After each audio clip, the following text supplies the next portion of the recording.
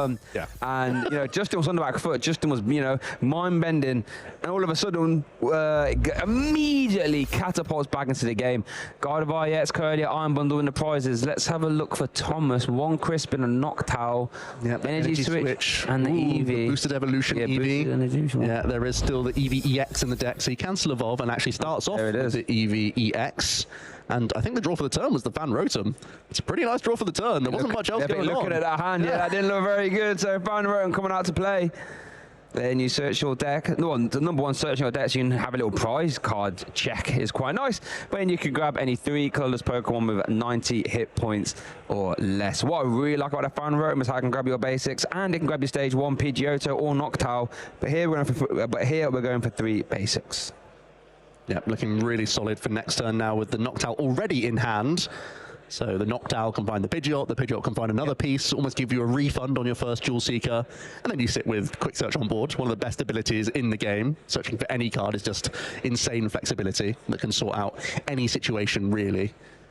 So a pretty good opener. I wouldn't mind stashing energy onto the active EV EX here. I know early on you often look towards the Wellspring Mask Ogerpon, but I think just based on your board, it wouldn't be too wrong to, I like seeing the Grass Energy onto EV EX here. Pretty much everything you need turn 1. All right, it's over to Justin now, going second. I see Ino, I see a lot of Earthen Vessel again. I see a Nestball. Doing well again as energy and discard pile. I promise you, folks, that's the first minigame of Gardevoir EX. Honestly, you have to get energy and discard pile. It's all very well and good having Gardevoir EX out. The ability only works on energy and discard pile, so you have to get over that hurdle. And Justin's just making that look easy in game 1 and 2 here. Yeah, so often you can see little droughts of energy in Gardevoir, because it's not enough to see just the 1 or 2. You need to constantly select these Psych Energy, and Earthen Vessel is the key card that can make that come together. So already having no issue finding those is a big relief for Justin. Thins the deck for the remainder of the game, and Psych Energy in the discard's exactly where you want them. Also has Nestball and Lily, the Ino. So does have a good amount of draw this hand. But again, when there's the fear of the Wellspring Mask Ogerpon, this 2 rolls isn't enough. We still need to find more additional basics after this fresh hand. So we're going to Earthen Vessel again, get those energy into the hand. Ino put them to the bottom, so he's not guaranteed to draw into them. Like that. It's a strange situation throwing Psych Energy to the bottom. You want to increase your odds of finding basic energy. You also don't mind attaching Darkness Energy onto your Monkey Dory, like in the opening. Yeah. Even just attaching Psych Energy to Monkey Dory is useful, because Mind Bend is still one of your best defenses, as we just saw. MVP of game 1. So by throwing these Psych Energy to the bottom of the deck, you're saying that you're going to find more Secret Box or Vessel and be able to, like, re-access them again. Obviously a turn attachment to the active as well. There's the Ino. Collect. Draw cards. It is a new Rolts coming out from Mega Evolution. It does allow you to draw an additional card. Or a Headbutt if you're feeling aggressive. Little cheeky 10. I doubt we'll be seeing that. I prefer the card. Yeah. every damage matters when you play the Monkey Dory deck. What we... Pheasantipity, Monkey Dory. Pretty good, all things considered. It's not if Wellspring Ogerpon comes out, though. Well, you need to put the Monkey Dory down at least. You're going to retreat into the Monkey Dory, I have to imagine. Because that has over 100 hit points, so the Torrential Pump would have to also push the Monkey Dory out of the active position. I feel like the Collect is tempting because you're supporterless right now. Oh, gonna go for the Collect. Wow. This makes life much easier for Thomas here. Thomas is immediately off to the races, Joe. If we can access our Wellspring Mask Ogerpon, we can once again take out double Rolts. Justin had the option to retreat Monkey Dory there to force even more from Thomas, but now it should be a very routine Crispin. The crystal's already in hand. Oh my God. This should be a very easy means of getting the Torrential Pump off. Does he have a Warm Retreat? It does have a Warm Retreat as well. That turn 1 attachment's so handy here. There's already the crystal in the hand. There's already the Crispin in the hand. Doesn't even need to use Noctowl. Doesn't need to use Quick Search. Oh wow, look at this turn. Yeah, we are retreating. Wellspring Ogerpon in the active Torrential Pump. KO. Thomas Ducro cleaning up those Rolts, escorting them to the discard pile. So over to Justin again. He has been in a situation before. Roltsless in game 1, was able to navigate out of it. This time, no energy in play. This board state looks a lot more dire than last time. Let's see what Justin can piece together. Well, we've already seen the Lily's Determination pickup, which is at least something. There's the energy onto the Lily's Clefairy EX as well, especially with a full bench right now. Yep. That can be a pretty useful attacker without the need of Gardevoir, which is the main reason we're going towards this Pokemon, as the Rolts are being recycled with the Super Rod. And again, we're giving ourselves a pretty nice 8-card dig to try and find the Ralts that we've just shuffled back into the deck now. So he's on Project Rebuild, as we saw in that game 1. Yeah, no, I mean, it looks like Justin's back against the ropes. It kind of is a little bit, but he has been here before. You know, differences. Well, last time we saw the Monkey Dory's got some energy early on. We saw the Mind Bends come out. This time, Lily's Clefairy, you know, has got that energy. But as you do say, that Full Moon Wonder can actually be really good at KOing basic EXs, right? Especially if Area Zero gets in the mix. Here comes the fresh 8 from Lily, as we haven't taken any prizes on Justin's side just yet. Secret box. Secret box is exactly what you want to see, especially with the Flip the Script helping out for some additional cards. That's some more Psych Energy followed. That's the Ralts naturally found as well with the Artisan, so you might even be able to hold the secret box now. Yeah. And get double Ralts either way. Here comes the Artisan to search for a non-rule box basic. You got to think it's another Ralts here. It's got to be. No questions there. Second Ralts already in the hand. We've already spent our attachments. You're not really expecting much hand disruption from your opponent, so you can hold on to a large chunk of these cards and expect them to stick around. So that secret box is being eyed up here, though. Active box. Okay. The only upside is that now you have no question that your opponent possibly could have gone for an Iono or something along those lines, or a Judge. Yeah. Getting really aggressive, and you've at least stashed those energy into the discard pile already. And that is one of the core benefits of the secret box, not just the different cards you can access from the deck, but also that discard is, in this case, really handy. Yeah, and I guess, you know, that these EV box, Terra box decks love to be playing, you know, Crispin and all that. So Iron, as you did say in last game, only plays 1 copy of it. Probably not going to see it, so you can afford to get a little bit, you know, early usage of the secret box. Going to be grabbing Bravery Charm for the tool, Mystery Garden as the stadium, Rare Candy and Lily's Determination as the supporter. I'm hoping there's already an Iono in the hand, if that's the case, because you've got to still expect more pressure from Thomas later. I don't think there was, you know. Game. I don't think there was. I'm starting to feel like Iono's the clutch supporter at this stage, but action passes over to Thomas. Glass Trumpet was the top. Trumpet's actually handy right now. Yeah. There is a Grass Energy discarded from that EVEX earlier. So you could Trumpet to your EVEX. Again, re-establishing the energy. No, we're going to forego that option. Attaching to the Flareon EX here. Do we have a way to... We still have Energy Switch. Yeah, we can't get out the active, just a Sob, yeah? Yeah, Sob thanks to the Sparkling Crystal. We're actually caught on a pretty weak hand from Thomas here. Oh, but there's a Rare Candy Gardevoir coming out multitudes earlier than game 2. Psychic Embrace is online. I remember that Monkey Dory has been hit by Sob, so it cannot retreat. There's a Drifloon. Ooh. Balloon Blast. I don't see that every day. Yeah, this has been the card that we saw Gustavo Wado win with in Belo Horizonte, so it has made a bit of a resurgence, having some higher damage output, especially with the Megas now wandering around in the format. It seems silly not to have a single prize Pokemon that can get all the way up into those Mega Evolution Pokemon. So part of the reason why Justin's made this adjustment with his list. I think one card we saw in Belo Horizonte as well was the Mega Gardevoir EX. Yeah.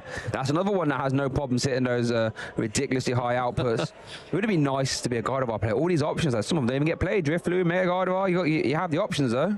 Yeah, and your opponent has to play around all of them until you don't see it.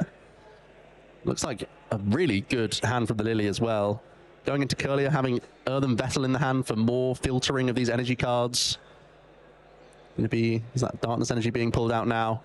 Pretty much all the energy has now been stripped from the deck. I guess it's interesting because, you know, bench lock, as long as because there is no Area Zero. You go for the Mind Bend again, and you know, opponent didn't have a great turn last time. The Confusion might stick. I want to go more aggressive than Mind Bend here. We've got our Gardevoir online now. Well, we got a Sob though, right? Yeah, we did get Sob. So yeah, I suppose we are Mind Bending. Yeah. Point. So there we go. There's a turn attachment and the Psychic Embrace. Now we can move off some of that if we want to with the Adrenaline Brain, as we are going to see. Got to be the Pidgey, yeah. Got to be the Pidgey. And then the Mind Bend as well. Should be the 3 damage caps on the Pidgey. And the Mind Bend for 6. And the Confusion. Yep, there we go. There's the 3 damage counters caught. And we know that Thomas is not sat on a great hand. Yeah, exactly. By any means. What was the top deck? Nestball is completely useless. So there's no playables apart from Trumpet. We've got Trumpet Energy Switch, so we could pay retreat and do nothing with it. Oh dear. That's a really poor hand that Thomas has just been stuck on. It just, you know, one Noctowl, one Ultra Ball. That's all it takes for these decks to start going off to the races, but it was just a pass. We're back over to Justin now. Not even the sob. Not even the confusion. You can't risk that. And that means Justin can, well, realistically, attack with whatever he likes. We know there's a lot of energy in the discard pile. We got Drifloon there waiting in the wings, ready to pounce. Not quite yet, though. Yeah. Second copy of Gardevoir EX is in the prize card, so we can't search that out just yet. But Justin will be able to at least thin Monkey Dory, thin some of those superfluous items where we've already got to the point in the game where we're pretty much entirely set up. He basically has his choice of what attack he wants to launch this turn. We'll be able to take out the Pidgey in addition to this active Pokemon. What do you think we're going with here then? Is it the... I think the Fairy's reasonable. I don't think you have to get too creative with Drifloon. I think you're just you're going so far ahead with prizes, but Gardevoir coming into the mix. My fear with this is that you can put yourself in range of the shenanigans of a Flareon. Yeah. You're going to take the one prize knockout first via Adrenabrain. Did take a Curlier from that. It wasn't the Gardevoir from prizes. I think Justin was trying to pluck that out. Yeah, I think so as well. Drifloon's still really reasonable here. You know that Thomas is on even prize cards. I quite like keeping the Drifloon back though.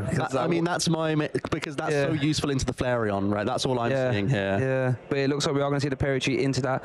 Balloon Blast does 30 damage for each damage counter, so each energy attack for Psychic Embrace is an effective 60 damage. Yeah. So we just need a 3. Big Balloon Blast. Yeah, it means you're not vulnerable to Jamming Tower or Tool Scrapper, anything like that. You're not worried about those shenanigans coming out from the Flareon. This is a toolbox deck that can play all sorts of one-offs. So Justin doing a great job of playing around these potentially troublesome cards. So there is Justin with a big 2-prize KO there with the Drifloon. Going down to 3 prize cards, is ahead currently in our Swiss Round 9 feature match here at the Lille Regional Championships. Is over to Thomas Ducrot, 1 game down. Does need to win this game to win this round. No if, ands, or buts about it. Promotes the Flareon. Oh, first Serendipity. I thought, well, that's playable. Yeah, we finally got bench space available for use of these nest balls also. So we can start to finally see some additional cards here. And you're not too far behind in the prize race either. No. Plus, taking a single prize knockout isn't terrible this turn as well, when there is the option of Briar. Good point. That's only if Gardevoir sort of walks into it. That's not always the case. Gardevoir can take 3 prizes or take no prizes on a turn and then set yourself up on the following. There's no guarantee that Briar will be useful, but I'm not seeing an easy way to take 2 prizes from this hand. Yeah, I feel as if a lot of players you're playing against a Flareon, Terrabox, you kind of expect the Briar, so you try your hardest not to walk into it, and Gardevoir's probably one of the best decks at avoiding it as well. But there we are going to see Serendipity hit the bench and a flip the script. Noctowl is step 1 here. Yep. If we can find perhaps Crispin plus Countercatcher, that could be a way towards 2 prizes. Is that a Crispin? I think it was the Crispin. That's Pidgeot and Lati. Yeah, I'm currently bench locked again until Area 0 turns up though, worth noting. Trumpet towards Terrapagos. No Ultra Ball or Noctowl. No. Here is Glass Trumpet. Trumpet can come in. I think there's still just the 1 Grass Energy. That's coming on to Terrapagos. There is the energy switch onto Flareon. So perhaps just the Burning Charge here is the best we have to work with. Yeah, Burning Charge for a single prize knockout.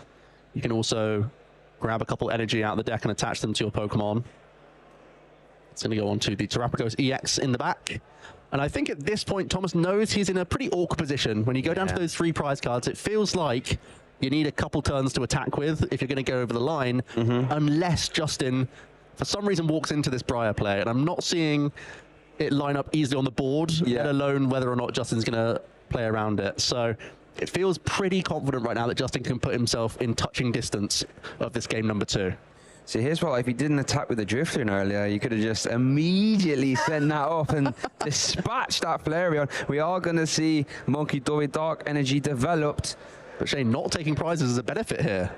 Yeah. If we can just put a good chunk into this Flareon, set up damage on that, perhaps that Fan Rotom on the bench that you know can't evolve up, that puts yourself in really good stead to take the final 3 prize cards of the game, still gaining additional hand advantage. The hand is massive for Justin. Hand is huge. About to get Iono, though. Iono. Interesting, because you know your opponent really hasn't been doing a lot over the last few turns. Maybe now said, well, maybe they've got Serendipity developed, perhaps. Let's just make it harder. 3-card hand to start the turn. But we haven't seen any Noctowl or Ultra Ball yet. You know they're going to be in the deck somewhere. There's not much that Justin's really looking for either. So I think more or less his actions are to use Psychic Embrace, power up this Gardevoir, and then just Monkey Dory around some. Yeah. It's going to be the retreat. I do like this because you still prize that Gardevoir EX, so no need to put that in the line of fire. Makes sense. Clefairy also does a little bit more damage with the Full Moon Rondo. Does 20 plus 20 for each benched Pokemon, both yours and your opponent's. Just adding up quite nicely. We can go down to 1 prize card this turn with double Monkey Dory. Oh, wow. Full Moon Rondo. We're going to put... yeah. Wow, big KO there from Justin. The double Monkey Dory plus Full Moon Rondo combination. That Lily's Clefairy dancing Justin down to 1 prize card. The Briar has been completely nullified. Is over to Thomas. Now, did get the hand refresh of 3. I think one of them was a Noctowl. Did take the Gardevoir from the prize cards as well. Worth noting from Justin. In terms of the biggest Pokemon you can represent here, it's probably Blood Moon Ursaluna EX. Right. That sits just out of range of Gardevoir, plus double Monkey Dory. That's the 260 hit points. That's in hand. That might be your go-to attacker here to go down to just 1 prize card remaining. Can flip the script, get us towards Ino. I feel like if you can use Blood Moon and Ino, that still gives you a chance. Night Stretcher might be able to get us knocked out. Oh, there's already Noctowl in the hand. So Blood Moon Ursaluna taking out the active. Yep. In addition to Noctowl cherry-picking Ino here, keeps Thomas just about in this game. It's going to be a big Ino though, because, you know, if that was to be the case with a KO, Screamtail immediately wins the game at that point, just hoping that that 1 card from that Ino doesn't have active. I mean, the Heartizon's currently in play actually as well, so we need to try and replace the stadium bounce as well. You have to replace the stadium as well. It's going to be Ino plus stadium bump, you have to think. Yep, already the Area Zero being one of the options. Ooh, Counter Catcher. Interesting. Denying the Pheasantipity EX draw, saying that you can take out the draw, put your opponent to a lower hand size, but you are, like you said, Shay, very vulnerable to Screamtail winning the game. I feel like the stadium bump is still the safer route here. Yeah, you have to. Stadium bump plus Ino. Ino's certainly a piece. There's no question about that. There's no debate on that one. Any pieces in the hand? Not currently. If you recognize the threat of this Artisan, you have to go Stadium here, I think. Yeah, because Counter Catcher, it is tempting to go Counter Catcher because you're limiting the Pheasantipity draw. That looks really tempting from the board position, but you have to think that there's a Screamtail waiting in the rings. Looks like, or just debating perhaps. I really like this choice. You have to. Yeah. Because the Artisan would just be instant win. Screamtail, all the energy's there. And that'd be all she wrote there. Area Zero being taken as well. Yeah, these are the choices from the Jewel Seeker. Blood Moon Ursaluna, almost certainly the attack that we launch here. That Blood Moon. It looks like a big 5 energy attack season. Skill ability on it though, reducing its attack cost by 1 for each prize card your opponent has taken. And since Justin has taken a maximum of 5, Blood Moon can attack for 3. A massive 240 damage swing on a basic Pokemon with an even more monstrous 260 hit points as well. Justin eyeing up his discard pile as Thomas is shuffling up the deck before this INO. Justin keeping an eye on his outs at this point because he knows he's going to be in touching distance of the win, but this INO has to come critical. Yep. Just the debate of whether or not to play a Lightning Energy before anything else. Energy to the Fan Rotom. Okay. Looks like here it is. It's going to be INO. This could be the game. The round deciding INO. Perhaps both players reset their hands and we'll get 1 card for each prize card they have remaining. So Justin takes 1. Oh, did you see what it was? I didn't quite. Flashed it quick. Nothing too handy on Thomas's side, so we'll have to pay the retreat on this Terrapagos. And then have a free retreat cost? No, it doesn't. I would have preferred the Lightning Energy on that Pokemon, to be fair, but I think Thomas may be thinking there was access to Latias. Yeah, of course. But it is the Blood Moon There is the big KO going down to 1 prize card himself. Now, has the Iron Tree Counter Catcher, doesn't lie, Bravery Charm, flip the script, draw 3. Here we go, 1, 2, Ultra Ball. Ultra Ball gets it, right? That just gets your Screamtail. Yeah, as long as Screamtail's in the deck, and I'm pretty sure it's not been discarded. There it is, the Ultra Ball promo. There we go, the big Screamtail for the KO on whatever he likes. And Justin wins our Swiss Round 9 feature match here in Lille. And make no mistake about it, there were some awkward situations for Justin to navigate out of, and did it rather well. Let's see.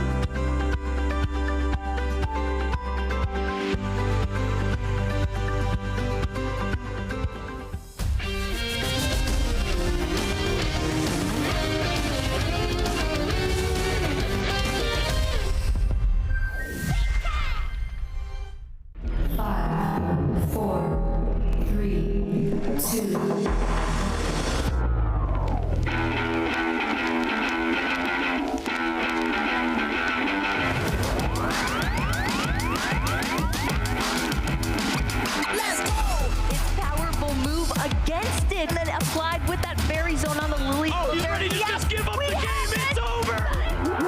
You've been patient. You've been waiting all this time, but you ready. You've been putting in that grind, so let's go. Champions are hard to find, but you know the goal when you're ready to shine. Have they heard of you? Then they know. You got your sights set on that road. If it's time to battle them, then let's go. Cause you'll never stop. Show them what you got. Looking at this final HP to deliver the finishing blow, and just like that, they're Pokemon World Champions! Show them what you got. Yeah, they already know. You got your sights set on victory road. Show them what you got. Yeah, they already know. You got your sights set on victory road. He goes on the ice beam! Resetting the bracket and then winning it in game number 5.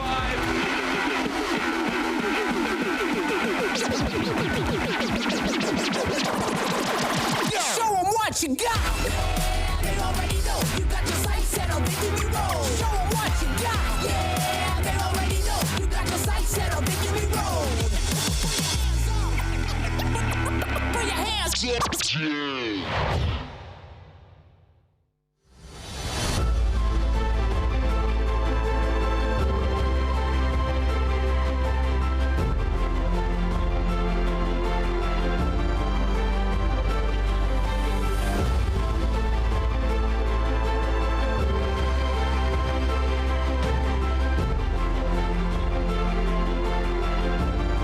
Welcome back, trainers, to a very chilling day 2 here in Lille. We began with over 2,000 masters, and now only 356 remain. Fewer still actually in the running to become our champion. There's no shortage of ghosts and ghouls torturing this tournament. Plenty of Drifloon and Drakloak floating around the top tables. But perhaps players are most afraid of Piper Lapine with her devastating dark types. She's on a 902 record right now, cruising through that phase 2 of the competition, creeping ever closer to our top cuts. But here we are back on the sofas. Myself, Jesper, Mike and Shay in our more usual attire this time around. I hope you enjoyed our costumes yesterday. I don't think we quite got to the end of your rivalry yesterday. Did you think the poll was more or less accurate with the OG still coming out on top for Giovanni? Well, it's hard to compete with the original Giovanni, and he's a staple character. Whenever I use Boss's orders, it's always the Giovanni artwork. So it was already a tough mountain to climb being compared to him. But I will say the second place on the vote was me, Mike. So we'll call it a tie, yeah? Call it a tie. Yeah, I think we have to give it to the OG in the end. So composed, so perfect in every way. What a great villain he is. Shay, to be fair, you're still rocking some villain energy. I can see, I mean, that summer get-up you got going on there. Yeah, I felt I was quite entertaining. You're like, oh, we reined it in a little bit today. I was like, well, this is a debut in the new suit. Let me know what you think. Come on, got the flare badge. Let me know. But yeah, you know, old Birch, we're always pushing the boat out a little bit, aren't we? Every day's a contest for Shay. He's always trying to be the best looking, and I think he's done a pretty good job today. But this is just the beginning of our season here in Lille, the second competition, the second regional championships on our schedule, and it's a jam-packed schedule here in Europe and internationally. So we're right at the beginning of this 2026 season. And Lille is part of the double-header weekend in Europe. Gdansk will be next weekend, so many players travelling from further afield to compete in both of them. Similar to those ICs like Sao Paulo, London, and later in the years, New Orleans. We're very excited to see how the competition grows throughout the season. And I think it's all about that World Championships. That's the only exclusive tournament that you have to earn your way to get there. So all of these tournaments you're seeing, there's so much on the line, and often those championship points are something you're looking for as well. So if you're currently a spectator watching along, you can absolutely still get involved in the 2026 season. It's a perfect time to get into the mix. You still have plenty of opportunities to get yourself towards those World Championships. arcanine.gg/events/Pokemon. That's where you can get involved if you're watching from Europe. Also, if you're across the pond, there's all sorts of those tournaments. You can get registered and get playing in these events. If you enjoyed yesterday or enjoy anything from today, you've got to be here. There's so much going on. We can only show you a tiny snapshot of the excitement coming at these regional and international tournaments. There is so much to enjoy here. Indeed there is, and not just the main event, we have also these regional championships. If you do not make it into the second phase competition, do not worry. We also do have side events coming on all weekend long, so there's always something to enjoy, whether that or just hang out with your friends. And clearly a crowd as well. There's all sorts of supporting players on as well. There's not just the TCG going on, there's cheering going on for the video game and Pokemon Go at the same time. It is a jam-packed venue with everyone who loves Pokemon, and they're all battling it out to try and get those championship points. That's the most important thing on players' minds, because they need to get themselves to the World Championships, and points is how you do it. Yeah, those championship points are super important. If you want to get to the World Championships, it's not just World Championships this year as well. You got Pokemon XP. So if you want to be in the mix and competing, as well as attending there, you got to be in the top 135 Masters in Europe, top 100 seniors, and an 80 juniors. Now, that has actually gone up a little bit from last year, so, yeah, that's nice. But, yeah, the winner will get 350, and it's all cascades down there. But it's not just if you win, you get 350 championship points. You get the auto invitation as well, and I love that recent change to the qualification. Yeah, not the only thing that's gone up, but the amount of players at these events. We have so many more than previous season. It seems to be a consistent theme every season. Lille is a regular stop on our circuit, and this time it's the biggest it's ever been, and I think that's only going to keep going every single season. I think even more so than ever. Over 2,000 players started in this hall, but just the incredible talent that we had on demonstration because of this back-to-back structure with Gdansk just next weekend. A lot of players from around the globe decided, why not just stop off in Europe for a couple of weeks, get 2 of these tournaments in the calendar. And I think just off the top of my head, there's 3 world champions still out in that day 2 of the competition. There's multiple international champions, lots of previous regional winners hoping to find that glory once again.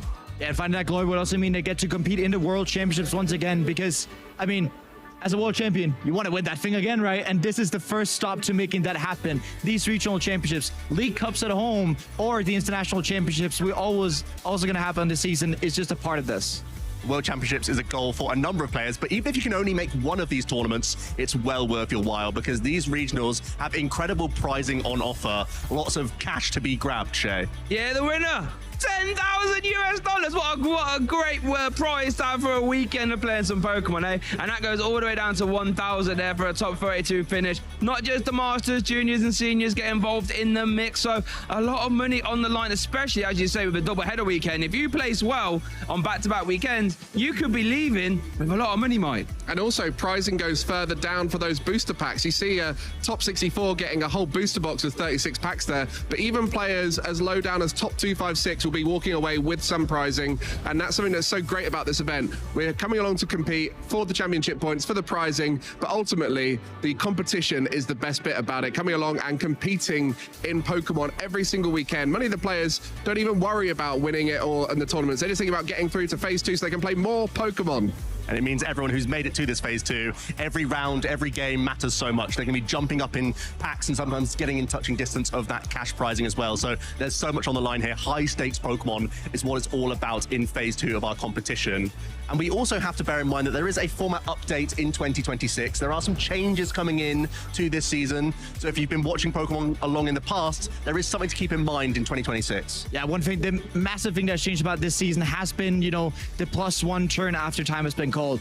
As always, we're playing best of 3, 50 minutes after time is called. Now we do +1 turn instead of +3 or 10 minutes. So if we can't finish that 1 turn in 10 minutes, well, the game just concludes. And on top of that, you know, an extra Swiss round, something that was very welcomed by every players, including myself, right? To be able to differentiate the players a bit more and get into that top cut or asymmetrical top cut, depending on your score. Yeah, more rounds is just something everyone can be pleased with, to be honest. You want to give yourself more opportunities, try and remove some RNG based on the rounds you hit. It might change some deck choices here and there, but ultimately it comes down to getting the highest win rate you can with whatever deck you're choosing. And there's plenty of great variety out in the field throughout the weekend, and we're hoping to show more of that throughout the weekend. And I think another thing to note is just the incredible talent that is drifting towards our top table. It's a great sign of the health of the metagame, but this is just a handful that we cherry-picked of the players doing well right now in phase 2 of our competition. Well, I think one thing that stands out for me is Alessandro Cremascoli, not the only player playing Control at this event. It's always a deck you have to think about, but this seems to be the strongest it's been in a while. And not just Alessandro, but many other players planning to get to great success. We did see Nathan Ginsberg on the Control deck yesterday, and I mean, you can never, when you're talking control, you're always thinking of the godfather of control, Alessandro Cremascoli. And speaking of that, now we're just looking down the list. Diego Casiraga, former world champion.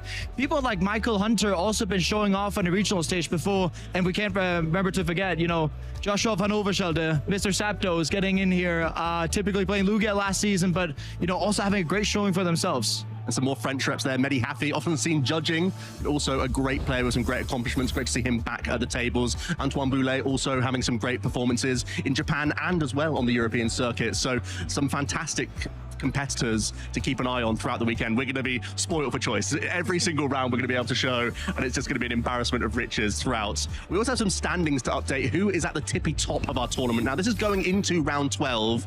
Just to get a look at how things are going. Kai Wainwright currently right now, the only player to achieve 10 victories, just that one loss as well. He is in touching distance of that top cut.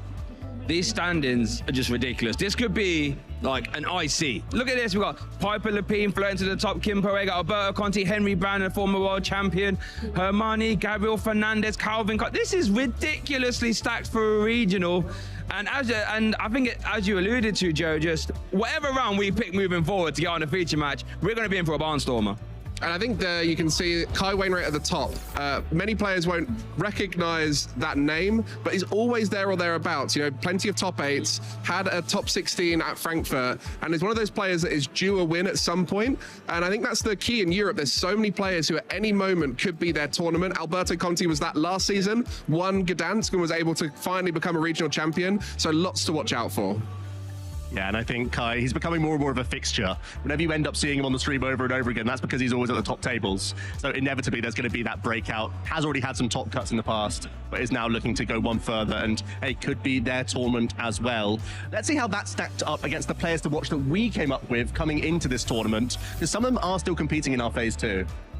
Well, unfortunate for Emma, had a tough start to the tournament. That happens to all players, and that's why traveling to as many events as possible. You can have a good tournament over and over again, but you're always at the chance to have a tougher one. And we saw Stefan Ivanov on stream, definitely up there with that golden go. Yeah, had a really unfortunate set, actually. It felt like had so many draws on the board that it was inevitable that they would find a winning combination, but couldn't quite close out a draw in that situation. So Stefan still having to battle out a little bit more through phase 2 of the competition, but I think still has a record that could still get in that mix. So still very much a player to watch. And we know that Stefan can go on winning runs at any point they simply desire. But also one of the most important things players look towards when metagaming is how the phase 1 to phase 2 metagame shifts. What decks overall are performing the best? And I think we do have something to show here. My goodness, Gardevoir is once again sweeping. May I remind you, but that 15% is only the straight builds of Gardevoir. That does not include the builds of Jellicent either. I think combined, they're just over that 20%. So Gardevoir having a field day here in Lille. I mean, again, we also look at the meta in general. It looks pretty good for Gardevoir. Like, matchup like Cyrilich, really good. Jacobo Dusno, typically a very favorable matchup unless it's Alberto Conti playing, right? Yeah, I mean, it can go either way with all of the matchups, and it's really the skill expression of these decks. We're starting to see these stage 2 decks really rise to the top now. Lily's Determination is there, but I think we've got to shout out both Golden Go and Ceruledge with that Soul Rock and Lunatone to really help their consistency and allow them to be that beat stick deck that can always hit a knockout every single turn. Yeah, that's definitely one of the big changes with Mega Evolution, this new engine. Here's the best of the rest then, and this was a big topic of conversation coming into the tournament, Shay. How was Mega Absol Kangaskhan going to perform after an incredible time in Milwaukee? Yeah, it's really interesting. Had a barnstorm of Milwaukee, really took over the event with what did you say? Yes, like a 50% conversion into day 2, but maybe now that the cat's out of the bag, or the Absol's out of the bag, if you will, people have tested against it. It's not as a surprise, and in people's testing, didn't perform as well, so now it's sort of fallen off. Gardevoir is just there behind it with the Jellicent package as well. One thing I'm kind of interested in, though, is the Crystal coming in at 3%. That was what popped him out of nowhere. And the Terra Toolbox, I think is quite well positioned right now. Not really represented. If one of them was to creep up into top cup, wouldn't really be surprised. I do think there's a Terra toolbox quite high up, and actually including both an Absol and a Kangaskhan into the mix. So we get a bit of a hybrid going on in that list as well towards the top tables. So definitely something that we could look at. I think there's also another great thing we can show, which is the conversion rates of these decks. That's really the true test of how well these archetypes have been performing and how good of a choice they were for the tournament for our players. And Joe, I really do need to mention Dragon Ball Dusknoir, 28%. That is one of the highest conversion rates I've actually ever seen besides Mega Absol, Mega Kangaskhan in Milwaukee. Looking at it, it just shows that, you know, we have so many great pilots on the deck. We saw, I need to mention again, Alberto Conti yesterday with that 6-prize turn. Players like that are picking out Dragon Ball Dusknoir, such skill-intensive decks. Speaking of that too, with God of War, you know, all these pilots, they have tested these decks, played them. I mean, they could have played them for the past 2 years. I mean, Marty's Grimstar looking quite good there too. And I think what's really interesting for the Dragapult Dusknoir is it was almost reactive to the Gardevoir builds that did well in Milwaukee. And so people being one step ahead of what the current decks are, all the best Gardevoirs here have adapted from Milwaukee. And that's really the key. If you're copying the decks from the previous tournament, you're often going to get targeted by those strong players who've decided to switch based off of it. And then consequently, only the top players with those smart adaptations will rise to the top.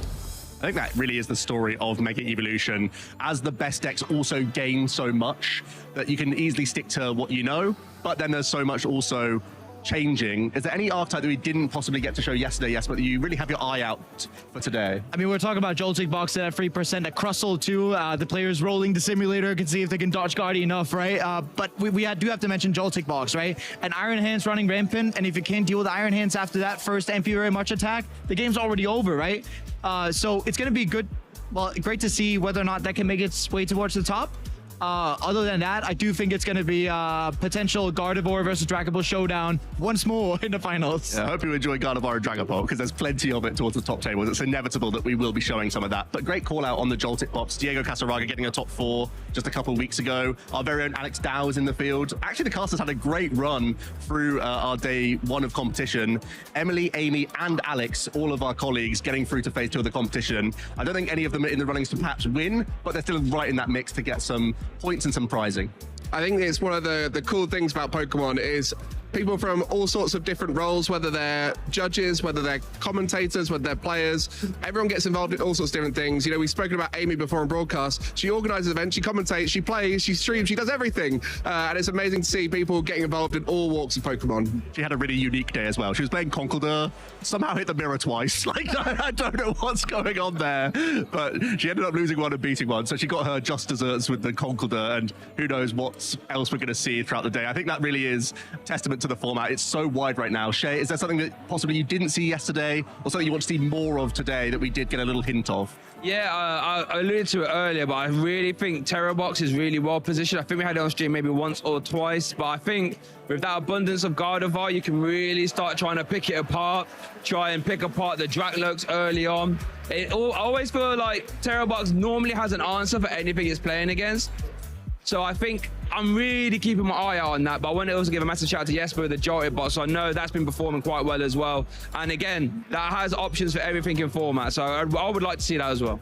Yeah, I think there's a common theme here. The stage 2s needs that little bit of breathing room. Yes. So a couple of choices that can really start putting on that pressure straight away could be a way to wiggle through towards those top tables, as there are much more Gardevoir and Dragapult towards the top. They seem to be gravitating that direction. But Mike as well, Grimsnarl, also quite happy to see those other stage 2s. I love it how you ask these guys what they want to see, and for me, you just told me what I want to see. It's pretty obvious. Having played Marty's Grimsnarl to good success at Frankfurt, I'm excited to see how it does here for any future events where I get to compete. I love playing the deck, and I love seeing other people play the deck. I think it's an incredibly skillful deck for many of these players, and consequently, we're seeing the very best players rise to the top with it, and that's amazing to see, because the more a deck challenges both the player playing it and the opponent playing against it, I think you really start to see the consistency come through of those top players. I think that's true of Gardevoir, Dragapult, and Grimsnarl, all rising to the top thanks to that. all decks that can play defense really well. I think that's what makes them such good contenders, that they can have those slower starts and can still wiggle their way back into solid board positions, using their high hit points as stage 2 Pokemon, using single prize options in all of those decks actually, and some good damage counter manipulation across the board. So that's why they are some of our top picks and have been for a number of months now in all of those categories. If you guys missed anything from yesterday, want to watch more from today, and want to watch more for the rest of the season, I've got you covered. Pokemon.com/broadcasts means you have no excuse. You can't miss a thing. You'll always see the next upcoming tournament. Sometimes you'll see who is going to be on the sofas as well, chatting with you, taking you through, grinding you through the tournaments. Pokemon.com/broadcast. It couldn't be easier. You can't miss a thing here. There's so much action. We're at the beginning of the 2026 season, so you're going to see stories unfold. We're going to see champions crowned and new heroes emerge throughout the season, as we did on the previous season. Already, Abana's made a huge claim to be one of the best players, a player who hadn't made that many finals previously, and now suddenly has back-to-back-to-back in different regions. Abana is a new name to watch and a new champion that many people are backing. And I mean, Abana, one of these players who took a bit of a hiatus. I remember when I was in seniors like 10, 11 years ago, I was playing World Championships with Abana, right? And then suddenly he dropped off, and now he's just back with such a might, you know, hitting 3 finals. I mean, some players are just dreaming of ever hitting 1. He's done 3 in a row. Yeah, it's something you just don't see happen. I think you could easily write it off because Henry Chow's done it, but it's still such an anomaly to see it ever happen again. Absolutely incredible stuff. If you want to follow on with all the action, and also let us know what you think about our costumes yesterday. If you're getting spooky this weekend or anything coming up, we want to see your costumes, your cosplays for Pokemon. We also want to hear who you're championing throughout the weekend. Are there players at the top tables that you're rooting for to get those final couple of points to get into the top cut? So hashtag Play Pokemon, and also follow along on those channels. Play Pokemon is the website you got to look for on YouTube. That's a fairly recent one as well. It's been updated. So if you want to see the competitive stuff, it's all on the Play Pokemon channel. Yeah, all the live streams. You can go check out the video game and Go as well. Plenty of amazing action across the board. It sounds like Go is really exciting today, just based off of the crowd noise. A lot of excitement. But for TCG, you can check out the streams on there. And also many of the finals getting uploaded, so you can go back and easily watch all the best action. We keep talking about it at this event. Frankfurt's final was one of the most extraordinary games of Pokemon trading card game you'll ever watch. So definitely go back and check that out after the stream. After the stream, absolutely, because we have so much action to show you today in phase 2 of our competition, where we have Swiss rounds continuing into some knockout rounds. But what does all this jargon mean? Well, I've got something to show you, some regional formats to talk about what's actually going on this weekend. This weekend, the 2026 Regional Championships are bringing the electrifying action of the Pokemon trading card game to the global stage. Top trainers from across the world have gathered to compete for a share of over $125,000 in cash prizes, travel awards, and the all-important championship points that could secure their spot at Worlds 2026 in San Francisco, California. It's a 2-day battle for glory. Trainers kick off the weekend in Swiss rounds, with each match being a best-of-3 showdown. To advance to Phase 2, trainers need to rack up total match points to exceed the threshold for their division. In Phase 2, the pressure intensifies as the remaining trainers face off in more Swiss rounds to determine who advances to the top cut. After all Swiss rounds are completed, the top 8 competitors, plus up to 8 additional competitors with the same number of match points as 8th place, will advance into an asymmetrical top cut single elimination bracket. Win, and you move on. Lose, and your journey ends. Only one trainer will rise above the rest to claim the title of regional champion. Who will etch their name into the history books this weekend? And who will punch their ticket to Worlds 2026 in San Francisco? Don't miss a minute of the action. Stay tuned all weekend long to watch the battles unfold live. To stay up to date on future Play Pokemon events, visit championships.pokemon.com. All right, so we've rushed around to get to the caster desk because we'll be bringing you some more Lille Swiss action in our Phase 2. I'm Shea Burton, joined by Joe. Now, what do you think is going for our players' heads now, Joe? Because we obviously join a little bit later on in Phase 2. So let's say you're in contention for the asymmetrical top cut. How do you feel? What do you think is going through those players' heads right now? Well, crunch time is the easiest way to put it, because you can't afford a loss at this stage. You've got to try and be flawless. You're hoping to have decent matchups. You're really hoping with your opening shuffle that you get a useful hand to get into that game, because it really can come down to these fine margins. Every opponent you come up against at this stage is going to be flawless with their execution. They're going to know their deck well. They're going to know the matchup very well as well. So you really can't expect any freebies, any handouts at this stage. It's going to be you battling tooth and nail for those final few points. Yeah, you're not going to get many easy ones now. Especially with our players who are at the top. Exactly. Like we said over there, it literally could be an international. Yeah. Like, going halfway through this phase 2, any of these people you wouldn't be surprised to see in an asymmetrical top coat, right? So that's something we want to keep an eye on. One thing I want to have a little bit more of a deeper dive, though, is the metagame and sort of how it's progressed here in Lille, because it's really been super interesting, right, going from phase 1 to phase 2. Especially one thing that I really love seeing is the development from Milwaukee. So this is our phase 1. Any sort of what stands out to you here, Joe? Well, I think the Charizard Pidgeot coming off a win isn't too surprising that we see it quite as a popular choice. But still, people just saying, no, Gardevoir, Dragapult, they've been such cornerstones of our format for so long now. People have got so many reps with the deck, it's still hard to move off it. And honestly, you see a lot of Dark-type Pokemon and you think, oh, the Dark-types are always going to be great into Gardevoir. That's not always necessarily the case, because Gardevoir can be so tricksy. It can involve a devolution package if it's expecting a bunch of stage 2s. It can include some item locking approaches that can shut down rare candies from some of these decks.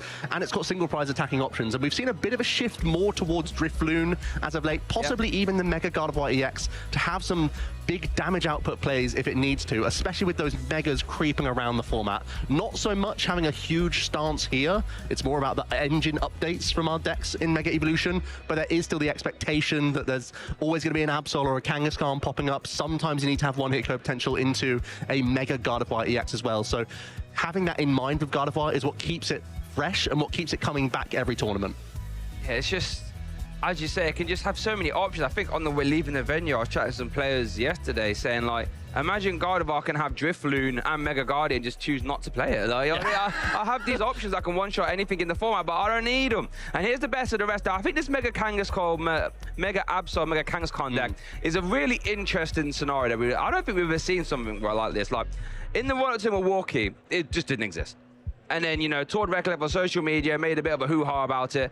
And then all of a sudden, it was now this force in Milwaukee, right? Like you say, a 50% conversion. But now it seems to have dropped off the cliff here in Lille. Why do you think that is? Yeah, there's still a couple in that day 2, but not many really in contention for our asymmetrical cut by the looks of things just now.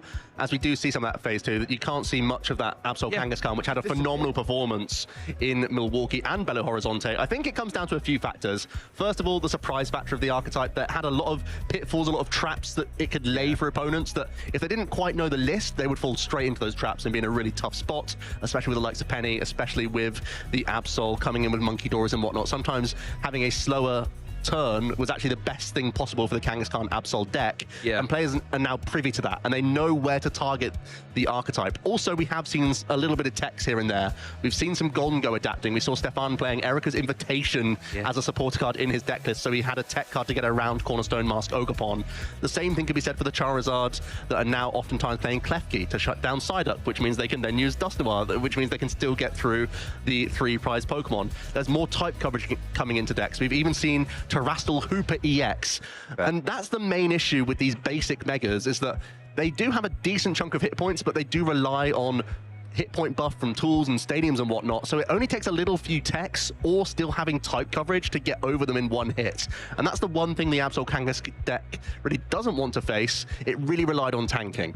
Yeah, no, that's a fair point. And we even see some Golden Go players are opting for the Mega Lucario, a little thin Mega Lucario package, as we do look over at the best of the rest. And there is Mega Kangaskhan, so it has still stayed in that sort of 6th slot, as it were. But interesting, the Joltik Toolbox and the Crustal. Why do we think, where's this Crustal popped up from them? We don't really hear much about it, but I mean, it is there, 3%. There's always been murmurs, and it's always a risky choice because it's not ideal into Gardevoir. But I do think it got a little bit stronger into the Dragapult matchup. That was previously something holding it back because Dusknoir was such a headache for the deck.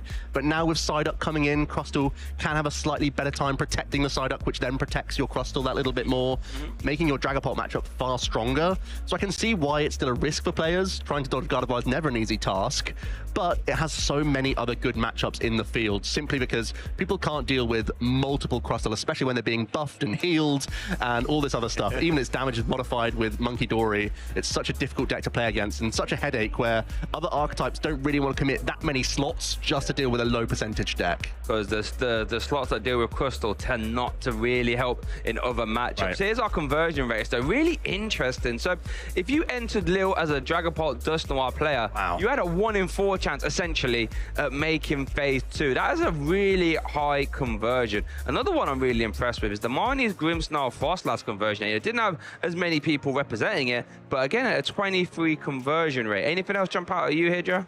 Well, first of all, the Grimmsnarl does seem like, especially with the amount of Dragapult and Gardevoir in the field, I could feel like we could see some more of that archetype. Yeah. Same thing from the Enzoroark that's not on our conversion just yet, but it's also really preying on our top couple of strategies. It's actually quite good into the Grimmsnarl as well, just because that's an archetype that can really punish these medium damage output decks and has that dark type coverage as well. But there is still a good amount of one-hit KO. It seems like it's shifted away from the basic, like the Terror Box and the Raging Bolt, and it's gone more towards the stage 1 approaches with that Ceruledge and Golden Go, both having some nice means of reaching ridiculous damage output to overcome some of these stage 2s in one hit. That's a critical component of why they're so strong in the format, and they both gained a huge chunk of additional card draw with that Solrock and Lunatone combination and early pressure as well. So they've definitely gone up a level in Mega Evolution. There's no doubt that they've gained consistency and good early game pressure whilst being able to maintain single prize board states. I think that's the key difference. Raging Bolt is always good at starting off a prize race. That's never a problem, but it often ends up having like 5 2-prize Pokemon in play. They open themselves up for counter capture immediately, and these stage 2 decks can go on an easy 2-2-2, sort of chilling from behind, knowing they can catch up later on. Whereas the Ceruledge and the Golden Go, they can represent single prize board states for a lot longer and then pivot when they have to. That's what makes them more difficult to sort of pick apart, I would say. Yeah, it's sort of like the opposite of the Raging Bolt, where, as you say, gets off to the gates, gets out of the gates early, and then can potentially spot her off. Where then the Golden Go and the Ceruledge a little bit slower out the gates, but they're going to try and catch up much later on with a big, you know, KO right at the end of the game to get through your 300 plus hit point Pokemon. Golden Go is an interesting one, though, because we saw at the World Championships, we had the Joltik version. Haven't really seen that about. No. Why do you think that is? We were both saying that we would have liked to see the build with the Iron Hands, where Joltik is the early option in the deck. Again, it lets you retain somewhat of a easy board where you just have this low 30 hit point Pokemon in the active, almost baiting your opponent to take this one out, knowing that you're powering up Iron Hands. And Iron Hands puts the clock on the Gardevoirs and the Dragapults and even the Grimmsnarls as well, because we know that amp you very much so strong at taking additional prize cards on any single board state. And then the synergy comes in where the Iron Hands are such a threat, it has to be dealt with. That then plants 4 energy in the discard pile for you to then use your superiors with the Golden Go to catch up on. At that point in the game, your opponent should have developed some bigger threats. Golden Go can then churn through those. So I actually really love the synergy between this deck. The only thing is, it has a very routine game plan. And if that game plan is caught off kilter, it does seem to be a weaker strategy. So it's a much better deck going second. Every deck in the format wants to go second, so you don't always get your way. And secondly, if you happen to miss that Jolting charge, which is a bit of a combo, you need to get the Joltik into the active, also have Iron Hands ready as well. So that's going to require multiple ball search cards and a retreating option. Yes, the Brock Scouting normally gets you there with Latias and Miraidon, but these are still one-offs that could be prized. If that just doesn't come together, your deck really feels a lot weaker, because you still feel like you need to Jolting charge. There's not enough energy to just naturally draw with Golden Go if you want to pivot that strategy. So because it's a little bit one-dimensional, that might be putting some players off. Yeah, no, that all makes sense. If you miss that Jolting charge, you are at that point a very objectively worse Golden Go deck for sure. Well, we mentioned that we saw this at the World Championships. You won the seniors division. We haven't actually had a good chance to look at the juniors and seniors metagame. I believe we have that ready, and I love looking at how the differences are. So let's have a gander. This is juniors phase 1. Dragapult Dust Noir coming atop there, 11%, and Raging Bolt coming in at 10%, so the second most represented deck. And then Gardevoir at 5. Interesting. Why do you think it's fallen like this? Well, it's definitely one of the more complicated decks in the format, and that's something to be said for the juniors division. But also, I want to shout out 177 trainers in our juniors division is such a huge wave of players that we have competing at all of these age divisions. We really are ballooning in size for these majors. And also you can see in phase 2, a bit of a switch up with the juniors, with Ceruledge coming out a little bit on top. And actually, what you mentioned, Shay, the Raging Bolt, it's had a pretty poor time of things. And I think that's more reflective of the metagame, with Ceruledge and Golden Go being the premium aggressive decks in the format that have that one-hit KO potential, because I think they just have a bit more trickery with their prize race than Raging Bolt. Yeah, I think if you're the Raging Bolt player, I think it's much easier for a Servledge or Golden Go to KO you than it is for you to KO them. Like, let's say you KO them, they KO you. You're like, oh, I have to like get my energy after the Professor Sada. Like Servledge, just I need an energy, bro. And, damn, I'm going again. Yeah, I'm going again. Yep. So yeah, maybe Raging Bolt. Maybe, I mean, if the format develops as more Mega Evolution Pokemon come out, perhaps, and they're basic and they see a lot of play, then maybe that can step back in. But I think for now, the stage ones definitely seem to be the premier one-shot decks I'm a fan of. Yeah, I don't fear Raging Bolt. I feel like it's going to come back at some point. There's no question about that, especially if more Megas are introduced. But Servledge, a good boast right now with both Briar and Legacy Energy. Let's see how it looks for the Seniors division then. Now Charizard is the most played individual archetype with Gardevoir, Justin Toe, and the Dragapult. So it looks like the stage 2s are still the pick for our seniors here. Oh yeah, look at that, top 3 decks, all stage 2s. Now Charizard EX has always been quite popular in seniors. I've been keeping my sort of eye on that one. Yep. Gets that Lily's Determination, obviously just come off the back of Milwaukee. And I'm a big fan of Charizard EX, quite honestly. You know, just if you can hit that Charizard EX early, 330 hit points, for the most part, you're not getting through that quickly. Pidgeot just keeps you ticking over, and it's got some trickery in there as well. I mean, we just saw it perform super well in Milwaukee, so I wouldn't be surprised to see Charizard going well. Interesting to see the Joltik toolbox here, though. Yeah. Creep up there in phase 1. Doing well in phase 2 as well, getting a really good choice. And I think it's one of the decks that's quite solid into that Charizard. It has type coverage with that grass typing, with Iron Leaves EX coming into the mix. So it can not only start off the game quickly with Amp you very much, but then can transition into some grass types, which can be pretty detrimental. Also, there's the opportunity for Iron Hands even to knock out a Pidgeot for 3 prize cards if you give it a damage modifier. The Future Boost Energy Capsule is one that springs to mind. So that can be a really solid metagame choice from some of our seniors out here. Raging Bolt being a little bit sturdier in the senior division, though, having a better time again might be a symptom of the amount of Charizard in the room, perhaps, where again there's great grass type coverage from the Raging Bolt, and again good early game pressure. You know, you can use your single prize Raging Bolt that can knock out early Pidgeys and really hinder the engine that a Charizard tries to get setting up. So bit of a nuance there to all of our age divisions. You can see that it's really important to keep an eye on all of these divisions. If you are competing in any one of these age ranges, knowing what your own division is sort of tending towards is a big deal. And I also think the seniors division seems to be one of the most engaged player bases. Yeah. They have the time to play, they come home from school, they're playing their Pokemon, as we all did, and they keep an eye on what has just won, and that's part of the reason why there's so much Charizard this weekend. It's literally just won in the Masters division in Milwaukee, so suddenly people have the time to then test for a couple of weeks, get really competent with the deck, and then bring it to their next major tournament. That's something I've always seen about the seniors division. They have their finger right on the pulse. They're dialed in, and there's something to be said now. I think we're in the best era for information. You know, back when we started, you know, the information, it wasn't that readily available. Like, it's quite hard to find regional results at the most part, right? You would just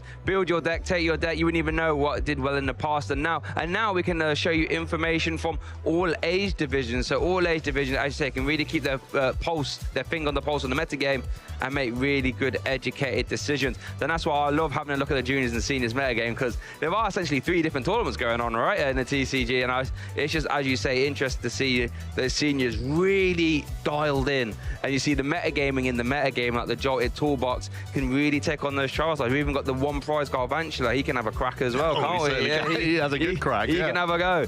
So yeah, I'm really intrigued to see how all that pans out, and I think I'll be trying to keep an eye out and see who managed to take all home in the other divisions as well. Yeah, plenty of ghost types and ghouls in some of our best decks in the format. You look at Servledge, you look at Golden Go, even Gardevoir has a Driftloon in there. There's Dracloaks and good old Duskline galore. And we're getting spooky this weekend. It's definitely a theme of the format, but also a theme of this weekend is that we're getting spooky. So we have some more quizzing going on, Shay. I hope you're ready for this, because we were embarrassed yesterday. Yeah, but by this man, that man right there, Gengar, he made us look a bit silly. Okay, but I'm here. I'm ready. Okay. We've got something to prove today. Yeah, we have. We really do. So we've got to be on the button with this. We didn't get a single one, right? Yes, Here we go. It spends most of its time sleeping in graveyards. Among other dog Pokemon, this one is the most loyal to its master. Okay, so we've got dog Pokemon graveyards. We've got Greavard and Houndstone. Houndstone. Sure, we've got a coin flip. It's got to be one of these. If it's another dog Pokemon, I'd be very surprised. Could be Houndoom. I don't think Houndoom's quite loyal. Oh, if actually, they're doing this again. No. They wouldn't. We'll They wouldn't. I would go Houndstone, personally. Houndstone. We know that Grievard is also definitely likes the sort of friendship element, likes being friendly with its trainer as well. Yeah, And okay. being most loyal. Most law. I think if you're really feeling Houndstone, that's where my head went first of all. Okay, let's go Houndstone. I think we locked that in. Show me the Houndstone, please. Yes. We're on the board. That's one. That's one better than yesterday already. On. This is brilliant. This is absolutely incredible. Okay, Send us another. We're going to go flawless this time. We're going flawless. We're going to get a single one wrong. Right, possesses potential victims' shadows in an effort to steal away the victims' lives. You gave us this yesterday. Well, if your shadow begins to laugh, you must take hold of a protective charm. And yes, it's Gengar. Yeah. Right. Okay, so they're just that still reminding counts us. as right, actually. Yeah, okay. They think we were going to get that run wrong. I shouldn't have said anything, should I? I should have just said I was Gengar. just going to take the dub and just say, well done. We've got it flawless and completely write off anything that happened yesterday. Yeah. Who saw that anyway? It summons the dead with its dreamy dancing. From their malice, it draws power with which to curse its enemies. Dancing? Summons... Dancing ghost.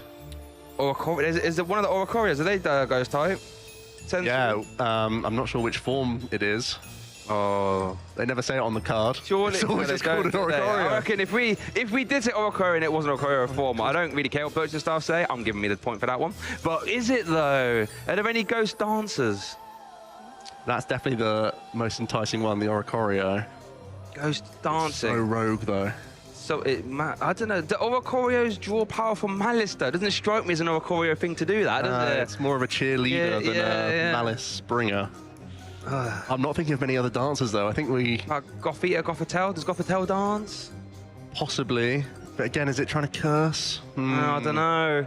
This is hard production stuff. I'm beaming at me right now. I feel like Oricorio has to be our shout. You think so? Ghost dance. Yeah, I can't think of any other ghost dancing ones. Let's go for that. Let's try. Let's go for. Yeah! Oh, yeah, that is out. Come on! That is huge. I was completely lost with that one. That's actually massive. Come on. What a win. I love Oricorio. One of my favorite Pokemon. We're on it today, Shay. I'm more of the salsa one. I'm actually looking a bit like a salsa Oricorio today. Like cosplay. Right, here we go. Antenna on its head captures radio waves from the world of spirits that command it to take people there. So it's like a train to the afterlife, apparently. Okay.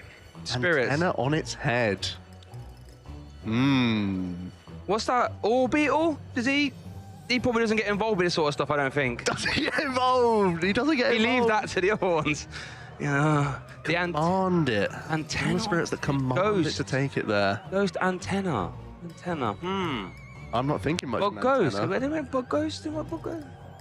I mean, there probably are some bug ghosts. Yeah, I know, but they're not coming thinking to my... I know chat is like, bug ghost. Yeah, well, sorry, when you're here on the headset with the headset on, it's quite tough. Antenna. It doesn't always have to be a ghost, though. Maybe it's like a steel ghost, and it's like more robotic ghosty. What is it? This is tough. Radio waves. Oh, it captures radio waves. Yeah. Spirits. Okay. The radio waves are from the spirits, though. Yeah. Wow, this has to be like a... I mean, I'm stumped. I know that. If that wasn't obvious, I'm really relying on Shay here. He pulled one out of the bag a moment ago. I mean, lock kicks? I can't pronounce it. Low kicks? Yeah, but he's bug dark. Would he capture radio waves? I'm not sure. I mean, he has an antenna, doesn't he? That could be your best bet here. Really? I mean, he is a bit of a scary geezer, but is he Halloween geezer? I'm not sure. Could go for it. I mean, I'm not thinking of much else here. I think I'm getting told to hurry up. I think we might have to lock in. Should we go lock 6 then? Yeah. Or lock kicks, however you pronounce it. I don't think it is that though, but. Oh, that's an antenna, is it? Wow. That's I have to lean forward to see that antenna. Really?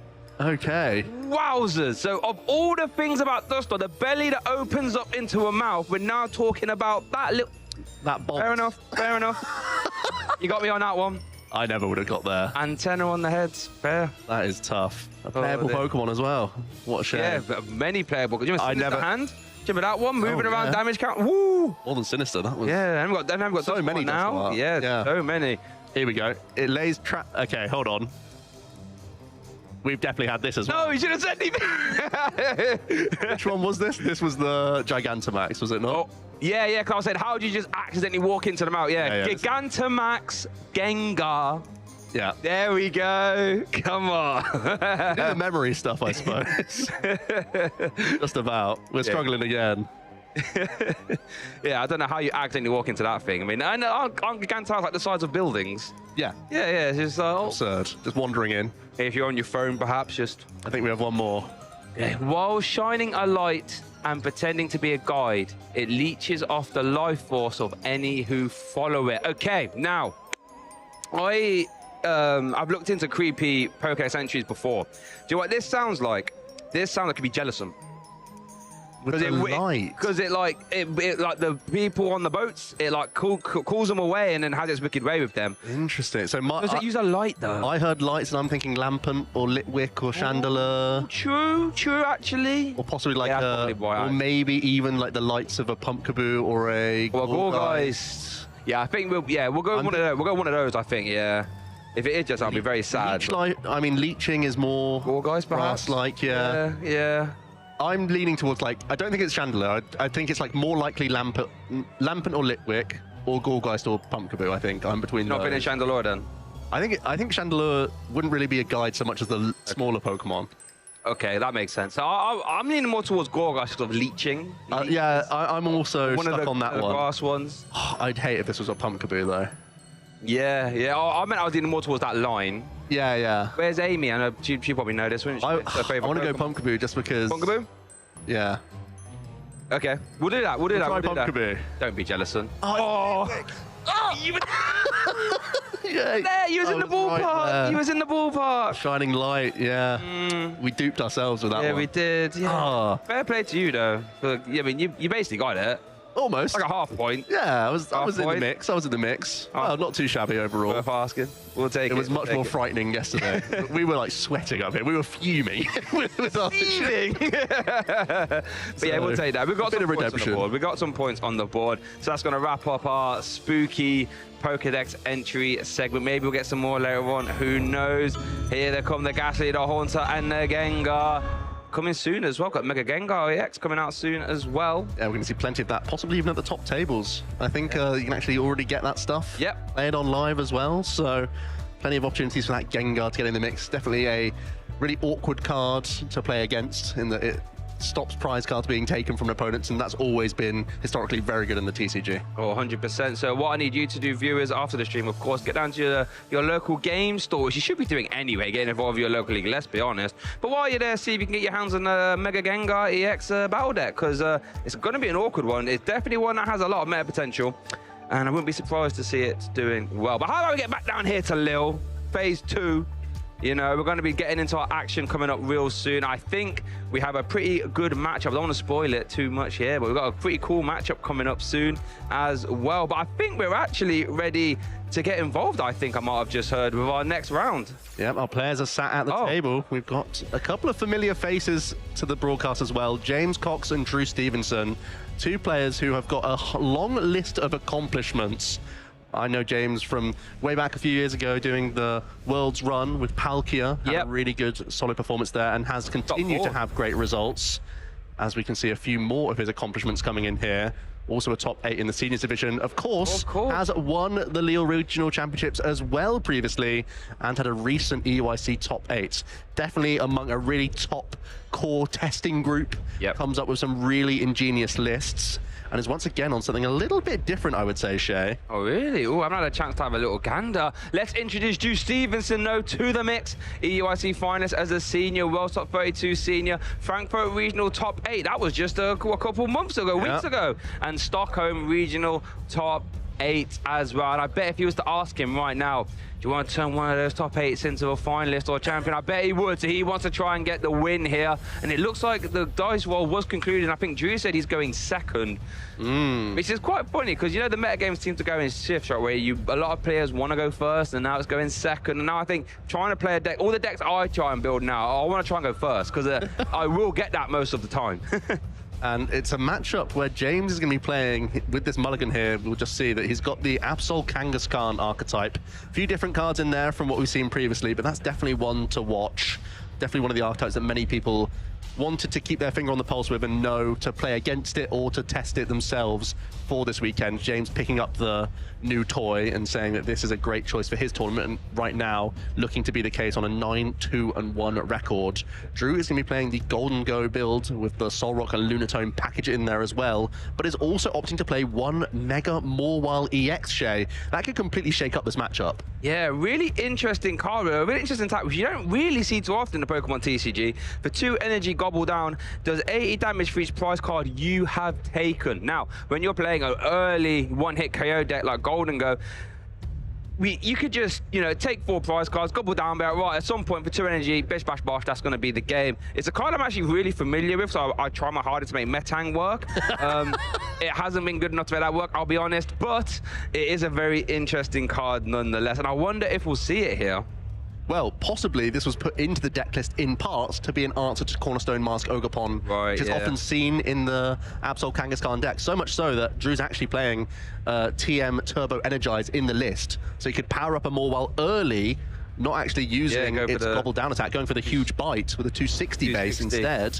But it looks like, but it's in the prize cards anyway. But there's another interesting card there for James, the Ace Nullifier Genesect, a card which I'm surprised doesn't see as much play as I think it should. They've had a tool card attached. It stops your opponent from playing any Ace specs. But we are getting started, Swiss round 13 here at Lille. James Cox is going to kick us off there with that Yveltal free retreat cost, might I say, in active position. Going to bench a Monkey Dory, and it looks like can't really see much else. It's just going to be the pass. And we mentioned that the Mega Morwile is in the prize cards. Don't threat just yet for Drew, because James isn't actually playing a build with the Cornerstone Mask Ogerpon. He's decided to cut those from the deck list, expecting people to pounce on it as Drew has. Instead, is playing a couple copies of Eri, the supporter card. That's going to be one to watch throughout the entire set, because we know that Golden Go can easily reach high damage knockouts, but it often requires that superior energy retrieval to help get there. So with James's build not going down the direction of Cornerstone, it's going to be a completely different dynamic to perhaps what we've seen previously with this matchup. There is a very devastating card, supporter card. Look at your opponent's hand, grab any 2 items you find, just discard them. As you say, that's going to be fine at ripping out Ace specs, superior energy retrievals, and all that. While Drew is concluding his turn, let's have a quick rundown of that Golden Go EX deck, just in case you don't quite know how it works. It's quite a simple one, to be honest with you. Golden Go EX, make it rain for 1 energy, metal energy. You can discard as many basic energy as you like from your hand. You do 50 for each one you do. And now for Mega Evolution, it has a fantastic new card to draw cards, Lunatone. As long as you have Solrock in play, Lunar Cycle, discard a fighting energy from your hand to draw 3. So there's like a couple mini game plans. Get as many Golden Go EX out as you can, because they also draw cards via his ability coin bonus, draw some more cards with Lunatone, and then use superior energy retrieval to get those cards back into your hand to do some big make it rains. Looks like Drew is just going to nest out a second Gimme Ghoul and go for a minor errand running for his turn. He is holding on to a Genesect EX in the hand, so next turn he shouldn't have too much issue getting into his Golden Go EX. So all things considered, this is a pretty decent turn. And also we have to bear in mind that because James has already started with his clutch Yveltal, that Drew is going to have to be careful about even if he should put the Solrock and Lunatone package into play, because we know that Lunatone is far from an ideal attacker.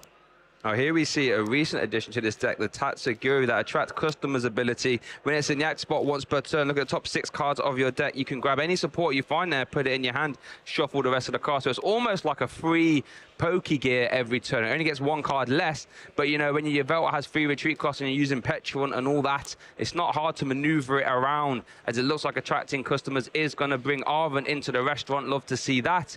Haven't quite had a chance to consult James's hand. Looks like that Arven might be the only support card there, actually. Yes, it's going to get instantly played. Really useful customer to pick up. Yeah. And James is instantly searching a bunch of his Pokemon.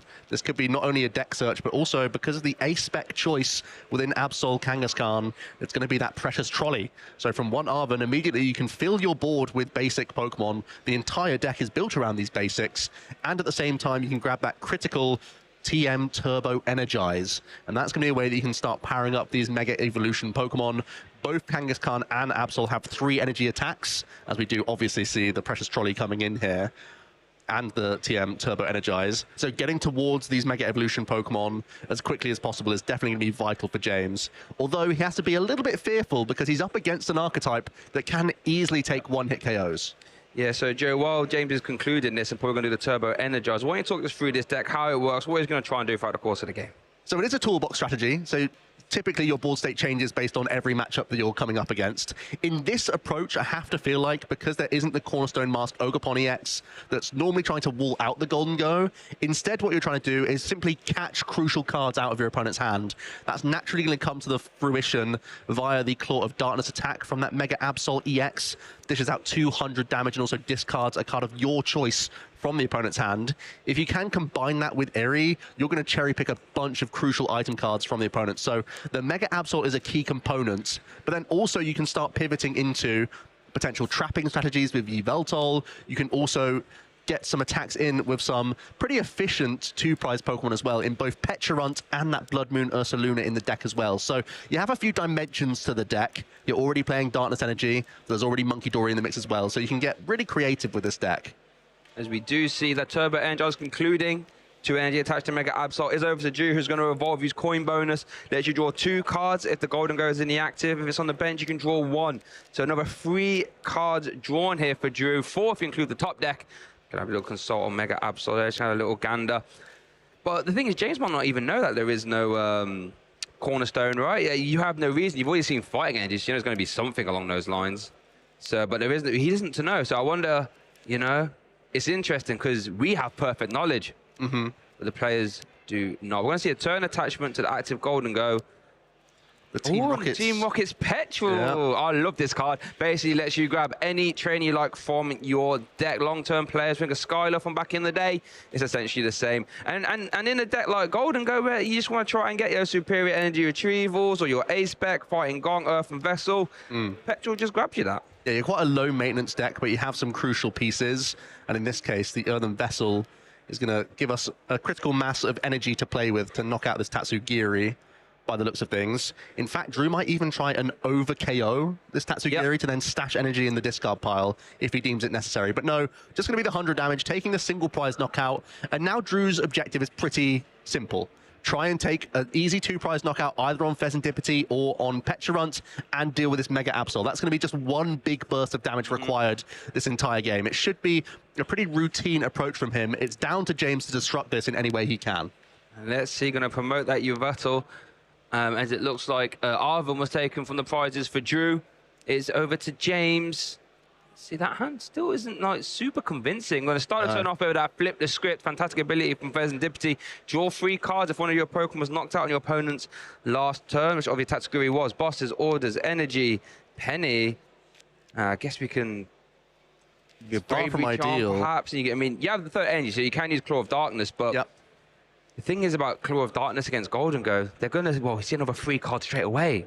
Yeah. With the coin bonus. The good news is that Drew is playing the Secret Box Ace spec and not the Energy Search Pro. I think in any build of Energy Search Pro Golden Go, they easily burst through a Mega very, very quickly. I think with these new age builds with Solrock and Lunatone, there's some possibility that you still can't knock out this Absol this early on in the game. No, for sure. There hasn't been that many draws just yet. So we're hoping that with the buff of Bravery Charm, this Absol could sit out of range.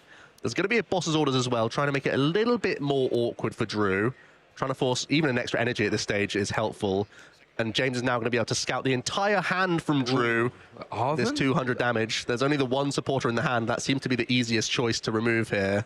Yeah, that Claw of Darkness attack, in case you don't know, viewers, 200 damage. Look at your opponent's hand, discard any card you find there. So it's just making life awkward. As we did say with James Art to play copies of Eri, you can really see that he wants to be a hand lock. Buddy Buddy Poffin was the top deck. Pretty handy one. You want to get as many Golden Go as possible. We know Genesect was in hand as well, obviously, so you might not put it down exactly this turn, but next turn, put it down, immediately evolve up your Golden Go. Yeah, it's going to thin towards, ideally, better draws, because Drew isn't close to knocking out this Absol just yet. I believe there's only a couple of fighting energy in the hand right now, possibly as many as 3. So ideally, we draw into another Arvin or another supporter card that can be useful. Even something like a Professor Torres scenario could be a huge pickup for him at this stage. 2 copies within the deck. And if Drew can hold off from putting any other liability Pokemon into play, he can spend these Turo not to pick up annoying Pokemon, but to heal instead, buying himself a turn. Let's see the first coin bonus for 2 cards here. Here we go. 1, 2, Solrock Energy. Some extra energy cards. We're getting close. We're at 4 energy in the hand. We can't move this Golden Go, though, so we have one more draw from coin bonus. I think something like Turo or Arven would be required now. Yeah, here we get one more from the coin bonus. Ooh, another Soul Rock. Soul Rock. Oh. So 2 of the Soul Rock, none of the Lunatone. One was discarded from Earthen Vessel on a previous turn. Yeah, that's not super ideal. Super, I'm probably going to shuffle in the energy. Okay. Opting to leave the Lunatone there. Super odd, letting you shuffle in any combination 3 basic energy or Pokemon back into your deck. Drew saying, I just want those fighting energy back. Yeah, I guess it's a use it or lose it situation. Yeah. Drew might be thinking, I'm going to get that Super Odd sniped out of my hand if I don't play it right now. Yeah. As possibly the most valuable card in that hand.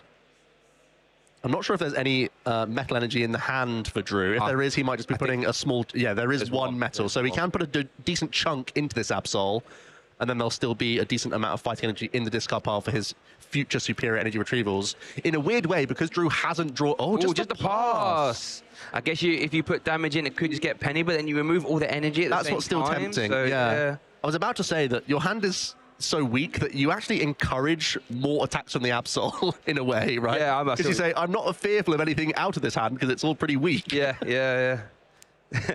Nestball is going to grab that Mega Kangaskhan. I haven't had a chance to look at that yet. Has the error, well, what's the ability called? Errand something. Run errand. Run errand. When it's in the active spot, you can draw 2 cards. And worth knowing, we've seen in Milwaukee, that rapid fire combo attack can really come up for 3 energy, 200 damage. Flip a coin until you get tails. 50 for each heads. And at this stage, with Drew already taking 1 prize, why not put a second Mega Evolution into play? Because your opponent's basically never going to try and go through both of them. They're both very chunky Pokemon. Here comes Petrunce, bringing the Yveltal into the active with Subjugating Chains, one of the really neat combos of this deck. So you can just go into drawing mode. We are going to retreat now, so Run Errand will draw us 2 cards, and I think that means we probably have a penny from James this turn. Yeah, pennies in the hand. Pick up the Kangaskhan. Yeah, we saw that one. And that's that really interesting combo you can use with Petulant and then Yveltal. Like, it's very easy to get Mega Kangaskhan in the active turn. Attachment to the Yveltal, worth noting, it has that clutch attack. 20 damage, stop your opponent retreating. We see that all over the format, and it's good here. But there is the penny, going to remove that Yveltal into the active. So, we're seeing a clutch then. Does look to be the case. I was a little surprised that James had the opportunity to go up in prize cards and then could start attaching energy to Petulant and say that now I'm ahead with Absol. Even if you knock it out, I then have Petulant to follow up and then I have Blood Moon to follow up, something along those lines.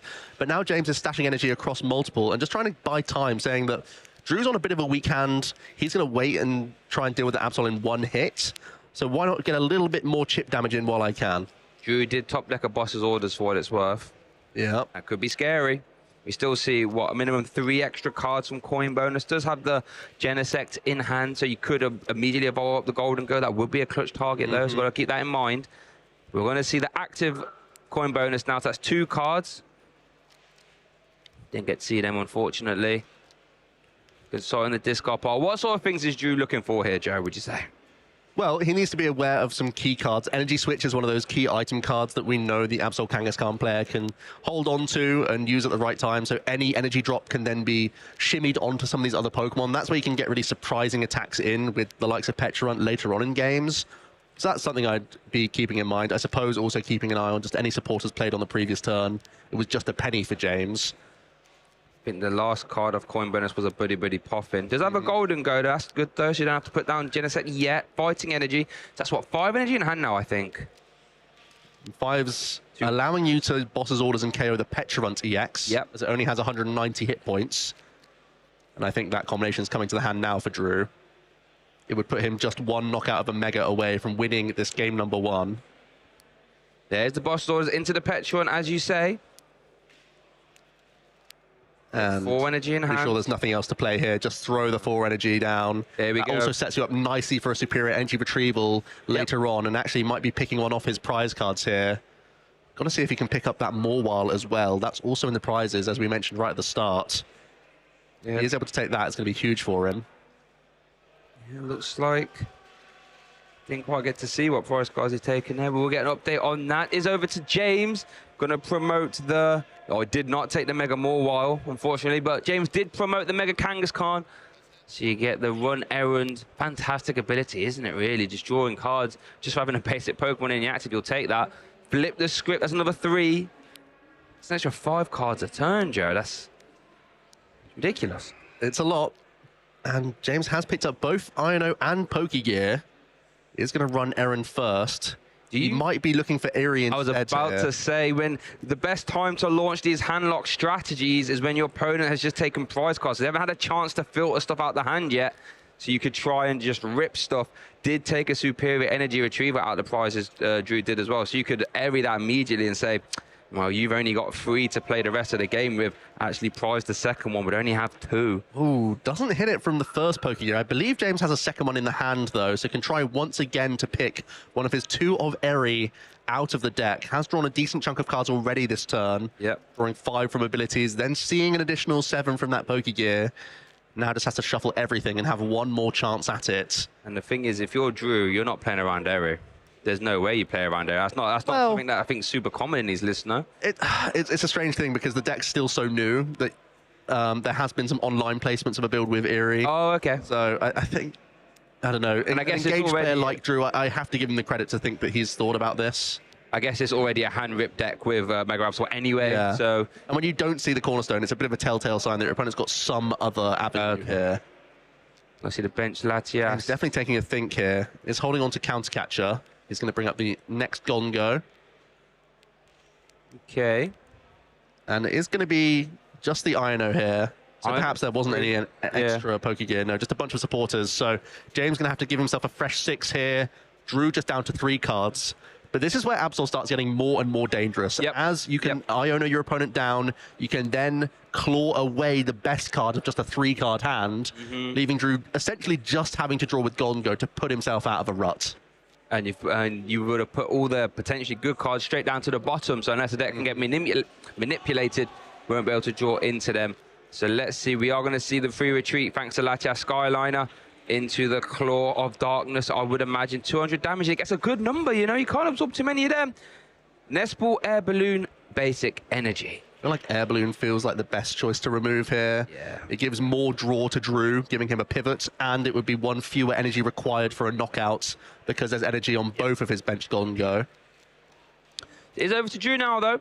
Can see what, an extra 4 cards with coin bonus. Not bad. We've just been Iono down to 3.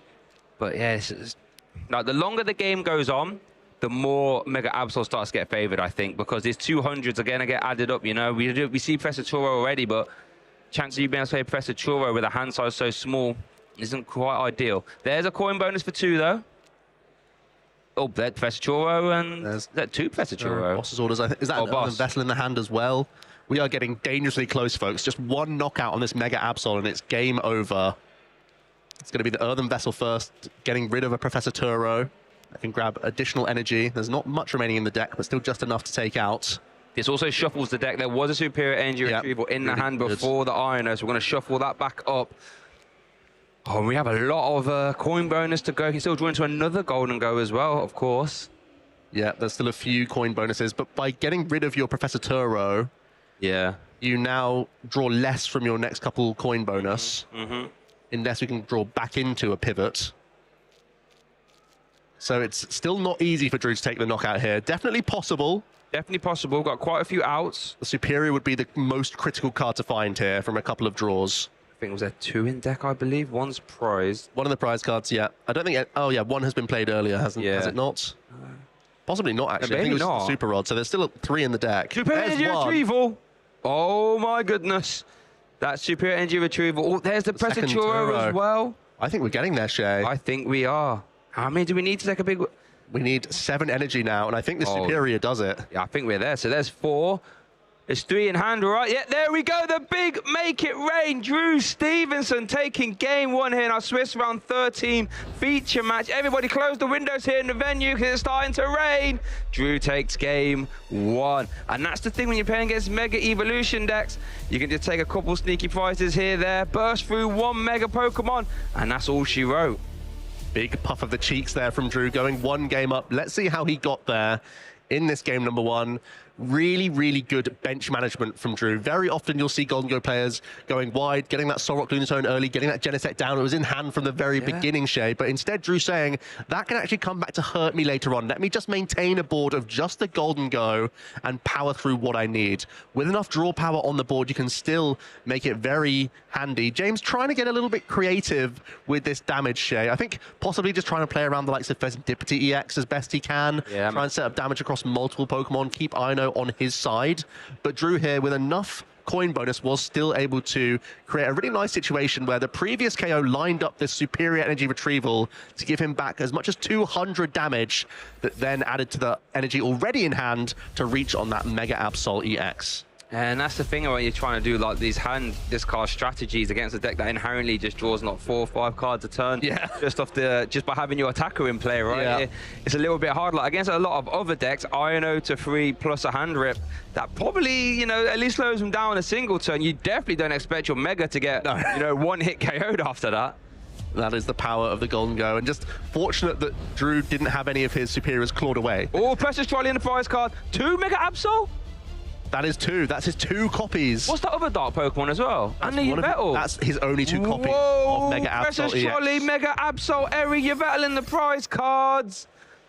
Wowzers. That's not what you want, and you're going into a game 2, I can tell you that for free. That is a horrific set of prize cards for James. Already a game down, half an hour on the clock, but we just saw the strategy he employed was all in on that Mega Absol. Really? And when you're not able to take away those key resources, you're reliant on Kangaskhan. I was about to say it's going to be some, what's the attack called? Wham Bam Punch. That was the Mega Rapid Fire combinations. You need to flip 2 heads for that.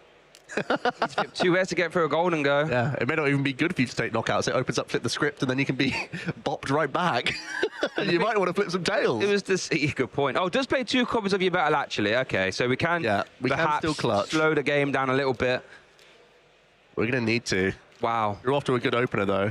Double Gimme Ghoul already with the Artisan choice, because once again, to remind you, Artisan not a common inclusion, but this is a secret box build of the Golden Go. And when you're playing secret box, you may as well have access to Artisan to get yourself into the game. I think, to be fair, worth noting for Drew as well, did prize 2 copies of Gimmighoul. We sort of skipped over that one. Yeah. So these 2 Gimmighoul, I should say, that Drew has in play. These are only 2 until some get liberated from the prize cards. We just got so distracted by the Precious Trolley plus 2 Mega Absol combination. And the area as well. And an area, yeah. That's dangerous prize cards. And James is about to get the bad news. His action passes over to him. His first action might be Nest Ball or Artisan, and that's where he's going to find out that he's prized a big portion of his attacking suite. Everybody keep an eye on that camera, James Cox. I mean, maybe he might try and, like, you know, poker face it and not try and give away that the prize cards are disastrous, but they definitely are, folks. Make no mistake It's hard to hide it as well. Like, it's hard to cover the situation. Blood Moon Ursaluna being a card he's considering. I think he's just checking the Pokemon right now, isn't he? Yeah.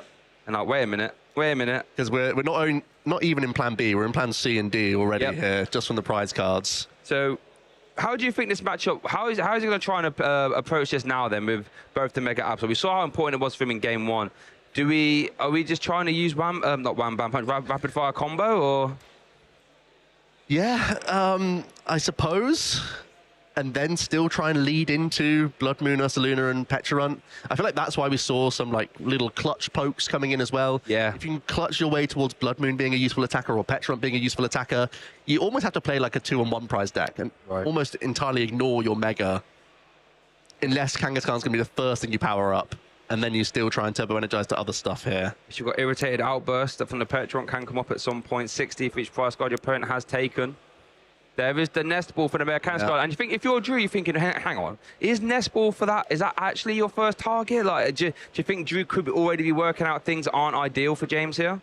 Possibly. I think the only thing that's not sus yet is that it hasn't been like an Arven for a Nest Ball. It's just raw Nest Ball right now. And sometimes you still start with the Kangaskhan because you know you can draw cards from it. So it's an indication of possibly a weak hand, not necessarily a catastrophic prize situation. Okay. Turbo Energize, basic energy. Attached to the bench Yveltal. You can't use Subjugating Chains from the active, can you? Yeah, you can change you can. the bench into the active. Okay. You can also retreat the Yveltal and still Errand Run and then Penny here, if you wanted to. penny your way back into. But no, we are just going to turbo energize. Keep the penny around. You might need that to pick up some Pokemon. If your opponent tries to take a single prize, they can take the 2 prizes out of play and make life a little bit more awkward. Okay. James not sat on a great hand. No, there wasn't a supporter in that hand, was there? No. And he is at least able to power up this Mega Kangaskhan EX, but Drew straight away evolves into a Golden Go EX on his side. Only has the 1 energy to speak of right now, but is holding on to Arven and can begin to draw some cards here with coin bonus. I think did have a Lunatone in the hand as well, so could start trying to use the Lunar Cycles. I think that was the Earthen Vessel pickup as well. That's a really nice draw. Earthen Vessel pickup as well. Yeah. But I just got the Lunatone though from that. Maybe, is there something to be said he doesn't really want to use the Lunatone? Yeah, he's a clutch target. Yeah, he's still just so fearful of clutch. He doesn't want to be in a situation where a Claw of Darkness rips away a Turo, then suddenly you're running low on those resources. So he's just going to forego these Pokemon if he can help it. Love that. Get in the discard pile there. It's safe. And with the Poison Tick from Subjugating Chains, actually. Oh, just 2 energy. It should be easy to knock out. Yeah, I think we have the knockout on board now with the 1 energy already in the hand. Wow. So James is kind of in top deck city. I guess we'll have the run errand ability actually as well, but it's treacherous, no doubt about it though. It's not looking. There's going to be energy stashed in the discard pile for Drew. There's not any disruption coming his way. So yeah, he's got to be feeling pretty good about the situation. James going to be pretty fearful. He's not quite resigned, but he definitely had a big lay back in his chair when he saw what his prize cards were looking like. Yes. Oh, wow. Okay, good. We're going to do this on stream as well, yeah? Okay. Yeah, everyone can see. As we are going to see Arven concluding for Earthen Vessel plus Air Balloon combination. Not another Golden Go EX in the hand currently. No, your only means of getting towards the Golden Go is via your Genesect. There's no Ultra Ball in the list, so okay. You kind of just have to try and draw into them. You don't want to put Genesect down as well for the same reason as the Lunatone, right? So, which Drew had the Genesect in hand for multiple turns in game 1 and definitely chose not to do it, which is 100% the correct decision. There's the turn attachment. 2 energy in hand, make it rain. Thanks to the poison damage from Subjugating Chains. That is a KO. Is over to James. Now, we need a lot. We need a decent top deck and some draws from Run Errand to put ourselves in any sort of position here. We're looking for Bravery Charm. We're looking for Hand Disruption. We're looking for more basics to put down. There was a Genesect off the very least. Here comes the Artisan, which can search Psyduck's prize. I mean, we wouldn't put it down anyway. Monkey Dory, Tatsuguri, perhaps. That might be. Monkey Dory, though. I feel so sad being hopeful that you can somehow not be knocked out. And especially last game, we saw Drew happy to pass into a Pokemon rather than set themselves up for Monkey Dory shenanigans. So I think Drew already knows not to hit into things unless he's taking KOs. Yeah. This Monkey Dory, far from ideal. But again, what else is there? It would have been Tatsugiri otherwise, is the only other thought. Let's thin the deck first and just draw a couple. Do we see any Eri here? Any countercatcher. I mean, you are behind, to be fair, for what it's worth. You could rapid fire KO the Gimmighoul. Worth noting, Drew did take a Gimmighoul out of the prize cards, actually, so let's see what opts to do here. Yeah, we're flipping coins. Oh, here we go. Rapid fire combo. 2 heads, a big ticket KO. Oh, that's 200. How about just the 200 then? 200. But as you did say, not... I mean, it's not great, but... And Drew already prepped the Earthen Vessel on the previous turn. So we're already getting pretty close to a 300 damage knockout here. That's all that's required to take another 3 prize swing here for Drew. That would be... 1 in hand already, Vessel in hand, and Superior in hand. I think we're just 1 energy away already from this hand. That's before a supporter use. Here we go. 2 big cards for coin bonus. Genesect, Superior. I think at this point of the game, you can put Genesect EX down just to get extra Golden Go. Because if you are able to take this knockout, you have to expect some hand disruption to come your way, and that's a bigger threat than anything else at this stage. Yeah. When there's no sign of Absol, you know you have Turos that can help you close the game. If you put the Genesect down, you know you can pick it up later. There's already the Arven in hand, so I'm pretty sure we're cruising to another KO here. Yeah, I think the KO is almost a certainty at this point. Devastating for James to try and deal with. The turn 3 KO. But there is the Air Balloon. Earthen Vessel number 2. 4 vessels. Wow. This is going to be a big KO here. It'll be painful. There'll be a few discards in the mix, and we've only ever seen 1 Golden Go so far. With a discard of Metal Energy, you know that's free because you can Superior this back anyway. So that's not an issue. It's essentially a free discard. This is... Wow. I'm loving this. Here we go. There's the Earthen Vessel again. Grab 2 more energy. Drew's going to hop off to an immediate prize advantage here. Going down to 2 prize cards remaining after this turn. The only grace being given to James right now is that Drew will be going down to 2 prize cards, and there's only 1 Golden Go in play. But Drew immediately is also shutting that door now with the Genesect.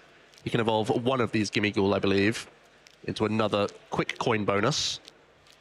But James, there's already a pre-damaged Golden Go. You can get in the mix, try and hand this up, try and find Blood Moon or Saluna. It's asking for a lot here. But you know your back's against the wall. Drew just doing everything he can to put himself in a more secure position. He's already looking like a great knockout, and just 1 more KO after this Kangaskhan will be the game. And this is where it's what separates good players from great players. Even though you are ahead, there's still multiple things you can do to like manipulate your deck, thin your deck, just to try and shut as many avenues down as possible for James to get back in this game. As we do see the superior energy retrieval being played there, but it looks like, and that should be enough, right? All in hand now. Might even have enough to stash an attachment onto his bench Golden Go by the looks of things. That would be rude. That's rude. The icing on the cake. It's going to hold everything. I don't mind it. Just debating on which one to discard by the looks of it. Yep. There's the big make it rain. Now, Drew Stevenson for the 3 prize KO. James Cox is reeling right now. How can we get back into the game? The turn starts now, Joe. Hand disruption has to be a non-negotiable at this point, surely. Well, can we please negotiate? Because the only supporter is Arvin. Oh, no. I'd love some more negotiations here. We're in a lot of trouble. Drew at 2 prize cards remaining. James in a situation where he had to get a different Pokemon out here with Arvin. Is going to grab the Bravery Charm to just try and make this Petulant, very vulnerable EX Pokemon, a little bit chunkier. But James really is in the back foot. His ball position is pretty poor. Drew is very well set up with the draw power he has available, and still so many resources left to take those final couple of prizes. I tell you what, Drew, what he could do, wanting to be a bit more spicy, is starts out that Mega Millwall. That's swinging for 420 right now. Nothing stopping that. Yeah, because it says whatever you put in the active, it's going to get KO'd. Probably don't need to do that, but I would look to see a Gobble down for game. Yeah, I want to see a Gobble down for game. I'd love that. I'm going to conclude for the Nest Ball plus Bravery Charm combination. Quick use of Artisan as well, by the looks of things. It's got to be a big flip the script here, I can tell you that. Yeah, I mean, with supporter played, there's only so much we can look towards. There's already the counter catcher in hand, so maybe there's something we can do there. I think the Yveltal has been KO'd, right? The other one's in the prize cards. We can't even try and bring up the Genesect. Yeah. It would have to be... Is there even energy in hand even? No, we need a lot, Shay. Wow. Flip the script. James needs help. 3 cards for Serendipity. What can you do? And I see them. Penny. Blood Moon. Saluna. Blood Moon or Saluna. Okay. That still needs 1 energy though, right? Yeah. Yeah. Oh, no Night Stretcher for Yveltal to... The Petulant could bring it straight into the active if we just had access to anything. Oh, just a concession. James Cox knew that was it. No way back into the game. Drew Stevenson takes our Swiss round 13 feature match here, doing it incredible fashion with that Golden Go EX archetype, immediately applying the pressure. And James, with those, bad prize cards, no way to get back into it. Congratulations to Drew. Pretty flawless throughout, and it's more about what he didn't do than what he did do 100%. to end up winning that game. Let's have a look at how it all planned out. In that game number 1, being very disciplined with his bench management and still finding the resources to take these big knockouts. James was trying to be cat and mousey, setting up damage across multiple Pokemon, but Drew was happy to constantly give himself the situation where he took a single prize knockout, then took a 2 prize KO, and then had the means to get through the 1 mega that he had to. In both of those games, that's how it played out. The two are actually still discussing on the table right now about the text that both I was just watching them do that. It was so funny. We just saw Drew throw over the Mega Morwall and the Turbo Energize, both players thinking, Jay's probably asking, what's that for? Probably saying, for the Cornerstone. But as you say, Drew was very disciplined in this game. There were a lot of things that, as you said, chose not to do this, instead doing that patient. But this was the defining feature for game 2, though. 2 Mega Absol, Precious Trolley, and Eri, which was... The matchup's hard enough. Yeah, the matchup's not great. So when you start doing that business there, we did almost see the Mega Kangaskhan coming in. for that rapid fire, but, you know, only flipped to one heads, and Drew immediately pounced, you know, still played this perfectly, in my opinion. Yeah, a couple Gimme Ghoul in the prizes didn't really slow him down. He still knew that he had a little bit of time here. Beyond a Kangaskhan going haywire with these coin flips, that would have been the only sort of jeopardy for Drew. Yep. Fortunately, straight into the tails, which meant Drew could easily line up another knockout. He did do some really cute forward planning, though, on a turn where he already had the KO. He was arvening for the Vessel so that he could do the same thing on the following turn, making sure that he just wasn't missing out on anything. Here's the big knockout on the Kangaskhan, and at that point, James, with a horrific ball position, with a panic for Serendipity that really had to find a lot, to be honest. So ended up having to give the fist bump. A nice 2-0 victory for Drew there. And again, it comes back to this new archetype comes on the block, and it has a very clear game plan into one list. And it's just hoping the Golden Go isn't respecting Cornerstone on any given weekend. But when there's like 3 of them in the asymmetrical top cuts of Milwaukee, 2 of them in Belo Horizonte, going really far in the tournament with high-profile players, players have to really cotton on and say, I kind of have to respect Cornerstone now. So both players acknowledge that. Drew came with answers to Cornerstone. Yeah. And then James said, I have to find a different approach. It may not be quite as solid of an approach, but it will completely come crumbling down if my opponent has one tech inclusion. So we didn't quite get to see the benefits of Eri. We never even saw it play. Fortunately. So we didn't see how effective that could be, but it's no doubt a tricky matchup for the Absol Kangaskhan deck. Yeah, it's just, you know, when you're a basic free prize deck, you really can't be getting one shot. It's just a non-negotiable. So the ball is definitely in Golden Go's side there, and Drew, as you said, played perfectly. We even saw right at the end when he had the big one shot on the Kangaskhan, really debating what exact energy do I even discard here. Yeah. They actually changed his decision a few times, like you said, preloading that Earthen Vessel for next turn. So it's interesting. We saw, as you say, both players adapt. You know, James said, I can't rely on the Cornerstone. People, they are going to cotton onto it. It's very easily tech. So let me sort of go for more of a soft tech, I like to call these, in my opinion, where you're going for the Eri and all that just to try and, you know, respect the counter to the counter, but also have use in other situations. Yeah, that's true. Yeah, that's really cool, actually. I think the same thing is true for the Charizard matchup. You're going to try and area away exactly some like night stretchers so they can't dust them out too much, and get rid of rare candy so they can't get too many stage 2s online. That's how you're trying to win that matchup when you cut out the Cornerstone, because again, players are adapting. We know that Jackson, with his victory, had some decent answers to a Cornerstone. Yeah. But also this area is trying to be a bit of a catch-all, and in other matchups it's also just going to be nasty anyway. You know that you can throw this out and it's still a really good use. Yeah, 100%. It's a scary card, no matter, you know, what your played, but if it just catches you at the wrong time, can be devastating. But I think we've got our winner, Drew, ready in the interview area. So how about we listen to him and what he has to say? Well, thank you very much, Shay, Joe. So I'm joined here by Drew. Now, for us, this is a regular occurrence. We talk to each other a lot because we play very close to each other in England. But for this occasion, I get to watch you making it into Top Cut on stream. How are you feeling right now, Drew? Oh, I'm feeling amazing, man. I'm feeling amazing. Yeah, well, I mean, we'll talk more about our history together playing. We played against each other in Frankfurt, where you got top 8. I did, yeah. You got top 8 in Stockholm last season. So for a lot of people at home, they might not be familiar with you, but you are definitely making waves. Talk to us about how your season's going so far. I mean, 2 events, 2 top cuts, so you can't ask for anything better, really, right? Yeah, I mean, let's sort of just take a moment back. Frankfurt. Who did you play in one of your final rounds and knock him out of top cut contention, Drew? that might have been you. Yeah, well, so there's a little bit of a rivalry going on here. But Drew, we want to talk a little bit about your history. So you were a top senior player in the 2023 season, and you kind of aged up and you had an opportunity to compete quite a lot, but you're really starting to build up a lot of momentum now. What's changed for you as a player to get these higher success rates?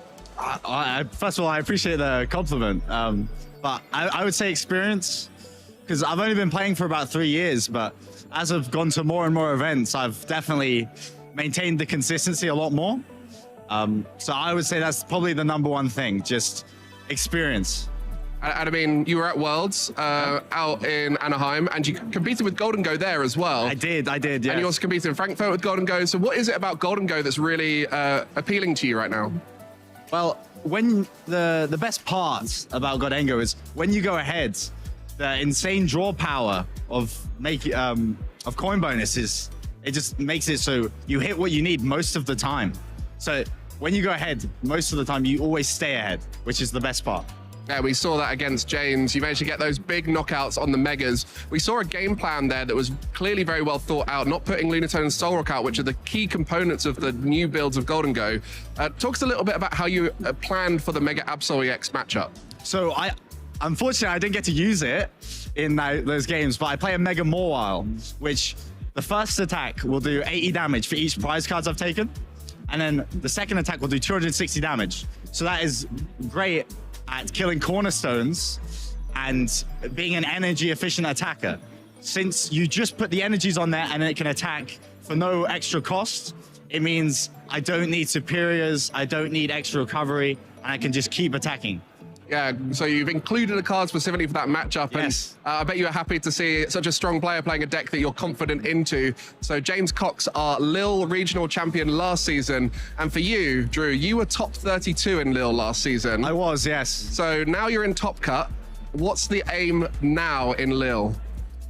Well, I hope to win it. You hope to win it. Second Top Cut in a row. I gotta make this one count, right? Yeah, because you've managed to get top 8 in multiple events as a master. Yeah. Now you're trying to get to that next stage, get to the semi-finals, to the finals. Is there any players you think are going to be in Top Cut who you're worried about playing potentially because of their deck or the quality of player they are?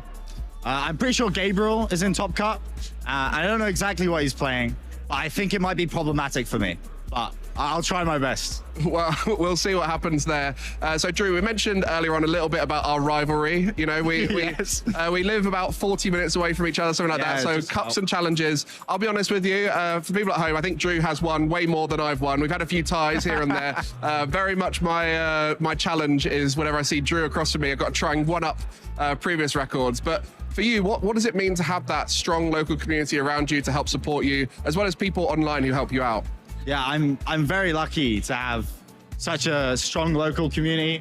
We have 4 local shops that we can go to within 40 minutes, which is great for the local scene. And having all my friends online, internationally as well as locally, really helps me to prepare for my events and have a second opinion. Is there any of them you want to thank before we let you go and rest up before your next round? Well, I wanna thank my friends who are with me today. Harley and Lewis. I also want to thank everyone who helped me build my previous build of Golden Go for Worlds and Frankfurt. It really helped me. Well, thank you very much, Drew. As mentioned, we get a chance to play against each other all the time at local. There's amazing players everywhere, friendly players, all looking to get you involved. So make sure you head along to your local scene.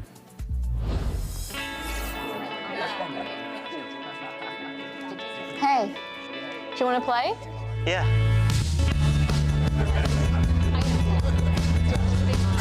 Nice. One shot? Wait, yeah.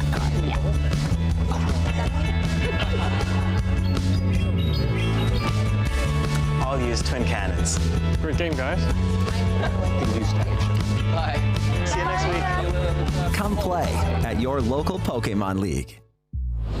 Yeah, so viewers, if you are at home and you don't get involved with your local league, look, it works for Drew and Mike. They said they go to their locals. Mike, fresh off the top 16, Drew, going to be back-to-back in asymmetrical top cuts here in Europe.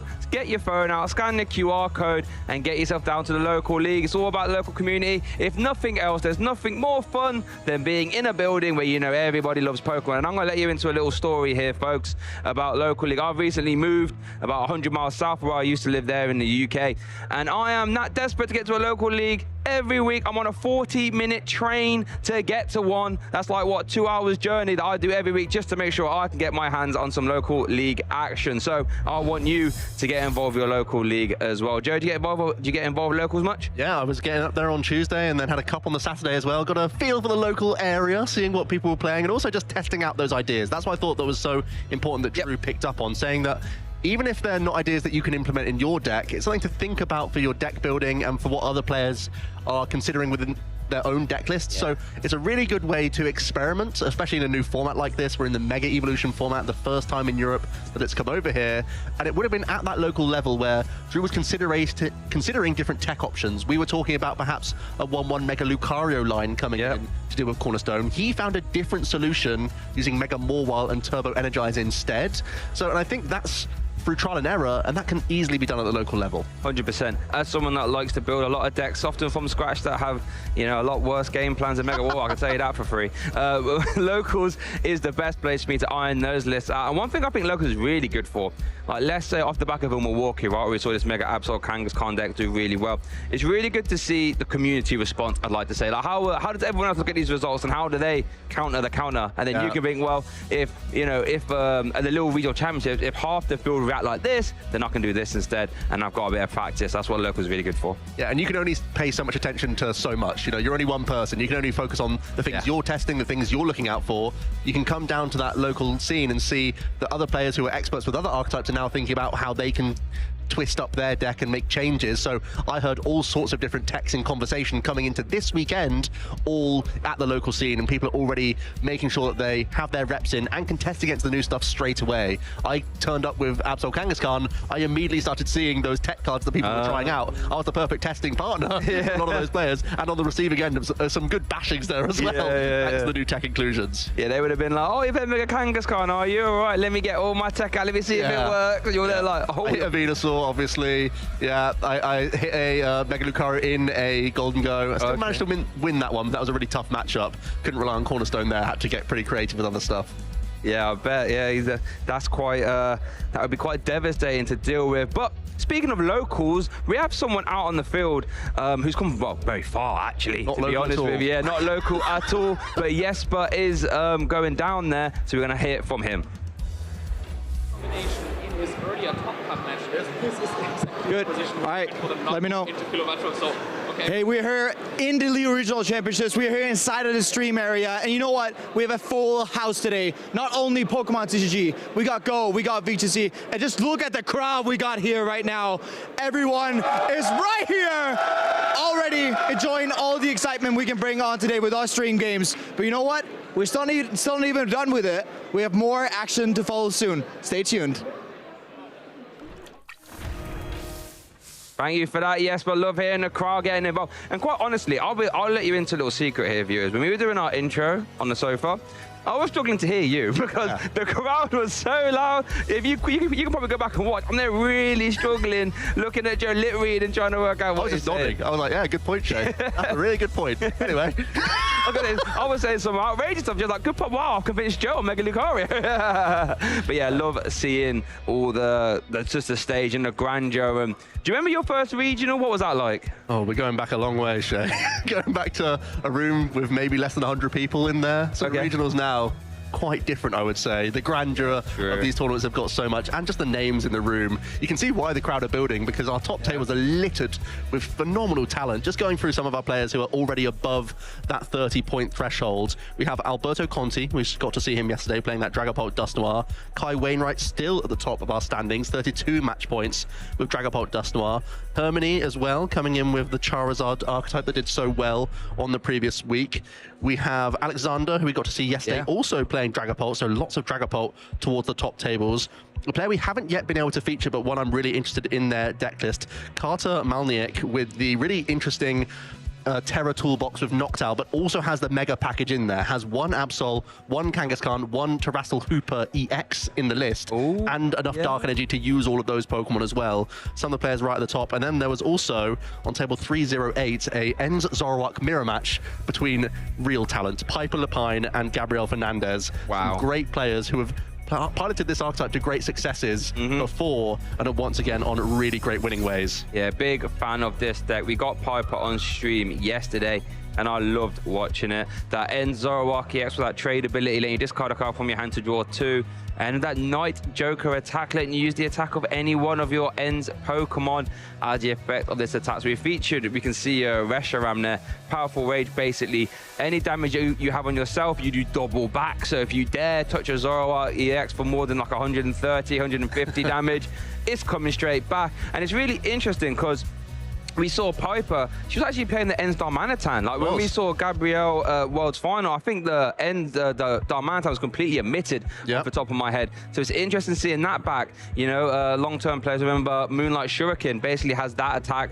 So you can really do some interesting things. Dark typing naturally can help you out into the Gardevoir matchups. Grass weakness, you know, it was a lot better, but now with Mega Absol, if people are really teching hard for Mega Absol, you do get caught in that crossfire. But at the end of the day, it's a fast, fun deck that draws a lot of cards, and drawing cards is typically a good thing in a Pokemon TCG, right? Always is, especially when you get to filter out the bad cards. It means you can jam-pack your deck with consistency, get into the game, then throw away the excess pieces that you don't need because it's a different point in the game. Other archetypes has to keep a large deck size as they filter through the deck, and then they can still draw back into those consistency pieces later, but you've already thinned them out. They're no longer going to be a problem for you later on in the game, which means your deck is just jam-packed full of treats towards the late game, and that ends Zoroark deck. I love the archetype because it changes the dynamic completely of every game, because so many of the top stage 2s, they rely on Counter Catcher as one of their key gusting options, but because Zoroark is happy to sort of sit back, set damage up across the board, it then forces these stage 2s to find not only their evolution pieces, but then also the boss's orders as well, and can't rely on Counter Catcher basically for the entirety of the game. And at any point you have to punch into a Zoroark or pass, that's when Zoroark gains so much advantage. Yeah, it's such an easy KO. Like when you leave damage on that Zoroark, they're just like, oh, you see your opponent like, yep, I'll hit into you, and then the Zoroark player just goes, powerful rage for 2 or 3 prize cards. Yeah, how dare you put dice on my Zoroark? Do you not know what powerful rage does, my friend? So yeah, I'm a big fan of that. It's really interesting because, you know, Piper played it in Milwaukee, top 128 finish, I believe, top of my head. She's completely changed the deck from there. That was before she was playing what was it, the Arvum package build, and now she's switched all the way over to the Serrano. So you can even see within the End Zoroark deck 2 massive different ways of playing it. Yeah, I think there's been conjecture on what A-Spec to play, what supporter package to play, and that's still constantly evolving, even whether you're playing the Toadscruel or the Darmanitan or just other tech inclusions like Cornerstone has also been within End Zoroark. We saw that at the World Championships with Matej as well. End Zoroark is constantly evolving. It feels like it's one of these decks that makes Top Cut more in the 1s and 2s. It's still not really that popular out in the field. It feels like it still takes a really skilled pilot to navigate these matchups, because there are some situations where you can feel stumped as a Zoroark player. We don't really have a good turn lined up. If you've gone too far ahead on prize cards, you can't really do much outside of that 170 damage. You much prefer to set up damage across the board and play defense, almost like you're a stage 2 deck in a lot of situations. But then there are some matchups where you have to completely change your game plan. And I think, it hasn't quite got that, as you say, 170, not bad, not the most convincing. Now, we've mentioned Piper a lot here, but now we can actually go have a look and see how she's getting on right now. We're looking at our standings that we do have coming off Swiss round 13. Wow. Alberto Conti, Kai, Rainwhite, Lewis Bonison, Carter, Malatic, Alexander, who had on stream yesterday, and there's Piper there at 7th. This is ridiculously stacked. You know, at the bottom of this graphic here, we have Henry Brand, 2019 world champion, had on stream yesterday as well. Arnie, Kim Poega. Wow, Joe, this is incredible. Yeah, none of these are just locked just yet with that 31 points. So they're right in that mix. And Kim, also a champion that we've seen recently at special championships, I think piloting a Gardevoir archetype. Arnie there, obviously known for playing Charizard, but has pivoted to Dragapult themselves. A lot of these players are rocking that Dragapult archetype this weekend. Had incredible phase 1 to 2 conversion, despite the amount of Gardevoir in the room. So it's really proving itself to still be a really top pick. Yeah, this is something I actually want to pick your, I want to pick your head on a little bit here, Joe, because it's quite, I think it's quite, what's the word, a uniform opinion that Gardevoir is probably the deck to beat, if not the best deck in format. But we're seeing here that Dragapult is doing really well, good conversion, and a high amount of people playing it. Why do you think people are playing this deck in such high droves when it's got an uphill struggle against Gardevoir, let's say? I mean, it's always had that, but it can still sweep the rug from under Gardevoir. We know that early Budew can be very efficient. We've seen that there's been a recent trend with Gardevoir builds, actually, to even cut TM evolution altogether. True. And in those cases, Dragapult actually gains a lot of percentage back into Gardevoir, because he can Budew the game away. If they can't naturally draw into the Curliers and the Gardevoirs, they're going to have a slow time. And we know that Dragapult can pounce on lots of multiple low hit point Pokemon if they can get developed on the board. And it still gained a lot of strength itself. Lily is a massive upgrade to Professor's research. Like, Gardevoir, sure, it takes Lily. It's a big upgrade in its own right, but it quite enjoyed research just for discard of energy, whereas the Dragapult really didn't want to get rid of any pieces. It basically got by having 4 Night Stretcher, committing a lot of space to the deck to sort of make it work. But then you had to inflate counts of boss, inflate counts of countercatcher, inflate counts of essentially everything, just because you knew you'd sometimes have to get rid of one here or there throughout the game. Now they get to shuffle in and see a fresh 8 is such a big upgrade for a deck that loves to build a board behind a Budgie. Yeah, fair enough. Yeah, it's just like Lilies, isn't it? It's just... So let me ask you this then. So moving forward, we've got an event next week in Gdansk. You know, looking, it seems to me, at the very least, we're going to have a few Dragapult in our asymmetrical top cup. Perhaps even take it home. If you was a player going to Gdansk, how much thought do you give to Psyduck? Because I think it's a card that, you know, turns off the Cursed Blasters, but I don't think we've seen it in massive droves. No. Why do you think that is, and could you see that going up moving forward? So it's all about matchups, really. It feels like the Psyduck goes into decks that don't enjoy the Dragapult Dusknoir matchup inherently, rather than ones that like are close and then they don't really want to commit the space. Because Psyduck is only really that useful into Dragapult, sometimes a little bit against Charizard, although Charizard can get away with it as well. So it's really, if you only want to beat that matchup and your matchup's already like pretty average, that's when that one inclusion becomes really handy. Like if you're playing Golden Go and have a Psyduck, that's going to be a really tough match for a Dragapult Dusknoir player. But at the same time, Dragapult sometimes gets by with like just one Curse Blast throughout the entire game anyway. Sometimes you can still get away with it. So I don't know, the Psyduck isn't the be all and end all. It still comes down to timing. It still comes down to deck and matchup. It's not like you can just shove it into anything and instantly win that matchup. Like the Dragapult is still so flexible, so good at going INO, hit, set up a 4-prize board, and like put you at a 1-card hand. Like that's still just the MO of a Dragapult, you know? Yeah, okay. And the Curse Blasters help you get there and sometimes accelerate a board position. But ultimately, the Curse Blasters are helping most in the Gardevoir matchup in the mirror, where you can take away evolution pieces all in one go and like double down into one of your opponent's Dragapult, because if you leave them phantom diving around, that's when things really get pretty courageous and difficult to deal with. So I feel like the Psyduck is at the moment only really considered in decks that don't have that strong of a matchup. Like sometimes Charizard would consider it, sometimes like other evolving decks, like maybe Ceruledge can put it in, the Absol Kangaskhan has to have it so the Megas aren't knocked out cleanly. And it comes down to the point of when do we accept that Gardevoir is not enough of a threat for the Dragapults? You know, right. How many people are going to just pivot to a deck that inherently has a better time rather than saying I'll shove in the Psyduck instead? Yeah, interesting. We've even seen some players, you know, against the Psyduck as a Dragapult player, you can just do the flying entry plus KO as well, exactly. right? Like it's not. It could have a few more hit points. Maybe if you're that scared, evolve it into Golduck. Yeah, evolve it into the Golduck. One of our good friends, Carl Blake, was playing a 2-1 line of Psyduck and 1 Golduck. He was playing Alakazam, by the way, so yeah, he was going for that. But yeah, he said he caught a few people off guard by having the 1 Golduck evolution during the day. So I think he was pretty chuffed with himself. Yeah, well, I think 110 hit points. I think the Golduck has, right? Yeah, you can't. Through that. Yeah, that's not a flying entry plus a phantom dive combination. That's for sure. And I think at that point, if I'm a Dragapult player and my opponent gets into Golduck, I'm thinking, yeah, you really want to beat me, so you carry on, innit? Like, I'm not going to be upset about that for sure. It really comes down to just how wide that format is once again. Like, yes, we've known Dragapult and Gardevoir have been the backbone of our format for many months, but they're still not really reaching that like 20-odd%. And there's still so many decks you have to accommodate for, that committing that 1 slot just to 1 matchup still just feels so awkward. Like, I really don't want to commit 1 space when I'm going to see it throughout my day and think it's a completely useless waste of space until I find that 1 matchup where it's useful. So that's the difficulty with a tech like Psyduck, which just has no other opportunity to be useful at all, save for like a Pokemon you throw in the active to protect your other Pokemon. That's like the only other use case it's going to come into play. Otherwise, it just sort of rots in your hand until you hit the right matchup. I think most players prefer to find cuter tech cards that can give you some edge, but then are useful across the board. That's normally where the most outstanding tech cards come into play. For an example of that, we just saw James Cox with the Airy.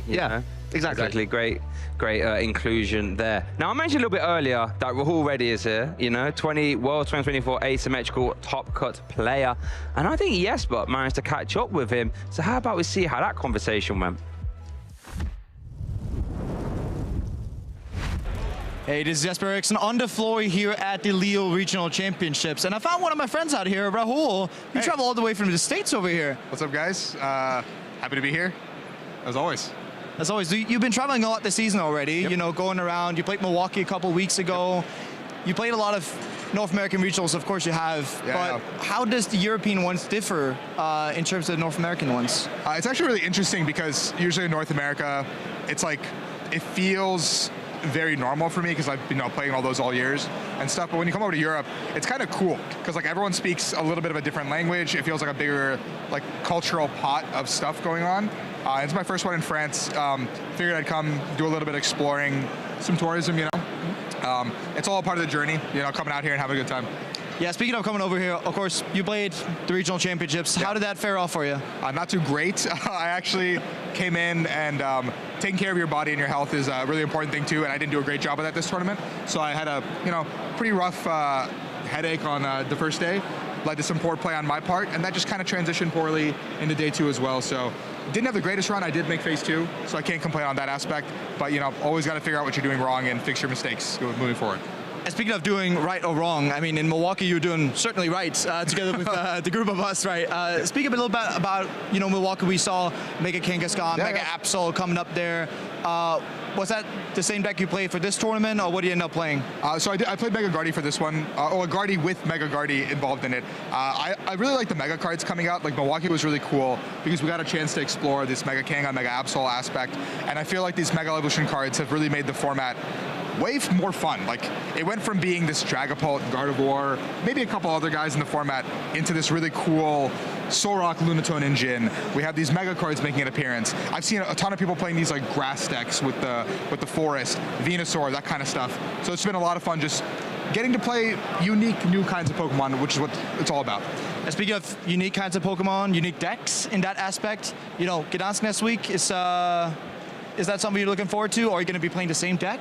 I'm going to go back to playing Terrabucks. I think that's my baby. I like having a lot of fun with it. And if you're not playing the deck you're having the most fun with, what are you doing, you know?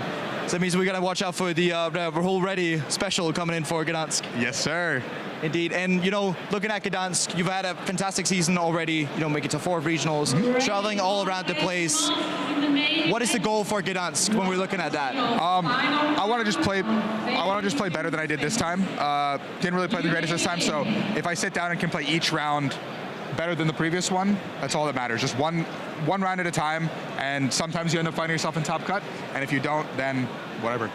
I mean, best of luck to you in Gdansk, and of course, I hope you get to enjoy the rest of your stay here in France. And with that said, let's get back to the action here at the Lille Regional Championships.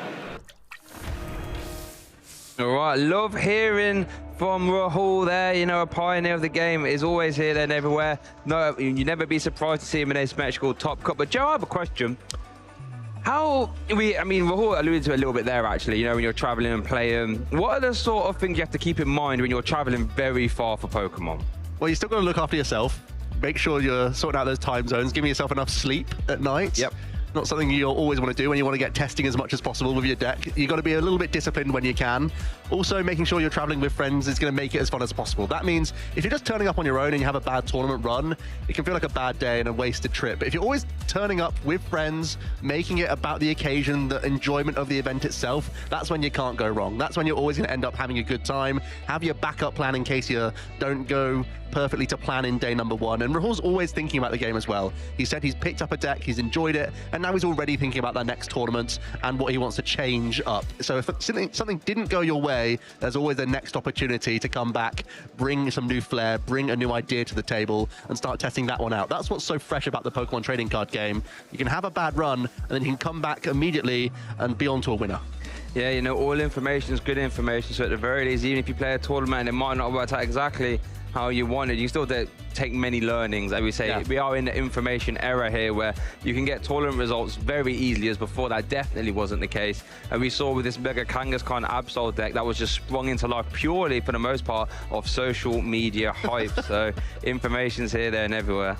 The power of one man. He's not even here, and we're still talking about it. We're still talking about Tornrek, who's taking a breather this week. Taking it off, he's had a little bit of a rest. He's looking after his health, and I think that's a fair thing to say as well. Yeah, you know, if you're not feeling up to it, don't come on down and push yourself too far. There's still plenty more in the season to come, and his Archetype was a stroke of genius. It may not be going so well this weekend, but that goes back to the information era where everyone sees it, everyone knows how to test against it immediately. So a week is like a long time in Pokemon. There's so much time there that you can get reps in, especially if you're already competent with your deck. You just have to learn the one new matchup.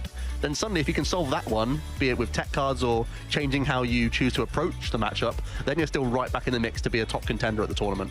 Yeah, like as you say, when people have developed their answers, they're going to come in straight away, and if you haven't adapted your deck to the answers, could be in for a tough time. And you know, as I always say in Pokemon, you don't get bonus points for winning hard games. You don't get extra match points if the game was close. Unfortunately not. You want to make it as easy as possible. So if you can have those cards that make the matchups a bit better and they work, you know, that's happy days. Yep, it's always spooky to see a new archetype at those tables.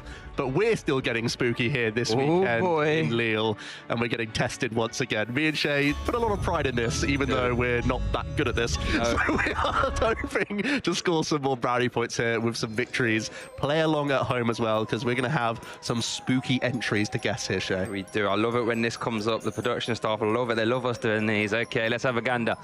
Its cries sound like incantations. Those hearing it are tormented by headaches and hallucinations. Wow. Sounds like me when I'm getting too loud, isn't it? That could be me. Incantations. So, and it's crying as well. So an incantation doesn't sound like a roar. It doesn't feel like a big Pokemon, you know? It feels more subtle. Almost, yeah, more murmuring.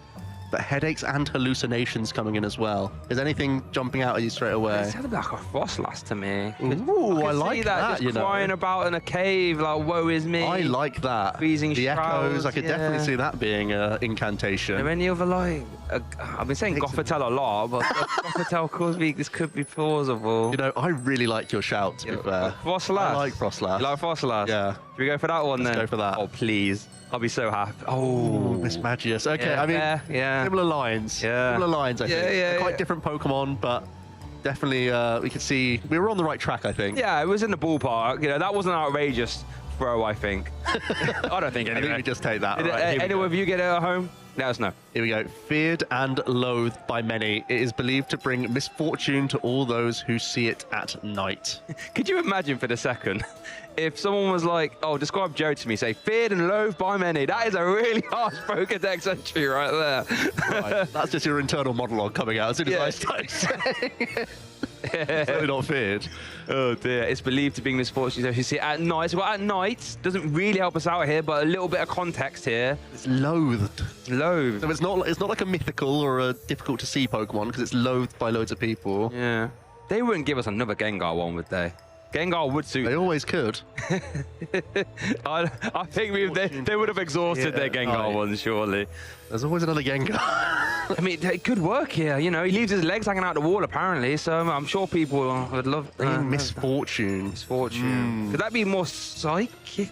Yeah, I'm just trying to think if there's any element there. Yeah, see it at night. Surely it would mention sleep if it was Hypno. Yeah, Hypno's more... Yeah, geared towards one direction in terms of that hypnosis and whatnot. Surely. I mean, if we're going to guess, we may as well guess a Gengar. Yeah, because the odds are we could metagame this. And just throw game theory in. If we catch him out with a Gengar here, that would be brilliant. Should we do that? Oh, it's a Murkrow. Oh, they put it up already? Murkrow. It's a Murkrow. Yeah, the fortune thing is definitely a thing with Murkrow as well. Weird. No Murkrow. Yeah, I don't know why it's doing the video games. Yeah. If a Murkrow came at me, you could give it a bob and weave. Go away. Just go inside, actually. The loathing thing threw me off. I was thinking it was be much I was more expecting a bit more something menacing. Yeah. Honchkrow, that could work. Yeah, the head honcho. Yeah. Just a little Murkrow. Yeah, the misfortune thing, that definitely brings a bell now. That's really unfortunate. Yeah. We got another one. Buried beneath the castle are masses of dried up bones from those whose vitality it has drained. Wow. The castle. Buried beneath the castle. Masses of dried up bones from those whose vitality is Oh. Sandygast or Palisand? Oh, it could be a sand castle. It could be a Palisand. That makes sense, because I was thinking, what like massive castles are there in Pokemon that they would reference that heavily, and I couldn't think of many. The only other thing I was thinking of Coppergregus, where you can know in the game where you're running around. Oh, Relic Castle. Sand. Yeah, Relic Castle. Could I be feel, that. I feel like we have to go with Palossand or Sandygast. I think Palossand, yeah, because what massive castles are there in Pokemon? There's not many in Galar. Well, I thought maybe Renagius, but I think one of the Sands is probably. Are we going with the big one? We going with Palo or Sandygast? I think. Well, let's think if we get a big one, because the surface area of the castle has to at least fit some, fit the bones in. Yeah, it's got to be the big one. So the big one's Palossand, I think. We'll go Palossand. Yes! Well done, Joe! Come on! That was good. And that's a win. That was good. Making up for the Murkrow. Love that. Yeah, making up for Murkrow. These are tough. These are tough. These are hard. We're thinking on the spot. We've literally got a camera point in front of us. If you're shouting at us at home, it's tougher than it looks because we've got the pressure here Production as well. staff laughing at us. Yeah. This Pokemon appears just before someone passes away. It is feared as the emissary of death. I just can't believe. Now, my first thought was Absol, but that's more disaster. I don't think it's guaranteed if Absol turns up. It's Absol, right? I don't think.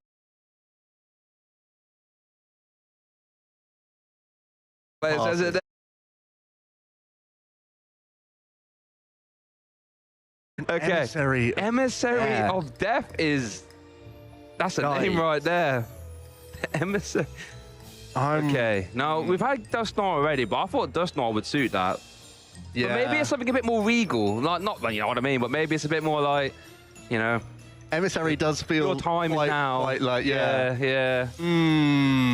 Who could that be? Who's a regal Emissary of Death, apparently? It does feel quite legendary or mythical. Maybe. No, Dusknoir, but he's to sleep. That'd be sleep again, surely. Dusknoir. Are there any... Guillotine? No, I had to mention the alternate dimension. Yeah. I'm struggling here, you know? I'm really struggling. Emissary of Death. This is hard. That is tough. The Emissary of Death. It's... Okay, I'm really struggling here, Joe. Has anything jumped out at you as potentially? I'm really guessing. Just before someone's passing. I'm trying to think anything. Well, I mean, again, Cofagrigus is a coffin. Yeah. I'm trying to think, like, you're showing a coffin to someone. That really is sending a message. Yeah, get in. If a coffin just rocks off, you're like, okay. Your time is now. Yeah, that really would be. I don't know, I mean, that has logic, for sure. I can't think of anything, though. I'm going to be really annoyed at this one. Maybe just like a Yamask or something. Just like a little token of... Yeah, maybe. Spiritomb has a little... I think Spiritomb would always mention the odd keystone, right? I'd have to mention that. I'm liking the Yamask, though. A little cheeky Yamask coming in. Yeah, but... All right. Yeah, let's do that. Let's go with this. Oh, it's Lampent. Out of nowhere. What's he doing there? Emissary of Death. What? So hold on. If your lamp just turns on, turns out it's a Lampent. Oh, but Emissary of... It evolves. Lampent. Fuming. Yeah. Yeah, you evolve your little bit. Oh, no. Yeah, get your Everstone on that. Yeah, smash the B button. No. Not today. Not now. Oh, that's brutal. Lampent. Well, okay, so I'm happy that we struggle with that one because that one doesn't feel obvious. Yeah. It's not like a head slap moment. We're like, I guess that's a Lampent then, I suppose. Yeah. Let us know in the chat how many people got Lampent. Brutal. And be honest, I don't think many of you did, but if you did, fair play. I think the Murkrow was a throw from us. I think that was a big mistake, but I think the Lampent, you know what, I take that we couldn't get that. That was a toughie. Yeah, I think the problem is with me and the Spooky is under metagaming. My head always goes straight to Ghosts when Murkrow's dark. Yeah, it's in the ballpark. Yeah. There's probably some Psychic types that probably get thrown in the mix as well, like Hypno, for example. So... Yeah, I mean, it's one of those things. I hope you guys did a better job than us at home. It's always tough up here where we just have to scratch our heads and we can't even really do too much else. There's nowhere to hide. There's nowhere to run here. We're making a mistake and nothing comes to mind. We're drawing a blank, and that's just how it is. But I hope you enjoyed throughout. And yeah, we had a big discussion later after the stream yesterday of how frustrated we were with our performance. No doubt about that. What, 0 or 5, right? I don't want to talk about it, Shay. I mean, they stitched us up, didn't they, to be fair? The production staff. In case you wasn't watching yesterday, we had to do this segment. First time was doing it as well, me and Joe, actually, I might say. And then they gave us, what, Gengar? Gengar again, Mega Gengar, Gigantamax Gengar, and then Gengar at the end. And you know what really frustrated me? For the Mega Gengar, we guessed Gengar. We didn't get a point. We didn't say Mega Gengar. And then right at the end, we guessed Ghastly. Turned out it was Gengar again. So I told you I didn't want to talk about it, Shay. I don't want to revisit that. I just wanted to give the viewers context. But fortunately, speaking of the viewers, we want you guys to get involved with the community choice that we have coming into our next round. So I think that's underway very shortly. So we have something for you guys to get involved with and pick your favorites for. I think yesterday, the community choice was to pick what deck was featured on stream. You guys did pick correctly. Thank you for that, because you did pick Mega Lucario. Big tick from Burton there. On my phone, like vote. I wasn't, by the way, but just to let you know. So yeah, we're gonna be running that back. I believe it'll be a Twitch poll. Yeah, and then it's going to be based on matchup here as well. So we know the decks towards the top that are floating. We're trying to get you something together to talk about which matchup you want to see coming into our next round. Because to be honest, all the players that we could pick from at this point, they're all showstoppers. They're all amazing players. We don't have to worry about that. We're going to get absolute titans of the game at this top table for our next round. That's not the question. The question is, what decks do you want to see on show clashing out against one another?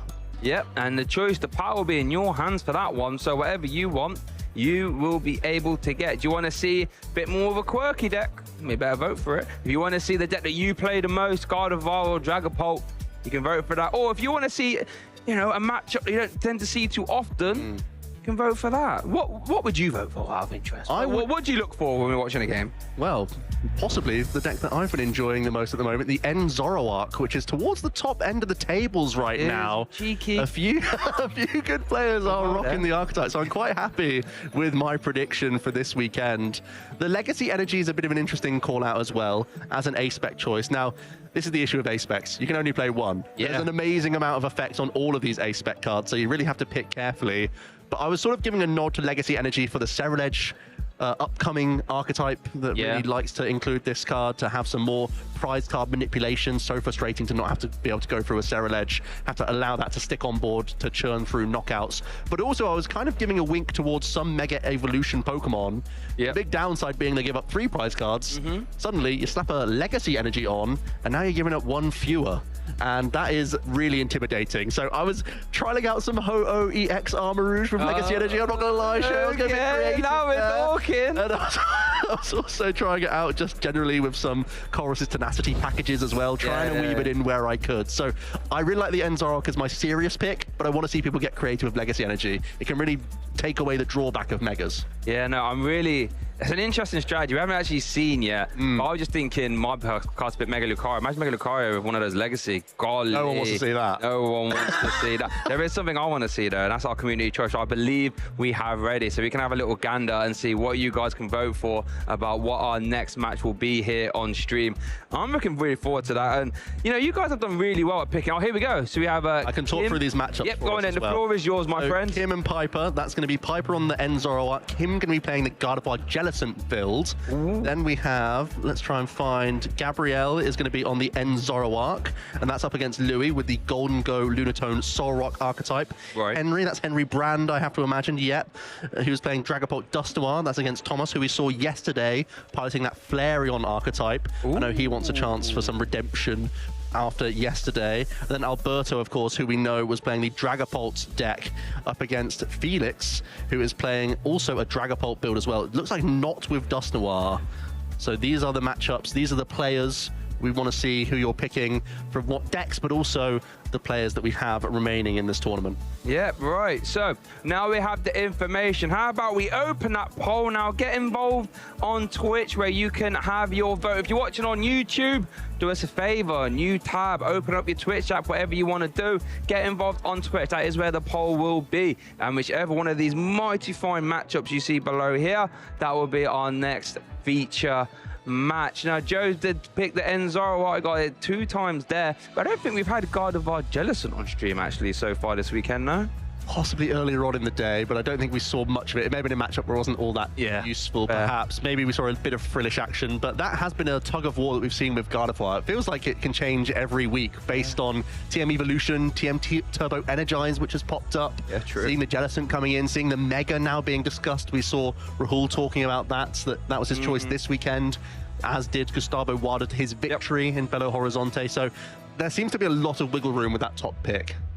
Yeah, I think we were discussing, I was discussing yesterday actually, you Gardevoir players, you guys are sport for choice. Imagine having Jellicent, Mega Gardevoir, Drifloon, Bravery Charm, and you have your pick. Turbo Energized build as well. You know, we even saw Enamorus. I know. So Enamorus. I don't get to say it often. Getting very cheeky. I love Enamorus as one of my favorite, pun not intended. So seeing that, but I never thought I'd see it on a regional stage. Let me tell you that for free, let alone in the final. So you Gardevoir players, you guys have a lot of choice, sport for choice. Yeah, that Enamorus, when I first looked at that card, I thought that has no playable sense whatsoever. Yeah. It could only deal more damage when your opponent had the same type as you in play. So that really limits it for Gardevoir just to exactly Psychic and sometimes Dark if you have a Pheasantipsy down and they have a Dark Pokemon down as well. But there are just so many great abilities in the format right now that you can still get this Pokemon into mix, because there are the Duskulls, because there are the Munkidori in every deck, because there are all of the Latias and Mew EX in the aggressive matchups, because of Gimmighoul even. You can get so much value out of this Enamorus that seemed on paper to be pretty poor, but Aban found a really great use for it. I loved it. I loved it. Maybe there was an Enamorus V that had an interesting ability. I didn't see no play. However, we do have something more for me to look at, a little bit more than an Enamorus, let's say. And we have our bracket ready, I believe, that we can consult. Here we go. Look how much you've had to zoom out, a full top 16. Yeah, this is everyone. Everyone's here in top 16. We've given you 4 of them to pick from for our next round. Trying to do a quick rundown just off the top of my head of what decks we have here. Some really key matchups. I can go through all of them, I suppose. Yep, so on the top, we have Kai and Julio. That's going to be Dragapult Dusknoir versus Gardevoir Jellicent. Bit of a classic matchup going on there. And that's also in the poll, the Piper versus Kim matchup, the one below it. That's Enzoroark versus Gardevoir Jellicent. Alexander up against Janus. That is Dragapult Dusknoir again, up against a Terra Toolbox by the looks of things. Then we have Gabrielle and Louis. That's Enzoroark versus Golden Go. So one of those making it into the top cut at least. Simon up against Alejandro is going to be another Terra box. So a couple of them have snuck their way in, Shay. Simon on the Dragapult Dusknoir build. World champion Henry Brand with Dragapult Dusknoir up against Thomas with that Flareon. So a few Noctowl builds actually in that equation right now. Carter also on Terra Box. That's the one with the Megas, of course. Don't forget that. Up against Hermione with the Charizard deck. So still one of those in the asymmetrical cuts. And then Felix and Alberto are both clashing with different builds of the Dragapult. So lots of Dragapult, lots of Noctowl in the mix as well. A couple of Gardevoir, as you'd expect. One Charizard, one Golden Go, if I'm counting that correctly. And the Enzoroark in the mix as well with a couple of those pilots. Love that. I wish I picked Terra Box my cards prediction now. I mean, I think it's really well played. I wish I did. 3 in top cut there, including the little Mega Hybrid. I know. I would love to see how that pans out. So now we've had a look at our bracket. I think our community choice results are in. And I want to see... There's no wrong answer here. Kim, that's a good choice. Piper and good Kim. Choice. Yeah, the Enzoroark. Kim on the Gardevoir Jellicent as well. Kim also a champion, a special event champion. Yep. So someone who we have seen on the top tables, also a number of top cuts at the regional level as well. So Jellicent does give you a chance with some item lock and with some devolution strategies going on. It means you can get really particular with where you're placing the damage. You're probably not going to fall into the pitfall of Reshiram, but you don't really have to in that matchup because Zoroark's already a dark type, so it can already clear the board of the Gardevoir very quickly. So going to be a tricky one for Kim to navigate, but Piper really has been one of the stories of this tournament, been on the top tables throughout. Really has. We had her on stream yesterday. Demolished on stream, to be honest with you, and that just kept up her run of destruction all the way through this event. She was flying high on the tables all the way, and now she found herself in the asymmetrical top cut here. But even though it looks like on paper we've got Dark versus Gardevoir, I really always call item lock the great equalizer, because you can have the answers, but if you're item lock and your hand is full of items, The answers aren't going to be found at the end of the day. Ironically, even in Piper's interview yesterday, she was saying she added Darmanitan to help with the Gardevoir matchup because she wasn't that confident with the Gardevoir matchup, especially with Gardevoirs tending more back towards the Bravery Charm, Drifloon, high damage output single prizes. That's still really problematic for Zoroark. So I imagine, you know, based on what she said in the interview, we could see some action with Darmanitan trying to still get into that mix to be a one prize Pokemon within all those multi-prizes and still being able to carve out some KOs if there's going to be too much damage coming onto Kim's single prize Pokemon. 100%. So I would love to see some Flame Body Can. We ain't seen that in a while. So we have a little bit of a job to do, Joe. We have to go grab Piper and Kim, get them ready. So while we do that, how about we hear from the woman herself, Piper, and her experiences in Pokemon, and then we'll be coming back with our asymmetrical Top Cut match next.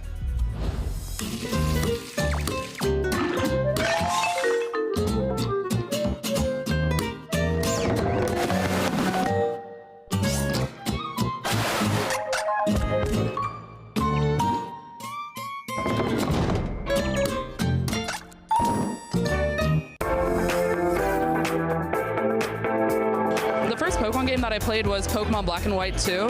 My first experience with competitive cards was after getting some cards in like second grade, and then my parents were like, oh, you should go to a league, and then it kind of just snowballed from there. My first memory of competing is probably the 2013 World Championships in Vancouver. I lived in Oregon at the time, so it was an easy 6-hour drive, and Worlds is always such a fun experience.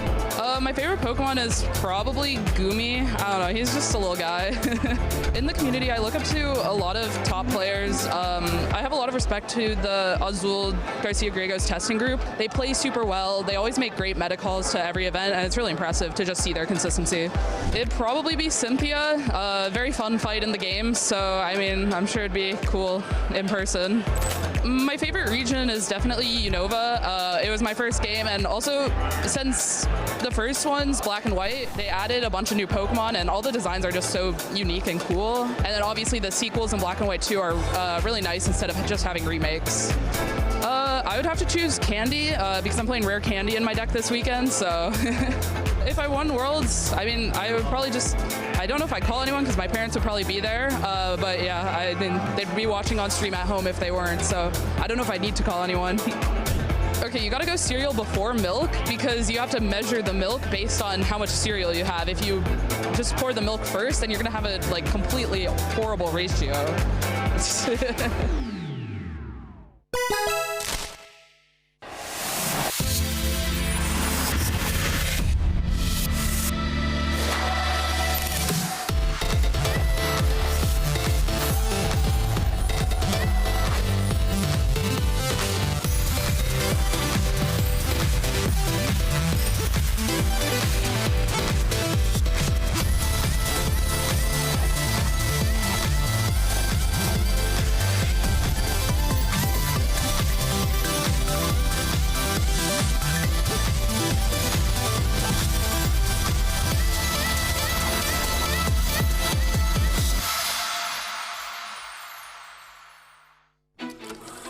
Hey trainers, welcome to Pokémon Championship History, the series where we take a look at some of the most epic and memorable matches in the history of competitive Pokémon. This is the 2015 World Championships. Here's Super Scoop Up, this is huge! He flips tails, I mean there's just too many targets for Lysander. Base concedes, Jacob Van Wagner is your 2015 Pokémon TCG World Champion. You have just witnessed the end of one of the most exhilarating grand finals in Pokemon history, where a relatively unknown deck toppled the big bad bully of the format. But how did we get here? Let's go back to the beginning. The 2015 Pokemon World Championships are about to begin, so players, get ready to battle. Good luck, everybody! Greetings, Pokemon fans. I'm Josh J. Woods-Wittenkeller. I'm here with Kyle Pukasukovic, and we are finally ready to start getting on with some Pokemon TCG action. The metagame is always changing, the cards you use are always changing, so a lot of these players came up with something new, brought it to this tournament. It's a big risk to show up with something that's a little untested or very matchup dependent. Seismitoad has the attack Quaking Punch, which would deal 30 damage and stop your opponent from playing any item cards next turn. This was completely devastating since the format ran on powerful item cards. Not only that, but that low 30 damage could be pushed up with a combination of Muscle Band, Hypnotoxic Laser, and Verbank City Gym. In ideal circumstances, this would make Quaking Punch deal a colossal 80 damage and leave your opponents active asleep as well. Stays asleep. The Dawn fan is not going to be able to wake up this turn. Simon gives the shrug to the crowd, like, what am I supposed to do about that? This meant Seismitoad had a ton of partners, all with unique offerings, like Manectric EX, Garbodor, and the Crobat line, which would chip in extra damage via Sneaky Bite and Surprise Bite ability. Put the Zubat down, put a Crobat down, and oh man. Surprise. That Shaman just went from 0 to knocked out, basically through Golbat and Crobat damage. How could anyone avoid Quaking Punch from grinding them down and running them over, especially with Crobat's extra pressure? And I'm here with the player just won in top 4, making his way to the Pokemon World Championships Finals, Maze Brennickmeyer. With 3 in top 16, 2 in top 8, and Mies Breckenmeyer making the final, Seismitoad Crobat was definitely the variant to beat. In steps Jacob Van Wagner with his answer in Archie's Blastoise. Jacob, on the other hand, coming back to us with Blastoise? What's going on here? Jacob would aim to get Blastoise into play turn 1 with Archie's Ace in the hole. A hard supporter to use, but if you pulled it off, you could grab any water-type Pokemon from your discard pile and put it straight onto your bench. Blastoise was the target, since now, thanks to its Deluge ability, you could attach as many water energy as you like to your Pokemon. It worked well with Keldeo EX, who would deal more damage for each water energy it had attached. This led to flashy turn 1s, as seen by Jacob's opponent's face here. 4 energy, 5 energy, deluging them all. So you don't even need that many. Joltik only has 30 HP. And there we go. Have some mercy, Jacob.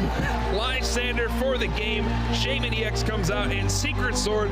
Just like that, 2 incredibly quick games. Jacob Van Wagner advances to the finals. How do you feel about the finals matchup? Do you know who you're playing? I'm actually not sure. It's the Blastoise deck. How do you feel about that one? When I tested that, it was horrible.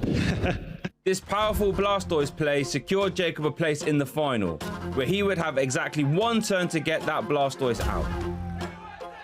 If he failed, Quaking Punch from Mies would immediately dash any hopes of a win. Jacob had 0 room for error, and the tension in the room rose to breaking point. All right, it looks like both players are ready to go. Let's kick it off to the match, and let's make some noise for your Masters Finals. Game 1 began. Jacob looks like he has a perfect combination of cards. And you can hear the crowd's relief as Jacob pulled off the Archie combo. Yep, there's a superior energy retrieval. Plays down the water versus Seeker for the Archie's Ace in the hole. Turn 1 Blastoise. And won the game in less than a minute.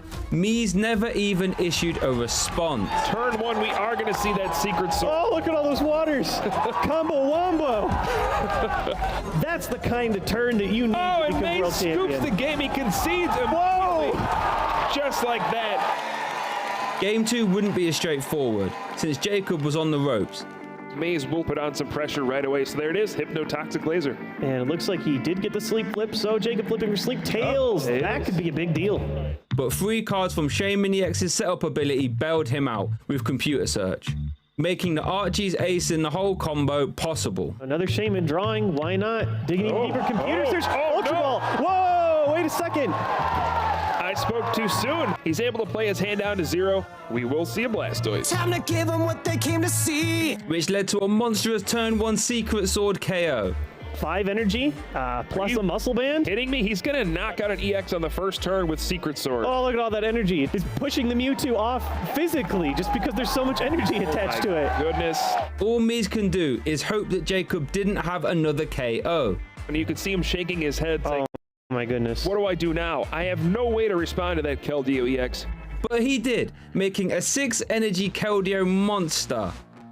And there it is. There's the water energy and the Secret Sword knockout. Mies was on the back foot. And here we go. This is the last turn for Maze. Can he put up a fight here? And Jacob was able to win on turn 4. There's just too many ways that Maze concedes. Resulting in Jacob becoming our 2015 world champion. Thanks for watching, and make sure to let us know your favorite competitive Pokemon moments by using the hashtag #PlayPokemon.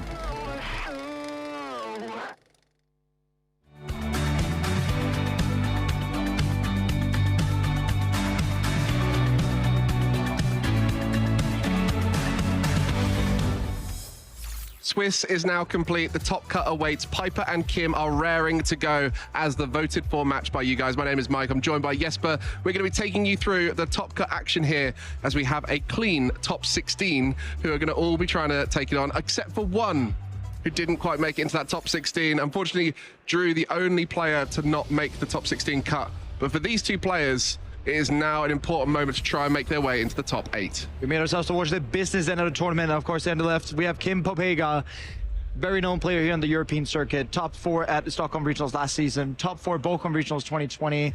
Top 8 in Liverpool. And, you know, special champion of Bologna. Pretty good sheet. Yeah, and a strong player that everyone's going to be watching out for.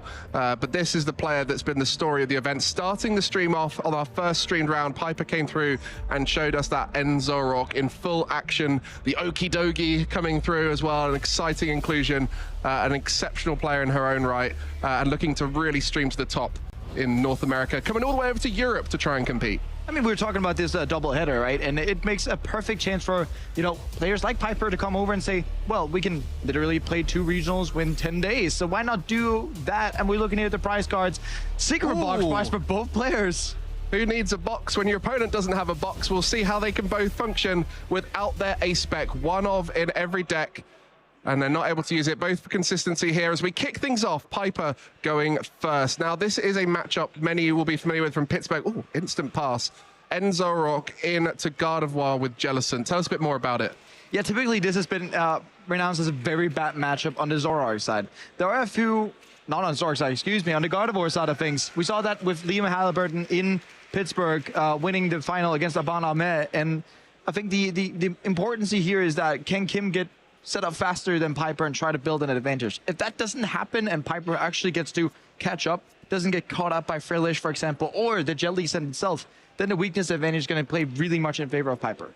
We've spoken about that weakness advantage at the recent events. Gardevoir, the strongest deck and the most prevalent deck, almost 20% when you include both sides at all these events. And it seems to be, if you can beat it, you're willing to take bad matchups elsewhere, and Enzorok seems to be the prime example of that. A very powerful deck into archetypes like Gardevoir, as well as some of the other top decks like Dragapult. But it really is knowing that it's such a big percentage of the field that you can take that risk, and Piper has done so. Stayed on those top tables throughout the tournament.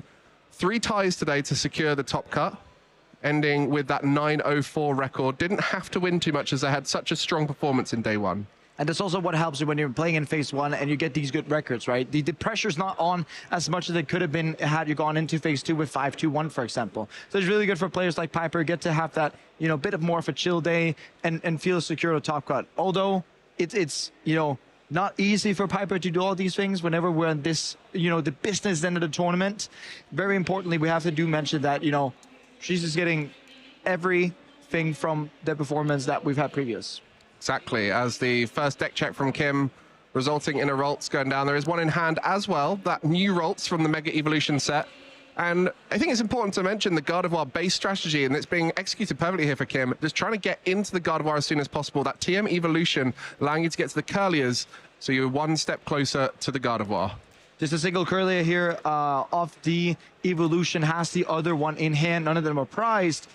And going into the supportive of choice, which Piper really wanted here, this Cyrano being able to search out free Pokemon EX. You have 2 Sarus in play, Mike. What do we go ahead and get here? Yeah, 3 Enzorok, amazing. Not just the Enzorok EX that are available, you also have the Petron EX, Pheasantipity EX, and the Okidogi EX. So great options beyond just those evolution Pokemon. But here, the Enzorok EX, the key pillar of this deck. Why is it so powerful? You get to draw cards. Look at the tradability. Discarding a card from your hand, being able to draw 2 cards per Zoroark you have in play. So as we saw with Piper yesterday, having 3 Zoroarks in play, well, you can trade and draw 6 cards. We did see the Okidogi being a big element of the stream match that Piper had. Not going to be that huge today since there's no Cornerstone Ogerpons we have to deal with. Yeah, that Dark type as well, such a big factor for the card. Being able to hit for weakness into Gardevoir. Limited damage output with that Night Joker, normally copying En's Reshiram, Virtuous Flame for 170. And when you can double that into 340, that knocks out pretty much everything in Kim's side. The only thing that really can survive is the Lily's Clefairy in the active, and that's just close within range of just 190 HP. So As you see, those trades coming through, discarding resources you don't want to see for the rest of the game, and lots of recovery in the deck too, in case you want to bring stuff back later on. And then you may be thinking, how do we then deal with this Lily's Clefairy, right? Well, we've seen Mochi from the side of Piper, but as you mentioned yourself, Petron being able to poison these Zoroarks themselves, being that Birch's Flame would ideally just deal 210 plus poison, thereby knocking out the Clefairy. So on Kim's side, whatever he attacks with is not going to be safe. To see more of those Enzarur. Many matchups, you'd limit how many of these Enzarok you develop because you don't want to fill your bench up with them. But seeing as it's both the engine and the attacker in this matchup, it's very valuable to fill the board with it. And you don't need anything else. Maybe some Monkey Dories later on if there's some damage to move about.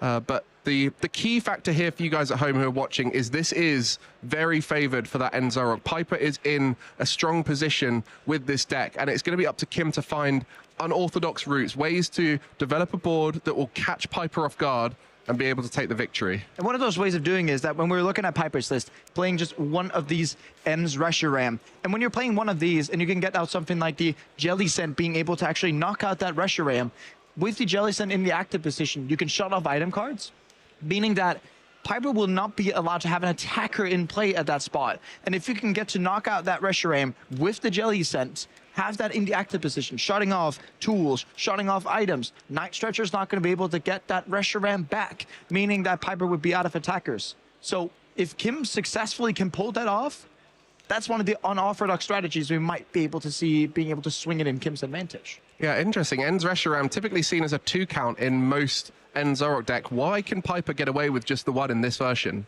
In this version, Piper does have, you know, alternatives, right? We have Yveltal, we have Okidogi. There has to be cut somewhere, right? And there's, of course, also the Petron EX, speaking of that. But the main one we're thinking about is the N-Star Moniton. That is not something we typically see. And whenever you're playing something we don't typically see, you have to make space for it in the deck list.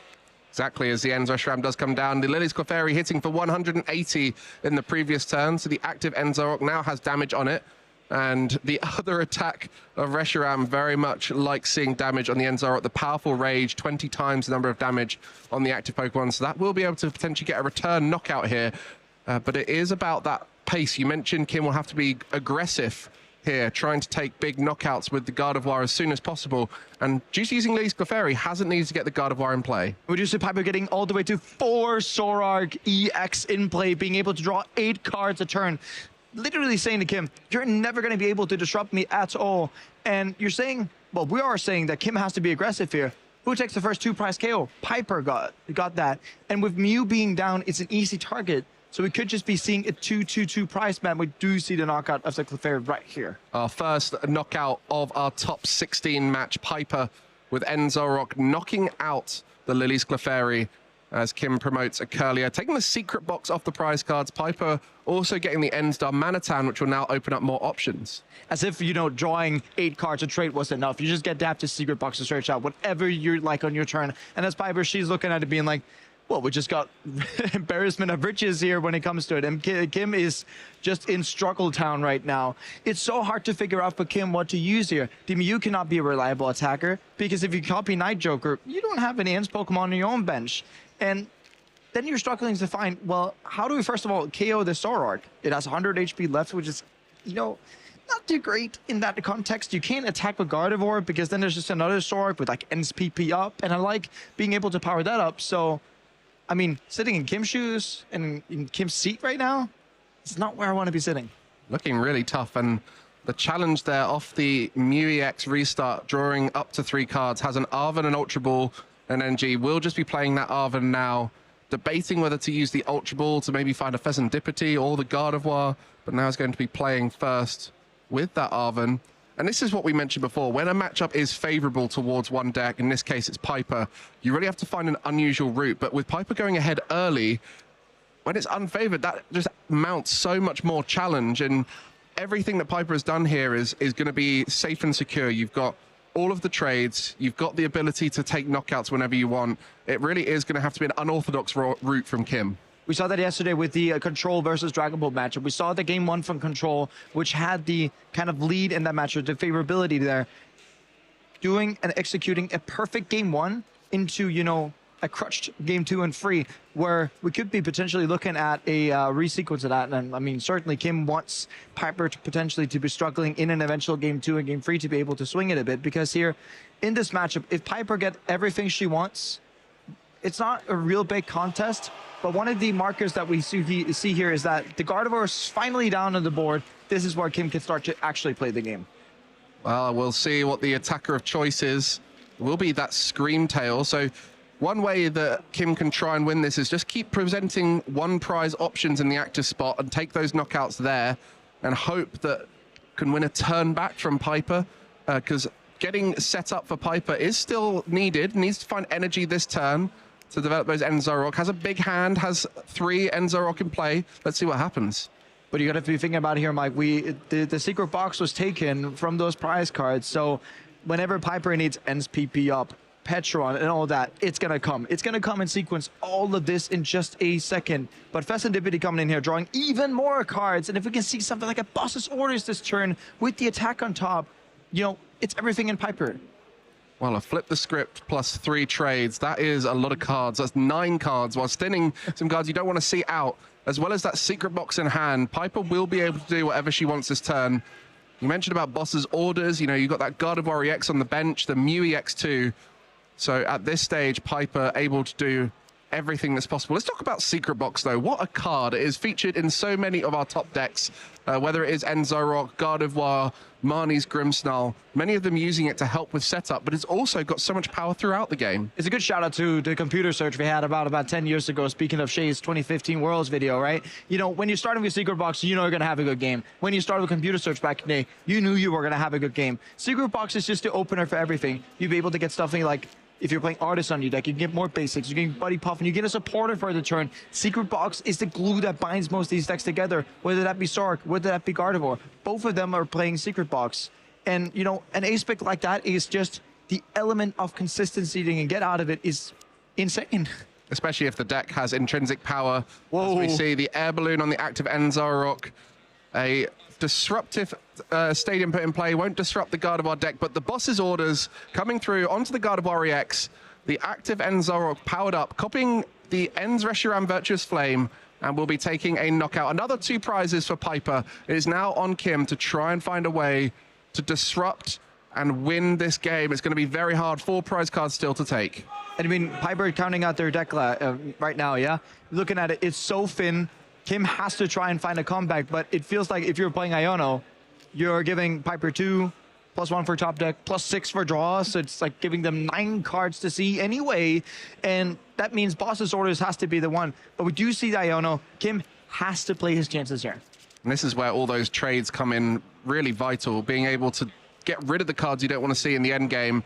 And Piper has done a lot of thinning, a lot of drawing. We'll only see 2 cards off this Iono. So there is a world where Kim is able to take this knockout on the active and force a lot out of Piper, but it's going to be a real challenge, as it looks like it's just going to be a Scream Tail into the active. We did see Boss's Orders. Boss's Orders this game here, and even just, you know, getting attachment on a Zorag on the bench is fine and all, but we get to see 6 cards being drawn here. If there's a boss within those 6 cards, that's mighty fine, right? And then we get to the point where we want to be. But even just snacking the KO on the Scream Tail would put so much pressure on Kim, because it would mean if we can start to attach to another Zorag, potentially the one on the far left of Piper's side there, then we'd be able to see everything happening. So it's just, is there a boss coming? Well, we'll see a few trades to get there. Might not even need to try and win this turn. We'll have a bit of time potentially, but looking to just try and find that Boss's Orders. And there it is, Boss's Orders onto the Gardevoir EX. Piper cleanly dishes out another knockout. 2 prizes taken 3 times, and Piper wins game 1. I mean, the fabled good old 2-2-2 prize map, right, Mike? Exactly, and the consistency there and the setup from Piper made it so likely. I mean, you're getting free, you get 4 Zorag EXs out, you're basically drawing whatever you want to in the deck. Also snacking that secret box off the first couple of prizes. Great. You see the Cyrano here grabbing triple Zorag EX, and that's where the party started, right? Trade, draw 2 cards. Trade. Gonna be looking at, do I need any of these cards? No, getting up to 4 Zorag EXs in play and just trading away for 8 cards a turn. Yeah, and being able to use it as your attacker in the matchup with that Dark type will swing into pretty much anything for the knockout on Kim's side. So it was just about finding those boss's orders. And the first one was fairly simple to get, thanks to the secret box. And then it was just a few trades for the last one to get it. But Kim tried to get ahead, but it was so fast from Piper. The setup was so clean. We do have to mention that, Kim was struggling a little bit in the opening. Had to be using restart as, the kind of crutches to actually help him get going. And unfortunately, that didn't end up panning out for him. What Kim wants in this matchup still, go second, force Piper to go first. Hopefully Piper doesn't open that fast a setup as they had last time. And Kim potentially be able to do something like, Frillish and Oceanic Gloom turn 1. Pretty much playing like as if you're playing with Budju and just going for that. But it doesn't look like we're seeing a Frillish here. Exactly, and I think what you mentioned there is the perfect start for Piper is get a few Enzo Rua down, get access to Enzorok as soon as possible, which is exactly what happened in game 1. And let's have a look at those prize cards. Secret box. Again. In the same spot for Kim. Yeah, we do see double buddy puffin for Piper in those, but we see a secret box opening. As I said, if you're starting secret box, Mike, you're going to have a game. And I think this time Piper will be looking to do much the same as last time. Get those Enzo Ruas down and find a way to get the Enzorok. So you see the buddy puffin slam straight down. Easy choices here, and this just comes from the experience. Piper just going so fast here, knowing the deck inside and out. One thing I really love about seeing Piper play is that, these opening turns, we know exactly what we want to get down. Secret boxes, even discarding double Cyrano, knowing that this Hilda is going to be able to grab energy and Sorag regardless, and then we don't need that Cyrano for nothing. Amazing, just thinning all the cards out that are for the setup. Won't need them as the game goes on. And a quick little prize check here for Piper. I mean, if you're Kim, you're thinking, right, I need a little bit of a slower start here from Piper. And the secret box revealed a turn 1 secret box. Doesn't get much better than that. And Kim's just not catching any breaks here. Piper opening with secret box, getting into that buddy puffin. You know what? There's going to be more deck searches because Artisan's going to come down. You can get the third Sarua. And one thing I really want to see from Piper saying, is there actually any Zoroarks heading in there, making more of a sense to grab, that Hilda? If you have, 1, 2 Zoroarks already, yeah, grabbing the Hilda means you get a Zoroark and an energy, and then we can start piling on that pressure.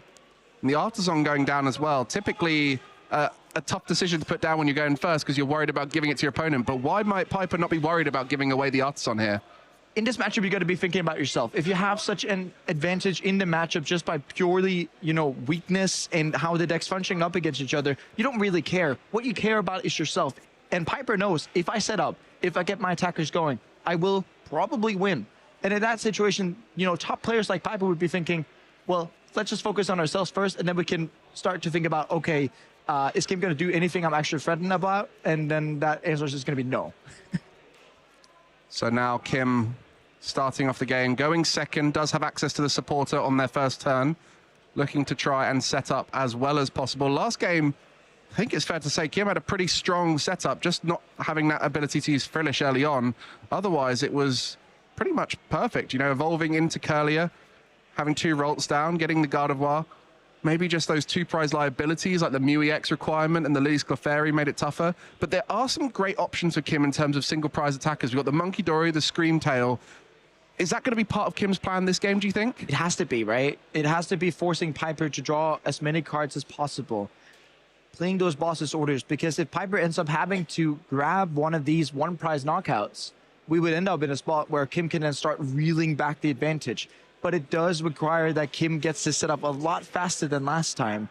And unfortunately for Kim, he doesn't play Air Balloon in this list like we've seen, for example, Aban doing in the Jellicent and Guardy version. Because, if you have something like Air Balloon, you can go Arven, Air Balloon, and go Frillish turn 1. But that's not an option unless, if you're in Kim's shoes at least, are starting with Frillish. And also wanting to go Arven Secret Box. It is prized again, Kim. Unfortunately for you, your ace spec eludes you once again. And it's even like top prizes, so it's not going to be there for the entirety of the game, mate. Yeah, and the Earthen Vessel, the first play here to get some energy. We've seen Gardevoir so many times. You're all very familiar with the strategy. Get energy discarded, get your Gardevoirs developed, and swing. But when you're up against a tough matchup, Gardevoir has to try and find different routes, and we'll be seeing what Kim is capable of. Game 1 was just too much pressure from the Enzorok, and having looked at what Piper's done, you'll be thinking, right, she's got 3 Enzoroks down. She's discarded Cyrano, so she's confident that she can set up these Enzoroks. So Kim will be thinking, I've got to do something exceptional this turn. If I was in Kim's seat and I was seeing, Secret Box discarding 2 Cyrano, you'd be like, what is Piper holding? That hand must be amazing if you decide to do that, because throwing away double Cyrano is basically like throwing away triple Zoroark. Yeah. Voluntarily. Well, there we go. The Dark and the Psychic coming off of the Earthen Vessel. We'll be discarding that Psychic alongside the Artisan, as Piper so kindly presented it for Kim already. And we'll be now getting a Pokemon with that Ultra Ball. Now, Ultra Ball is a card that has been in the Pokemon TCG a long time. The discard of 2 cards in exchange for a Pokemon, it's so consistent in every list. Yeah, we had it since Dark Explorers came out in 2012, Mike. That's, you know, a good 13 years we've had that card. And there's a reason why every single deck play it. You may be thinking, well, I'm getting rid of 2 cards. Yes, you are. But you're getting any Pokemon you want to. Whereas cards like Nest Ball, back in the day, we had Quick Ball too. You know, those cards could be played for free, but they came with that stipulation that was basics only. Here we get to get anything, and on top of that, with Ultra Ball discarding, you know, in your Gardevoir deck, you're getting to discard your Psychic Energy too. Amazing. The synergy of Gardevoir is exactly why it is the most popular and most successful deck in our current format and the last few formats too. It has a target on its back and is a big factor as to why players like Piper have selected these Dark-type decks like Zoroark. And the Mew EX has come down once again, reliant on some restart draws to see new cards, as these starting hands haven't been as strong as Kim has wanted. Finds an Arven again, and I'm sure he was hoping to find an Iono after seeing such a strong first turn from Piper, knowing there must be a route to getting set up, considering the secret box. Yeah, and Kim's just looking through here at the Arven, kind of biting himself, right? No secret box once again. It feels like the world has just turned on Kim in this case. And I do really feel for Kim here, you know, actually trying to swing an unfavorable matchup. You need all the help you can get. When we're thinking about that too, if you wanted to go the Jellicent route, well, unfortunate news too there. Jellicent is also prized, and Kim plays that 2-1 line of Jellicent, which makes it so we're not even going to be seeing Jellicent this game, which was one of the strategies I alluded to during game 1, right? So whatever happens here, it looks like a mountain to climb for Kim already.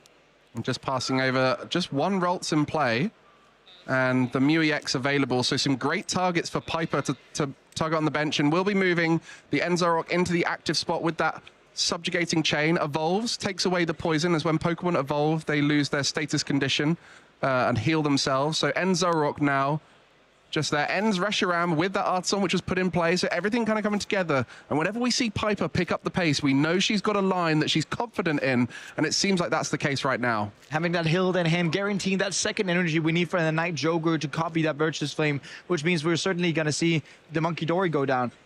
Unless we get to see a Boss's Orders potentially targeting that Ralts. And if we get energy plus Boss's Orders, we do get 2 more Zoroarks. Wow, Zoroark trading into 2 more Zoroarks. So many cards available at this stage. And now it almost feels like that Hilda should have been played first, because you're always going to be getting this evolution Pokemon here.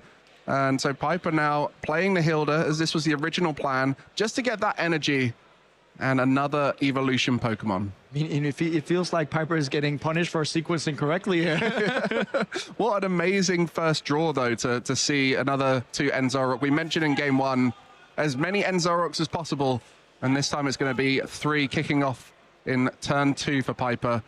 And for Kim, there's so much to claw back in this game, but the singular Ralts in play, if it survives, there's options available for Kim. Yeah, but you have to feel like Piper's on top of the world now. Whenever you're playing Zoroark, the dream is always triple, quadruple Zoroark turn 2, and then it feels like you could just take on the world. Whatever gets thrown at you, there comes the energy, and we get to see, you know, Air Balloon going down to second Zoroark is fine, because then it means you have a pivot Pokemon in that Zoroark with the Petron. But yeah, getting the knockout on the Monkey Dory and then telling Kim, it's on you. Slightly different route here. In game 1, Piper was able to go 2-2-2 with the prize cards. We'll be taking a 1 prize knockout in this early stage. As Kim didn't evolve into Curlier, a rare candy would be required this turn. And based off of his low hand size we saw in the other turn, requiring that restart from Mew, there's a lot to ask out of Kim at this stage. The low hand size, you've prized one of your 2 Gardevoirs, you prized your secret box, you need to hit one of your 2 rare candies, you need to hit your last Gardevoir piece, maybe potentially an Ultra Ball, but you can't play an Ultra Ball when you have that much of a low hand size. You know, it's just stacking against and against Kim every single time we're mentioning it, right? And, you know, typically with Gardevoir in these current circumstances as well, You wanted to use that TM evolution turn 1. We didn't see that either. So every single time we're asking, Kim, do you have this? The answer would just always be, no. And for you, Jesper, you've been at so many tournaments in your time, and you'll definitely be going into every tournament thinking, this is a bad matchup. I hope I don't have to play against it. But how do you feel when you go into that matchup, especially in a high importance match like this, a top 16? What's Kim going to be feeling right now against Enzorok? Kim has to feel like this was a horrible matchup heading in. Kim has, of course, been seeing, you know, what happened in Pittsburgh, has been testing this matchup too, and Zorok wasn't that well represented. So it's, you know, almost the ultimate counter deck to Gardevoir. There are a few slimmer of pieces you can do, but whenever you're facing a bad matchup, typically it requires you to draw really, really hard. And speaking of hard, we do see Rare Candy and Gardevoir in hand. But do we actually want to be doing that this turn? Because when we put that Gardevoir into play, we kind of let Piper know that there's a time for boss. Well, we saw the boss's orders in Piper's hand as well, but at this stage, maybe the Monkey Dory coming in to put some damage in play, but with the Petrunk combination, you can just completely reset that. So this is going to be really tough. A lot of ability to move damage about now with 2 Monkey Dories established with Dark Energy. So Adrenabrain is available, but there's not really an obvious attacker at this stage for Kim on board. And I do slightly want to touch on, you know, the factor of Petron here. Petron here lets you retreat your Pokemon and put poison on them. But with Zorok having that air balloon, you're able just to toss that into active, give it poison, but then be able to free retreat because of the air balloon. It's like playing Latias for stage 1s. Amazing setup.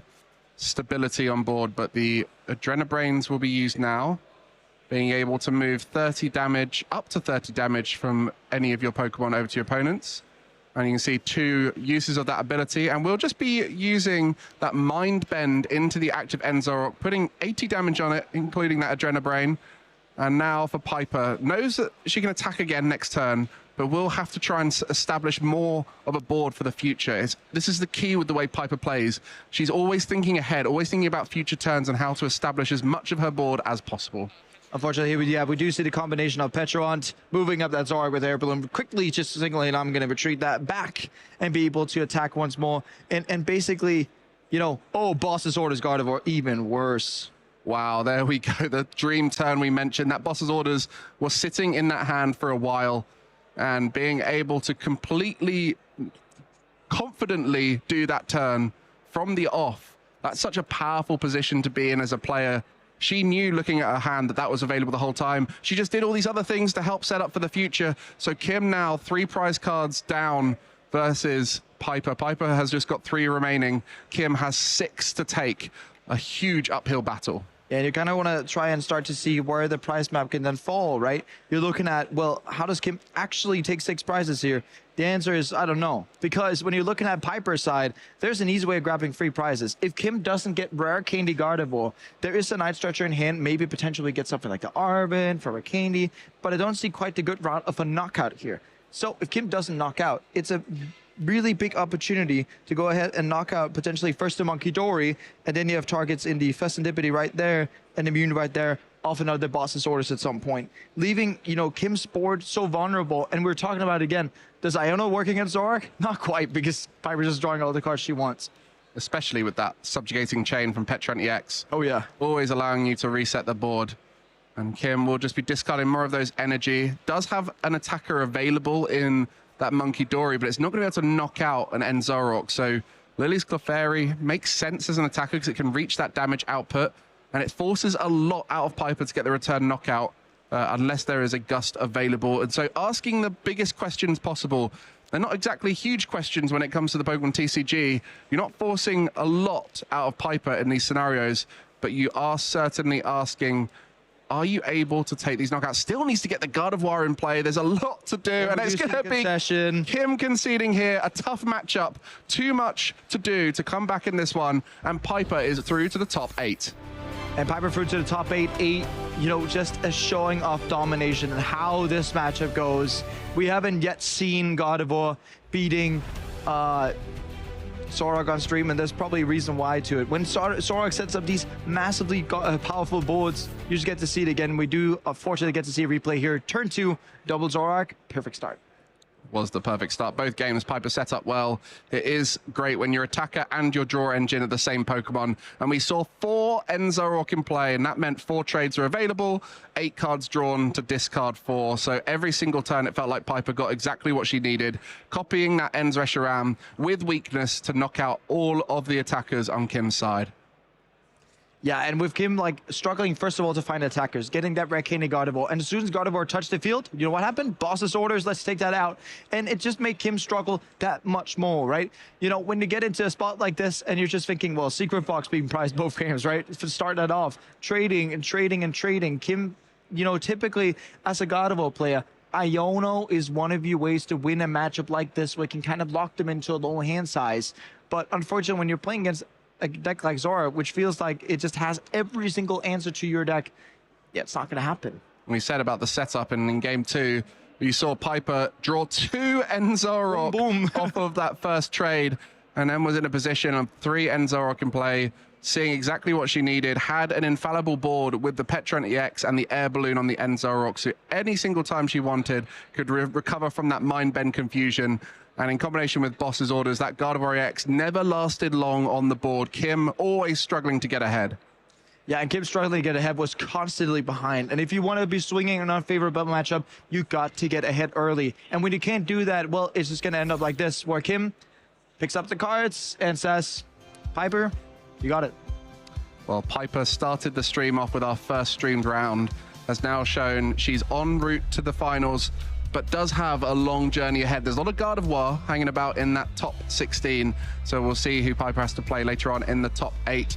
But as this was quite a quick game, Jesper, I think it's a great opportunity for us to reflect on Enzoroark as a deck. What a great choice from Piper, as well as many other top players at this event. What is it about Enzoroark that's doing so well here? I previously alluded on our couch segment to Crustle being Dodge Gardevoir Simulator. And in this case, if you want to hit Gardevoirs, you're playing Zoroark. And when you're playing Zoroark, yeah, it's a try to hit as many Gardevoirs as you can.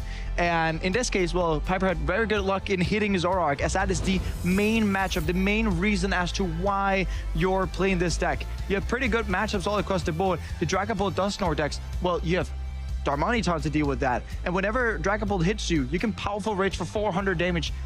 Basically just dismantling the deck on top of playing Monkey Dory yourself in the deck. And, you know, getting into bad matchups, yeah, there are some.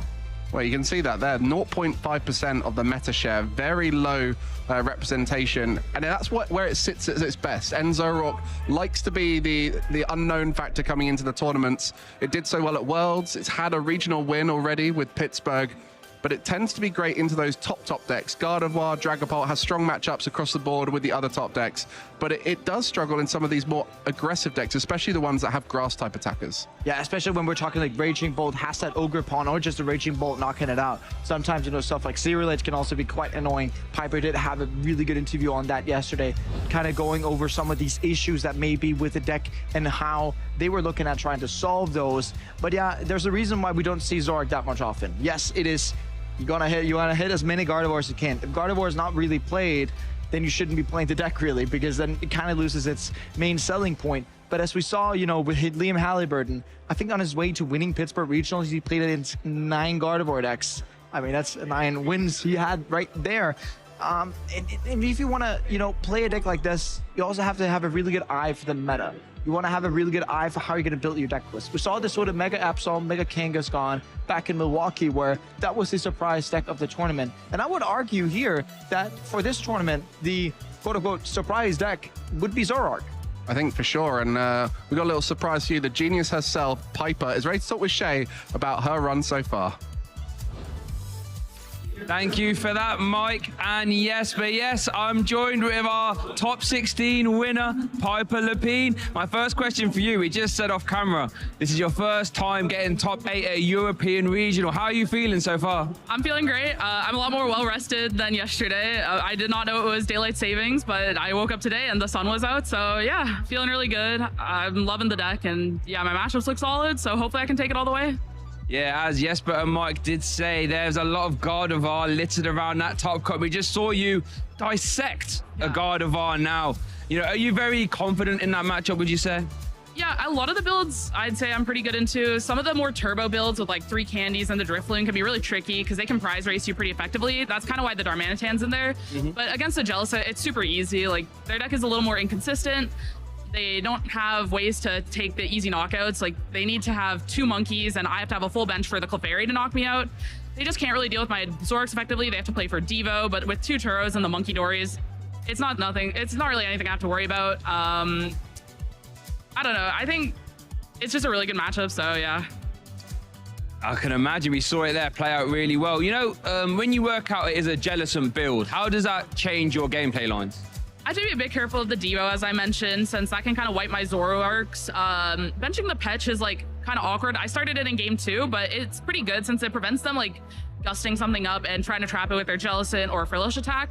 I can kind of just have it in play, don't need to worry about finding it. And then it also provides like a solid attack in the end game if they're able to get that Devo play off. That was something I found at Milwaukee when I was playing Zoroark. I was able to just clean up the game with a Petch run because their board wasn't super strong after the Devo. So other than that, it's kind of like in those games, my opponent had to bench Mew both games, and that kind of ends the game right there. If I'm able to take a 2-prizer before they get a Guardy, it's really easy. Or like, I don't know, benching Mew is just so awful. I can trap it with the Beltal sometimes, and it's just super easy knockout. It didn't come up in those games because they were drawing so bad, but if they were able to draw out of it, I'd be able to aggress on the Mew and put me on an even prize map, which means there's just like, it's really hard for them to come back from that. Yeah, I can imagine it's something you definitely don't want to do against Zoroark is bench Mew EX. You want to try and keep that in the hand if possible. Now, Mark and Jesper said something just before they threw to us. They said, potentially, you know, in Milwaukee, the Mega Kangaskhan Absol deck was like the surprise deck, as it were. Could Zoroark be the surprise deck for this event? And if it is, why do you think like yourself and like Gabriel's also playing it in Top Cut? But how have you come to the conclusion that this is the event for Zoroark? I don't think Zoroark's like a surprise deck anymore. Like, it does well almost every event. I feel like there's usually one in Top Cut or asymmetrical. Like ever since Worlds, the deck is just really flexible. It's consistent. You always have your 2 to 3 Zoroarks in play, sometimes 4, as we saw in game 1. Like if you can set that up, you're just drawing everything. So you kind of just get to play whatever you want in your deck. There's a lot of space to tech, and we can see different lists. Like we've seen a couple different Arven builds with Toadscruel, Cornerstone, and many different Cyrano builds with like the Darmanitan and Toadscruel again. Like the deck can be tech to beat any like predicted meta. So that's also like an important skill with the deck is if you can predict the meta at a tournament correctly and build your deck correctly, you're gonna do well with the Zoroark. So I don't know, it's not quite a surprise. It's just like getting all that right leads to doing well with the deck. Okay, that makes sense. Now, we saw in your last game, we didn't get to see it in play, the N-Star Manatan. Yeah. What made you want to include that for this event? So it's mainly the influx of aggressive Guardy builds to match the Absol box. So as I mentioned, they can kind of prize trade you aggressively. Like you go to 5 prizes, then they can like Drifloon knockout, go to 4 prizes. So it either lets you take 2 prizes on their attacker and like a bench Ralts, rather than, because if you were to knock out their Guardy, then their attacker would still be there and they'd be able to knock out your next Zoroark, and then you're kind of losing from there. So it lets you take 2 prizes that way while dealing with their attacker, or with the reversal energy, you can attack with the Darmanitan itself and force them to find like a counter catcher or something. Or even if you just take 1 prize with the Darmanitan, now it's 4 to 4, and they have to hit a big Screamtail play, which is really inefficient for them to do. Wow, this seems like every card inclusion has its use, and that sounds, we're just having an Zoroark masterclass. I love chatting to you, Piper. So now you're in a top 8 situation. I want to put you on the spot a little bit here. What's your goal for the rest of the day? I mean, I'd love to win the event, but yeah, I don't know. I'm happy to be in top 8. I've had a bad streak of losing in top 8 the last few months, so hopefully I can at least top 4 though. Get some hardware, like a medal. Okay, well, let's hope that Lady Luck will be swinging your way. And I actually have another little question for you. Let's say like yourself, you continue through this event and do rather well, and let's say Gabriel does as well, as also playing Zoroark. How do you think that will affect the meta, you know, for a Gdansk, which I think you're going to, right? How do you think Zoroark performance doing well could affect the meta moving forward? I don't think it'll affect it too much. I mean, Gardevoir continues to just be a super strong deck all the time. Like, it just does everything that a deck could want to do. And Zoroark's just such a low-played deck. It's hard to, like, adjust to it in a week. Like, yeah. You can't really learn the deck in a week. It takes a while. I've been playing it since, like, post-NAIC, on and off. So it's also underplayed, as I said. Like, you don't really need to respect it, I feel. You may see it at the top, like top 8, top 16 with Gabriel and I, but if you make it there anyway, you're kind of happy with your event. So you can take the loss to Zorak until then, it feels. So yeah, I wouldn't be too worried about it changing anything for Gdansk. Okay, interesting thought process. As you say, you know, Liam did well with it early in the season, but it doesn't ever seem to like quite get the, you know, the, I want to say respect it from the player base. You know what I mean? It doesn't, you never really see it as like a top 5 most played deck, for example, which always intrigues me. I've got one more question, Pi, before I let you go. I know you're a big inspiration for many women around the world and other players as well. Let's say there's some viewers at home who maybe get involved at a local level and they want to maybe get involved in more regionals, maybe even internationals. Have you got any tips or tricks for them or what they could plan for their next event? I would say just like take the jump and play the regionals. Like, there's kind of a big learning curve at first. It can be a bit of like a stamina task, but it's really fun. I mean, I've been playing the game for like 12 years now, so yeah. Yeah, and I want to also just double down on that a little bit. I remember my very first regional 9 rounds. God, I was in the hotel afterwards. I was shattered. So make sure you get some reps in because it really can catch up to you. Thank you so much for your time, Piper. It's been a pleasure. As always, a good look in the rest of your rounds. For now, though, we're going to get back with our top cut action coming up soon, so don't go anywhere. Well, thank you very much, Shay, and I love hearing Piper's thought process. Such a deep thinker of the game, and so many of our top players are, and it is exactly that reason why they make it to these top cuts all the time. Yeah, and Piper is someone who, you know, really just thinks about it, has said, you know, I've been playing Zorak on and off since NAIC, trying to pick the right time to play this deck, and I mean, she hit the nail right on the head here. Yeah, evidence in the results so far, and still a journey ahead. So that's our top 16 round completed there. But these players have been competing in phase 2, trying to work out which of the best decks will rise to the top. Zorak, not a very high represented deck, but decks like Gardevoir have been incredibly popular at this event. Gardevoir has been the big dog at the tournament, being on top of the meta share standings. You know, I think it was 12% day 1, 4% Gardevoir Jellicent, combination of 16%, right? And then we end up at a spot, I think we were over 20% in phase 2. So whenever Piper sat down, there was a 20% likelihood that we had a very good matchup on our hands. Well, I know you had some interesting moments in that game that you'd love to share with us. It was a favored matchup for Zorak, but still, there were some highlights of the way Piper was playing. Yeah, indeed there was. And when we're thinking about the way that Piper was playing the matchup, it was seemingly obvious what the attempt was to do, right? Our attempt was definitely to go ahead and look at a board and be like, well, how do I push the massive advantage here? And what I really like that Piper does in this case is that we're sitting down, we're counting the deck. And why do we want to be counting the deck? Well, we want to be certain that we know exactly how many cards we have left to calculate our odds of drawing the cards we want to have. So therefore, that is a fantastic job of Piper really realizing that whenever I'm going to be drawing with trade, whether I draw 2, 4, 6, 8 cards with trade plus festivity, that we calculate our odds first in terms of being able to sequence the right way. You know, do we want to play a card that can dig out another card of the deck, thereby giving us a better option? That's what we want to be looking at. And then continuing on with this, you know, counting out a bit and seeing that, what's my odds of hitting what I want? What's my odds of hitting boss's orders for game here, right? Then we continue to look, okay, how many do I actually have left? Going on, trade, drawing 2 cards, and really just aiming for that 1 card. Then we're getting to unmark the cards, but yeah, trading for the second time, drawing 2 cards, not hitting the boss quite yet, but trade, 3rd time's the charm, and we get that boss's orders coming right there onto the Gardevoir. The final card. The final card of the trade on top of that, but it just goes to show that whenever you're drawing that many cards, yes, there's some variance to it, but you're giving yourself the best likelihood possible to even be able to win the game. And we just see Kim, yeah, get the boss's orders. You got it. That's all it took. And when you say about counting the deck there, it's even stuff like INO, which is one of those cards we see across the board, putting those cards on the bottom. And if you recognize how many were in that previous hand, being able to then count down, amazing recognition there. And it's all these bits of information that the average player might not even think to utilize, but only players right at the top like Piper who are capable of taking all of this information in to make the most optimal decision. And because of that, has successfully made it into top 8. And of course, something we've seen on stream oftentimes in previous tournaments has been Isaiah Bradner, wherever he's been playing. He's always been looking at his hand whenever he gets Iono or plays Iono himself, really just looking into the hand, trying to remember, I had exactly these cards in hand, I had exactly these amount of cards in hand. And then whenever the Iono was played, and if it's cards you want back, you want to make sure that you can actually get to shuffle the deck, thereby giving you a chance of getting those cards away from the bottom of the deck. And I mean, I will always come prepared. I do have a secondary clip. I also do want to show you from this previous match. Yes, even though that we were saying it's a favorable matchup, we're always looking at boards where how can Kim do this? I mean, we have to point out here when we have the Petron and all these kinds of things, you get confusion going on and you're trying to attempt to confuse the Zoroark, but that's not going to help you because you're just going to be able to use the Petron and get out of everything.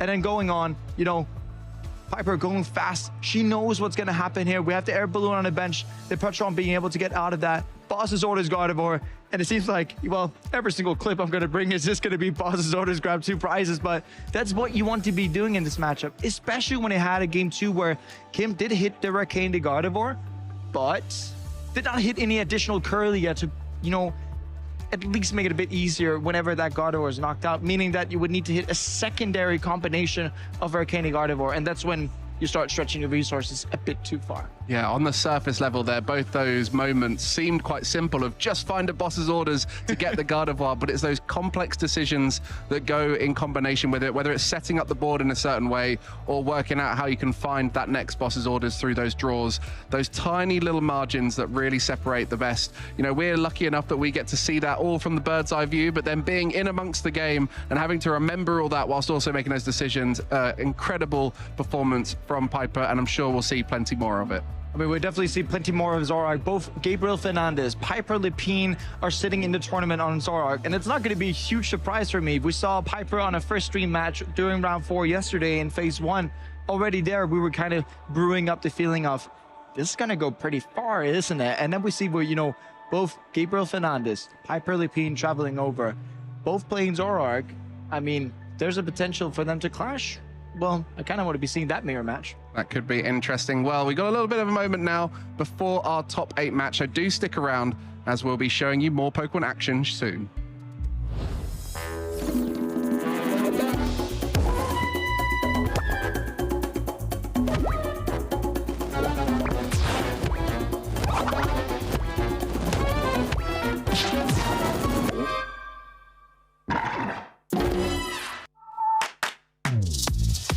Whether you're a long-time fan or just getting started, there's never been a better time to jump into the Pokemon trading card game. With thousands of cards, endless deck possibilities, and an evolving competitive meta, there's always something new to experience.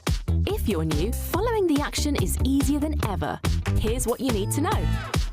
Each game starts with a coin flip to decide who plays first. Both players shuffle their decks, draw 7 cards, and must begin with at least 1 basic Pokemon. If not, they reshuffle and draw again until they find one. Each player also sets aside 6 prize cards, which are drawn when knocking out an opponent's Pokemon.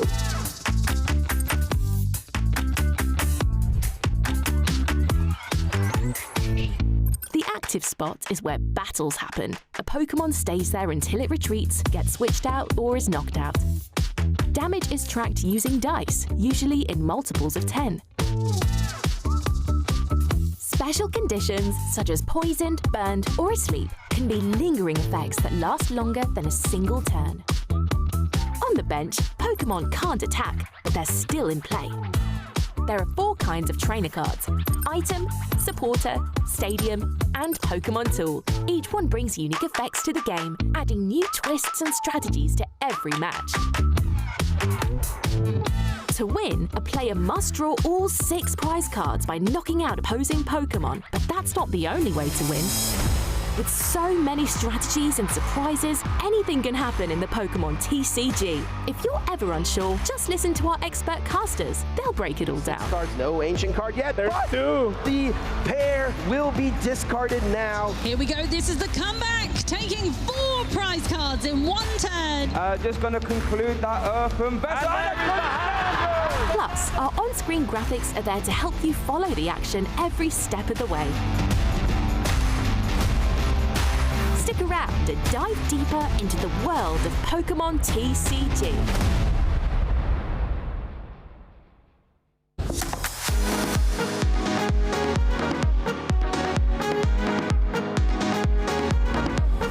The best way to test your team is to get a group of friends together and hold a tournament.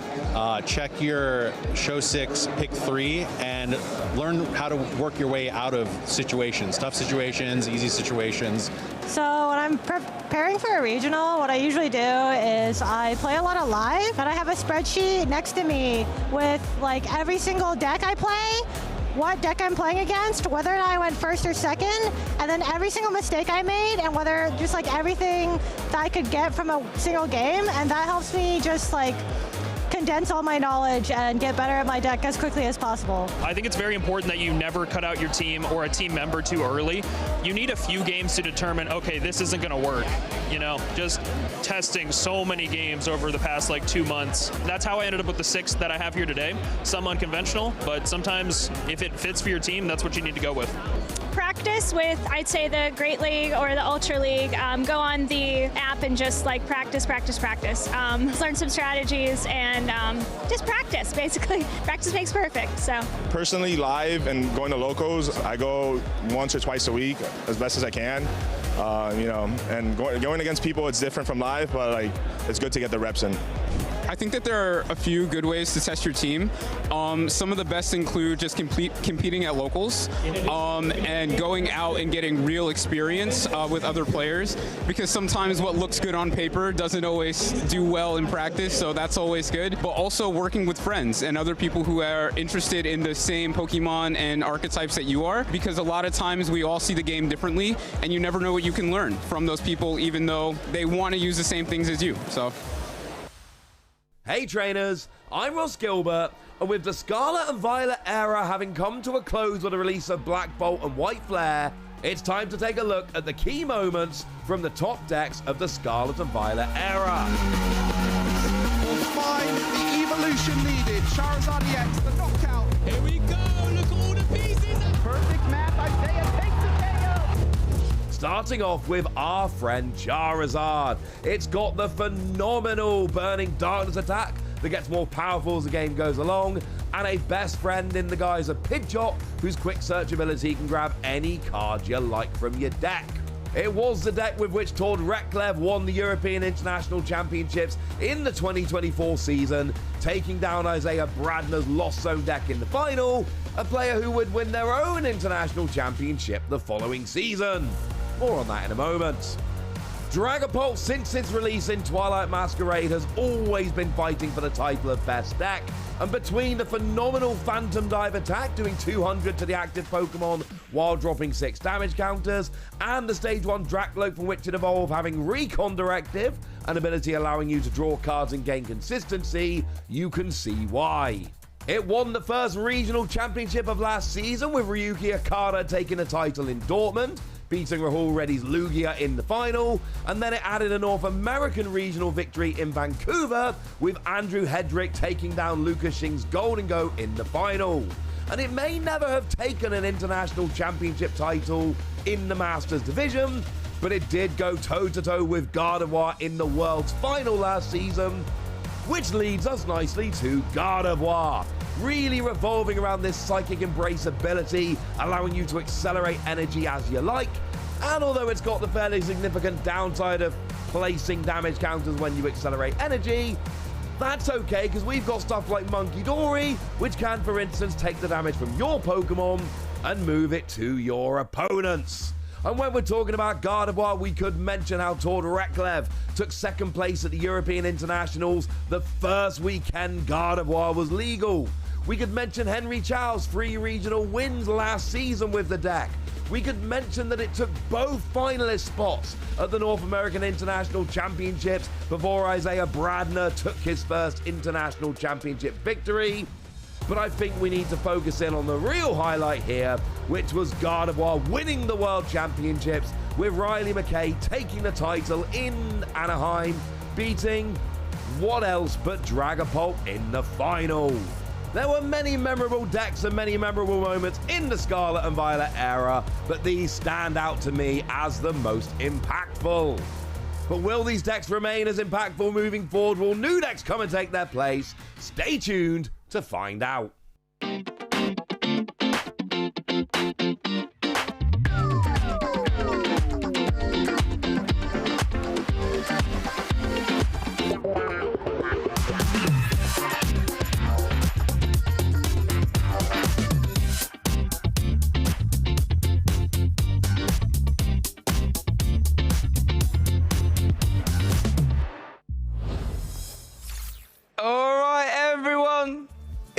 top 8 time. This is where the big prizing starts. The monumental amount, the copious amount of championship points are on the line. And you know what? If you find yourself in this situation, it's just going through your head. Only 3 more times, and I'm taking back that $10,000. Oh my goodness. Joe, how are we feeling? I'm feeling excellent. Just watching some of that top tier action in our asymmetrical cut as well. So many great players in our asim cut, and we've already started to get some of those results rolling in as well. I also got to look at the juniors are in the finals already, and Annabelle Ono back in those finals again. She's not only a great player, also a really good caster. We casting in Milwaukee as well. But here is the Masters bracket. We've already started to get a few of those results. Of course, we saw Piper overcoming Kim in really convincing fashion with that 2-0 victory. Kai Wainwright getting out on a 2-1 victory over Julio there. That was Kai on the Dragapult side defeating a Gardevoir Jellicent, a really impressive win. Yeah, wow. I know in that interview, Piper was saying she would love for the Gardevoirs to start trying to knock out the Dragapult. Yeah. Going to have to immediately try and overcome that hurdle. Now, I think it's a matchup that's not impossible by any means. No. Obviously, you'd much rather be squaring off against a Gardevoir instead of the Dragapult. And then going down there, Alexander versus Yadnas. That's still 1-0 right now for Alexander. Gabriel Fernandez versus Louis. That's that Enzarwak again versus that Golden Go. Could be a bit of a tough matchup for the Enzaro of Gabriel, but it is in a game 3 situation, so did manage to navigate a cheeky one. Yeah, we get to see Alejandro was able to overcome Simon, and Alejandro now makes it through the bracket up against Henry Brand up next as well. This is already Alejandro's best result to date in the majors. Nice. Coming up against Henry Brand, one of the most decorated players in our game, a world champion, a multi-regional champion. Yep. That's one to watch for certain. It really is. And that's the thing though, might be saying Alejandro's probably happy with life, thinking, yeah, this is my best ever finish. But you're not going to get no easy ones now, that's for sure. You got yourself a former world champion there, and as you say, a regional champion. And these were the regional big ones as well. I think Milwaukee's one of them before, I think. Then we have Carter versus Hermione. Hermione was able to 2-0 that one to secure himself a slot in top 8, a decorated player, well known around here in the EU circuit. And then at the bottom of our bracket, Alberto versus Felix. Alberto, obviously a Gdansk regional champion before, currently 1 game up. 1 game up in that mirror match. It looked like he was in a pretty decent spot, if I want to say, in that game too, just from what I was eyeballing. I didn't have the full view, but looked like he was up and running pretty nicely in that game too as well. So we're going to keep you abreast and up to date with the bracket as we get those results coming through. But already we're starting to see some top 8 players emerging and making their way towards that final. Like you say, Shay, just a couple games away from becoming a champion, booking your place to the World Championships, getting a whole heap of boosters and cash to see you through the rest of the season.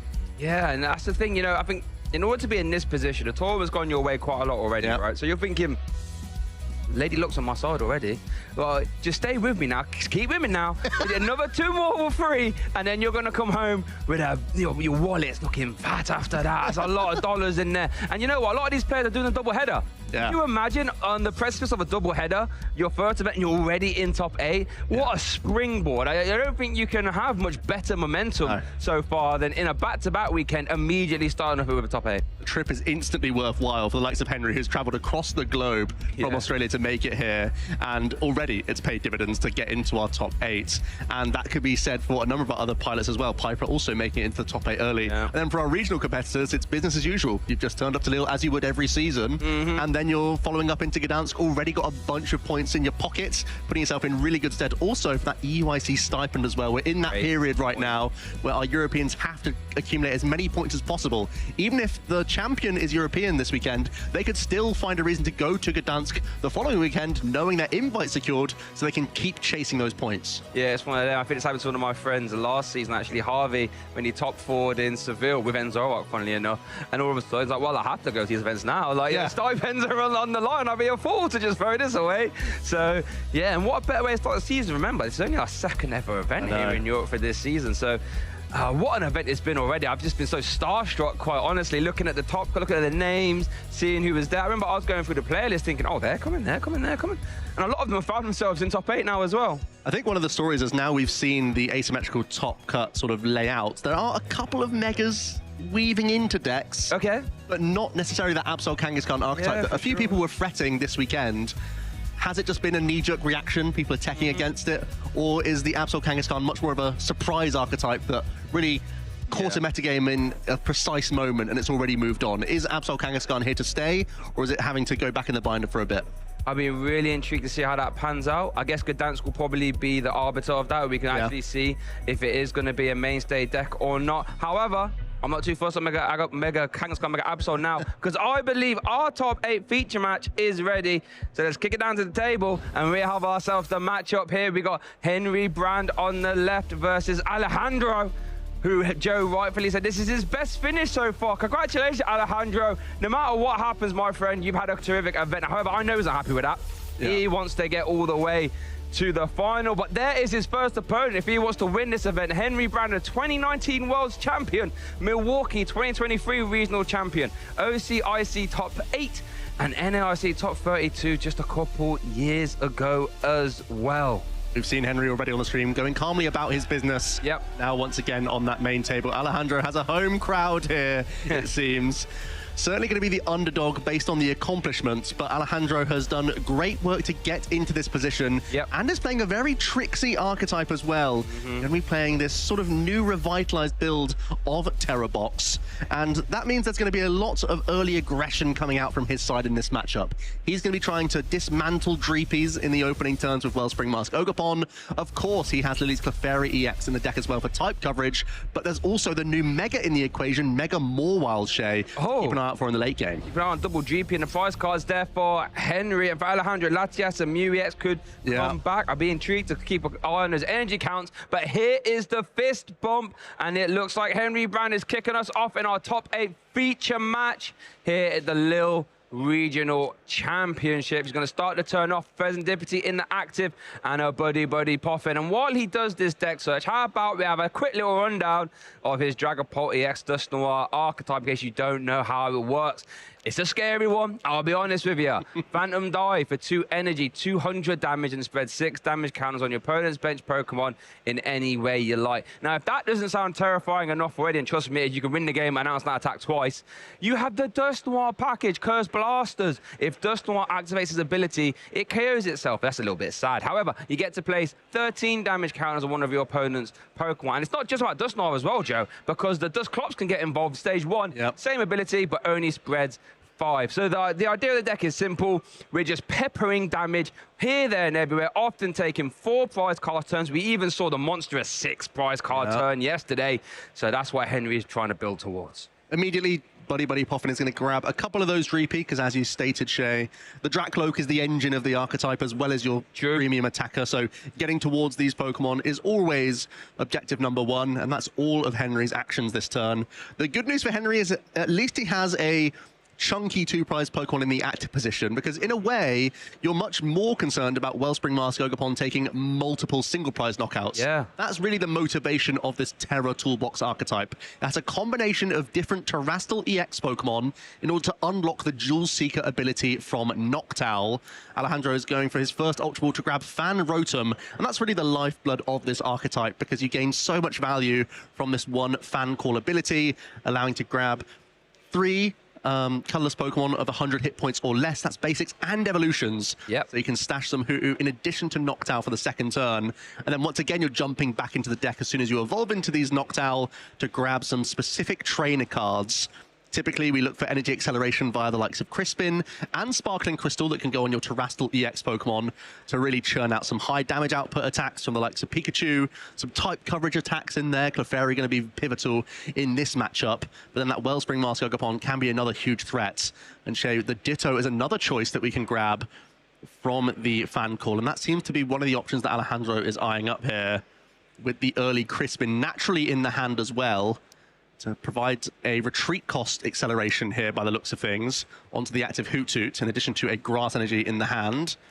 And we are retreating into that Ditto. We are then able to transform into any basic Pokemon. So it's really easily nice searched out from the Fan Rotom and straight into that Wellspring Mask Ogerpon EX, Shay. Going to see that early game sob, I would imagine. 20 damage and stops your opponent from retreating. You know, typically, these Dragapult Dust Noir decks not play the most amount of switching options. Normally a Professor Churro, perhaps. Don't really want to be playing that turn 2, let's be honest. And yeah, this Wellspring Ogerpon's really interesting, right? Because it's got Sob, very useful attack, but that Torrential Pump, 100 damage into the active and 120 to one of your opponent's bench Pokemon. You can dismantle stage 1 and basic, low hit point basics really quickly with that. Keep an eye on that. For now, though, it is going to be the Sob, 20 damage, and bear in mind that Pheasantipity cannot retreat now, folks, so most likely that will be there for the rest of this turn. Henry is off to the races, though, as you did rightfully say, Joe. The stage 1 Dragloak, fantastic ability, Recon Directive, long-term view. Players might remember Pidgeotto from back in the day, Airmail. Look at the top 2 cards of your deck. One of them goes in your hand and one of them goes to the bottom. Really interesting because you're not discarding and you're manipulating your deck as well. Difficult decision with the Recon Directive between Duskull as well as Boss's Orders. Looks like the Boss is ultimately the choice here.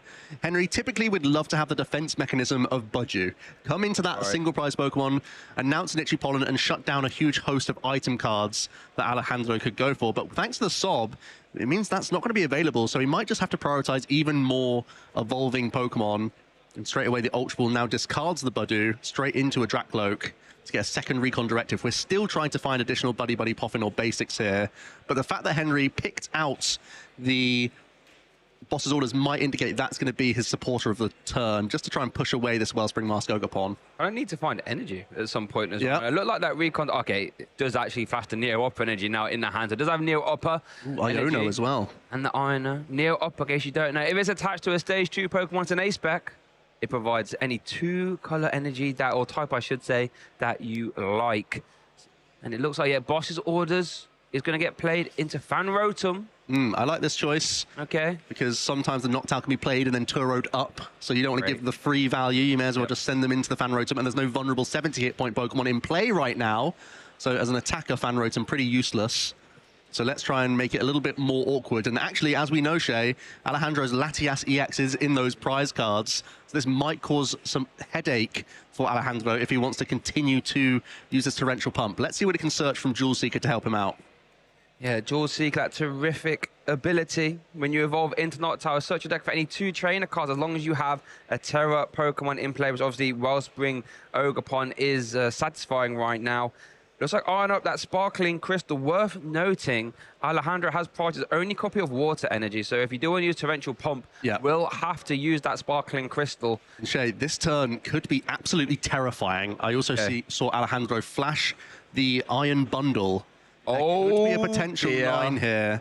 And why would that be so terrifying? Crystal, if we can Iron Bundle and force a Dracloak into the active, we could then Torrential Pump both of the Dracloak on the bench right now. Air Bloom will allow us to move this Fanrotom quite easily.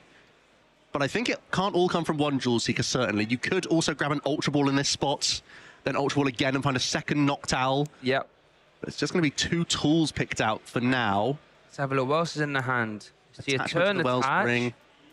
Is that already the Boss's Orders in this hand? There it is! Bosses! Oh my goodness! Torrential Pump! 100 damage into the active, 120 damage to the bench, and I'd bet my life savings that's going to hit into the Dracloak on the bench. There it is. Uh-oh, Henry Brand is playing a Dragapult deck with no GP, no Dracloak in play. Alejandro is on the board here in our top 8 match. Henry Brand, a former world champion. How can you recover? Bear in mind, 2 GP are currently prized, so we're going to have to see some nice stretch or super wide action to even get them back into play. This is such a difficult hill to climb already for Henry, who's taking a pause to think. He's also going to just quickly chop Alejandro's deck as he was shuffling from the Torrential Pump. We have to flip the script to kick us off here. There's only 2 Night Stretcher in Henry's list. Oh, goodness.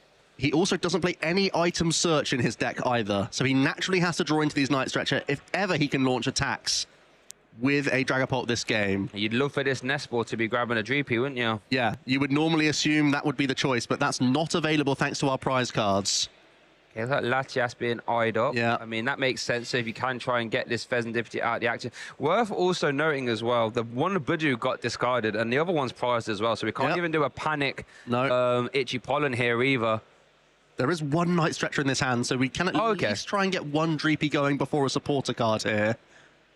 But it's really not ideal. You are definitely on the back foot. There's no rare candy to speak of in Henry's list either. So it's a slow build where you're going to have to really try and protect this 1 Treepy for a long time. And we know that Alejandro got some good prize cards as well. He picked up a Noctowl from his prizes. And it's, you know what? It's really hard to hide a Dream on the bench when your opponent's torrential pump just says, hold on, there's 120 damage right there. Woo, iron up the Budu off the Night Stretcher. Shay, I think we're having a Dragapult-less Dragapult game here. A drag... That Night Stretcher essentially seals the fates. Yeah. Because we only have one more Night Stretcher to play. Is it at this stage where Henry's thinking that Blood Moon Ursaluna plus possibly some Curse Blasters could be his only opportunity to win the game at this stage? Blood Moon Ursaluna, that Blood Moon attack in 240 is great for KOing most Terror Box attacking options. So, yeah, if in supplemented with some Curse Blast, perhaps. I mean, that would be a heavy pivot of strategy. However, that world champion, you know, you look at the game differently. I mean, you're backed into a corner thanks to those prize cards and the early pressure from Alejandro. I mean, dude, double Dusk Golf does allude to the fact that we're going to be relying on Curse Blast a lot here. Yeah. There's going to be, even trying to power up the Latias EX at this stage. These are the panic plays. Is that what it's called? Eon Blade? I was right, wow. Eon Blade 200. Smash that. Itchy Pollen. Itchy Pollen for 10. I took myself by surprise there. Straight into the Crispin. Oh, and the Crispin off the... Wow, Alejandro! Goodness gracious. Off to the races here. Gets to keep both those Hoot available in hand as well, just for on the board later on. Where do you think this torrential pump's going to go then? Do you ever try and two-hit the Latias? Do you just take off a Dust Skull? No, I'm just taking the Dust Skull here. Yep. We'll go down to just 2 prize cards remaining. You have so many ways of knocking out a 210 hit point EX.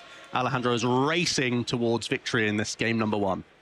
And that's all you need. Imagine that your turn was just a support or an attack. I say just, because look at the amount of pressure that is eyed up there. Another 2 prize turn for Alejandro. Hasn't taken his prize cards yet, but will be on 2 prize cards remaining. Flip the script from Henry then. We almost certainly have to work towards a Blood Moon Ursaluna EX strategy. And we also need to continue to hand disrupt, because now Alejandro has sat on probably a 5 or so card hand. So once again, working towards INO, if possible, has to be important here. I mean, Blood Moon Ursaluna, basic Pokemon 260 hit points. Not the easiest thing in the world to knock out, to be honest with you. We're looking to buy time, Shay. We're going to bring up the Noctowl with Counter Catcher. We don't even have the INO. It has to be the Lily's Determination. Normally, you're rubbing your hands seeing this when you have 6 prize cards remaining, but not this late in the game. And Alejandro needs to be disrupted. Yeah, that's... And unfortunately, you know, Lily's Determination, if you've got 6 prize cards remaining and you draw 8, I mean, Henry is drawing 8 right now, but when your opponent's got 2 prize cards left, you'd much rather be drawing at 6. What are we looking for here, Joe? Like, how do we get out of this? Well, we're not looking to attack anymore with a Blood Moon Ursaluna, because you just brought up a single prize Pokemon. That would make your path so tricky. Can't really go anywhere else. We're going to go into the single prize Pokemon and pass here. And look to try and get a full value Curse Blast next turn, perhaps. If you can target down both Hoot at once, maybe you can stifle an engine. Okay. And if you can stifle that engine, possibly Blood Moon Ursaluna can still do a lot. We know Alejandro has the Jewel Seeker in hand, so can easily go and pluck out the Churro. But I guess if you're Churro, you can't Crispin at the same time, perhaps. So let's see what this Jewel Seeker finds. There could be energy switch shenanigans with the Teal Mask Ogerpon that's already in play as well. So you could use Professor Turo, then you could still energy switch onto this Wellspring Mask Ogerpon. That would... You could Torrential Pump and set up that Latias pretty happily. That would be rude. I mean, it'd be great. It looks like exactly what he's eyeing up as well. Energy Switch Nest Ball, it looked like. With the Turo, is there a way to... Well, as soon as you Turo, you open up space to Iron Bundle as well. Could there be a way to Iron Bundle and Terrapagos for win here? Because the Wellspring Mask Ogerpon still isn't winning you the game. It's taking you down to 1. Is there a way with Area 0 we could open up our bench with Terrapagos and Iron Bundle? Yeah, I think that looks like that's what he's eyeing up. So Area 0, the Stadium card, if you have a terrestrial Pokemon in play, you can have up to 8 Pokemon on your bench. Unified Beatdown from Terrapagos, 30 for each bench Pokemon you have in play. So the play Joe is alluding to here is if we can get 2 energy on that Terrapagos, utilize Iron Bundle to push that Dusclops to the bench, force a 2 prize of any active, and you can Unify Beatdown to wrap up this game 1. Looking like Alejandro is edging closer and maintaining a pretty reasonable board as well, keeping a Hoot open. Yeah. That Henry can only really tackle with his own Curse Blast if he finds a Dusknoir next turn. We also get to see one additional card here from the teal dance. Okay. Nestball's also a decent draw, to be fair. That fills the bench. That could be the Iron Bundle. That could be the Iron Bundle. Mew EX still a piece. EX to draw as well. Wow. This right here, the terrestrial box deck. This creeping closer to the victory of this game number 1. Even if Alejandro can't close the game in this spot, Henry really does have his back against the wall, especially with more draw Pokemon hitting the board here with the Mew EX. We're going to attack and retreat, so we could just sob this turn. I mean, that kind of forces... The sob doesn't matter too much for Henry. He was already basically planning to... Oh, it's going to be Boss's orders sob. Yeah. That's going to lock the Pheasantipity in the active. Still gets to recharge one. True into the Iron Bundle as well, for what it's worth. But this is still perfect. This is putting Henry in a spot where he can't even use Iono. He simply has to find Professor Turo scenario here to move this Pheasantipity. And even then, it would only be back into Dusclops, you would think. There's one copy of Professor Turo scenario in this deck. No way to draw now either. So if it's not in hand, this Pheasantipity is right in danger. It still requires a little bit to get the KO though, right? We still have to use Unified Beatdown at this point, but I guess we know it's in hand actually. So there we see the turn attachment. Eon Blade is live for 200. How much hit points does Wellspring have? I bet it's more than at the moment it's 200, yeah. It's 200. Can't maneuver out the active about that Turo though. Yeah, not in the hand by the looks of things. Boss's orders knocked out again. Boss's orders play. And the pass, it looks like it's all Henry can do. Okay. Action back over to Alejandro, who's still trying to... Oh, there we go. Jewel Seeker should seal the fate here with an active EX Pokemon. There now, we go, Professor Turo scenario, pick up our Noctowl. Making sure that with Night Stretcher, we can grab an energy to attach to our Terrapagos. Energy switch onto the Terrapagos from the Wellspring Mask Ogerpon. And that's going to take us to a 1-0 in our top 8. Yeah, wow, that Unified Beatdown coming up. The Noctowl floating to the top, flying Alejandro through that game 1. He's very happy and excited. And you know what? I started giving credit. Even though Henry, you know, didn't draw the best, you still have to close the game out. And he did a lot of good decisions here. The early game sobs. Yeah. Boss's orders. This was really where the game started to get out of Henry's hands, though. You know, from this point, Henry was just playing catch-up already, prize 2 GP. You know, wasn't the easiest thing in the world for Henry to navigate.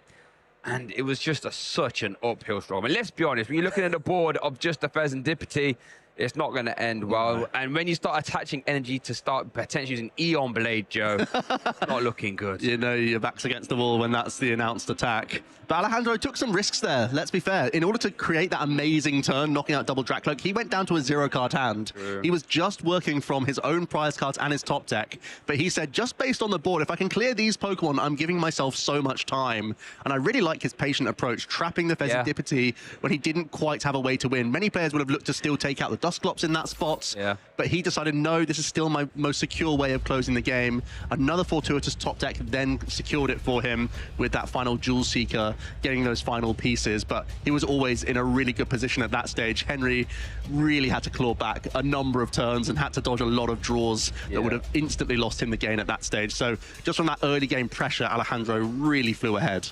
Yeah, you're right. And I guess the sort of bailout Budu as it was. Prize cards, Neo, Upper Energy. Both ace specs. Crystal.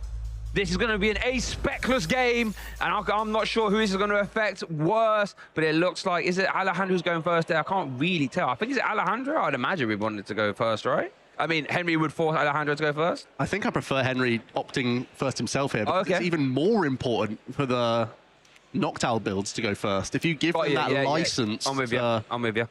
To go grabbing Hoots and putting the pressure on straight away, that only gives you one turn to react. That was a bit of a costly Ultra Ball there. It was. A Dracloak and a Dragapult. Yeah, already hitting that discard pile. Again, some builds of Dragapult play more Night Stretcher than Henry. Yep. So it's almost like stashing them for later. But in this case, Henry with just the 2 copies does have to be a little careful about how many he has access to, especially when you know your opponent is targeting them instantly in this matchup. So I have a question for you, Joe. Let's consider that Henry Brander's prize a Neo Upper and Alejandro's prize Sparkling Crystal. Who do you think that hurts more and why? I think it hurts Alejandro much more, actually, because your early pressure is still the selling point as action passes over. His hand. Whoa. His hand was just Hoot and Energy and a Crispin, I think. Oh, wait, was that what? It is Night Night Stretcher. Crispin. Yeah.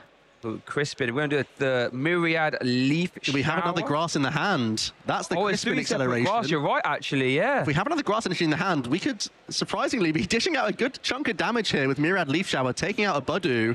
The hand isn't great, but it's still pressure. Myriad Leaf Shower, 30+30 for each energy attached to both active Pokemon.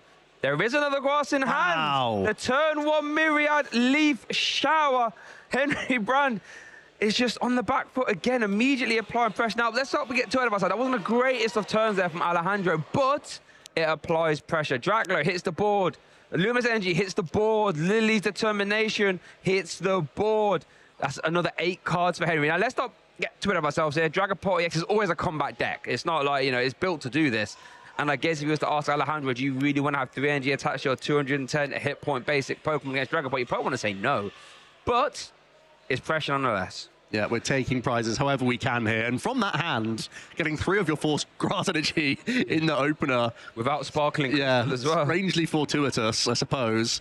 Henry clutching on already to a really good hand after that Lily. Now has the Recon Directive to help out, but already has at least the Buddy Buddy Poffin and future energy for later.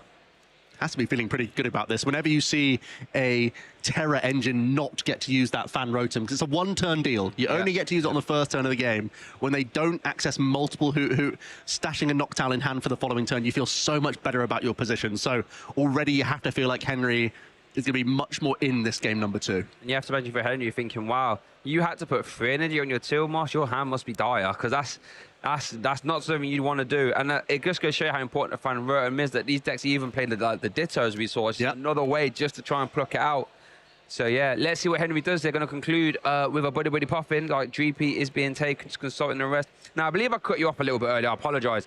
Why do you think the Sparkling Crystal being prized is so impactful for Alejandro? It's more about the Wellspring Mask Ogerpon. It may not even be coming up based on the hand that Alejandro had, but typically it's just a much easier route to go Sparkling Crystal plus that Crispin. Immediately I'm into Torrential Pump, the highest pressure you can put on any deck that doesn't play that Shaman to protect the non-rule box Pokemon. So not having that option and just having to go 1 prize at a time in the early game just gives more time for Henry. It allows him to establish multiple stage 1 Pokemon and still feel a lot more confident about his position. And right now you're seeing that. We've seen already 1 Dracloak established. We're seeing multiple basics still available. We can evolve our active Duskull into a Dusclops if we would like. And in fact, that is what we're going to go for here. Interesting. There's no way that we can... Unless we want to count... Well, no, that sounds so risky. I was thinking of random counter catcher and try and like knock out Hoot in one way or another, but we've already committed our energy, so I'm not seeing how that comes together. Yeah. And I feel like we're just holding like this and stashing the Dusclops in the discard pile once again. Action does pass back over to Alejandro here. And it looks like we have a result from another top 8 game. So it looks like Gabriel Fernandez must have got himself into top 8, but is currently 1 game down against Alexander. Hit at the Dragapult EX archetype there. So an uphill struggle, but, you know, fresh off the finals in Belafonte, I'm sure he'll be fine trying to navigate out of that one. And we'll get more updates coming at you live as they come in. So currently Alexander's 1 game up there in our other top 8 match. Back down here, though, Alejandro starting off the turn. I think that's an Ultra Ball. It is, yeah. Discarding Metal and Lightning. Now, I want you to keep an eye on his energy counts here, folks, because with the Sparkling Crystal gone, these basic energy become very important. We have a Metal and a Lightning in the discard pile and 3 grass attached. So energy is going to be very, very important. So keep an eye on those. I think I've already seen Alejandro picking out a couple trainer cards because he will be, of course, going for Jewel Seeker here with the Teal Mask Ogerpon acting as his Terror in order to use that Jewel Seeker. So I think Boss's orders on the 1 Dracloak with energy is an obvious target. And you follow that up with hopefully a Buddy Buddy Poffin, but that's in the prize card, so that's not even available now. So you can't get double Hoot to follow off the back of that. That would normally be your optimal choice. Now do you go something like Nest Ball for Mew EX and try and get a little bit of extra draw, or do you just accept that Nest Ball for 1 Hoot is still fine? And I guess if you was to go for the boss's orders on this Dracloak here, with the Neo upper energy prize, that's backbreaking. It is, it is. You don't have to fear anything on the next turn. You know that this Teal Mask Ogerpon is coming through, and it is just Nest Ball for 1 Hoot here. Alejandro keeping his option for Jewel Seeker open on future turns. whilst having a really good pressure play. He still forced his way to a couple early prize cards with an unlikely attacker in this spot, Shay. Yep. And still picked apart the fact that Henry could only establish one stage 1. Hey, you know what? Like I was saying, you don't get bonus points to winning games in a graceful way. If it's Myriad Leisha picking up the stage 1s, and that's what it's going to be. And it looks like, was it Nestball concluding? There's the boss orders into Drakloak with the energy. Myriad Leaf Shower, 120 damage now. Air balloon attached to Noctowl. No more trying to store shenanigans. We're getting more and more damage powered up with the Teal Mask Ogapon. Okay, I mean, no, what's going to do that? Myriad Leaf Shower for the KO, though. Alejandro's second prize card taken. Henry, this is an uphill struggle now. There's the Drakloak. Would have loved that a turn ago, wouldn't you? There's a recon directive being played. Alejandro took Ultra Ball, I believe, from the prize cards there. It's a strange situation as Alejandro really doesn't have much in the hand beyond this. Really doesn't. Just has a bunch of energy cards. Early set Blood Moon Ursaluna plus energy attachment from Henry into the Curse Blast onto the Hoot Hoot. Now that means Alejandro's taken 3 prize cards. And the Iono as well. Henry making a big comeback, trying to keep Alejandro on a really low hand size from here. Comes back to that opening turn of missing the Fang Call, means there's not those huge amount of established Hoot Hoot for the remainder of the game. Ooh, and I think that Iono for Alejandro wasn't the greatest. Henry has drawn into flip the script. Could the comeback be on? We all know that Gardevoir and Dragapult are comeback decks for the most part. They need to stabilize. Henry needs to buy himself a couple turns. Could this be the turn where he can do that? Now, if Henry wants to progress to top 4, there's no ifs, ands, or buts about it. He needs to win this game. Is this another Curse Blast here, Shay? Are we going to use our next Dust Skull here? To activate the Blood Moon, it would attack then, right? Could take out Hoot, then take out the Teal Mask Ogapon. Wow. 3-card discard, yeah. We'll discard the Boss's Orders and the Buddy Buddy Poffin. Is it in deck? Yeah, it's in deck. There it is. Henry going to be racing this game down to the final stages straight away. Henry Brand got his chef hat on, his apron. He's cooking right now. Wow, really aggressive. Pick apart the only engine piece and take out a Terror at the same time. That is... leaving Alejandro with just an Air Balloon Noctowl. I don't even know what Noctowl attack is. I know it does 70 damage. What is it like? Speed Wing. Yeah, you don't want to see that. You don't want to be announcing that. What a turn. So, with that Curse Blast activation, Alejandro has taken 4 prize cards. Now, that means Blood Moon Ursaluna can attack for a single energy. 3 prize card turn. Henry Brand very close to even this back up. What can Alejandro do? Buddy Buddy Poffin. That's not bad. Re-establish some Hoot Hoot. That was a great donated prize card there. Henry used the Iono before the second Curse Blast because he drew into the Ultra Ball. So that was a nice pickup from the prizes for Alejandro, who is now just a couple prize cards away. Shouldn't really have an easy route to deal with this Blood Moon Ursaluna EX based on the hand. Without Jewel Seeker, without that Sparkling Crystal, there's not going to be an early attack or like an instant attack from a Pikachu EX or anything along those lines. Is there a world? I know he plays the Mega Morwhile. 270 hit points. That's hard to deal with no Dust Skull. Well, if we had the pieces to that, it could be game over, right? With how many prize cards already taken. Yeah, I'm just thinking, do you just try and turn attach, leave it in play, and just say, hope that sticks? Wow. Look at this. Okay. Going into the Fan Rotom as a sacrifice. We've rebuilt a pretty decent board. To be fair, yeah, that's not too bad. It's over to Henry, though. Start to turn up with a recon directive. God, you just love to have Neo Upper available here, though, wouldn't you, if you was Henry? Could you imagine? Both players still lacking their ace spec. Yeah. Recon directive again. Henry has to think that Alejandro not left with many cards remaining. Gives Henry the chance. He can't announce Blood Moon again this turn. You know you can't do that. That is the extra text on Blood Moon. Can't attack next turn. And we have to slowly attach to one of these Drakloak. Ideally evolve up into one of these Dragapults. Iron up the Budu, perhaps? Yeah, that could potentially be a way to be even safer here. You then remove outs such as Ultra Ball towards a Noctowl from your opponent. There's the Hilda. Grab an Evolution Pokemon and an energy card. Could be special energy, if you like. And we know that Neo Upper, again, we have to stress it, is in the prizes, so we can't launch Phantom Dives this turn. You'd love to, but... it's like Hilda. We could Jet Headbutt if we wanted to. So the KO that would put us in range of Blood Moon Ursaluna to take out one of these bench DX Pokemon for the final turn. That would be Henry's way to maximize the pressure. Take out this Fan Rotom this turn. Next turn, you win on the spot.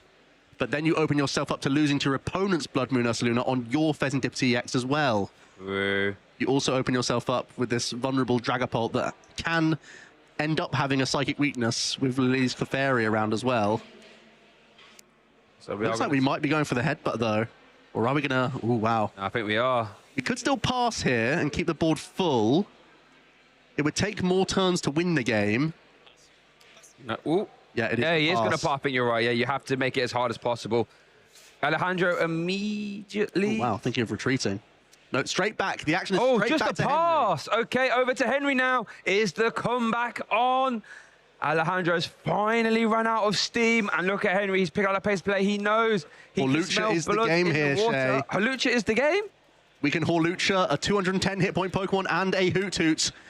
Okay. As long as we have an energy to Phantom Dive, that's going to be the final 3 prize cards. Are we looking for it now, Henry, with the Recon Directive?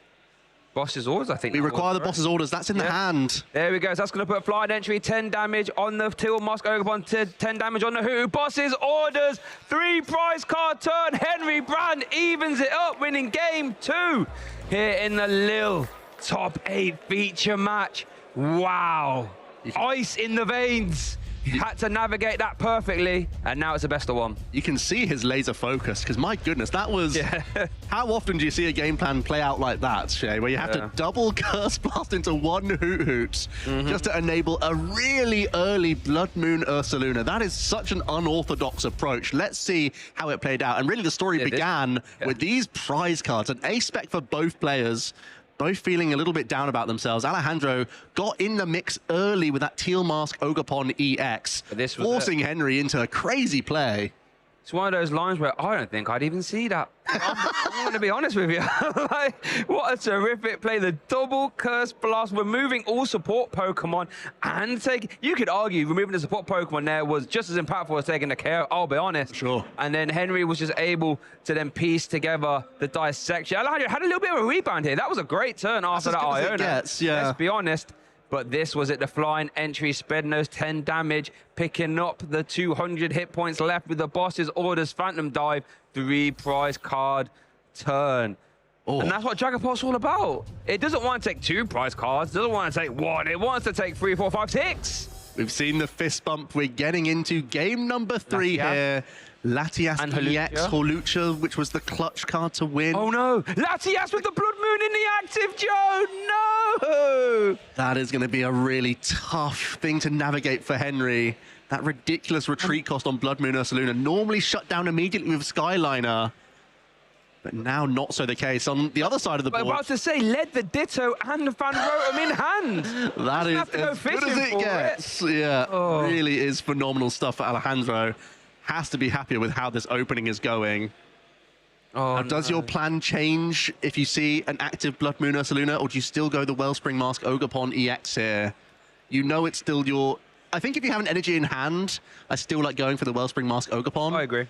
I think if you don't have that energy, it's more reasonable to look for another option here. You're always getting a Terra EX, I would imagine. Again, I've not really seen too much of the hand. We know already it's pretty broken just from the Phanrotom and starting Ditto. Starting Ditto that's great. That normally you have to, like, you know, spend an energy to get it into the active. We're still going to try and I think threaten the lower hit point evolving stuff, which I think certainly does make the most sense. You know, and if you slight the gauge, you can still sob. I mean, you're not to know Latias prizes. You can sob, lock it up there, buy yourself some turns. You force the early Taurus, you don't really want to be doing. It doesn't progress your board state that much. So that's why it has to open, has the A-spec in hand as well. Alejandro, come on now. Where's the fire marshals? He's drawing fire right here. Can pass the action over to Henry. Let's see if his hand treats him any better. Well, Buddy Buddy Poffin is the answer. Means we're at least getting into the game with a few basics here. He'll receive the bad news about his Latias EX. Now, we saw this situation in day 1, right? Yep. And I think it was Alexander, I believe, and he actually ended up winning. How does your gameplay sort of change and alter now you know you've led Blood Moon and you've got Latias in the prizes? The main difference is that you simply can't use Budu, right? Typically, you would try and slow down opponents with Budu. In this case, you have this awkward 2-prize Pokemon. You'd actually rather your opponent to go through the 2-prize Pokemon than gust around you. So in some instances, it might be helpful that the higher hit point EX is in the active, because it's likely Alejandro will still hunt prizes elsewhere, and then naturally Blood Moon Ursaluna finds his way onto the bench.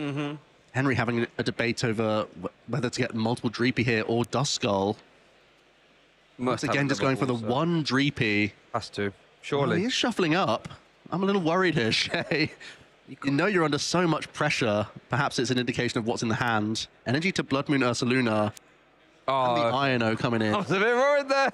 Henry, you got the torrential pump beam. And you're right, actually, the more I think about it, if you need to try and pick a Pokemon to absorb these torrential pumps in the active, you love it to be Blood Moon. You can take 3 before it gets KO'd, right? So Anybody popping off the 6 from Iono as well here. There we really go. good opener for both players. We're going to see both players on full cylinders for this final game. Now you can get the backup GP. Yeah. There we go. That's the most GP I think we've seen so far, right? In play turn 1 for Henry. Yeah, he'll take it. He's had some slower starts in both of these games. Really phenomenal play to claw back that game number 2. Also quite like the early turn attachment. We saw this is great, yeah. How if you start getting it off to the race at Alejandro, I can just pop some Curse Blast and I'm going to be screaming Blood Moon in your face. So I like that. Looks like Teal Mask Ogre. We do see the pass, I should say. Now it is over to Alejandro. Consulting, what have we got in that hand actually? You could get hit with the iron. I said Crispin and Energy, Body Puffin, Teal Mask, Noctowl, Boss's Orders. That means options galore, yeah. There's a lot going on. Having the Crispin in hand is naughty. That means you don't have to search it for Jewel Seek, or you can search it and then blow off. Oh, I had to search for it. Lol, I've got another one. Next turn.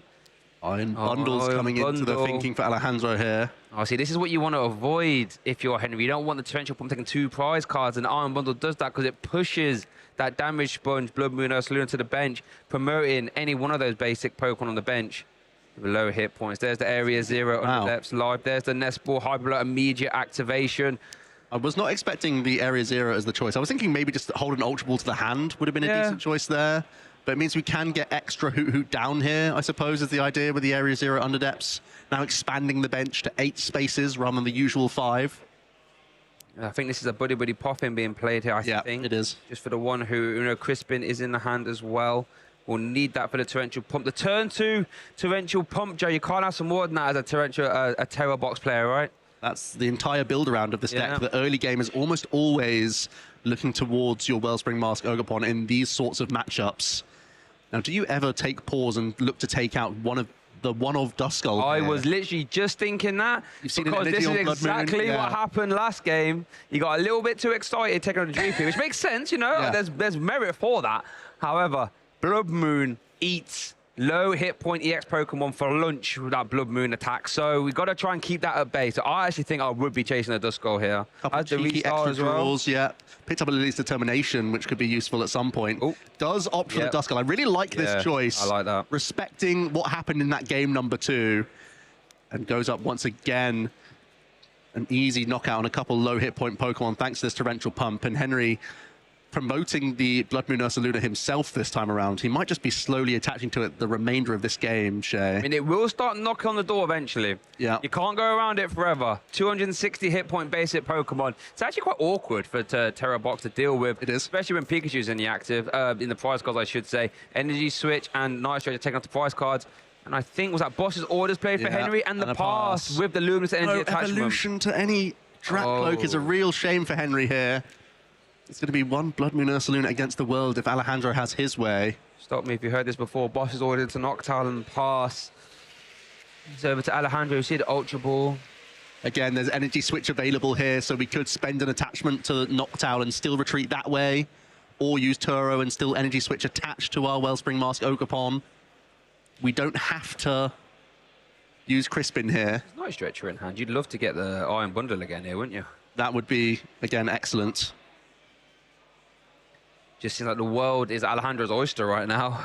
Typically, you would expect the Pikachu as another option, but that's in the prize cards. Oh, so there's the Energy Switch. Yeah. So we see the retreat. So now you can still... Oh, had the Night Stretcher in. I was getting back Energy. Okay, so Till Dance. Okay. Boss's Orders. I think we still have access to Jewel Seeker if we need it. Yeah, there's an Ultra Ball in hand. Yeah, Alejandro has everything. Interesting. Going for the Lily's Determination instead, by the looks of things. So are we going to be sobbing into this Blood Moon Ursaluna? Interesting. Okay, Alejandro, I see you. Lily's Determination. That's only going to be for 6, though. Yeah, well, of course. 6 fresh cards. Okay. I think not trying to fall into that trap of everything going haywire with Blood Moon. If you go down to just an Iono, you're kind of just hoping that you can get into Runner Jewel Seekers. something along those lines. So when your opponent's not evolved into any Drakcloak, you're not in much immediate danger. That's true. The danger really becomes the Blood Moon Ursaluna again. So even if you're poking it for 20, that's still helpful. Especially when your Pikachu EX is prized as well. Yeah. Okay, well, here we see Lily. Remember that sub 20 damage. 20 damage could be relevant as well. There's the Jewel Seeker. Okay, what else are we going to piece together here? The other side of the hand, because I'm pretty sure there was a Jewel Seeker available. There was an Ultra previously. Yeah, 100%. Before the Lily. But now we're still piecing a couple cards. I mean, we still have Energy Switch available and Energy Attachment. Nest Ball Vessel. So we're getting some backup attacks lined up here, Shay, perhaps. I don't mind it. If you're going to sub, get some extra energy in play. We do see that Earthen Vest conclude. Now, if you want to get your hands on some of these play promo cards, get yourself down to the local. Shay, is it Morwile time? Is it Mega Morwile time coming soon? Is that the Pokemon that we could slowly attach to? I'd love a bit of Morwile. Get that Gobble Down for game. Come on. I mean, it works, though. It does deal with the Blood Moon Ursaluna rather well. Even the second attack, it does require free energy mine, though. But is it like, what's it called again? Huge Bite. Does do 260. That's a big number. Energy. But it looks like Terrapica. I mean, that also does good damage as well. There we go. Just the sob for 20 then. There's a fresh hand. Oh, no, it's the same hand for Henry. So we know he's still not sat on much. Let's have a look. There's a Buddy Poffin. At least try and get a Duskull down. Maybe do some more prize manipulation. Actually, no, he can't because one's been KO'd and one's in the prize cards. So it would just be additional Dreepy here. And potentially Badu. Thing is, if you try to maneuver Blood Moon Ursaluna now, you're giving up your 2 energy, right? It doesn't play a switch, it's just Chora, I believe, right? Yeah, just the Turo. I love the looming threat of Blood Moon. Or I'd love it much more if it was on the bench, of course. Well, we can attach again here, Shay. We can keep going. We could be attacking this turn. Oh, yeah, we can attack. Yeah, you're right. Because luminous energy counts as colorless. The color doesn't so you matter. Can still use it. Yeah. So there's the Blood Moon. That's going to remove the ace spec as well. So Alejandro, maybe that's why he decided to take a turn off and attach to the Terrapagos. 2 prize cards, does get the Latias as well as the Hilda. Okay. Technically, it's a tie game now. And the thing is, you can't deal with this Blood Moon very easily. Well, with the 20 prod, Terrapagos is the Pokemon that can reach with a unified beatdown. Needs the maximum bench, though, right? I would imagine. We do need some additional not far off bench Pokemon, but the Nest Ball will already help with that. Yep. So Alejandro, recognizing that now the Blood Moon is the bigger threat, let's start preparing for that. And Lily's Clefairy, haven't seen it much this set because the games have been far from usual, but finally coming into play as well. Oh, going to change things up here, perhaps. I don't mind that, though. Latias EX, also reasonable, knowing that Henry has been wanting to trap targets throughout the set. And it looks like we have another result from our top 8. Another top 8 game. Kyle Wainwright, Piper Lapine with that Dragapult Dusknoir versus that Enzoroark. Going to a game 3. Piper said she'd rather play against Gardevoir. Unfortunately, going to have to square off against Kai. Had the best record coming into this top cut.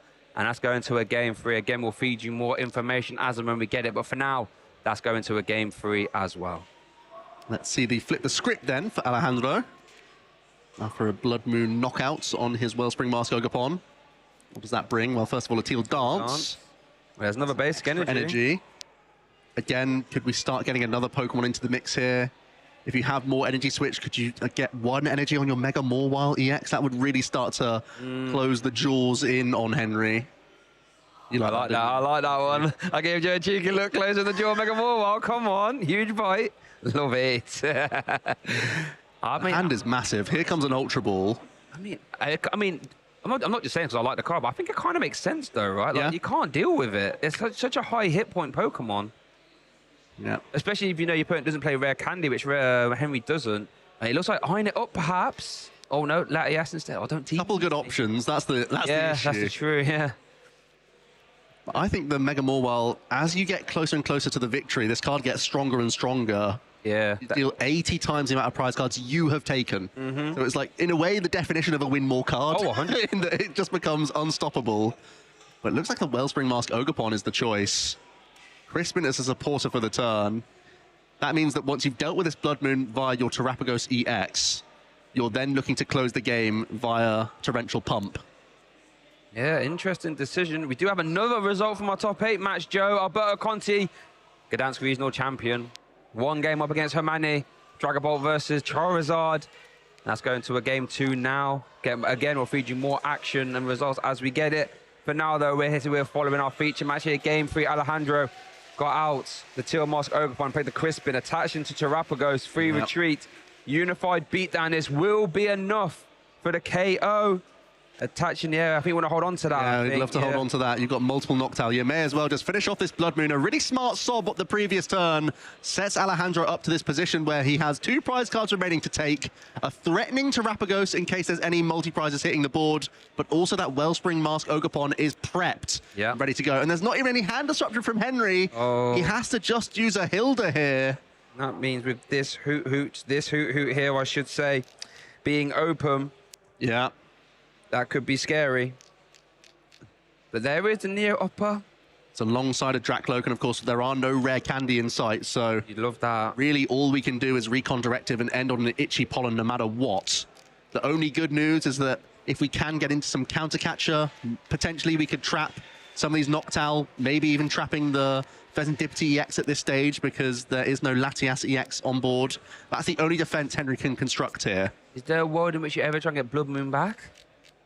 Yeah, Blood Moon Ursaluna coming back into play would also be useful. It would put you 1 turn away from winning yourself, and it's not an easy Pokemon to KO. With 2 energy, but there's so much energy in play now, Alejandro, and you know if it's energy switch, you know realistically, you know where the energy is, it's not going to stay. Yeah, we're just powering up Dracloak here. Henry cannot defend himself anymore. There's no counter catcher in the hand. He simply has to announce Itchy Pollen here. We consult the discard pile now. He can't retreat into any EX Pokemon. They are all in range of a Terrapagos right now. Looks like Alberto Conti very quickly won that game too, so he secures himself in top 8, but it is over to Alessandro here. There's the boss's orders, Torrential Pump. Oh no, just going to use the Unified Beatdown. Goes down to 1, I should say. Apologise, I thought we were going to Torrential Pump there. Doesn't have the Sparkling Crystal anymore. That got, excuse me, but so used to him down in Torrential Pump. Wow. So Alberto Conti is going to find himself in top 4. Congratulations to him. Alejandro is 1 prize card away from joining him here in top 4. And Henry is clinging on. No. He's finally found an Iono, though. He can refresh this hand. None of these Pokemon can withstand an attack. Henry needs to find from these 4 cards a way to use his Blood Moon Ursaluna EX. 1 prize card away, though, the Torrential Pump. I guess, to be fair, you're hoping that Iono sticks. Listen, Shay. Let's find the Night Stretcher. Oh, wow. He did. Yeah, that keeps Henry in this game. Wow. So... You could also not take a knockout with the Blood Moon Ursaluna. That would play around, flip the script as best you can. Yeah. So then you just sit there and try and, again, slow build toward a Dragapult. I'd only really like that if there was a Dracloak in the hand. Oh, he's going into Dracloak. Interesting. Going for the Recon Directive, trying to find a counter catcher. The boss's orders Dragapult, I believe that was, right? What else can we do? Oh, That's and it's a concession. Henry Brand concedes game 3. Alejandro marches to top 4 here in Lille. The crowd goes wild. Has a big fan base here. The local kid toppling the former world champion coming all the way from Australia. Congratulations to him, and doing it with a whole medley worth of attackers in this game. Terrapagos, the Unified Beatdown, was able to secure the victory. Huge congratulations to Alejandro. He did not put a foot wrong the entire set. Yeah. Really great, cautious plays throughout, using the sob to great effect in a number of those turns, to be honest with you, Shay. Yeah. Let's go through how it panned out in game number 1. And it actually did start off with this early sob. Rather than chasing that early knockout, he waited until the resources were available to take out double Dracloak from Henry. Let's not forget that Henry prized 2 of his Dreepy this game as well, which allowed Alejandro to go all in with this knockout with the Torrential Pump, leaving Henry with just that flip the script.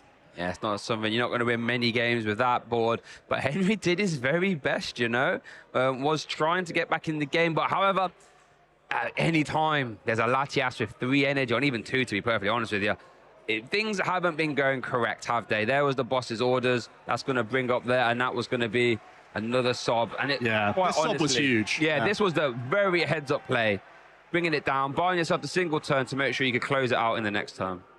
Yeah, weaved in the Terrapagos to win that game number 1. And then some chaos in game number 2. Sparkling Crystal and Neo Upper Energy, both in those prize cards. Alejandro had far from a usual start, where he just naturally had Crispin and Grass already in the hand, and then was able to Teal Dance and actually get an attack in, forcing Henry into this bizarre position where he was using Curse Blast twice onto one Hoot Hoot, forcing his Blood Moon Ursaluna into range much faster than Alejandro had anticipated, leaving him with just a Noctowl on the board. Yeah, equally. And if you're Henry, I think it's very easy to, when you've lost game 1 and your opponent takes a turn 1 KO of Myriad Leaf Shower, thinking, oh, what do I do about this? But was able to compose himself and immediately got back into the game. A couple Blood Moons, flying entry, combined with the boss's orders, and that was all she wrote for game 2. And then in game 3, again, it was just bit of a weird one. Alejandro was off to the races, nice and early. Torrential Pump just applying pressure. Heads up play there, getting rid of the Dust Skull, said, I'm not falling victim to that Blood Moon again. And Shay, we were questioning that 20 prod into the Blood Moon Ursaluna, but it lined up so perfectly for Alejandro as the game developed. It meant he could weave into Terrapagos whilst also having energy scattered around some other key threats, which meant as he was closing in on that game, taking one prize at a time, he was really shutting the door from Henry. And in this case, Henry was really trying to hold on with an INO. He wanted to find a counter catcher there. I think that would have been the only thing giving him some wiggle room. Wasn't to be found. He extends the hand. Congratulations to Henry as well on another great result. He put on a show there with his victory. But ultimately, it's Alejandro who marches on. I think so. I think if you're Henry, if you're flying halfway across the globe,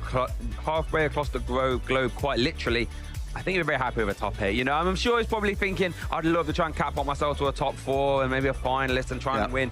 But realistically, especially when your pricing was that awful, pricing double GP, then into Neo Upper, I think you'd be happy with that result. Yeah, and he didn't really put a foot wrong throughout the game either. He did pretty much all he could and found some really strange wiggle room spots where he gave himself some percentages, and that's what it's all about here, trying to find that wiggle room. I know Henry himself, he does puzzles, he does challenges. Yeah. He's so into the stats of the game, really squeaking out any percentage chance you have. And we were sort of scratching our head at some moments, but he really showed why those decisions were correct throughout his gameplay. Oh no, 100%. I remember one time I was playing a TCG online with Henry. He was trying to help me out, get better at the game, and some of the lines he was telling me was like, oh, why don't you do this? I was like, I didn't even click in my head. Like, I didn't even consider that. So he's one of those players who will always find, no matter what situation he's in, okay, so now that win con is gone, I need to go to this one. Now that one's gone, I'll go to this one. I need to react to what's in their discard pile. He sees all that, he knows all that, and he played it right down to the bitter end. And if anyone could come back, it was definitely him. That game 2 was a masterclass. It really was, but it wasn't Henry coming out on top. It was Alejandro. It was. And he's on the sofa with Mike. Let's hear how he's feeling after toppling a champion. Wow, what a game. Alejandro, you're feeling amazing right now as you've just beaten Henry Brand in your top 8 game. You're going through to the top 4 of the Lille Regional. How are you feeling? Okay, I'm very nervous. I never expected to make it this far. So I'm very thankful to everyone that helped me, to my friends in Malibu Tropius, to my girlfriend Sophie. I'm very thankful to everyone who supported me through this run.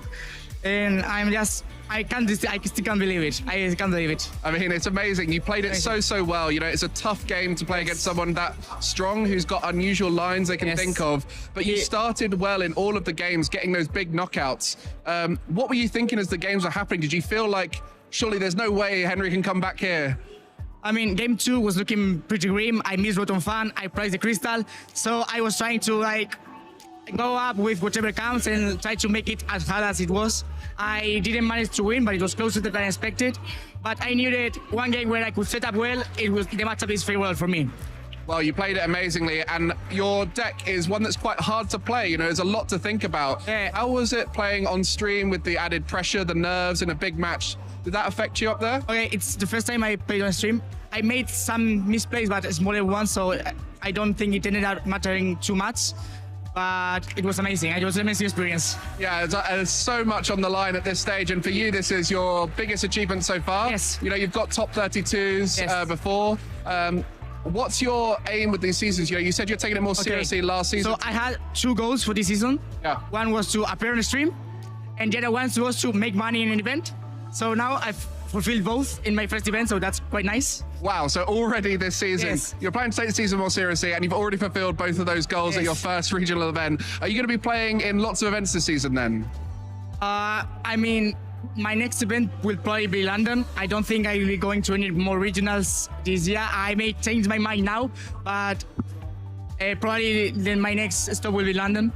Wow, amazing. So you got the confidence now to go and compete. Well, for everyone at home who's just met Alejandro for the first time through this event, we've got to watch out now as you're a player to look out for this season. Top 4 now for you. You're going to be looking to compete not only well at this event, but for the rest of the season. So definitely keep an eye out for Alejandro. Is there anyone you want to thank before we close it out here? Okay, I already thanked them, but I want to thank again everyone in Malibu Tropios. They support me a lot. We tested a lot. My girlfriend Sophie, she supports me a lot during all this. And I'm very thankful to have this group that makes me be a better player.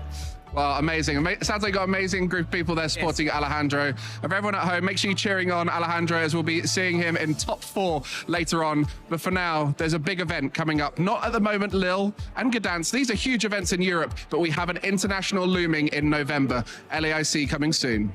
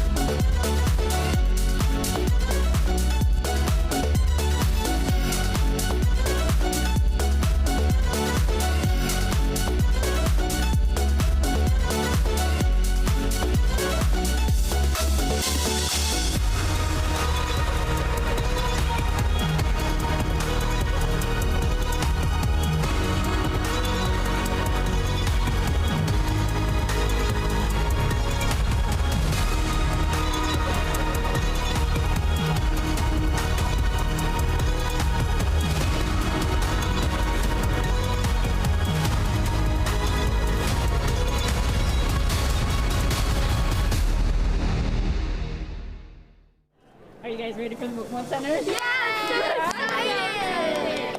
What are you gonna get at the Pokémon Center? I'm gonna get the Jigglypuff. What are you gonna get? I'm gonna get the Pikachu. Oh, I'm so excited! Okay, let's go! Let's go! Let's go!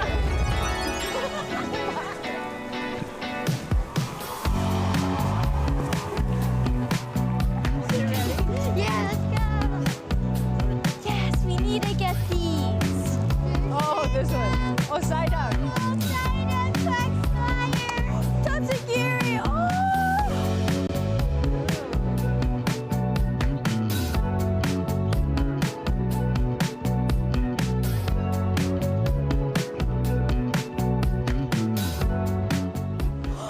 It's a Pikachu.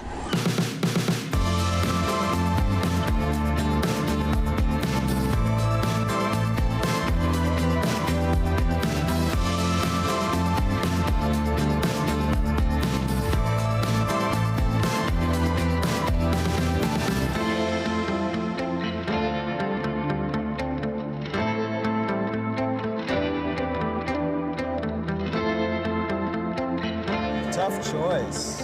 Remember, you can only have one.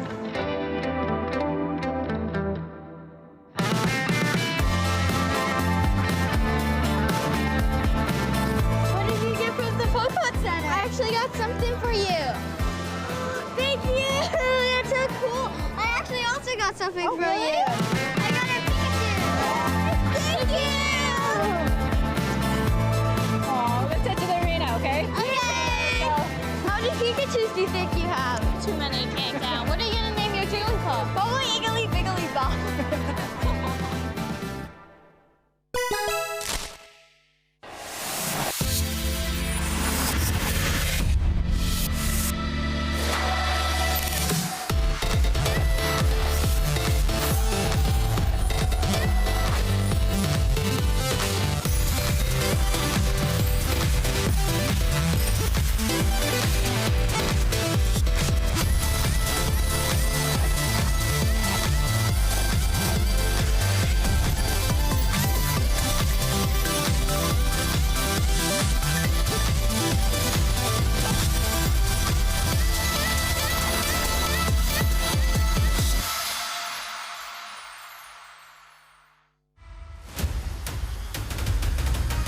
Sou Gabriel e eu nasci em São Paulo.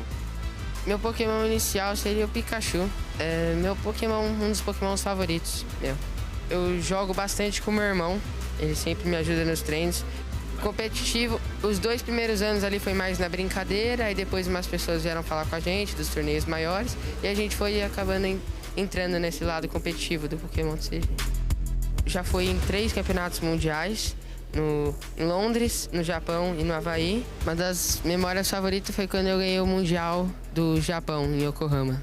Foi incrível lá. Porque é o maior torneio que existe no Pokémon Mundial e no Japão, onde foi criado, é melhor ainda.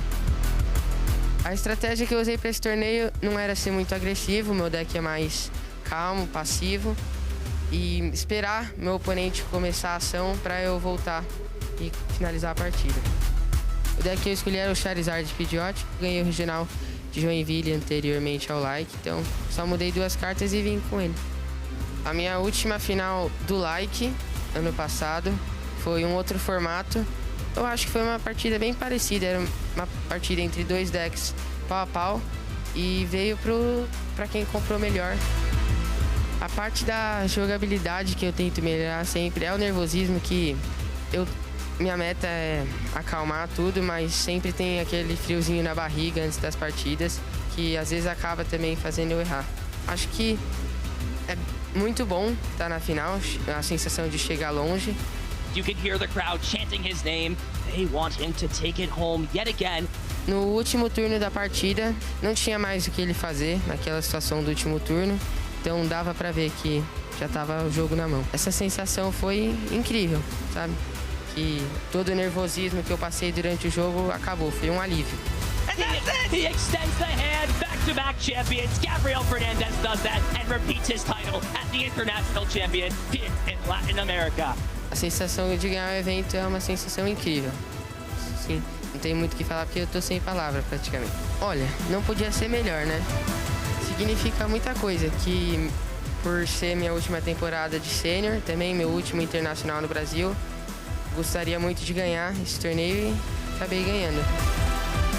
Eu vejo como mais um título que vai me dar confiança para jogar aí os próximos e conseguir mais títulos por aí.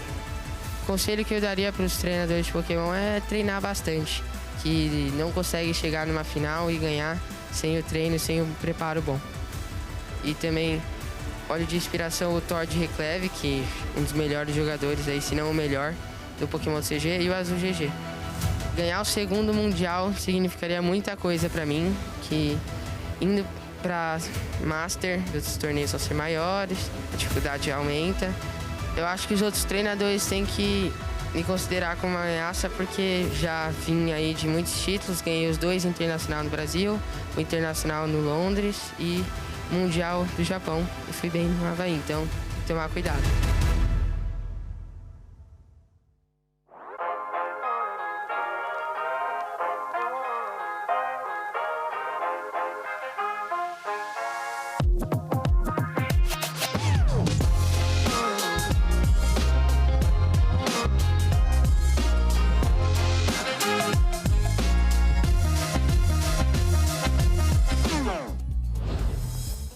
Started with over 2,000 players, and we're now down to our final 4 as we enter the semi-finals here in Lille. My name is Mike, and I'm joined here by Jesper, former world champion in the senior division, and you are certainly looking at some world champions being toppled in the event, as we just saw Henry Brand losing out to our semi-finalist, and I'm excited to see how Alejandro does next match. I mean, Alejandro is certainly looking towards stepping into the history books here, trying to claim the Lille Regional Championships, and well said, also an invitation to the 2026 World Championships happening in San Francisco. You know, wonderful place to be at. For sure. I was speaking with Alejandro in the interview and a little bit outside of it, and he said last season was his first season where he was going to take it seriously, and he got some good results and got a top 32, but this season all he aimed for was get on the stream and earn some cash. both of which he's doing at his first regional event today, and he still has an opportunity to earn his Worlds invite if he makes it all the way. Currently sitting in top 4 with an unusual deck compared to the rest of the field. True that, and when we're looking at, the Terra Box version that Alejandro plays, looks a lot like what we've seen, past season as well. A few tickles of updates here with Lily's Determination, for example. But, saying he wants to get on stream, check that. Wants to make some cash? Well, 2 more matches and you made $10,000, Alejandro. So, yeah, that's a pretty good job well done, if that happens. Well, let's see how the bracket has panned out for these players as they have been competing to try and make their way to the final. And it was an interesting top 16 where we had 16 players in our asymmetrical top cut, which then narrowed down to our Masters bracket here in top 8. And Piper Lupine taking down Kai Wainwright, who was our #1 seed out of the Swiss, and Piper with that Enzorok, which we've seen multiple times on stream, as well as Alexander Rutovics, who was playing the Dragapult Dust Noir. It seems to be the most popular deck here in that top 8. Yeah, it was definitely one of the most popular decks hitting into our phase 2 as well, beyond, the Guardi variants. But when we're looking at, Kai kind of getting to taste the curse of the first tier in the top 8. Although, yeah, with the top 16, we've had, unfortunately for Drew Stevenson, yeah, tasting the new rule change we had going in to the season. But, at the end of the day, first time we tried that. But one thing we're looking forward to, Piper versus Alexander. It's going to be an epic match, but what we're going to be looking at here in our next match is going to be Alejandro Gonzalez Sanchez versus Alberto Conti. Wonderful accent there, as we do have players from all over Europe competing here, and Alberto showed exactly why they're a top player in Swiss yesterday, playing that Dragapult Dust Noir into Gardevoir with an amazing 6-prize turn. If you haven't seen that moment, you definitely got to check it out. One of the greatest plays across the game, building it up the whole way through, and that is the vision he has. Very familiar with these long end game strategies, was previously very strong with Reggie Drago V-Star, and always had that Dragapult EX as part of the successful decks. Our Gdansk regional champion from last season. But here are the top 8 decks. Anything standing out to you there, Jesper? It looks like we're having a landslide after Milwaukee. We had 5 dark decks and 3 Gardevoirs in the top 8 of Milwaukee, and now the amount of hate we've seen on Gardevoir definitely has been showing where, well, we do have our dark attackers in the Charizard from Hermani and, Gabriel Fernandez and Piper Lupine playing the dark attackers in Zorark. But what we're looking at is 50% Dragapult Dusknoir. Not something I certainly expected going into this event.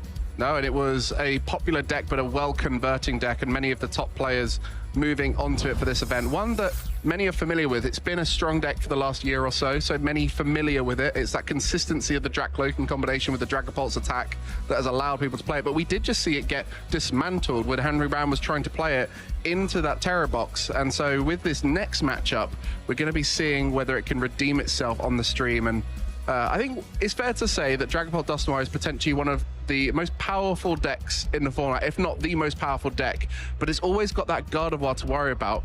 What is it about this event that's allowed it to really shine above Gardevoir? I think we've also seen, the way that the Dragapult Dusknoir players has handled that Gardevoir matchup. The Gardevoir Jellicent matchup is one that I certainly do not like to play against when I'm playing Dragapult Dusknoir. I have seen on socials that Alberto was able to actually beat 2 of them during this tournament at the very least. That was just, during our first day of competition.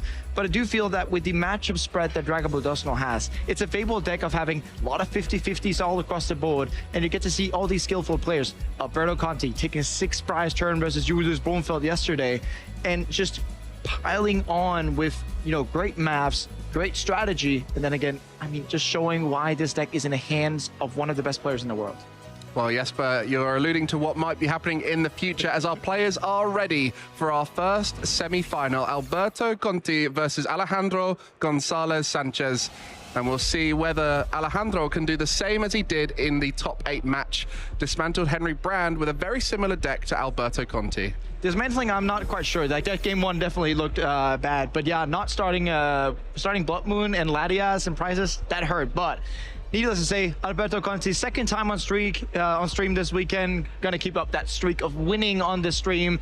Gdansk regional champion last season, was happy enough to have that interview with him on stage. And what a win that was. 2025 Lille top 4, we're on it right now. Let's make that into a finals, perhaps. Stuttgart Regionals top 4 as well.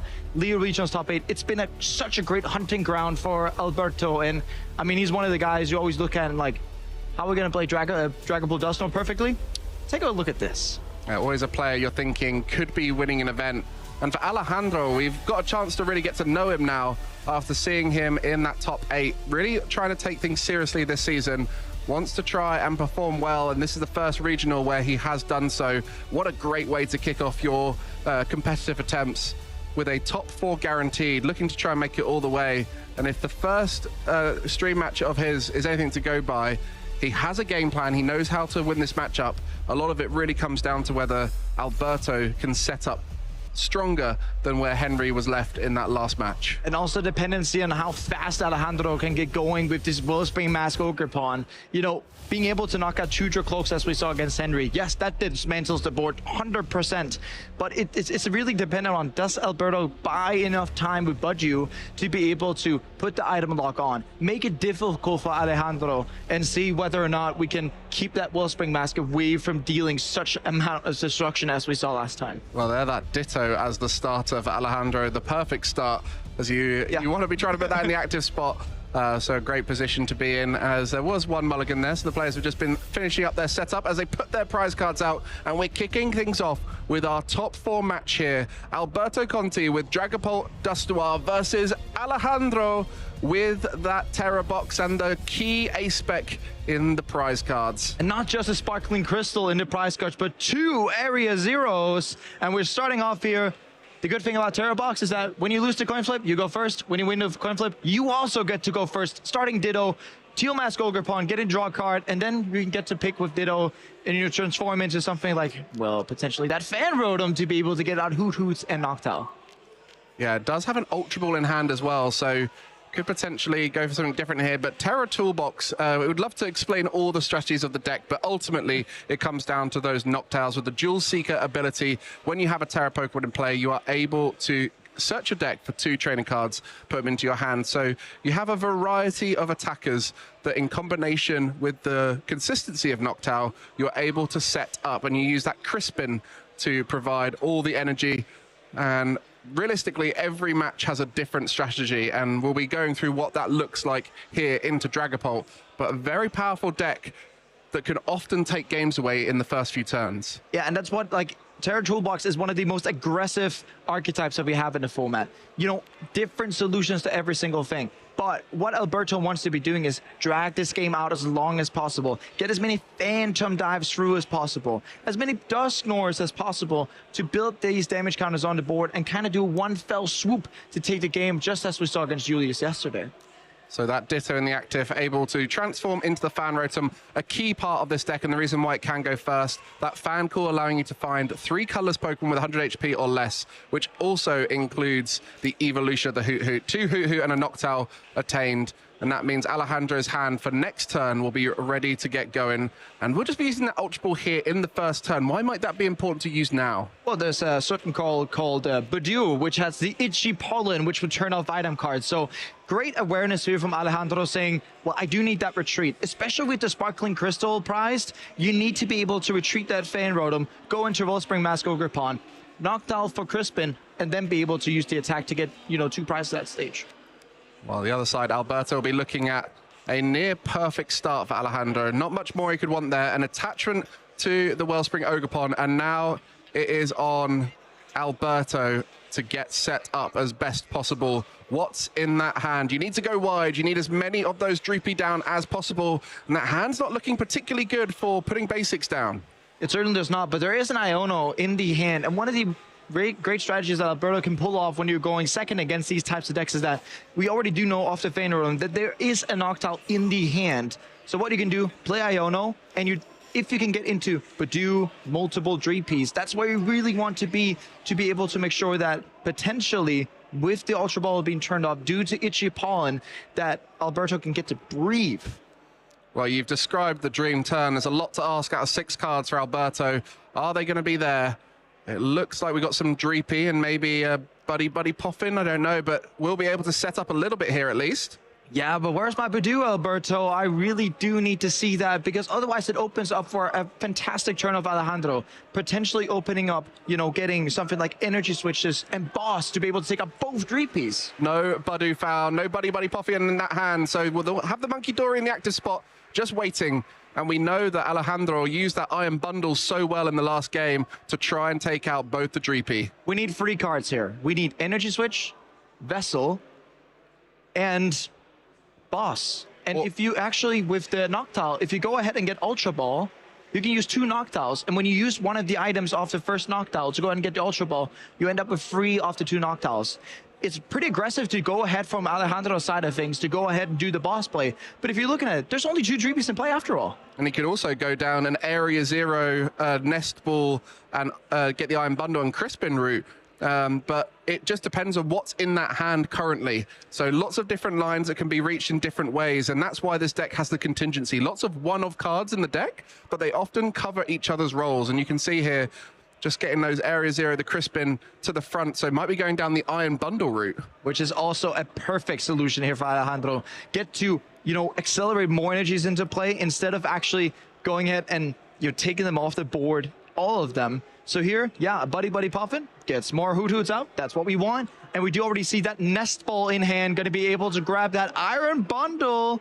There it is, the Iron Bundle. We saw it work so well in his quarterfinal match, and we'll be able to Crispin the energy into play and take both a Dreepy out for Alberto.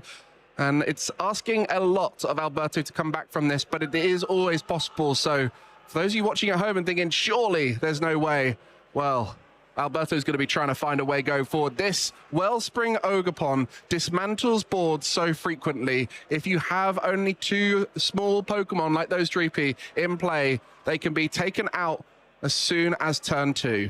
And you know what? On Alejandro's side, you're thinking, if it ain't broke, don't fix it. And in this case, if you can get to remove both of the Dreepies, which you can, you'll put yourself in a perfect position after this Crispin.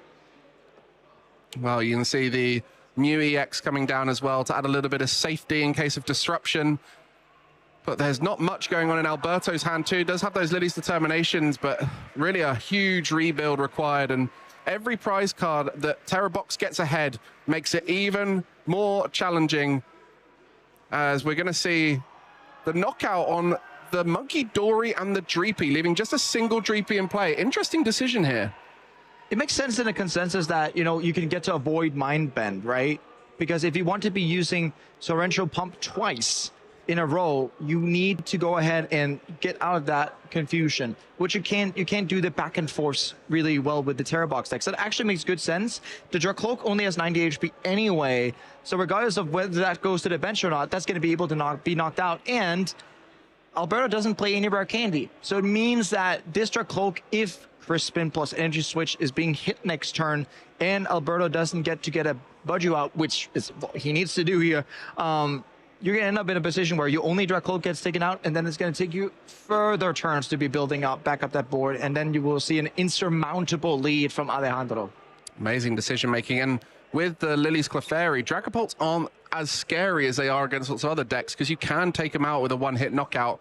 But that Lily's Determination for 8 cards to Alberto, and a little bit more with that Recon Directive, now going to be rebuilding up the board. Alejandro has 3 Hoot Hoot available for those Noctowls. So many options going forward, and really focusing on stability rather than aggression. And that's such a differentiator between the top Terra Box players and those who may have just recently picked up the deck. Sometimes it's not about taking the obvious route, but it's about taking the one which makes you the safest going forward. Exactly, and you're thinking, well, yes, it is stability, but I would also argue it's still aggression. You're doing this on a turn 2 exactly as you want to be doing.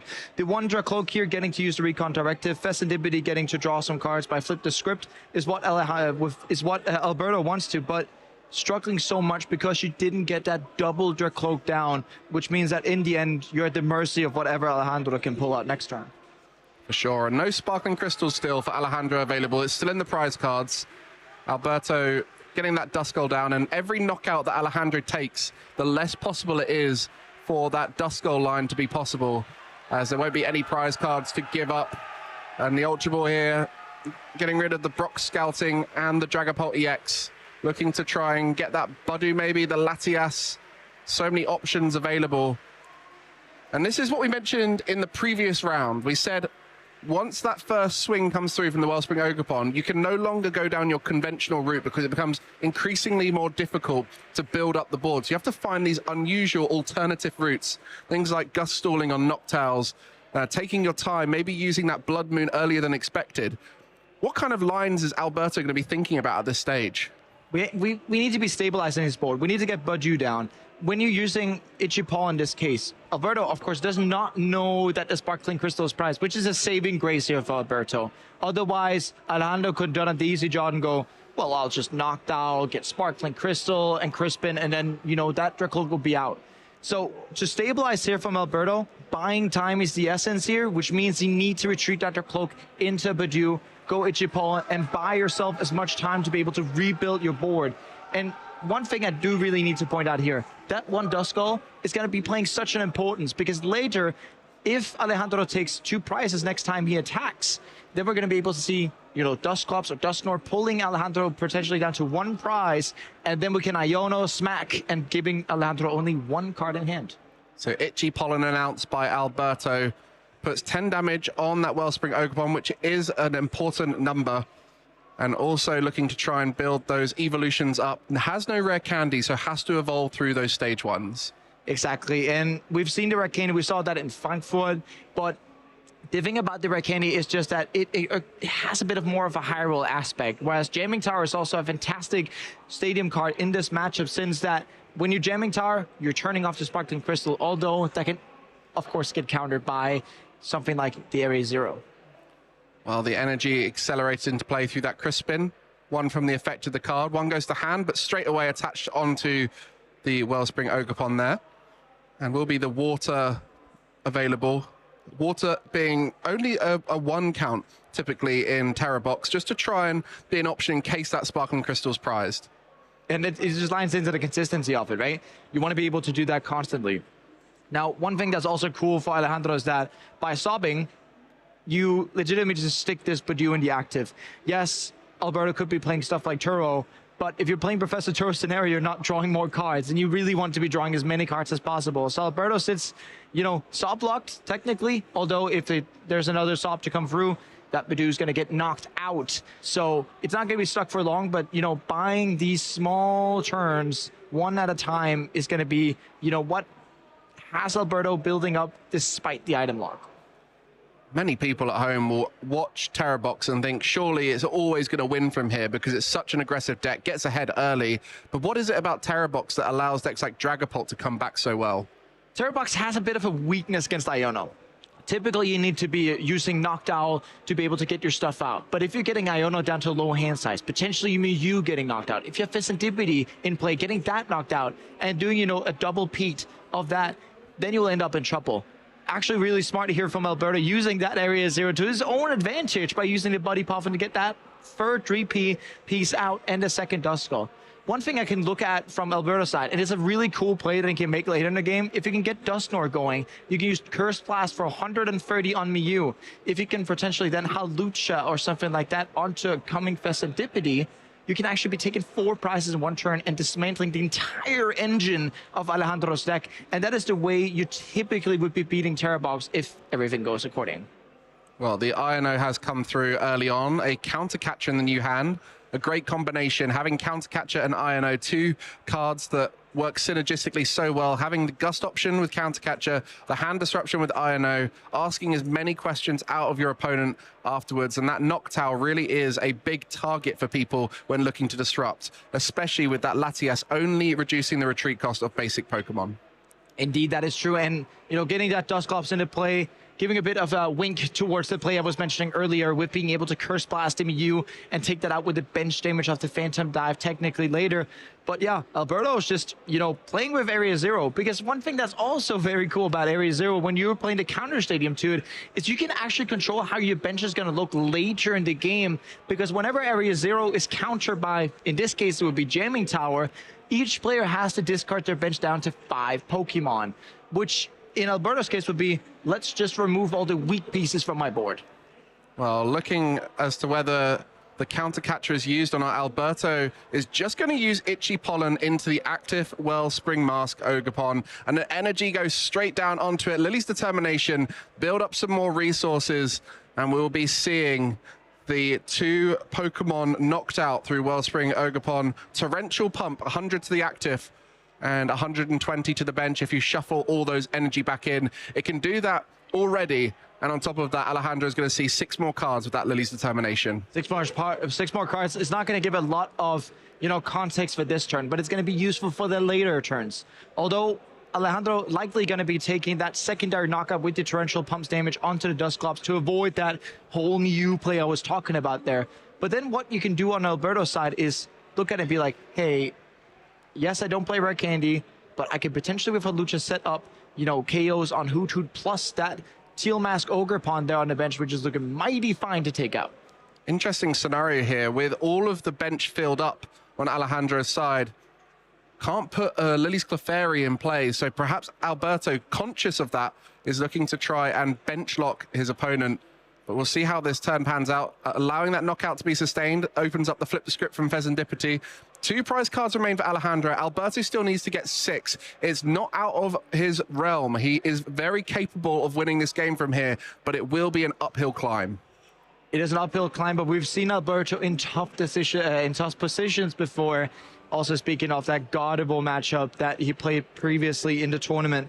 But looking at it here, Alberto has been successful in stabilizing a little bit. Needs to be able to pull off that Phantom Dive attack. Potentially, we could be seeing Alberto doing something like, counter-catching this Teal Mask Ogerpon and doing 200 damage to it. Because if you're able to do that, you can be, again, keeping that bench lock going. Alberto does not play a counter stadium to his own Area 0. Typically, we've seen something like Jamming Tower itself from these Terra toolboxes, but Alejandro has decided then, let's just go triple Area 0. And it just opens up for Alberto's play of potentially actually making a 6 prize turn happening on the following turn if we can get it into Dusknoir at some point. Well, we'll see what the rest of this turn entails. Not many cards available to Alberto, having to really draw as much as possible. And putting that Hawlucha in play with the Flying Entry will put 10 damage on 2 different Pokemon. 1 on a Fan Rotom and your choice of Hoot Hoot. You can pick which one you'd like, and it looks like it's going to be that one in the middle there. And the energy attachment, this Dragapult can now do 200 to which Pokemon Alberto? What are you gusting up? It's going to be going for that Mew, which will take a knockout, but will take away the draw. Iono, Mike. Iono down to 2. So Alberto will see a fresh 6 cards here. On the other side, Alejandro only gets 2.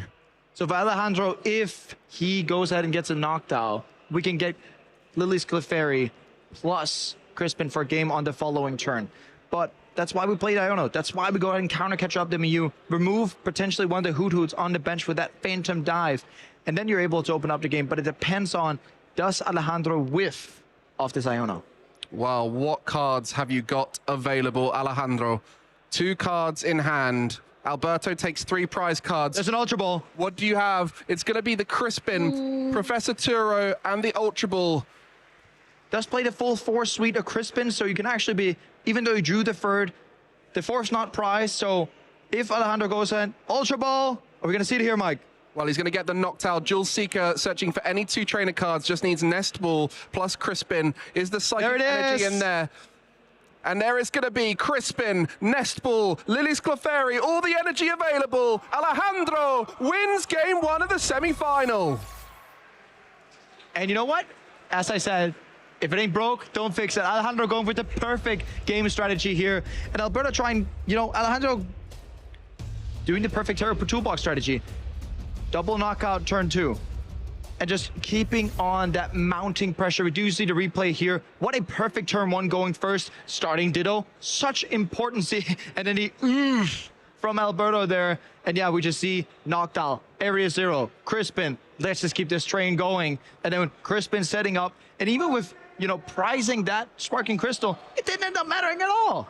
And that decision to take out the Monkey Dory is so smart, as it forced way more for Alberto. Just an energy attachment would have allowed Alberto to disrupt Alejandro, but instead took it out leaving the Dreepy to go to the active spot, which slowed down Alberto, forced a lot more resources out of him, and took him down this line of setting up slowly, and that allowed Alejandro to take a further 2 prize cards on this later turn, putting him in a great position to win the game. And we ended up with a position where Alberto was actually only 1 turn short of then winning the game, having set that up beautifully, and then asking the question of this Iono, can you get knocked out? And the answer, well, was yes. Did you have the resources left, Alejandro? You did indeed. And it was that Iono down to 1. You think back, and Alberto was presented with so many options on that previous turn with the counter catcher Iono, and you do wonder what the dream scenario would have been, maybe even popping the Dusclops before, which wasn't possible because he found that after the Iono. There's all these different things that could have made the turn more perfect for him, but in the end, he wasn't able to reach them. He did his absolute best to claw that one back, but it was not possible. 2 Duskull in the prize cards. And Mike, how many Duskulls does Alberto run? I think that might be 2.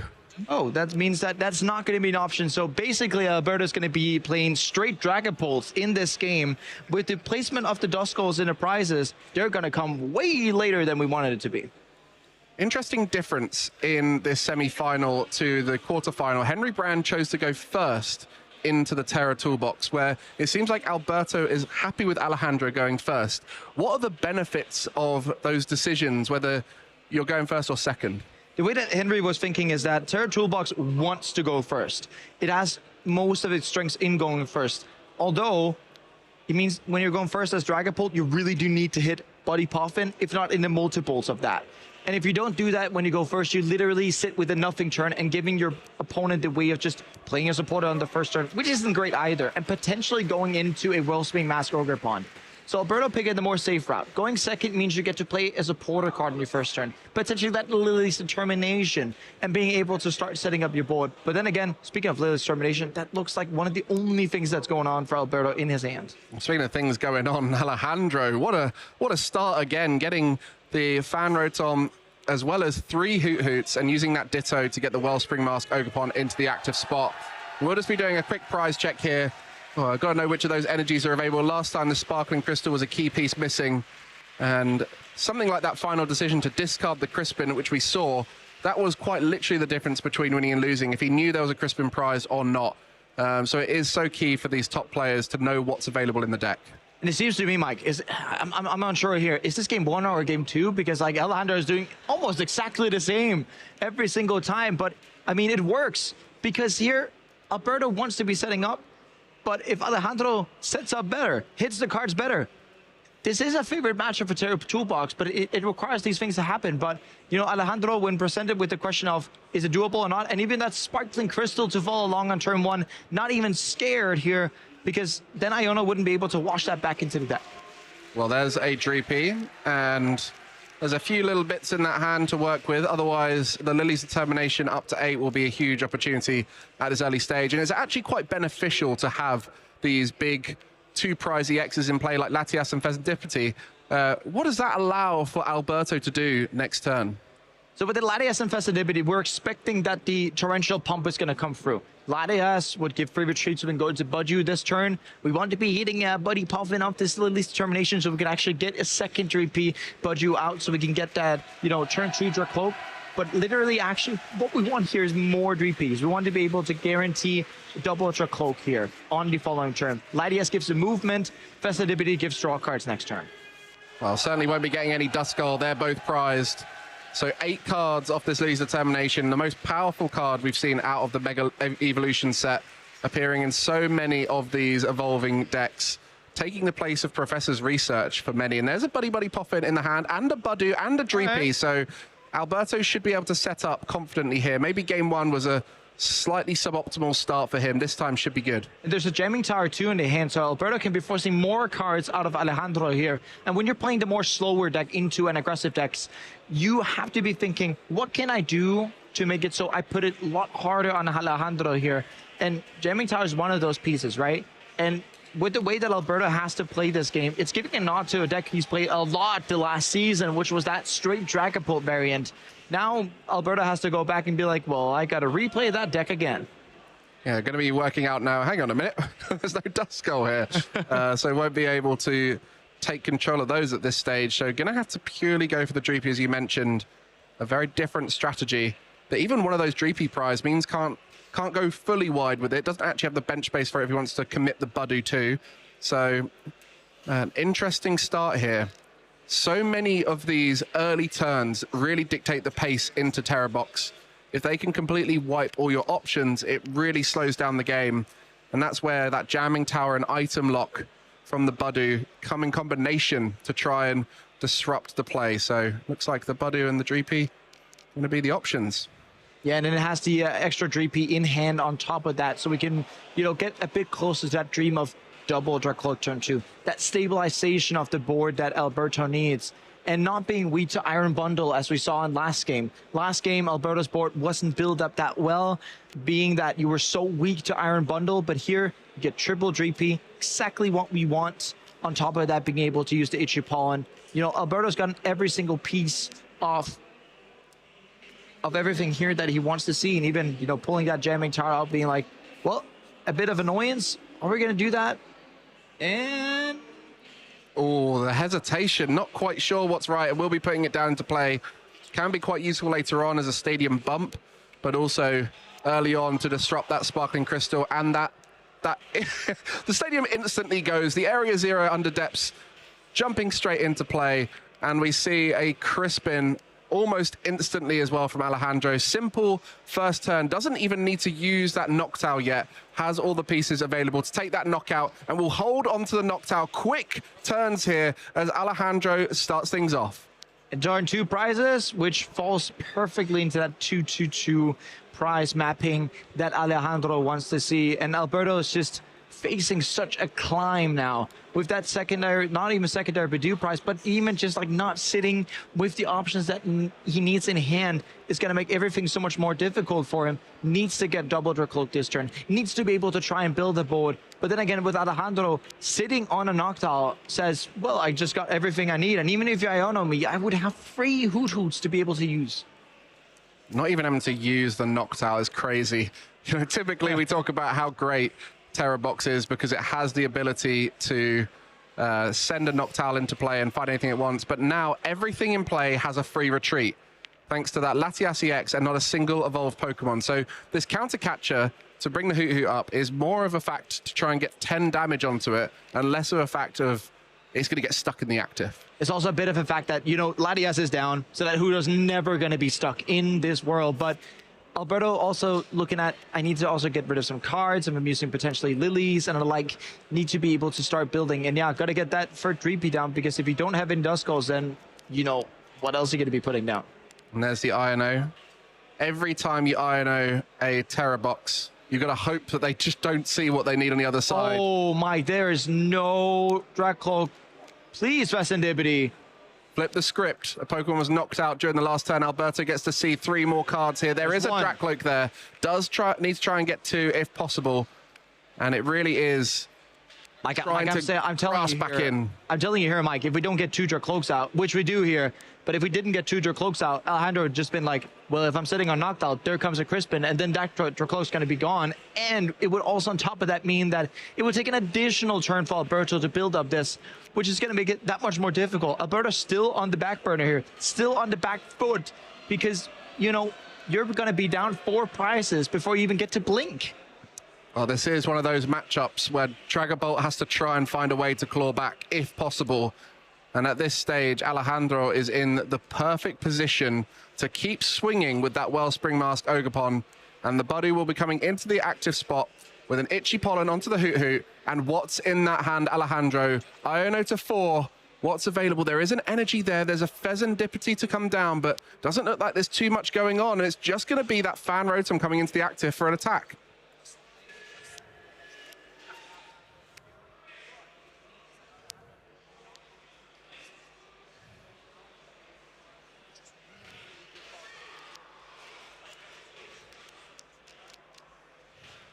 Even though Alejandro takes down 1, it means the other one's going to be able to be far along with an Iono to 1.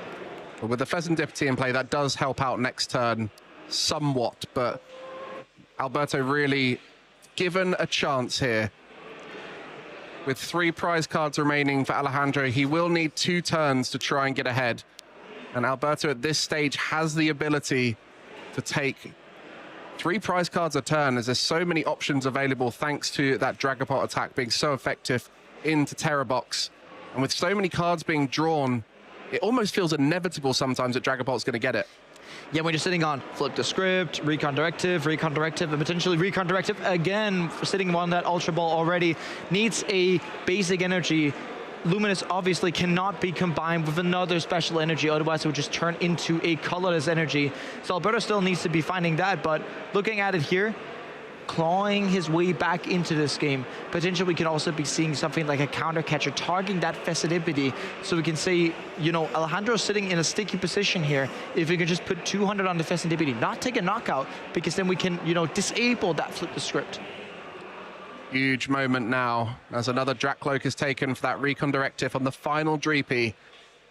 And there is just one piece missing, it seems like, just that extra energy. I see 2 Luminous in hand, but they will not go in combination with the Luminous in play currently. What's off this Recon Directive? Anything there? It seems like a quick decision.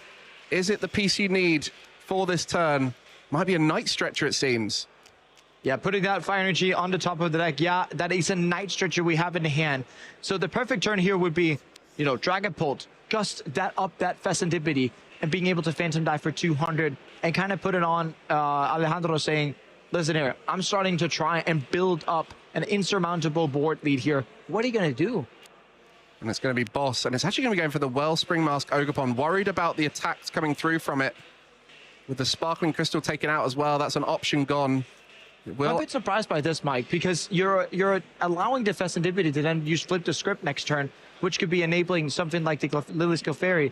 But you're going to be able to take out one of those Hoot-Hoots anyway, take free prizes, and it also means that with the Halucha, if you're able to be putting 10 on the Festivity, 10 on the Feint Rotom, you can then be building free extra prizes for next turn. So it feels really good into being able to build that, you know, 2 attacks, 6 prizes. And it's taken a Terra Pokemon out of play, so now if a Noctowl were to evolve from one of those Hoot-Hoot, you would not be able to use the Jewel Seeker.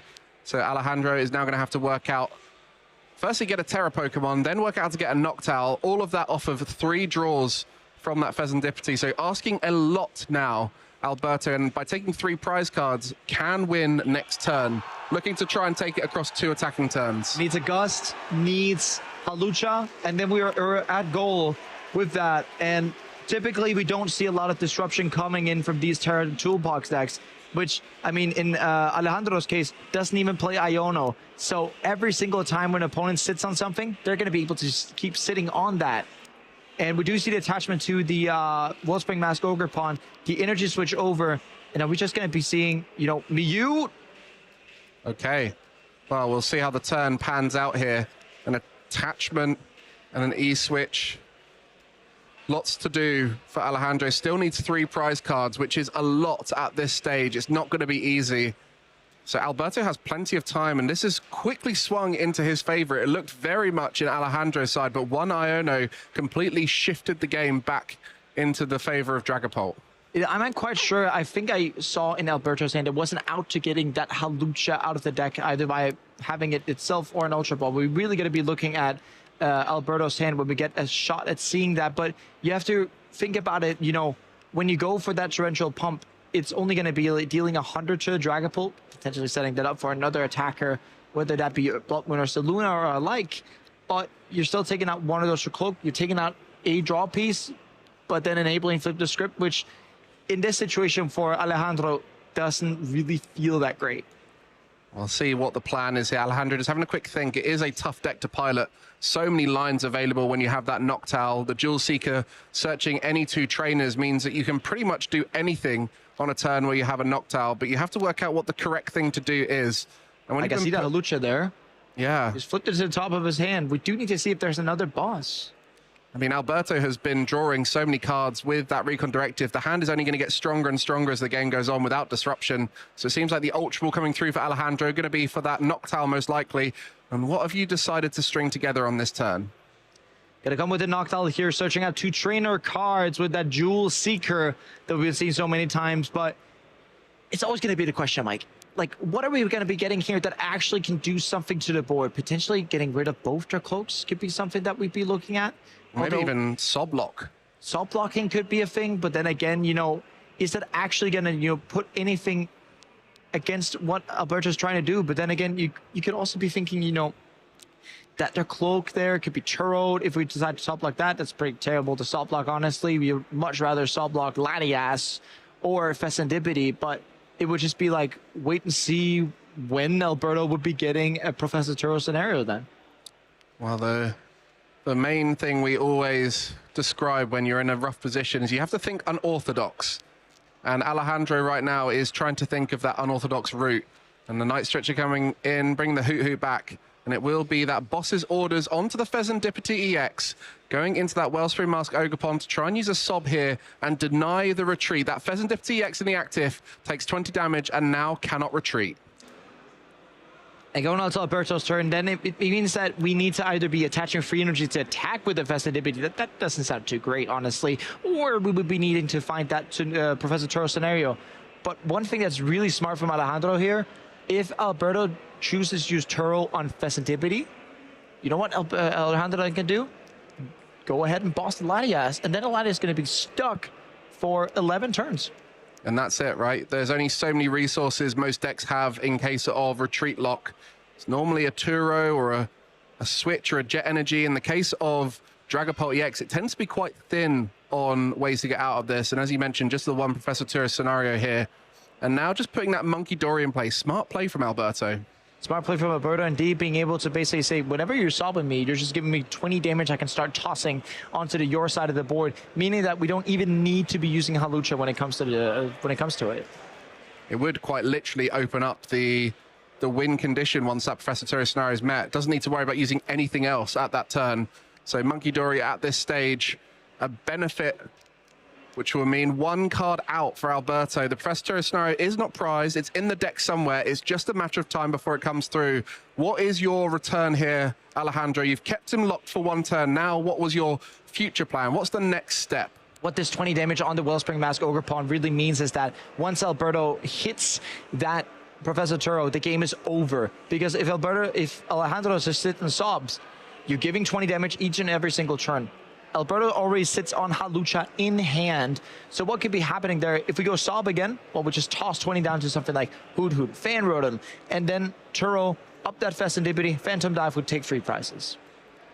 Well, this was a spanner in the works. The Monkey Dory coming through as a slightly different angle. It does mean that the idea of Sob locking over and over again to build up damage is not available. If that was the plan for Alejandro, you now got to find a new route. And this is what we're saying about the playing from behind. Terrabox has options, it has ways to do things, but what are the options here for you, Alejandro? Alberto has shown exactly how a Dragapult can come back into this game. An Iono and a big board setup all in one turn can really swing the game back in favor. The thing I'm failing to see here is how Alejandro would take free prizes at once. Since with the position we're giving here by Alejandro is that if you don't take those free prizes at once, you're going to be sitting in a position where Alberto just sits with the options of going, I will take free prizes at once. They get to get rid of that Rotom off the board, which is really good, and getting out that Mega Mawile. Oh, a quick little read there from Alberto. And for you guys at home, I think this is the first time we've seen Mega Mawile on the stream here with that Gobble Down attack. The attack does 80 damage to each prize card you have taken. And if your opponent's active Pokemon already has any damage counters on it, its attack-based damage is 30. That's for Huge Bite, which does 260 otherwise. So an interesting attacker. We've seen it a little bit in some decks recently, but for Alejandro, I guess this was maybe an answer for certain decks that were on the rise, like Mega Absol. Yeah, Cornerstone out. It's really good at that. And currently the Gobble Down would be, well, if we're going for Mass Class 8 times free, that's 24. So 240 damage is the Gobble Down range currently. Going for Soul Block again, and you know that Hoot Hoot down there? If you go ahead and you toss the 20 from the Fezandipity, those 20 right here, if we go ahead and toss those away over to the Hoot Hoot and get Professor Turo scenario, then we got it. But it's all depending on what happens off these Dracloaks here. Well, there's 2 Dracloaks currently available to try and dig towards Professor Turo's scenario. As soon as that is found by Alberto, he will be able to just win the game. And being able to see 2 cards per turn and choose one to put in your hand is the fact you get to put the one you don't like on the bottom that allows you just to increase the quality of the top of that deck. And we'll just be checking how thick the deck is to know how far away that Professor Turo scenario is. And has an energy, has all sorts of things in that hand to try and kind of prep for next turn.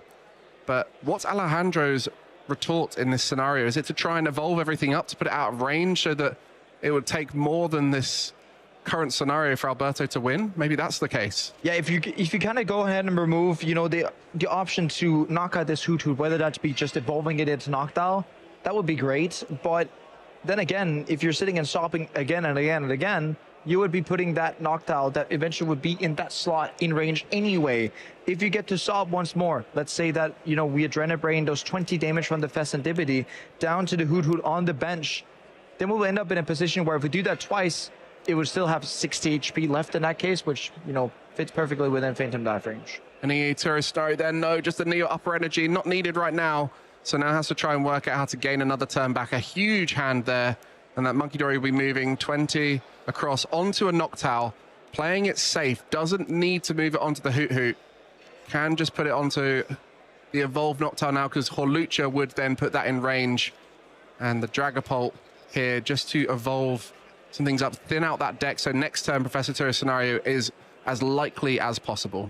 I'm not even sure if I would have gone ahead and do that, Mike, because whenever you're using, you know, Recon Directive, you're putting cards at the bottom of the deck. Even though, yes, you're using Brock to thin out a card from your deck, basically what you're doing by shuffling your deck is actually you're lessening your odds of hitting that Turo on the next turn. Even though, yes, you're getting to see 7 cards with top deck plus triple Recon Directive, you still have to give it a nod to that. Yes, we're removing 1 card technically from the deck, but we have to remember which, you know, amount of the deck we can actually be looking at. Yeah, and Alberto trying to just work out the odds here, and we see a Crispin to put some energy onto that Mega Mawile. So we're finally going to get a chance to see the Mega Pokemon here, as well as that Noctowl potentially evolving up. This is a really interesting endgame scenario. It did look impossible for Alejandro, but I think he's putting himself in a really good position here to ask as many questions of Alberto next turn as possible. Yeah, because here with the way that the position is built up, there's no damage on Alberto's board, which means that Adrenabrain is going to be unable to be used at all. And then we can go ahead and gobble down for 240 onto the Festivity with a Pokemon that's not going to be knocked out by Phantom Dive. Then Alejandro will be down to 1 prize, and when you're down to 1 prize, what do you need, Mike? Well, I just need 1 prize card. Well, you do need 1 prize card, but you need a boss's orders, and you know, energy switch, really good to get that second energy you need for Gobble Down, although that has to be a secondary metal energy. Exactly, as this is fascinating here for Alejandro.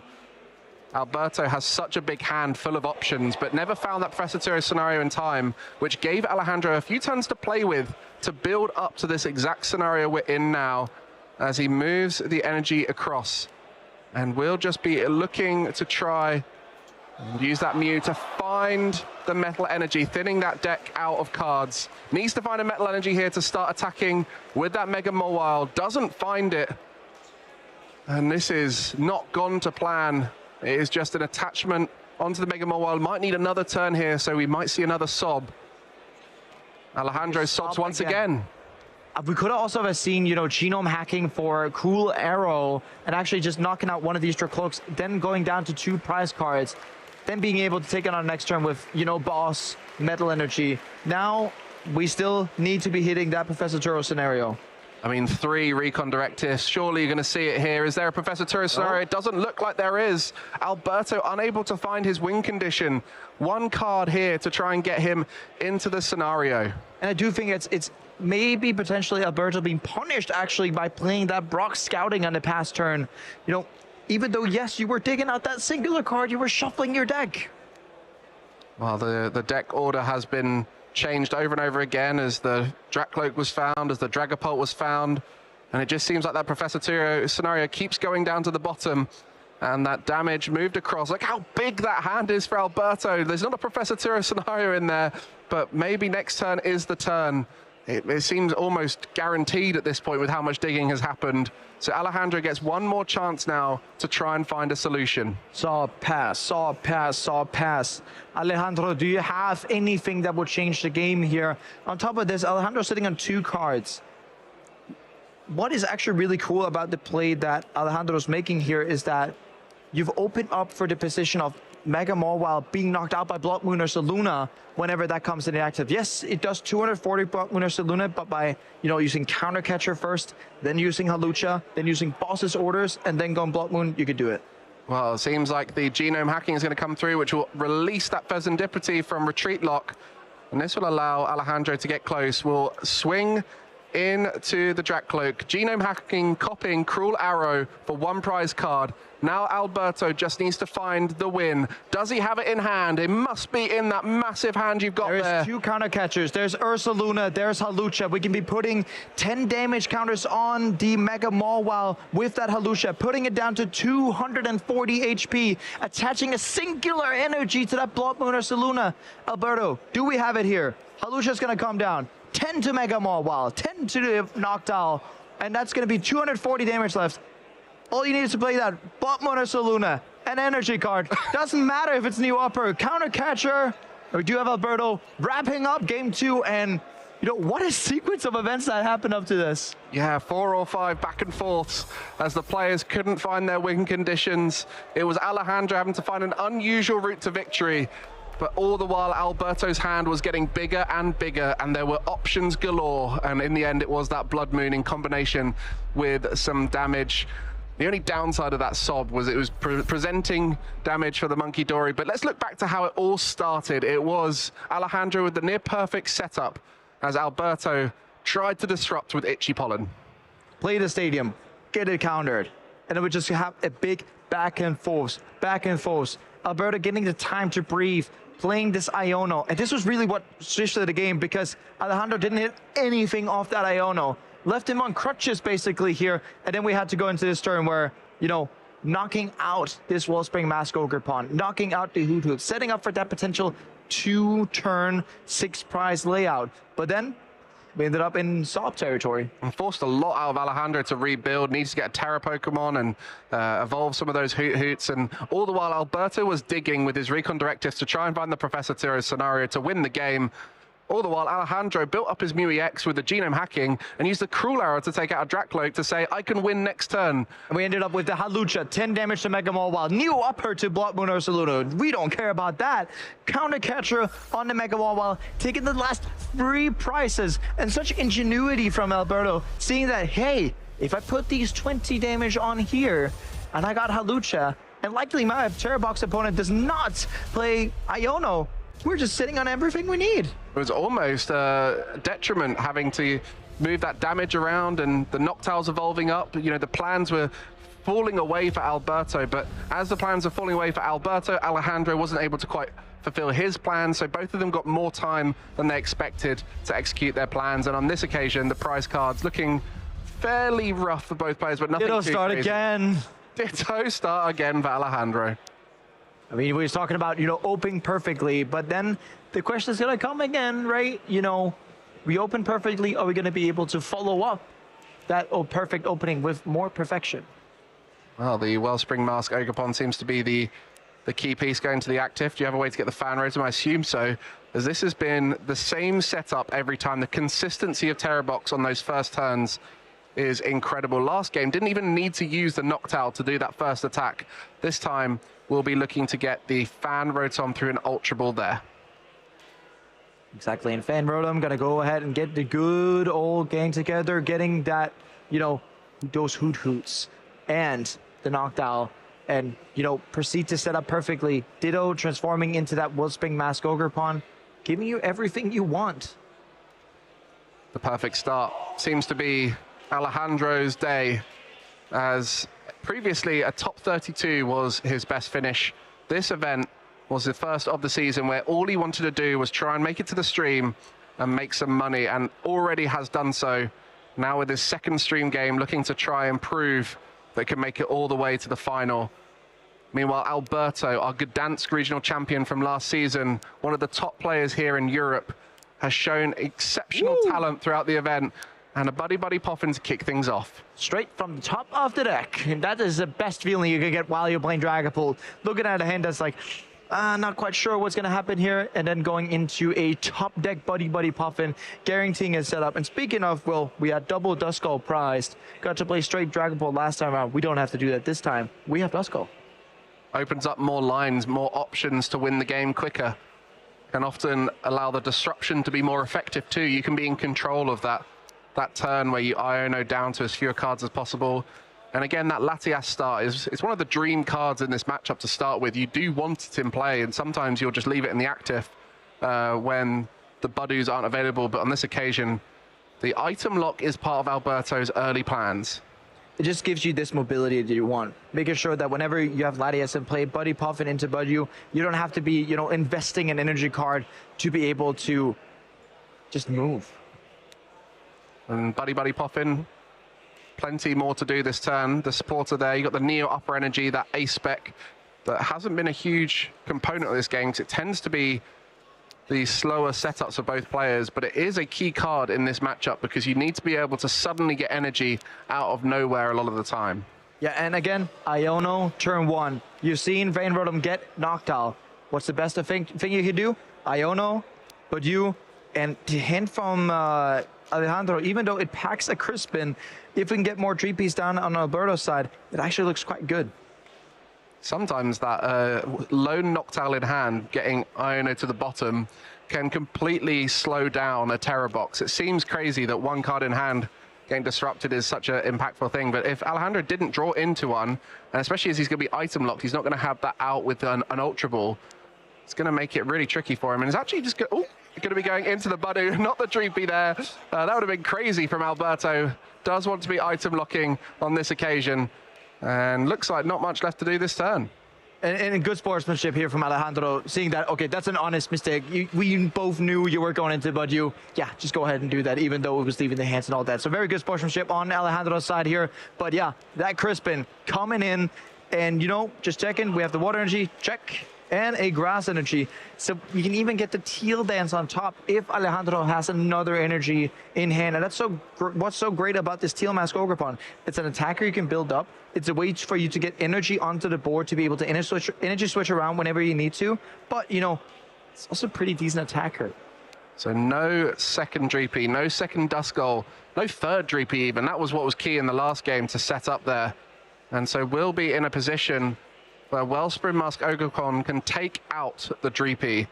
Might even look to take out the Duskull in this situation. And when you're taking out both Budu and you're taking out 3P, in this case, Alejandro's left with nothing in hand, almost. Well, there's a Lily off the top, I believe, so actually saved by the top deck here, Mike.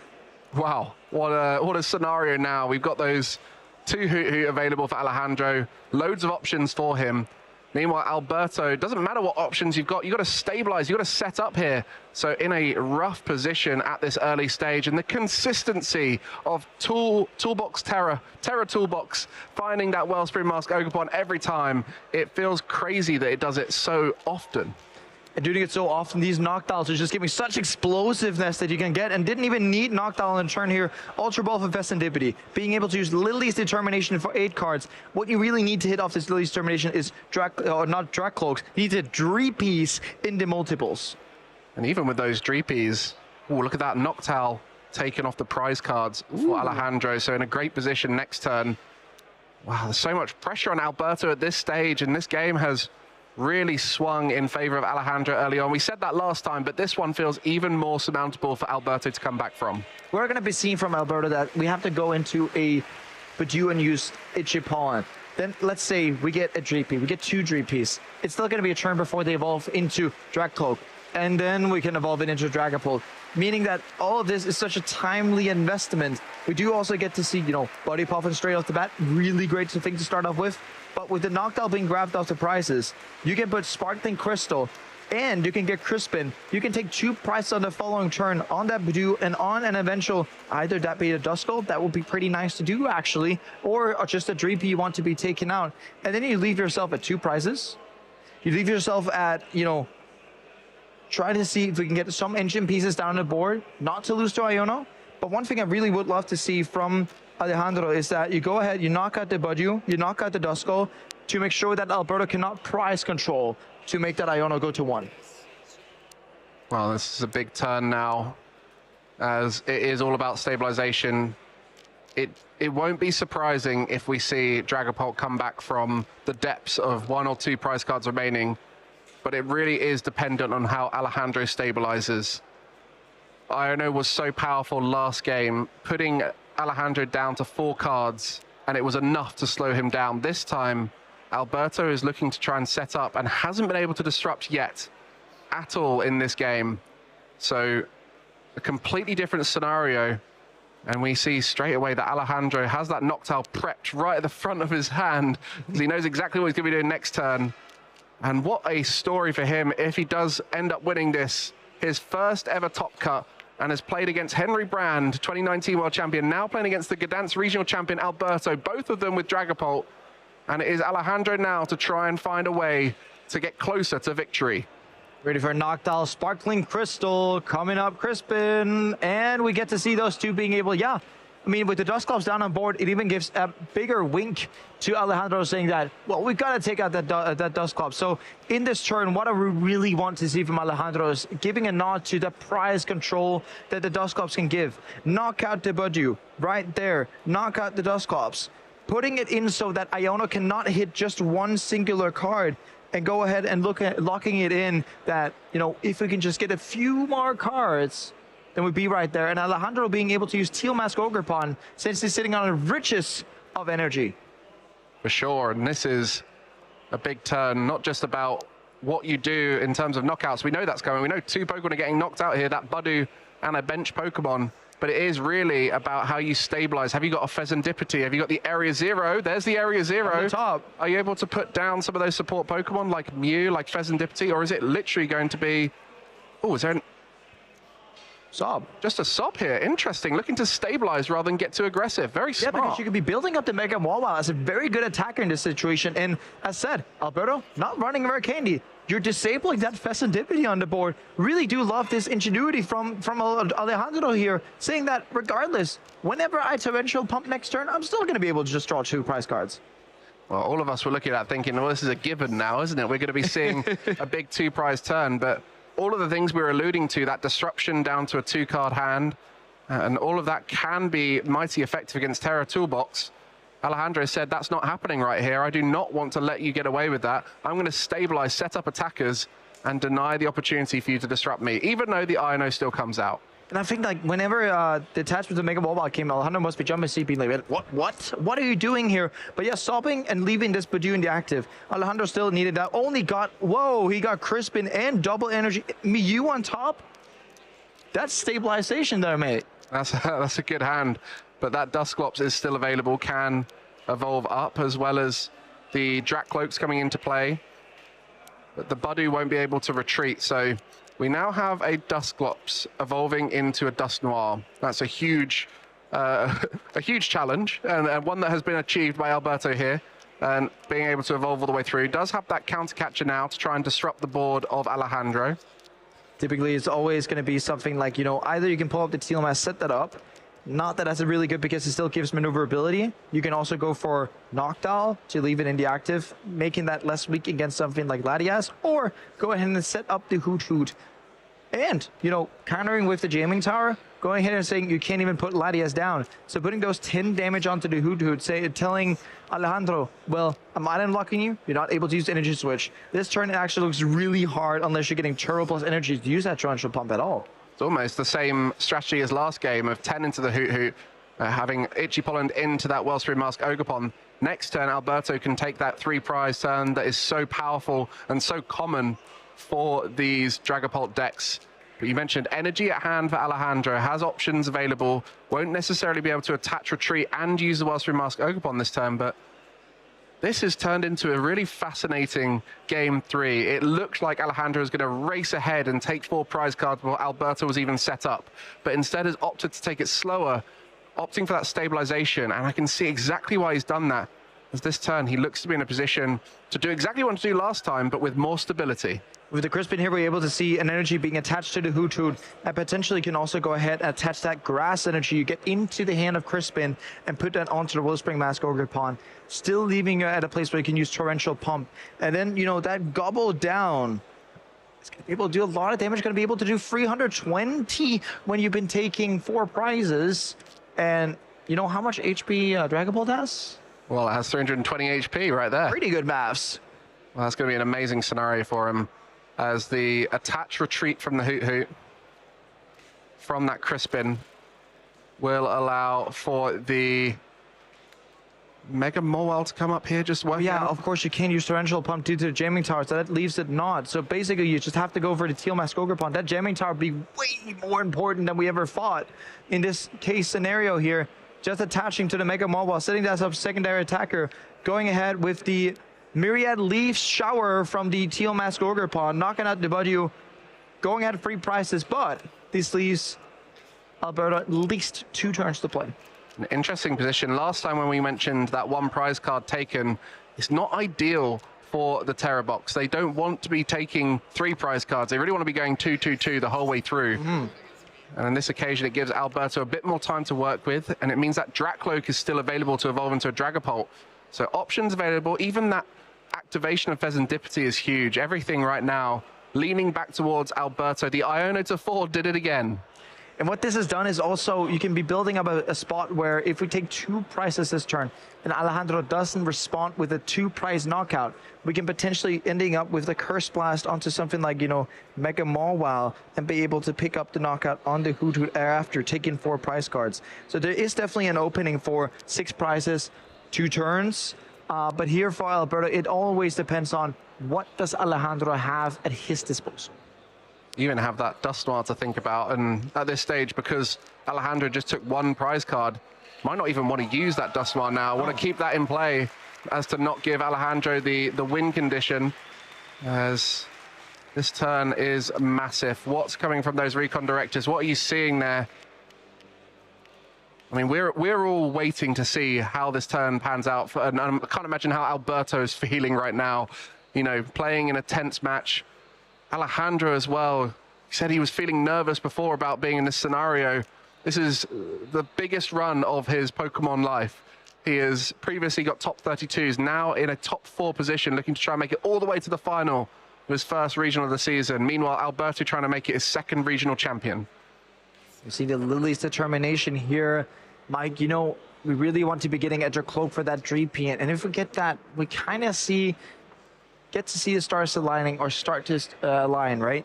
We can go ahead, we can do 200 to that Teal Mask Ogre Pond, 60 to that Hoot Hoot, taking out, you know, a potential knocked out option.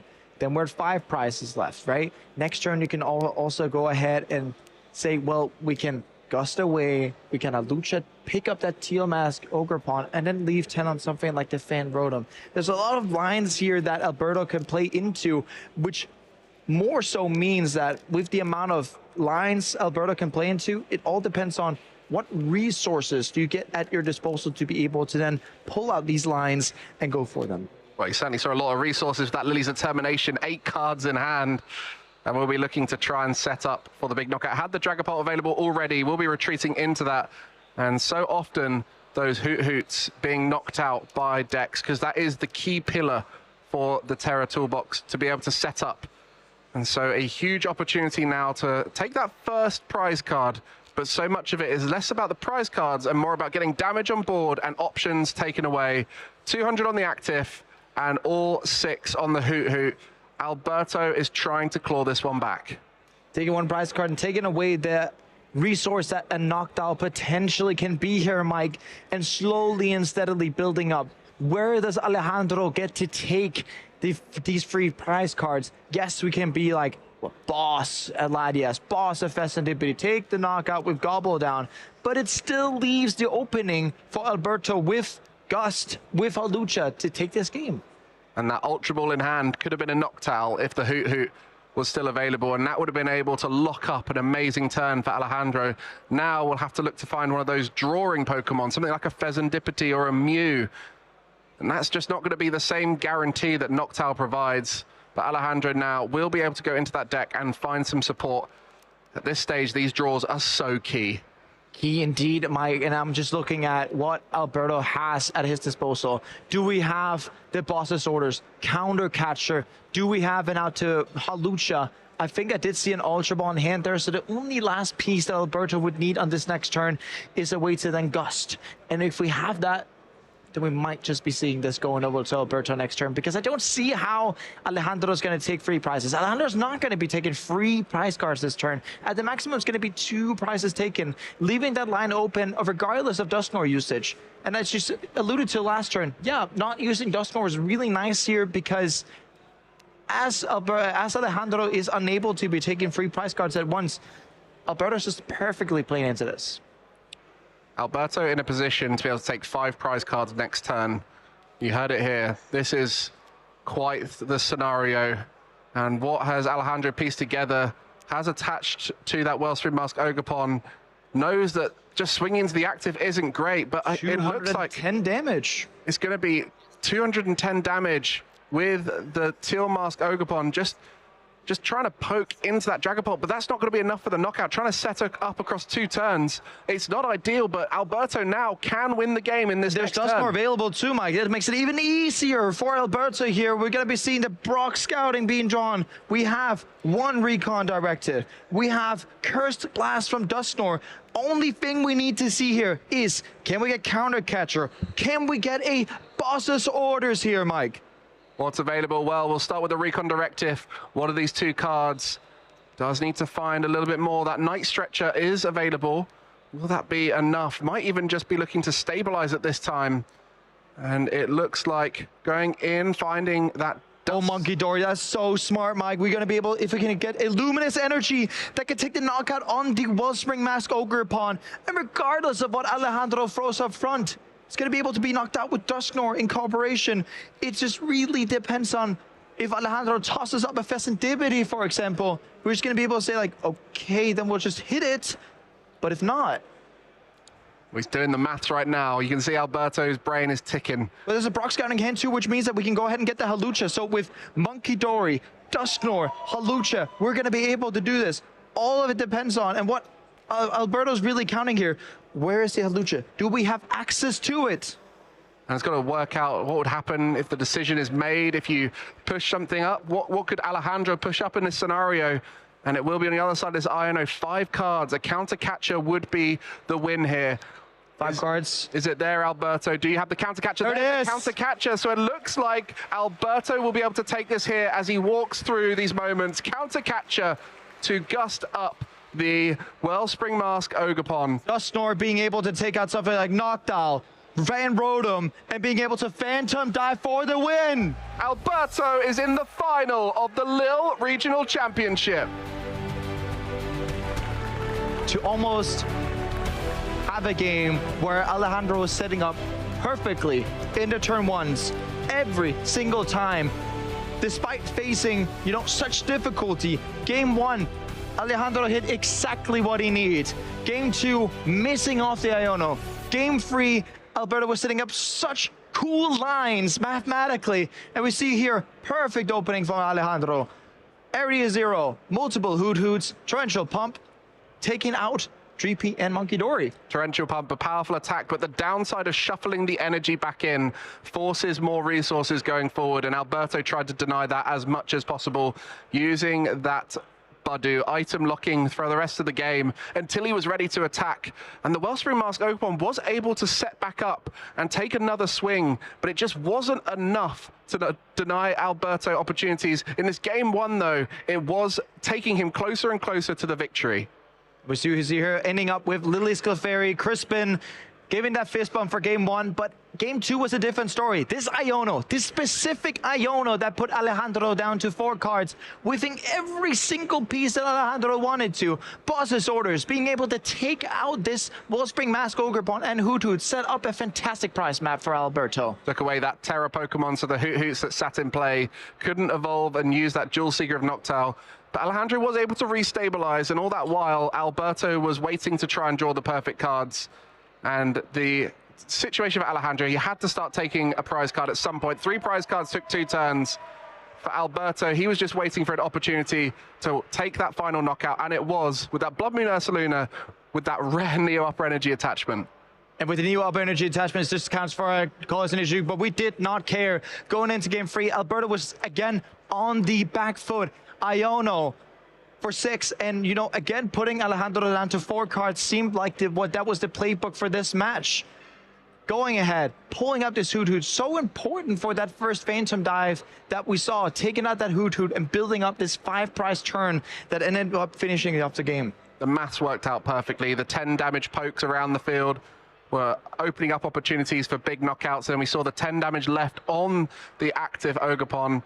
And then adding that Monkey Dory into Adrenabrain some more damage across, just set up all the maths required to win in this final turn, as that Dust Noir took out a 1 prize on the bench. Meanwhile, the 2-2 prizes knocked out. And this seems to be Alberto's bread and butter, taking out as many Pokemon all in one turn. We saw a big 6 prize turn earlier in the tournament. In this game, it was a big 5 prize turn to put him into the final. And typically we do have a Pokemath video we can sometimes show, but we need to update that with some cool Draggable Dust Noir math at some point, because wow, Alberto, you just showed us a masterclass of how you'll be able to do maths on the fly, price mapping here, there, everywhere, and going ahead and saying like, I can use Iono. Oh, you whiffed? I'll just take 5 prizes in 1 turn. I don't care.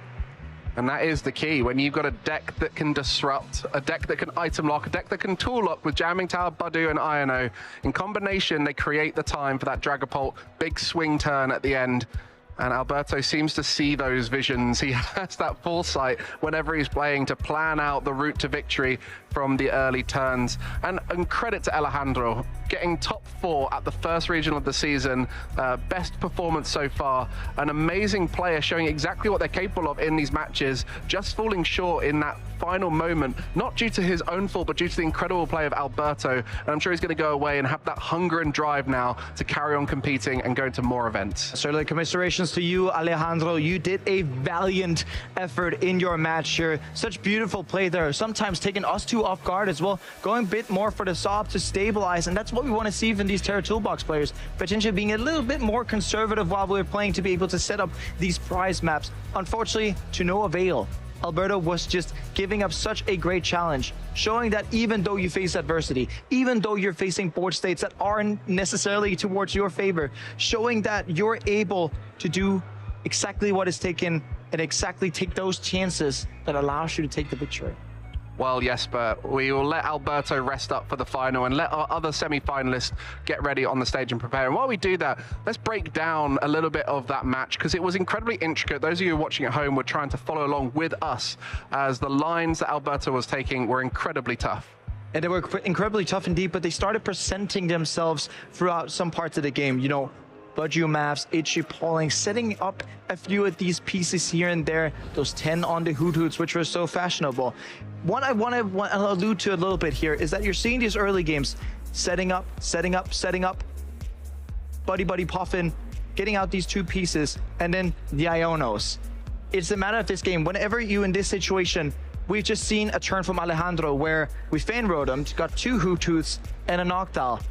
What's the best answer? Well, Buddy Puffin for Budju, Buddy Puffin for Dreepy, retreat into Budju, item lock Iono, and then you'll start at a point where you force Alejandro to hit so many pieces. You force him to hit Crispin or Noctowl to be able to, you know, take these situations into their advantage. And even though it's 6 cards drawn, you have 4 Crispins, yes, and then you would have 3 additional Noctowls. A pretty thick deck you're looking at, 7 outs, drawing 7 cards. It's not a given every single time. And that's why that, you know, statistically, when Alberto goes ahead and does these moves, it's to say, well, if he misses, I'm in a big lead. Well, Jesper, there's lots of great moments throughout that game, including this one. You know, Iono was there to disrupt early game, but it was towards the late game that Alberto really strung it together. Yeah, stringing it together here, the Iono here, and we're looking at a situation here where we've set up the Monkey Dory. We've set it up perfectly with the map, right? We have Dusknoir to be able to splash 130 damage anywhere we want. We can even somehow go ahead and be like, well, we can Monkey Dory there, we can Monkey Dory here to set up, we can go ahead and even Dusknoir and set it up here. There's so many lines as to which Alberto can be taking, but going on further, the Iono here for 5 is the pinnacle of the moment. This is what ended up finishing off the game. And you're thinking, 5 prizes in one go, and I'm using Phantom Die for 200 and spending 60. Yes, that is what we call power. And then we see Alberto's. It feels like in this situation, I can hear the cogs ticking, right? I can hear like, okay, if I do this, and I do, and oh yeah, it fits perfectly together. And that's what we're gonna be seeing here. Flicking up that counter catcher going ahead and be like, well, what do I pick? I can just pick the Wellspring Mask Ogerpunk because I can be able to take that out. And then, yeah, you end up with a situation where the Wellspring Mask goes, we just go ahead and Dusknoir whatever is down here somewhere. And then we can just go ahead and Phantom Dive. And then in one fell swoop, you're taking out this Wellspring Mask Ogerpunk. Because where did those 2 damage come from? We would do pretty much like twice earlier game. that damage we put in play turn 1, turn 2 was setting up everything here. It ended up in a situation where Dusknoir, pop, go ahead, take 4 prizes afterwards, and making a perfect 5 prize turn. And that's something we've been seeing constantly from Alberto. 6 prize turn yesterday, 5 prize turn today. I mean, even though it's not as epic as a 6 prize turn, you got to give it to him like such skill. Yeah, the maths there was incredible, and I think you can safely say Alberto is one of the best players playing Dusknoir Dragapult, able to work out all of those different lines and how the 130 works with the Budu 10s, works with the Dragapult's 260. It all kind of works together nicely, and fair play to him. But for now, I know that Shay is out somewhere in the hall with some familiar faces. All right, everybody. Now, I was just walking around the venue and I stumbled into 2 lovely ladies who did rather well here at the Lille Regional Championships. And you might recognize them because quite often they're behind the desk streaming the events as well. So Emily, Amy, talk to us. How did your weekend go? So my weekend was great. It's my second EU regional entering. I'm kind of bi-continental this season, and as I've just been kind of telling everybody, I played Pittsburgh, I played Frankfurt, and now we're here in Lille. Got my first phase 2, really excited with the Alex Schmansky, Josh Frank, EV Terrabox hybrid deck, which has been really nice to me the entire weekend. So I'm really happy it went well, but I got 275th, I want to say, out of 2014 entrants. Not enough to get packs, but still, we'll take it. That's a respectable finish. And Amy, what about yourself? It's Conkin time! I played Conkelda and I came 71st place, and I'm honestly overjoyed, thrilled and disappointed all at the same I can't believe this has happened. It feels like a dream. No, I actually have a funny story, Amy, because when I heard that you was playing Conkelda, you know, on Arcade 9, I was keeping an eye out for how your day was panning out, and I know when it got to winning in action for phase 2, I thought, oh, what's Amy match then? And not only did Amy hit the Conkelda mirror round 1, she hit it at the end in round 9 or 8. What was your thoughts when your opponent flipped over Timber? They flipped over a Dunsparce, and I also flipped over Dunsparce, and I looked at them and I looked them dead in the eye and I said, I thought we were going to be friends. What is that? You better not be playing a mirror match. And guess what? They were. But they were a great sport. It was a really fun match. And honestly, I had a really good time playing Conkelda. Don't tell anyone said that. So I've got one more question for you both before we wrap it up. What do you have any advice for any other women in the community who want to get involved, even playing the game or casting? Any more tips and tricks for them? Yeah, so Event Locator is right on the website. The best way that you can start playing the game is by just going to an event. Big shout outs to Amy here. Joe and I attended her last Cup and Challenge, and she has a massive community that made me and Joe feel so welcome our first time there. And that's, I think, like the biggest thing. Show up at your card shop. Make sure you can tell people, you know what, hey, I'm new. Just stop me if I'm about to make something wrong. I've never had a bad opponent at locals who isn't willing to help out. Absolutely. I have to echo a lot of what you said, Emily, and I think just having the opportunity to go to locals and just start the journey, be known, be a person, be there, be present, and you'll get there. Some great tips and tricks there from 2 pillars, 2 titans of our community. Nothing but love and respect for them. But now we're going to get back to the stream. Thank you so much for your time.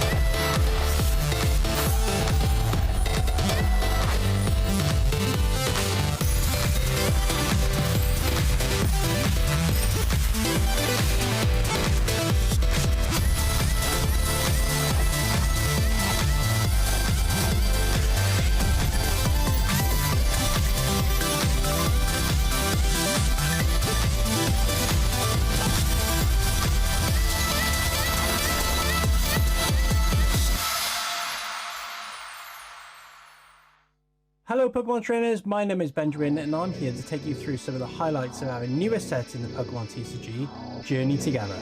Journey Together not only introduces new cards into our meta, but also brings back an ever-popular mechanic the game first introduced 20 years ago, and what the competitive metagame has not actually seen for 10 years. The new Trainers Pokemon mechanic was actually first teased all the way back in Worlds 2024, and the excitement for the possible trainers that could be featured was electric.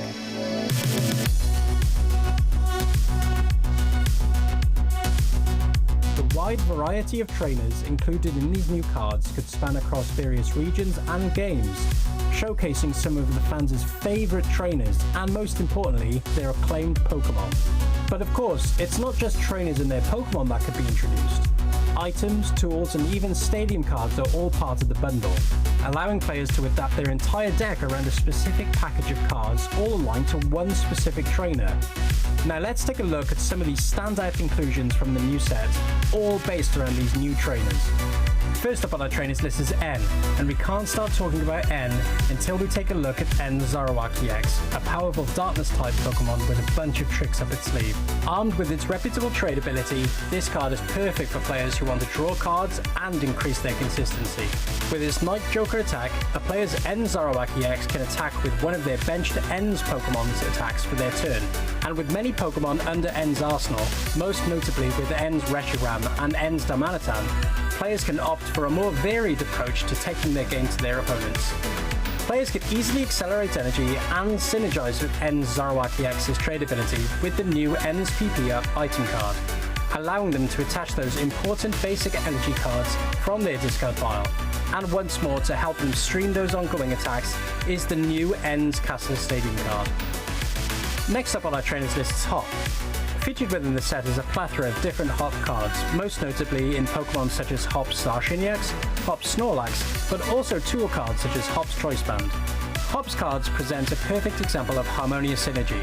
Whilst Hop's Zacian's EX's first attack Insta Strike does not seem as intimidating with its 30 damage, pairing it with Hop's Choice Band, Hop's Snorlax's extra helpings ability, and the post-quick Stadium card, Hop's Zacian EX is now doing a massive 120 damage to their opponent's active Pokemon, and for no energy cost. With a number of additional Pokemon in its stockpile such as Hop's Cramorant, and other Pokemon such as Blood Moon Lunar EX, the continuous and consistent damage slowly overloads their opponents and grinds down their board states of submission, showcasing just another style of play in another trainer archetype. Another trainer on our list is Iono. Iono's Belly Belt EX shines bright, being paired with a huge range of cards supporting its two main features. Firstly, its ability Electric Streamer allows players to attach as many basic lightning energy from their hand to one of their Iono's Pokemon. And secondly, its attack Thunderous Bolt deals a very respectable 230 damage. Where Iono really shows great consistency is with Iono's Kilowatt Roll. Its ability Flashing Draw gives players a way of drawing up to 6 cards in hand if they can discard a basic lightning energy from the Pokemon. Paired with Iono's Belly Belt EX's Electric Streamer, and with various methods of consistency bringing basic energy to the player's hand, players can more comfortably draw into the cards they need and execute their strategy more effectively. And finally, we have the fan favourite Lily. Although Lily has a great set of cards, we will focus specifically on one card from the collection, which is Lily's Clefairy EX, a great gem from this set. Lily's Clefairy EX combines an extremely relevant ability with its Fairy Zone ability, making it the perfect tool for players to splash the card easily into other decks to more effectively deal with the Dragon-type Pokemon that are dominant in the format. In connection to its Full Moon Rondo attack and its low energy cost, Lily's Clefairy EX is a threat all on its own, but you can understand why many players say it's now their favoured method of dealing with the commanding Dragon-type Pokemon in the meta. Trust us when we say this one's going to shake up the competitive scene. Well, you can just see how the new trainers Pokemon are planning to impact the meta, either all on their own as single archetypes, taking some of the game's already established cards, or being included as single cards in already influential decks in the format due to their strong abilities or attacks. Their introduction allows players to approach the game more individually, making each of the trainers archetypes unique in their own way, which will always bring a more interesting and varied metagame. We hope you're enjoying the new cards from Journey Together just as much as we are. Which trainer do you think will come out on top? There's only really one way to find out, and that's by staying tuned to the live broadcast. Until next time, trainers, this has been Benjamin. Catch you later.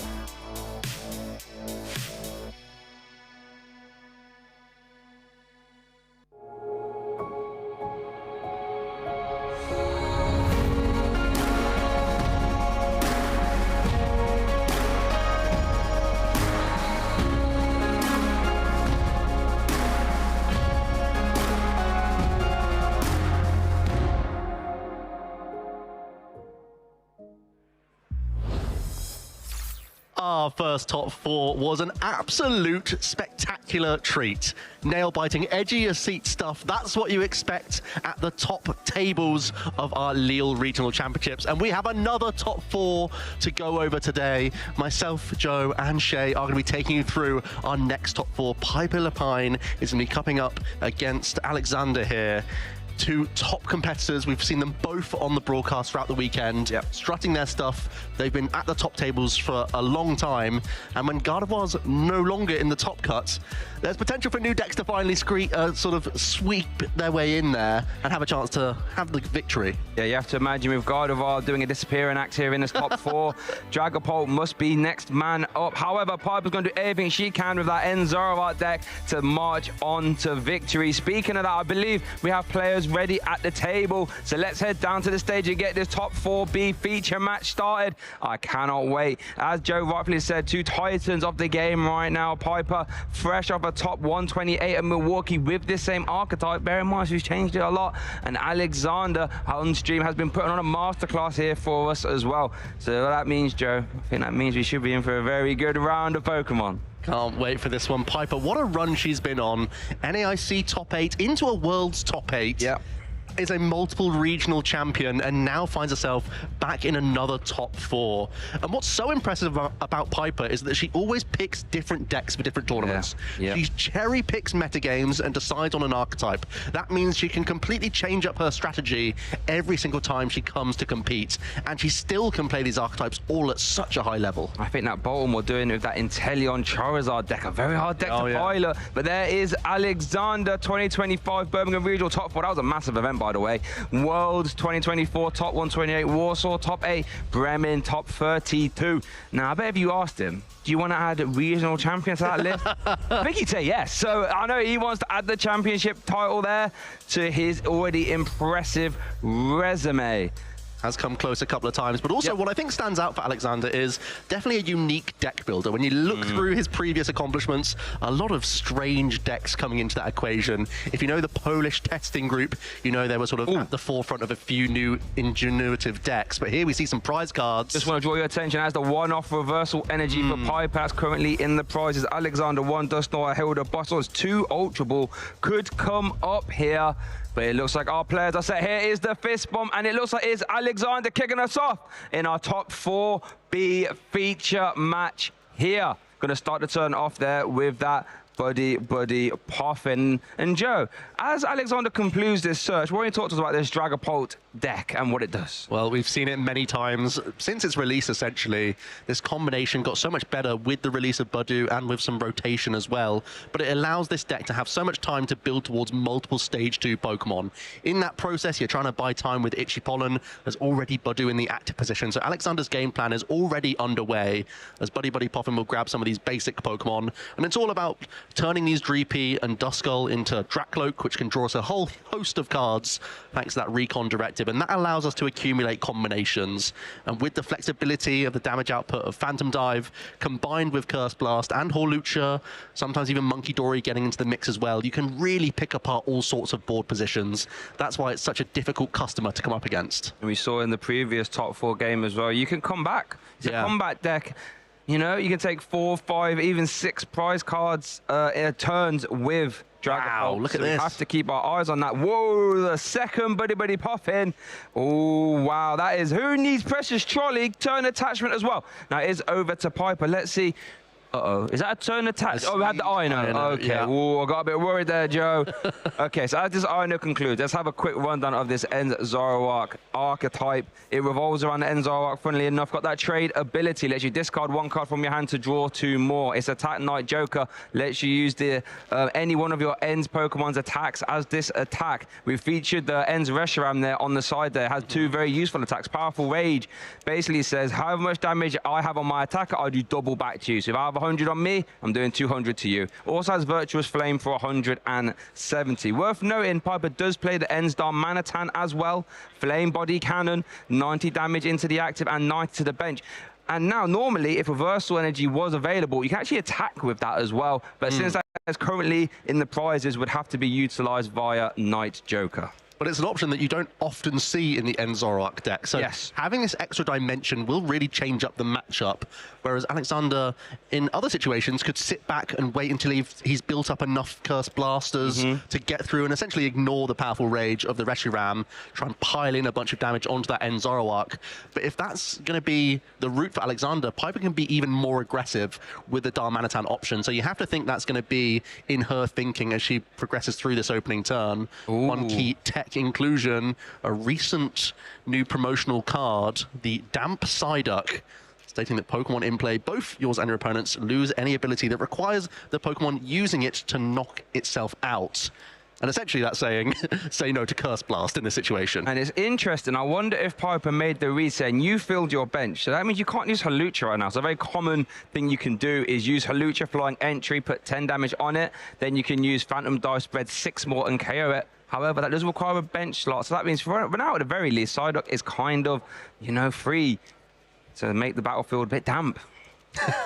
Diffusing those ghost types is so important, as it really is one of the key weapons that Dragapult will employ, certainly in this matchup as well. It looks like we did just see the turn attach and the pass, sorry, Joe. So it is over to Alexander, turn a turn off there with the Hilda. A fantastic supporter for the Dragapult EX archetype, because you do have to slow attach your way to your Phantom Dive. And Hilda says, well, I know you want to get Dracloak in play, and I know you want energy. So how about you just go and grab both of them at the same time? How's about that?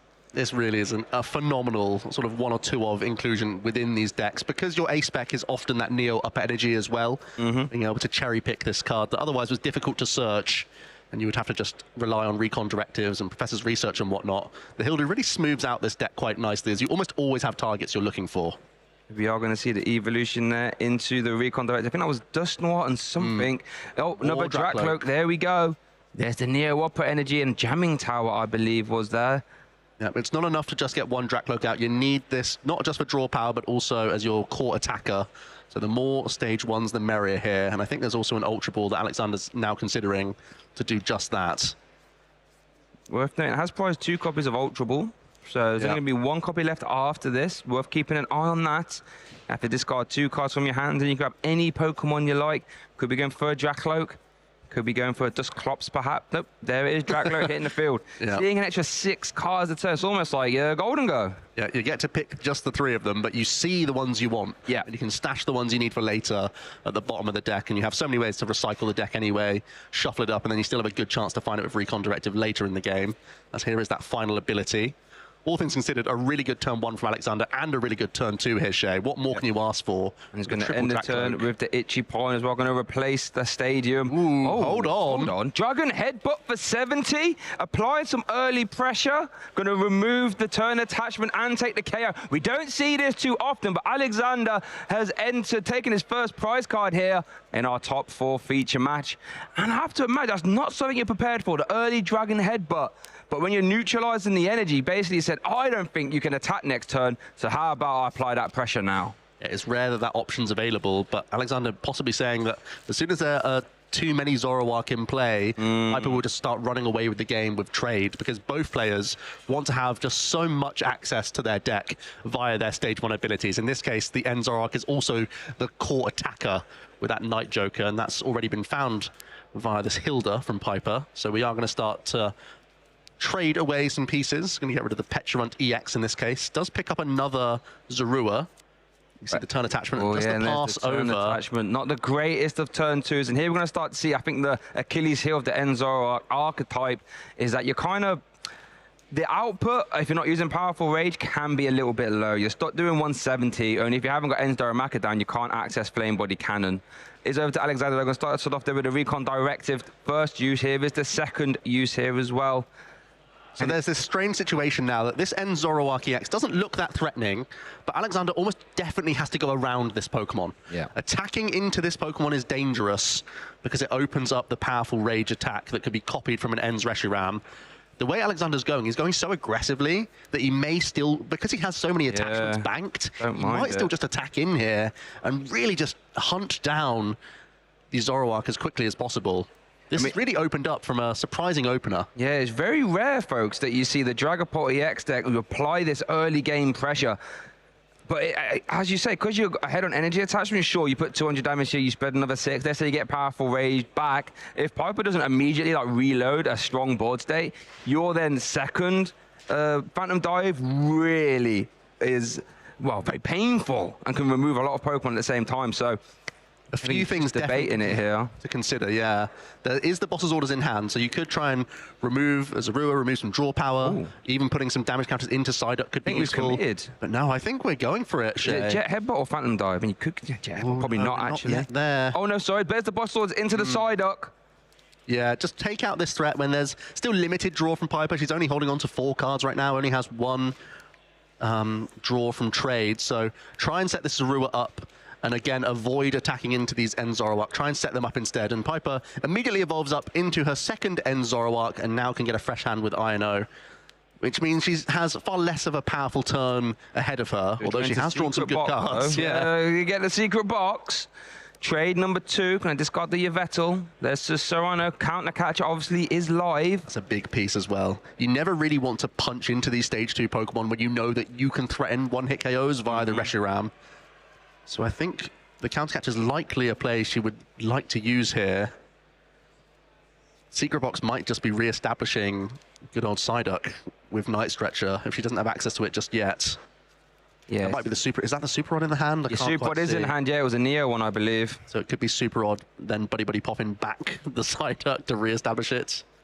Let's see what her choices are here. Gets rid of Air Balloon, Turo, and another Buddy Buddy Poffin. And she now has access to a supporter card, a tool, an item, as well as a stadium card. She's opting for a couple of the Artisan, in addition to 1 Tech Team Rocket's Watchtower, which she's picking out now. Team Rocket's Watchtower, we mentioned in our Day 1 interview, can be very helpful. You know, can deny Noctowers, of course, but obviously in this matchup can deny the season's skill ability on the Blood Moon Ursaluna. And that has been shown now. So Alexander is aware that that is something I have to try and keep an eye on. Yeah. Additional Zorua coming into the mix now. Here comes Nest Ball for Reshiram. And now we finally have something we can Night Joker effectively. Didn't really want to copy a scratch from the Zorua. No, that wouldn't be very good, would it? Doing it the long-winded way as well, if you're having to copy it with Night Joker. Virtuous Flame, 170 damage. But as I was saying, if you're not using Powerful Rage or Flame Body Cannon, I feel as if the 170 is just a little bit lackluster, I feel. Oh, but there's the boss's orders, though. Going to go after the Drakloak. Oh, no, not boss's orders. Counter Catcher. I apologize. Catcher, yeah. I apologize. Like I said, you don't want to touch these Stage 2s when you know that as long as your End Zoroark is punched, you can just cleanly knock them out. So let's remove some draw engine pieces, try and stay in touching distance of equalizing the prize race. But this is a big turn shade because there is no Psyduck in sight. So there is a potential here for Alexander to get really creative with Curse Blast. Could be picking off some End Zoroark cleanly here. Has 1 draw from this Recon Directive as well first. A couple supporters to pick from. I think it was Lily and a Counter Catcher. Oh, it was a Counter Catcher, okay. Yeah. Obviously isn't live for Alexander now. Definitely the Lily could be interesting. That is the take. Card for Mega Evolution. Backbone. Engine of the format, I imagine, for a long time. There is the Night Stretcher. Just maintaining these attachments. Yeah. Energy. I think we are going to see a fresh hand here. Alexander with a strange turn because there's a lot of possibilities from these big 8 cards. If we see enough Dusclops, could be getting really creative, attacking into this active. Or Dusclops plus Night Stretcher combination as well. Yeah, failing that, we could just be Jet headbutting or using Itchy Pollen for a turn and going into a defensive stance while we try and build up some of these Stage 1 Pokemon. Yeah, this could be a very big, impactful turn here, folks. Let's see from the Lily what we're going to see. I think one of them was a Blood Moon Ursaluna. Both one players, Dusclops. Yeah, does find the Dusclops. Just one of them's not enough. Was that? Oh, no, it's Monkey Dory and Dusclops is the iron up there. Okay. Yeah, no use for Monkey Dory just yet. Well, there is an Ultra Ball, though. Yeah, one of the Dusclops is in the prize cards. That's the only thing holding us back from that approach.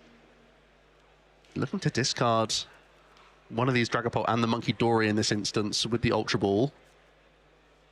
I don't Could just be, again, rebuilding Dreepy. Could also look for Hawlucha just to take out this End Zorua. Again, just limit the amount of draw as much as possible.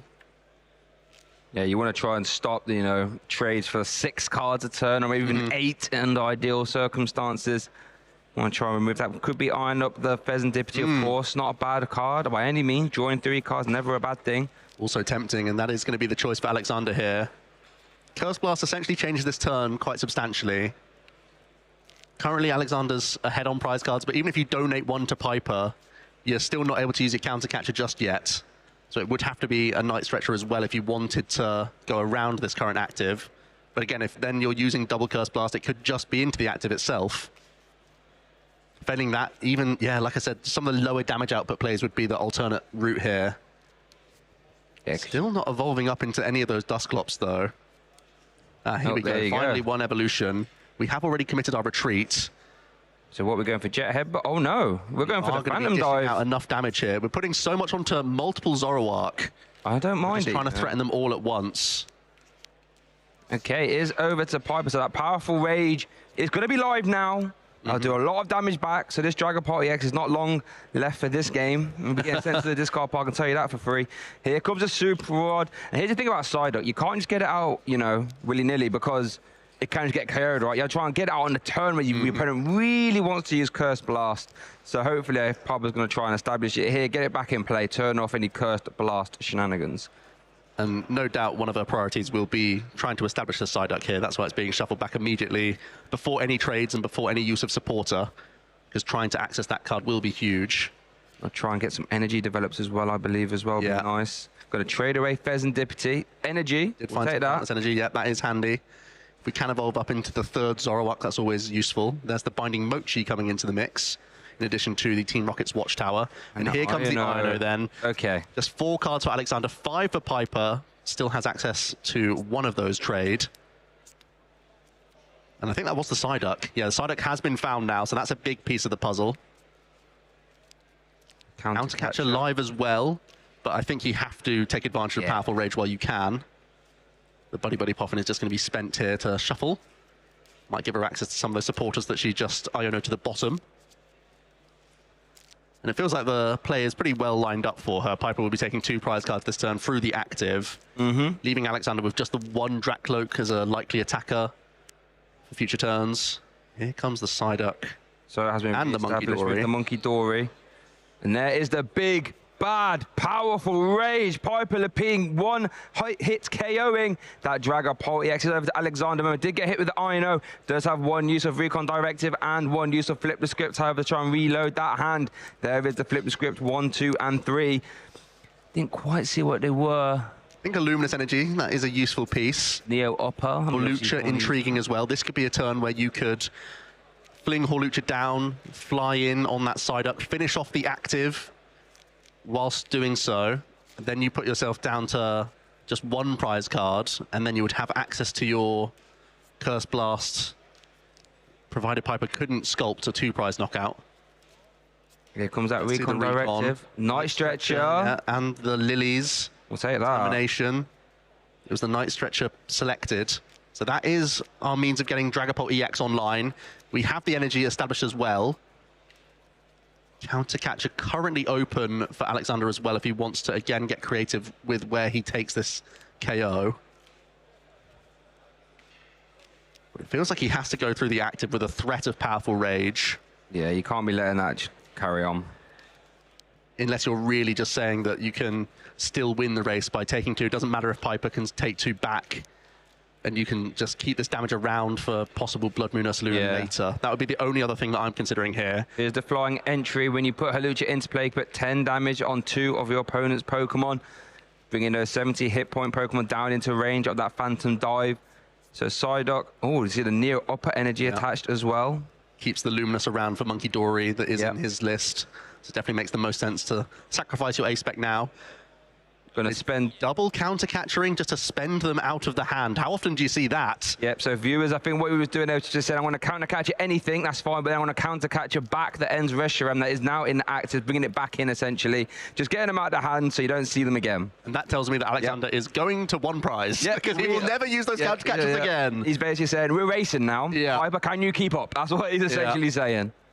And this is one of the issues with the Zoroark. I mean, with so much damage around, there is still a Powerful Rage that can reach onto a Pheasantipity EX on the bench. That would be the only Pokemon that Piper could pick off that would then deny Curse Blast for Alexander on the next turn. But then you'd be attacking with a heavily damaged Zoroark in the active position. That doesn't feel like the best solution. No. That would fall right into the trap of Blood Moon Ursaluna. As here we are, we're going to retreat into the Alexander is going to retreat and use Phantom Dive, and that is going to pick up the KO on the active and the Psyduck. 3 prize turn, 1 prize card left for Alexander. Piper does promote the Monkey Dory. What can she do? Turn attach. Darkness Energy and the counter catcher. That means Monkey Dory can get the Budu. That's 1 prize. And with the Binding Mochi, can we get towards Pecharunt EX and maybe Energy Switch or Ends PP up for the End Zoroark here? Oh, that would be interesting. There's the Adrenaline Brain mid-turn KO. Going down to 2. There's the Energy Switch. Onto End Zoroark. Pecharunt EX. Bringing the End Zoroark into the active thanks to the earlier Binding Mochi. That's the knockout. A 3 prize win from Piper. What a turn! Pecharunt EX going to poison the End Zoroark. Binding Mochi activates. Virtuous Flame, enough for the KO. What a turn for Piper. Alexander was asking questions all game as early as turn 1 with Dragon Headbutt, and Piper was able to answer them all, who now secures herself game 1 here in the top 4 feature match here at Lille. Here we go, Joe. Let's have a look at how it all panned out. Really clean play from both players, honestly. Alexander getting into the mix really early with triple Drakloak. That's all you can ask for. And he even got aggressive with the early headbutt from the Drakloak, really denying the amount of End Zoroark that Piper had access to. She still was able to construct a decent enough board and crucially found this counter catcher to avoid poking into this Dragapult EX. It gave her that single prize, and she knew. She stashed that Budu, went around it when she had to, and just said that I can deal with that later for an easy knockout thanks to Monkey Dory. Really smart play. It really was, and you know, getting out that Psyduck on the turn, I'm sure it wasn't a massive influence, but it did mean Alexander did have to deal with it. Can't just let it knock around. But here was the big turn, the counter catcher, the Binding Mochi activation from the from the ability, I should say, subjugating chains from the Pecharunt, plus 40 damage, Virtuous Flame, and that is enough for a crisp, clean KO on Pheasantipity. Perfect maps, you love to see it.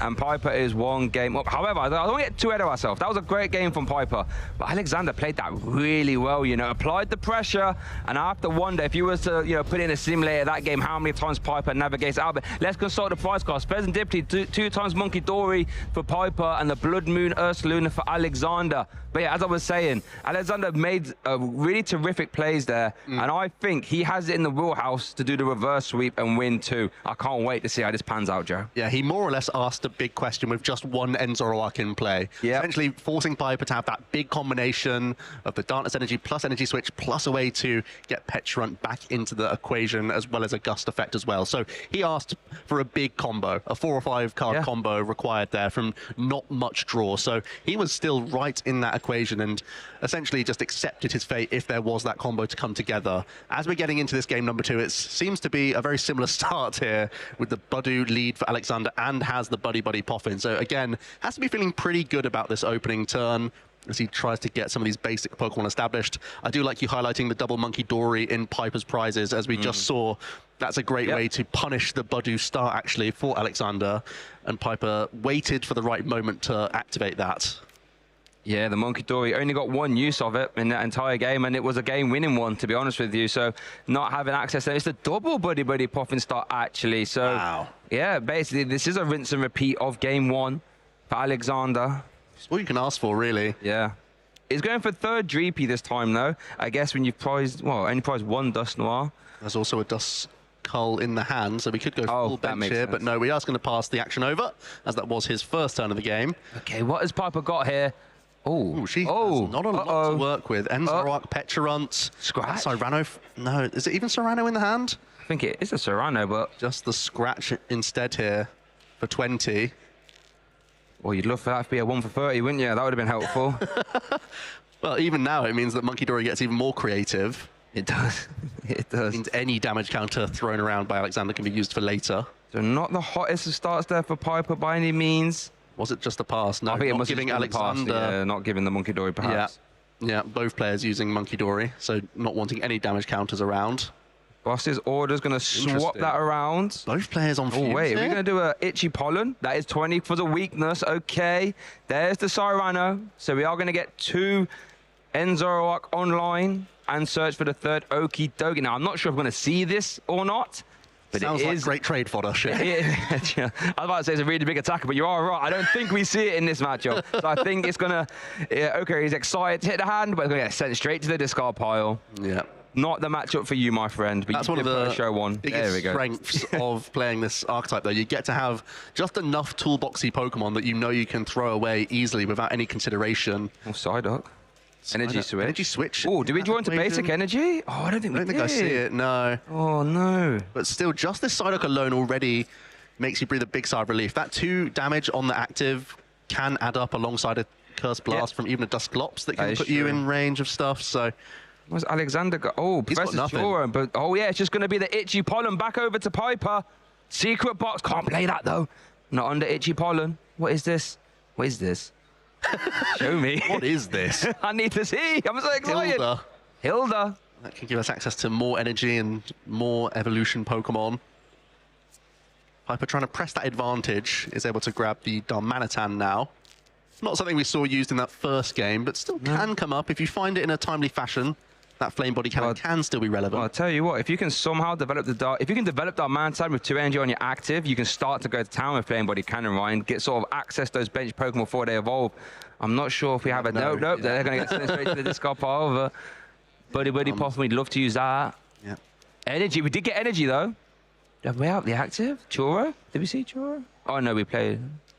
I think because of the Hilda's already been used. Oh, Hilda has just been setting up. My bad. Yeah, passing action back over to Alexander now, who is still... I know off the top. Well, that's keeping him in this game. A game down in our top 4.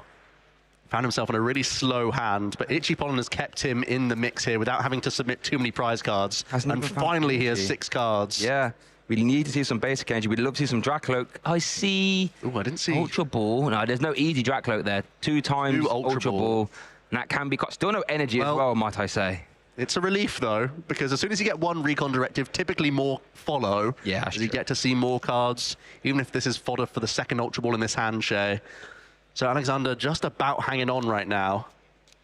Slowly ticking up damage with Itchy Pollen. Shouldn't be ignored either. No, that definitely adds up.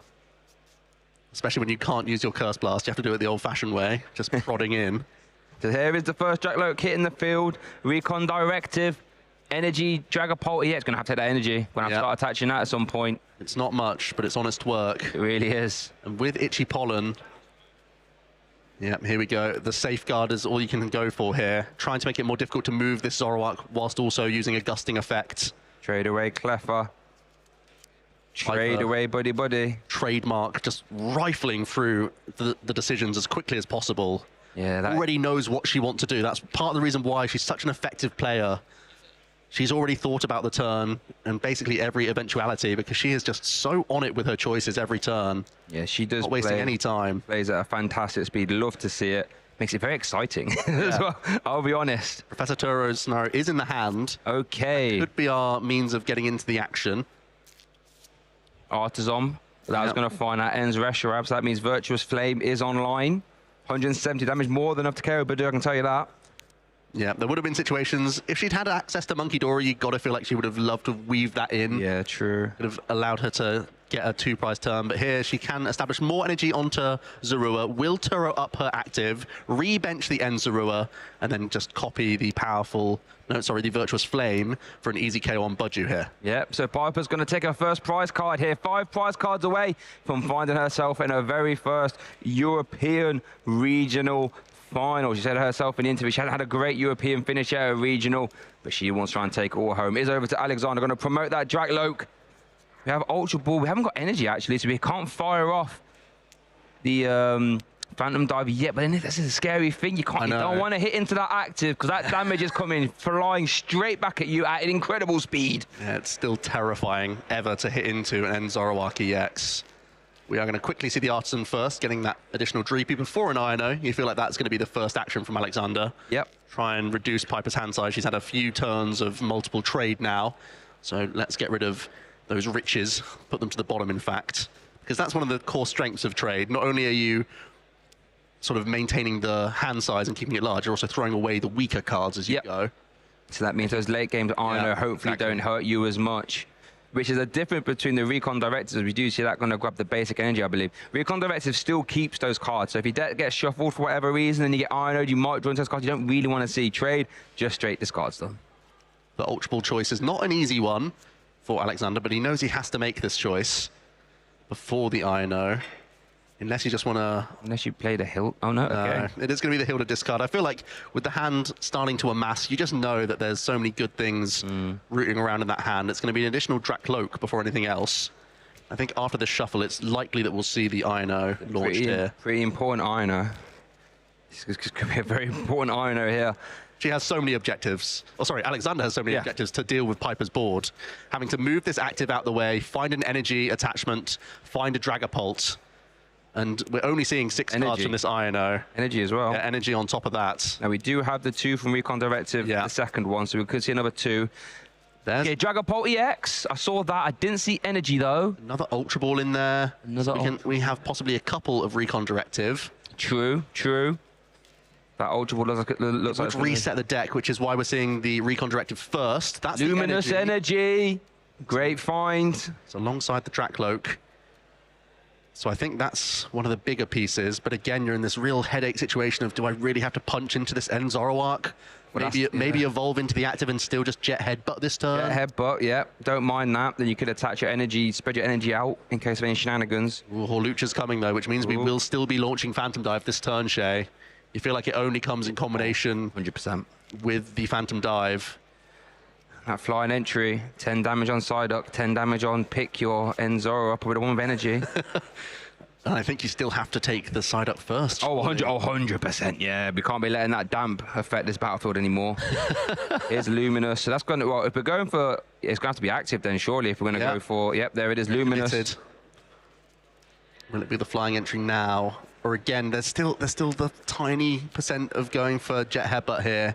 I don't mind that. Like, by hitting into this Zoroark, you're accelerating the game so much, and your board's still not that effective. That's what feels troublesome for me. There's the flying entry. We're not... Yeah, we're just going to see 200 into the active. KO the Psyduck. Okay, Alexander is on the board. That does open up Curse Blast. That could be quite tough. The Powerful Rage is very much online. There is no other energy develops. We are relying on Neo Upper now. But it is over to Piper now, though, Joe. What's her most ideal turn here? Well, this is the beauty of Zoroark. When you know you've got a damaged Pokemon in the active, you already know that your active 2-prize KO is set up for you. Yeah. You don't have a headache in that regard at all. So it's about trying to re-establish that Psyduck. It's also about trying to get additional Zoroark. We're going to see the Pal Pad before anything else here, grabbing the Cyrano and the Professor Turo scenario. Could be a useful card for later. We know that picking up that damage can be really handy. So I think at this point, it's Piper, again, just building these Zorua up into Zoroark, step 1. And here comes the first trade. Counter Catcher and something. Ends PP up. Great card lane. You get extra energy in play. Not much actually going on in this hand by the looks of things. Yeah, we've got no other trades available, have we? Well, it's Peturunt in the hand. No, so it's just Powerful Rage. Night Joker, Powerful Rage. I mean, let's not make no mistake about it. That's a big turn, but not a lot else was done. If Alexander can KO that active end Zoroark, Piper has a lot of questions to answer next turn. Can he do it? It could have looked really bleak for Alexander had Piper had a more reasonable hand here. Yeah. But now, as long as we find our A-spec, Neo Upper Energy, Alexander could be really racing ahead here. Yeah, this could... Taking a 3-prize knockout, leaving Piper with just a Zorua and a Reshiram, having not much of a response by the looks of things. Alexander, if he can piece the right combination together, he's still going to be in a really good position that he perhaps didn't expect to be in. Feels like a difficult decision. We're going to go for Recon Directive now. We are. Do we see that A-spec? No. Boss's orders. Big pickup, though. Nest Ball. That's going to find Pheasantipity. Know it. An extra 3 cards. So, folks at home, Alexander needs to evolve his active. Has an Arch Stretcher to do that, I would imagine. And then try and find that Neo Upper Energy so you can catapult yourself into Phantom Dive. And make no mistake about it, if Alexander ends his turn announcing Phantom Dive, I think this is his game to lose at that point. It really has turned into a game of hide and seek with the A-spec. Here comes the... Here we go. 3 cards. Are we going to see the A-spec all the way to grab it? No. That's the Dragapult, and it means now you can Night Stretcher for an additional Drakloak. That is true. More draw. There's a temptation to use Iono, and there's a temptation to use Lily's Determination. Those mathematicians out there already doing the calculus of what's the better choice here. I know that's been a hot debate ever since Lily's Determination came out. Bet he wished he held on to that Hilda earlier. That Hilda possibly. Great now, but here comes a Night Stretcher. This has to find a Dracloak, as you do say. Another 2 cards. 1, 2. Another Dracloak. Another Dracloak. Here we go. Another ticket at the table. Let's see, that pink card. No. Scenario and Night Stretcher, neither that useful. That means it's down to our supporter to try and find a couple pieces. Ino would be for 5. Obviously, Lily would be for 6. But as you say, cards at the bottom. The mathematicians work out what's optimal. I mean, failing the Neo Upper Energy, you can still find a Dusclops, and a Headbutt could still get you through at least the active. That is true. It just feels so much worse. If you can pounce a 3-prize turn here, leaving no damage on the board for Piper to play with or powerful Rage with. Looks like this Ultra Ball, I imagine we find a Dusclops, you can just evolve into it, have it ready. Also means if you want to make this Iono even stronger, if you're feeling really greedy, if you think you're the one, you can go for the Zorua that has an energy attached. Then if you find that Neo Upper Energy, you can take out all of the energy at once. That's really gaming, though. Wow. I feel like this has to be a full back play in case you miss. You know, when my eyebrows get raised, that is a risky play, but it's an option. It is an option. Big shuffle then from Alexander before his use of Iono. Will be evolving up into this Dusclops, you imagine, as there's no rare candy in his list, so that's not an option that he has to consider. Just taking a final look through before this decision. Is there anything we can use this Night Stretcher for? Does it have to be Night Stretcher for Dragapult here first? Oh, there's one in the hand. One in the hand, not an issue. So it looks like... Because, again, you're only seeing 5 cards. You don't play that many energy in Dragapult. No. There's a big risk. Yeah, so into the active means we're taking the safe knockout with Jet Headbutts, I think. And that's going to open up Artisan. Yeah. Grab the Dust Goal. That's going to shuffle the deck as well, worth noting. Well, it means now you're almost definitely not going for Phantom Dive. You probably still commit your Psych Energy in the active now. So now the Night Stretcher can grab an energy. Yeah. There we go. We're not gambling for the Neo Upper. We're taking the safe route. And thanks to the early Curse Blast, you're now giving Piper 1 less card to deal with, as she only has 2 prize cards remaining now.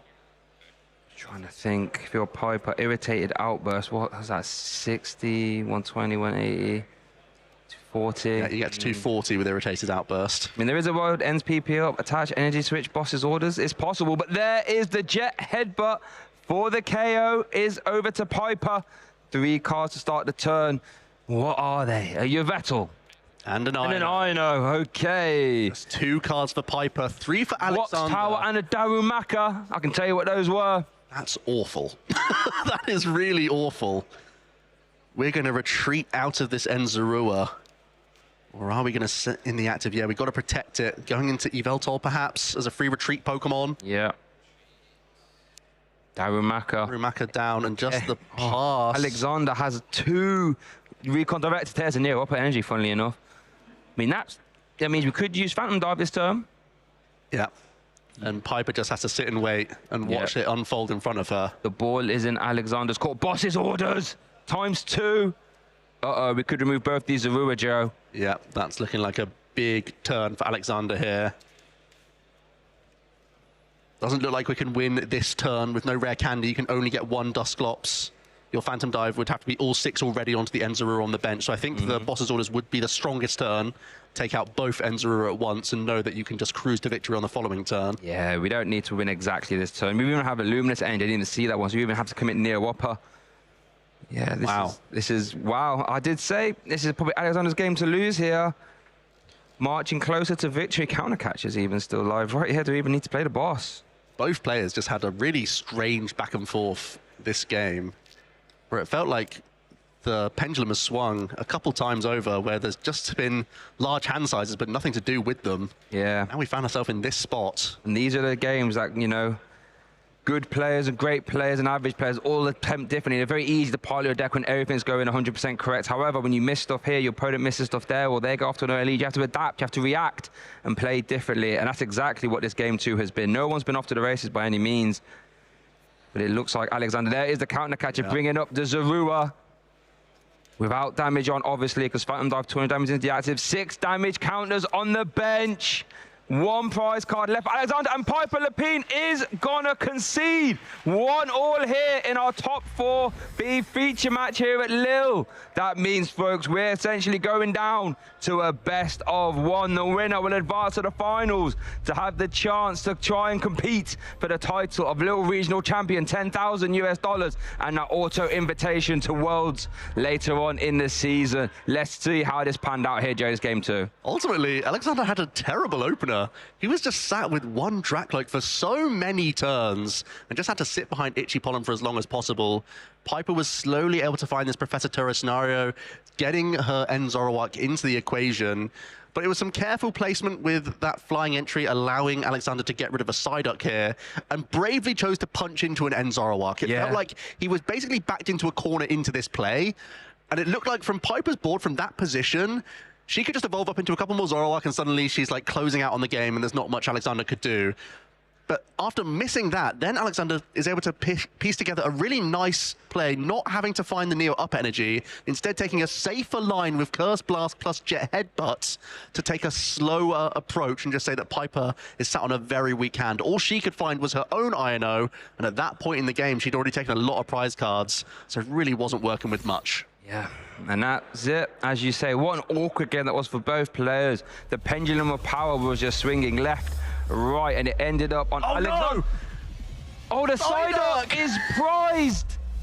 Not the duck. No, that's not what you want. But it looks like Piper starts off turn attachment. No, attach pass. There's no Enzura. There's no playables. Alexander has led the Budu again. And that's what you want. If your opponent has a slow start, you want to announce Itchy Pollen with the most haste and just really put the clamps on your opponent. If Alexander can just develop GP energy, this is looking very dicey.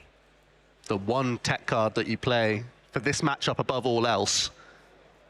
Coming into crunch time, Piper has been absolutely... Supporters in Pokemon. Yeah, I mean, she's been done by these prize cards before. Remember at the World Championships, she was so unfortunate with her... Oh, yeah. Yeah. At crunch time. And it seems in this Game 3 situation, once again, being hindered by a prize card.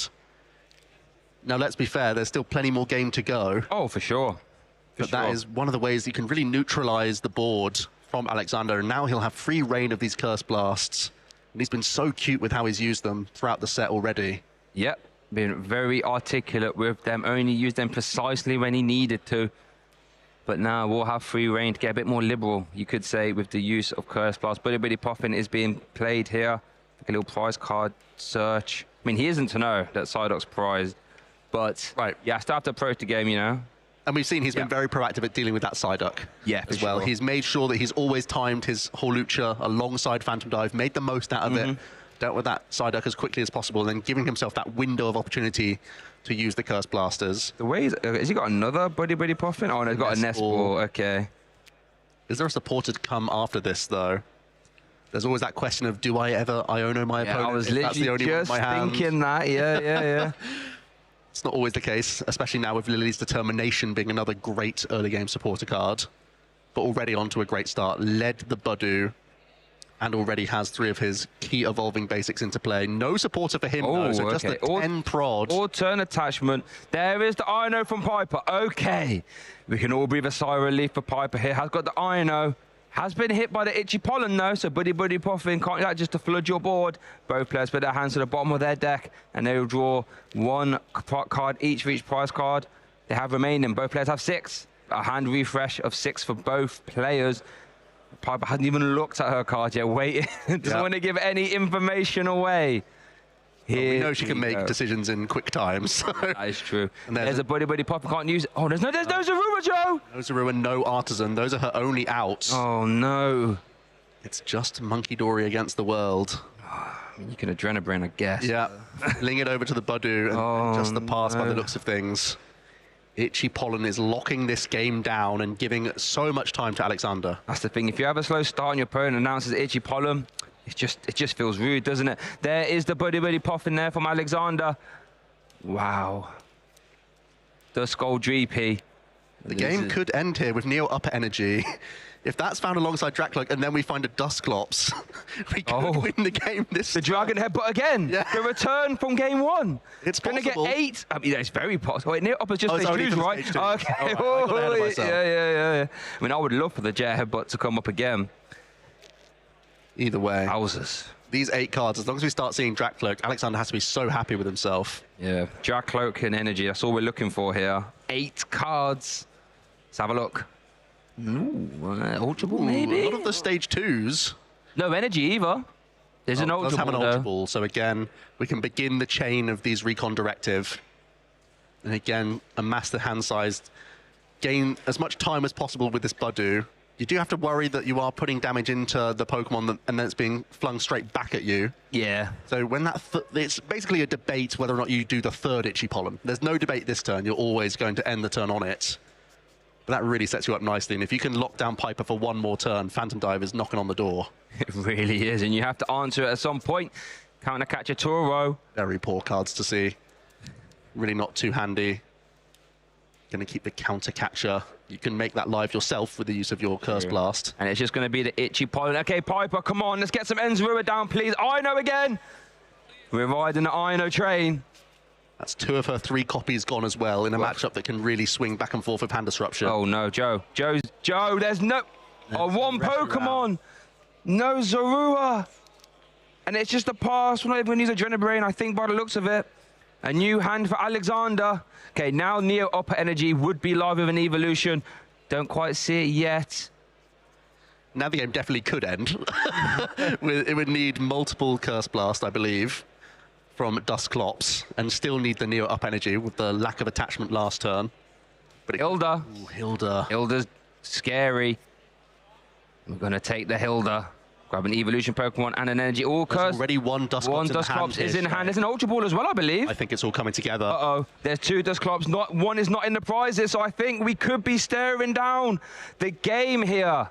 Ultra Ball can grab the Dusclops. 1's in hand. Curse Blast usage ×2. That's 100 damage to play with. Hilda will then find the Dragapult EX and the Neo Upper Energy. That's going to put damage into the active counter catcher as well. And that is the game. Alexander has booked himself a ticket to the final here in the Lille Regional Championships. Huge congratulations to Alexander, who is chuffed with himself. Didn't want it to go down like that, but let's be fair, he put on a show in all 3 of those games. And unfortunate for Piper with that really awkward start. Yeah. Itchy Pollen deciding that one in game number 3, no doubt about it. But let's go back to the start. Let's see how this game kicked off. Alexander already being so creative with his play, getting early attacks in with his Drakloak to deny early Enzarua, trying to hinder the draw power consistently throughout this set, Shay. Really was, and it said creative from as early as to game 1, turn 1, and you know, wasn't scared of just attacking into these Enzo. Basically, I think I'm ahead. If I can keep up, I'm fine. Like, sure, you can carry me back, but I think I'm so far ahead. Immediately dealing with these Psyducks as and when they came down, and it just felt as if Alexander was so meticulous with all his plays. Game 1, though, Piper was able to clutch the game out with this real cool subjugating change plus Petulant combination. So with the binding Mochi to get that extra damage. But in game 2, things got a little bit interesting, Joe. It felt like Alexander had his back against the wall all of game 2 as well. That's what's even more impressive. Just relying on one Drakloak for so long. But then Piper had this bizarre mid-game drought where she was able to hit into this Dragapult EX. Whenever Zoroark's in that position, you always have to feel in such a good spot, but her trade just didn't help her out. She even power-padded some supporters back in to give herself a really good chance to do so, but just couldn't find any of those stage 1s or searching cards, and it allowed Alexander to make this really cute line by hand disrupting again, whilst also taking out the active. Didn't actually have his optimal turn there. Could have hit the Neo Upper and made it even safer for himself, but Piper couldn't do much, had to just go into the Yveltal, and that opened up Alexander for a nice boss's orders play and essentially limited all options from Piper in game 2. Yeah, that Phantom Dive basically conceded game 2, and game 3, there's not going to be a lot to show here, unfortunately. Piper just started the game off with an attached pass, shaking of the head, I had another chance with the Ino to try and stabilize, but because of that sneaky, itchy pollen, the Buddy Poffin actually did draw into it off the back of the Ino, was not able to be played. Maybe could have benched the Petron, opted not to, and that was all she pretty much wrote for game. It had another chance, I should say, with another Ino. Nothing really was found, just the Enzarisharam, but with no Zorua, it's not really very helpful. She's such a composed player, but at that point she knew that there's literally no other actions that she has. She has no control of the game at that point, and just had to sit and watch. And she knew already, she could see it already on her face as Alexander was looking through his deck and making sure he had those outs. She was resigned to the situation because she knows what Dragapult Dustoir can do, and the Hilda secured that fate. And, you know, I have to give a massive shout out to Alexander here. It can get very easy to get excited. I've done it before. Get too ahead of myself, and you sort of stumble those late game scenarios, but calm and collected and said, right, I need double Dusclops, Counter Catcher, Neo Whopper, and then my Evolution. Let me just make sure they're all here. I've activated to access them. Bish, bash, bish, bash, bosh. And now I'm in the final. Shake your hand. Yeah, congratulations. And that means it's going to be a Dragapult Dustoir victory this weekend. No matter what. But who's it going to be? Is it going to be Alexander or Alberto? We've seen both of these players playing so well throughout the weekend. We've had them on the stream a couple of times because they've been really good in the Swiss rounds through day one of the competition. As they moved to phase 2, they were also putting themselves into really good positions and coming up with some really cool strategies as well. We've seen a 6-prize turn and a 5-prize turn from Alberto. We've seen Alexander getting really creative with how he picks apart the board as well, getting in the mix with his own Curse Blast to perfection. So 2 amazing pilots of the deck, and it's going to be a really interesting back and forth for us to see. It's going to be super interesting. Now, I want to hear from Alexander and how that game panned out. Luckily for us, Jesper is in the lounge with him. So let's kick it down there and hear from him. Luckily for us, we do get to see half of the Dragapult mirror match we're going to be seeing in finals. With me is Alexander Rutovic, you know, winning top 4 after the game 1 where we saw everything going into fruition for Piper. You pulling it back in game 2, and Piper somehow has a curse on these streams with having bad games. Tell me, Alexander, going into a finals of regional championships, 1 win away from an invite, speaking of that, how does that feel? I mean, I don't even know if like what's happening is real. I was like going into this game like knowing it's a pretty bad matchup. Somehow I managed to win. I don't even know like what will happen next. It feels great. Well, none of us know what will happen, but we're going to be having 75 minutes, best of 3, to figure out who is the, well, we can say Dragapult regional champion in this case, perhaps. Going into a mirror match like this, I know you don't want to be spoiling all I can. We talked already. Yeah, and not going to spoil the list and stuff like that and strategy. How do you feel you're matching up against the list that Alberto is playing? From what I know, he plays 2 boss, I play 3 boss, so I would say I have an advantage, but at the end it's like, as you saw on stream, like whoever draws better, under value, RNG. I mean, variants, RNG, Badu, Igipollen, all of these things we've seen it multiple times during the weekend. Would you say that one of the toughest matchups you've been facing is Zoroark, or has there been something that, you know, has been as difficult, if not more difficult? I think the toughest was Zoroark so far. I managed to dodge all the Jellicent Guardy, which was pretty nice, and yeah, Zoroark. Well, Zoroark indeed. Zoroark wins. Well, Zoroark doesn't win top 4 at the very least in the hands of Piper, unfortunately. But, Alexander, in just a moment, we will have you on the stage once more for a finals match. Yep.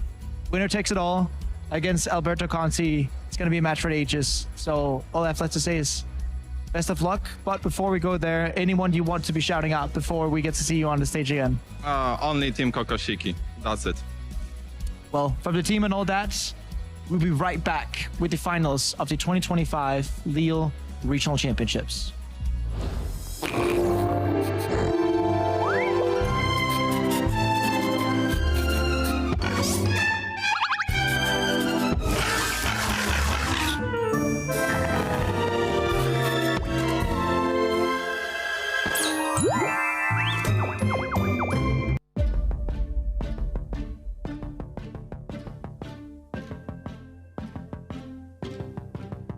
Oh, the legends are told of the heroes who won.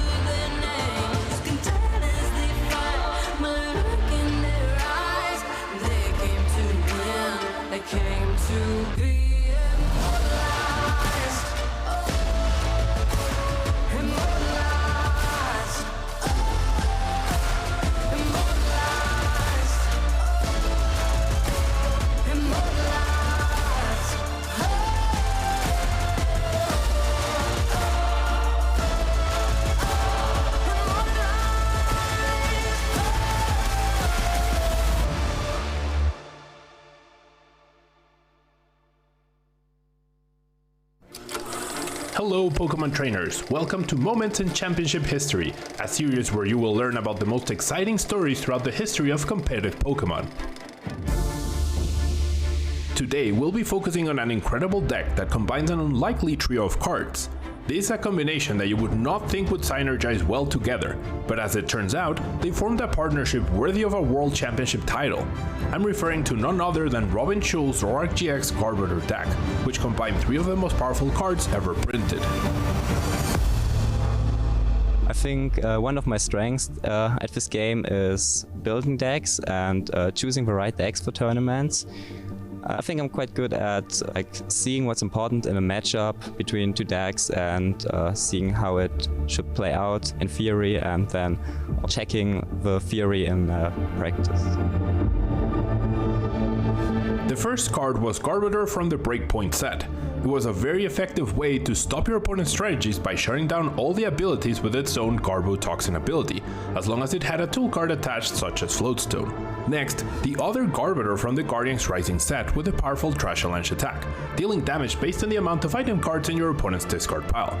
This card alone completely changed how trainers built their decks and played the game, as many powerful item cards such as Ultra Ball, Field Blower and Puzzle of Time that were played back then were now a liability and would increase the damage that this Garbodor could do. And finally, the glue that brought everything together, Zoroark GX and its trade ability, allowing trainers to discard a card from their hand and draw 2 cards. With multiple Zoroark GX in play, you could draw up to 8 extra cards each turn, allowing you to find key resources like Guzma or Acerola at just the right moment. This formidable card already had 3 international titles to its name with different partners.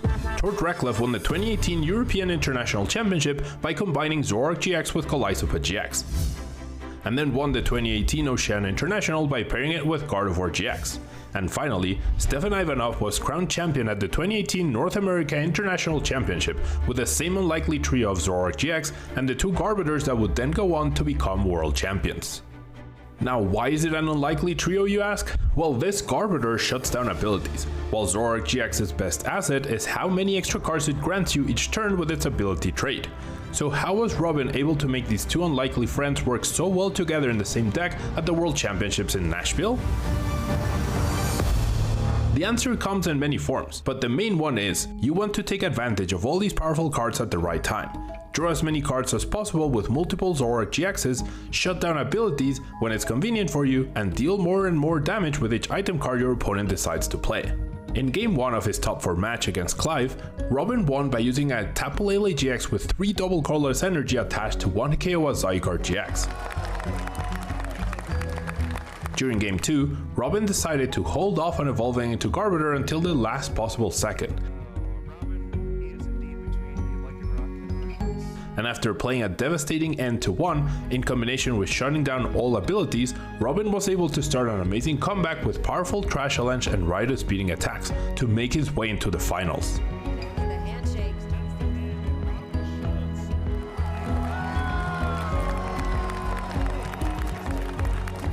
On Championship Sunday, Robin adjusted his strategy to start limiting his opponent's abilities as soon as possible against a very ability-reliant Malamar deck, as that deck needed to continually use Psychic Recharge every turn to power up its powerful attackers. Robin didn't hesitate, and as soon as the second turn of game 1, he decided to shut down all abilities with Garbotoxin. The lock has been established. Turn 2 Garbotoxin for Robin. And utilize Zoroark GX with its Psychic Resistance as a bulky and powerful attacker, dishing out a lot of damage with its Riotous Beating attack. Robin Schultz takes game number 1. Game 2 was more of the same. A perfect second turn from Robin Schultz. It's going to take a 2-prize knockout, lock down the abilities. And even though it was a bit closer this time around, Robin was able to lock down the Psychic Recharge abilities long enough to walk away with victory. That is it. Robin Schultz is the 2018 Masters Division World Champion. Turns out combining 3 of the most powerful and threatening cards ever printed was the perfect strategy for Robin Schultz to be crowned the 2018 Pokémon TCG World Champion. Thank you so much for watching. We hope you enjoyed learning about the history of this crazy deck. Make sure to let us know some of your favorite moments in Pokémon TCG history by using the hashtag PlayPokemon. My name is Alberto Conti and I'm a competitive Pokémon TCG player from Italy. I started playing competitively in 2022, right after the pandemic, and I've never stopped until since then. When I was at home during the pandemic, I started looking at some stream match from previous tournament. I got really excited and I really want to show up and go on that stage too, so I just went to the first tournament that I could go to and I started playing. My favorite deck is Lost Zone Giratina. I've been using it since June and I'm having a lot of success with it, so let's go. My main goal in tournaments is always having fun. I have a lot of fun with my friends all the time. It's like a small vacation that we have, and we get the chance to meet so many new players and great people, so I'm always down to compete more. The player I looked into the most when I started playing was Azul. He's a really famous YouTuber and player, and I'm always a big fan of him. So hopefully one day I can play against him. My favorite part about the Pokemon community is definitely like dinners together right after tournaments. We have a lot of fun. We just eat some good food and we get the chance to try food from outside of Italy. So it's really always nice to try in something else. So yeah.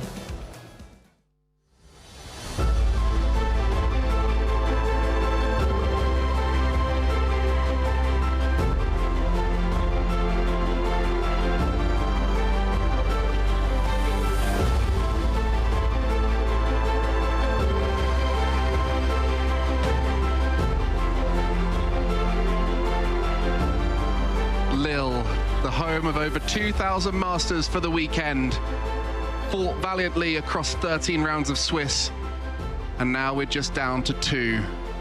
Our champion will be crowned shortly here, and it will be our Lille Regional Champion piloting Dragapult Dust Noir, both players piloting the same deck, but it'll be myself, Mike, and Jesper taking you through the action here in the final. What are your thoughts going into this final, Jesper? Gonna be a whole lot of maths being dished out. A lot of phantom diving, but most importantly, a lot of itchy pollen out there. Yeah, starting off with a lot of that, but our players will be starting off fairly soon, so we can head down to see the final begin. Here in Lille, the players are readying up. We've seen both of them in the semi-finals.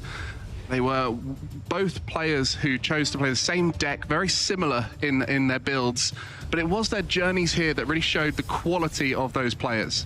Indeed, on the left, do we need to introduce him anymore? Alberto Conti, former Gdansk Regional Champion last season, Lille top 4, Stuttgart Regionals top 4, Lille Regionals top 8, already a regional champion, but always looking to stack these accomplishments on top and making sure that we can get even further. Seems like Lille is Alberto's home ground, getting top 8 2 years ago and then top 4 last year. We'll try and make it a win this time. But Alexander, a player that comes in and out of success, and it is really down to that deck creativity that he tends to go for. But this event going for the best deck in the room.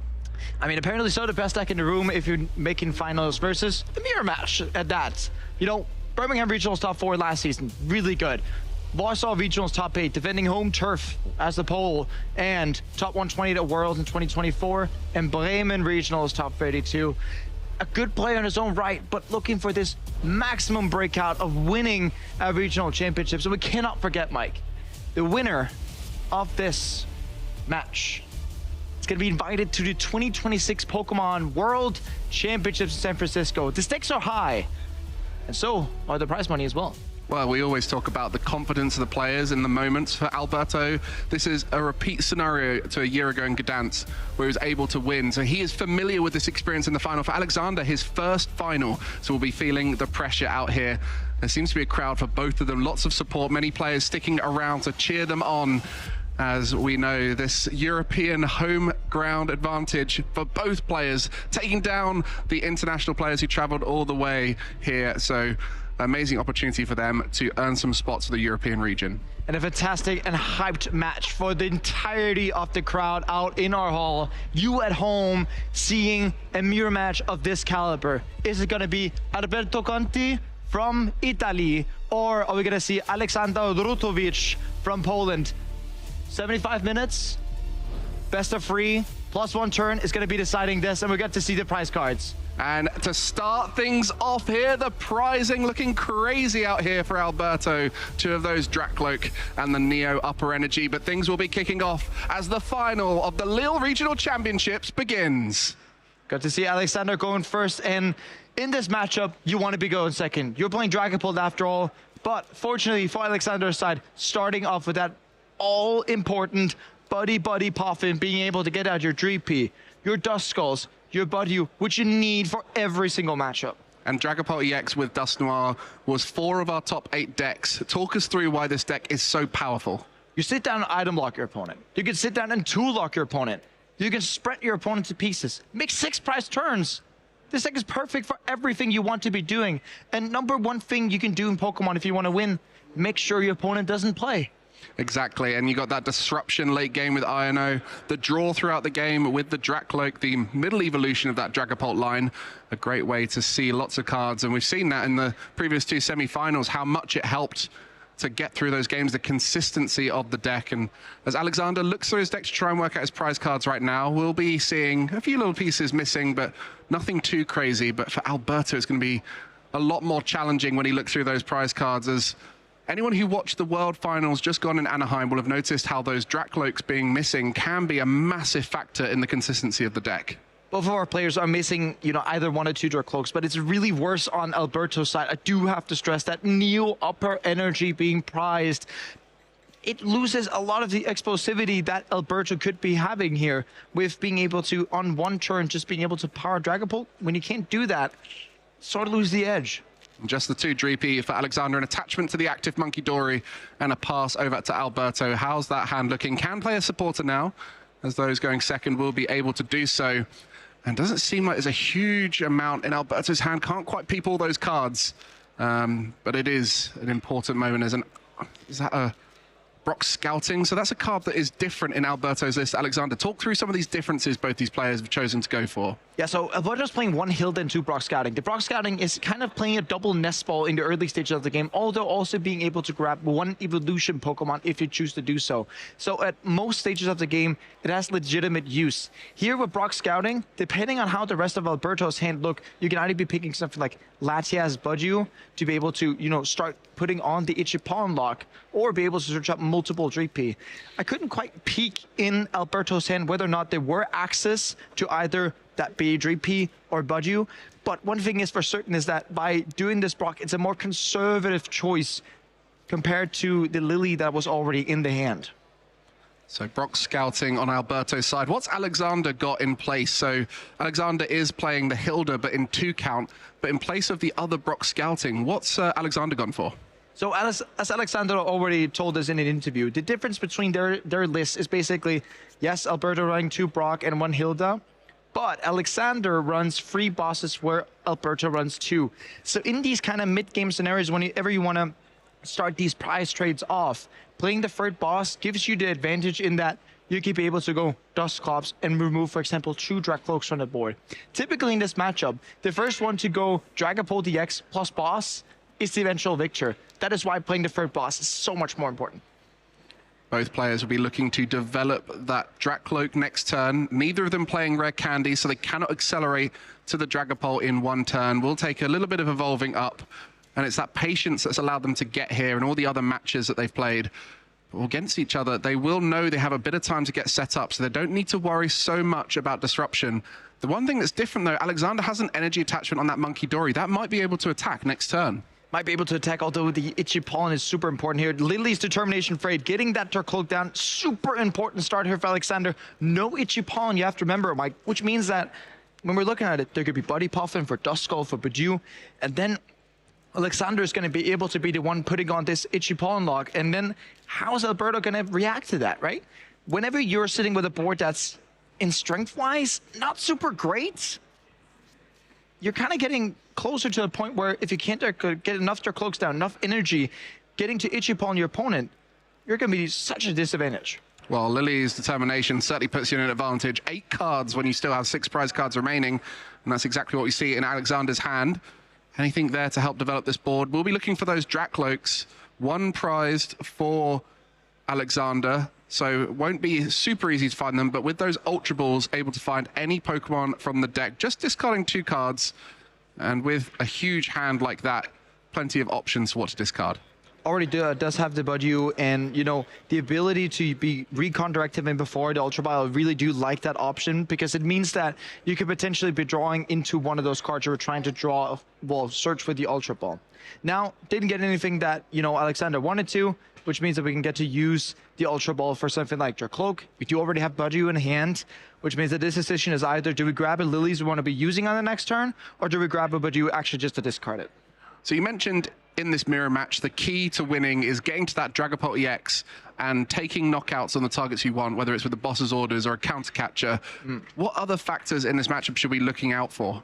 Whoever can establish the itchy pawn lock first, and we kind of already have the answer to that now. That's going to be Alexander, but also who gets to have most Dracloaks in play and get to start using their Dusknoir line most effectively.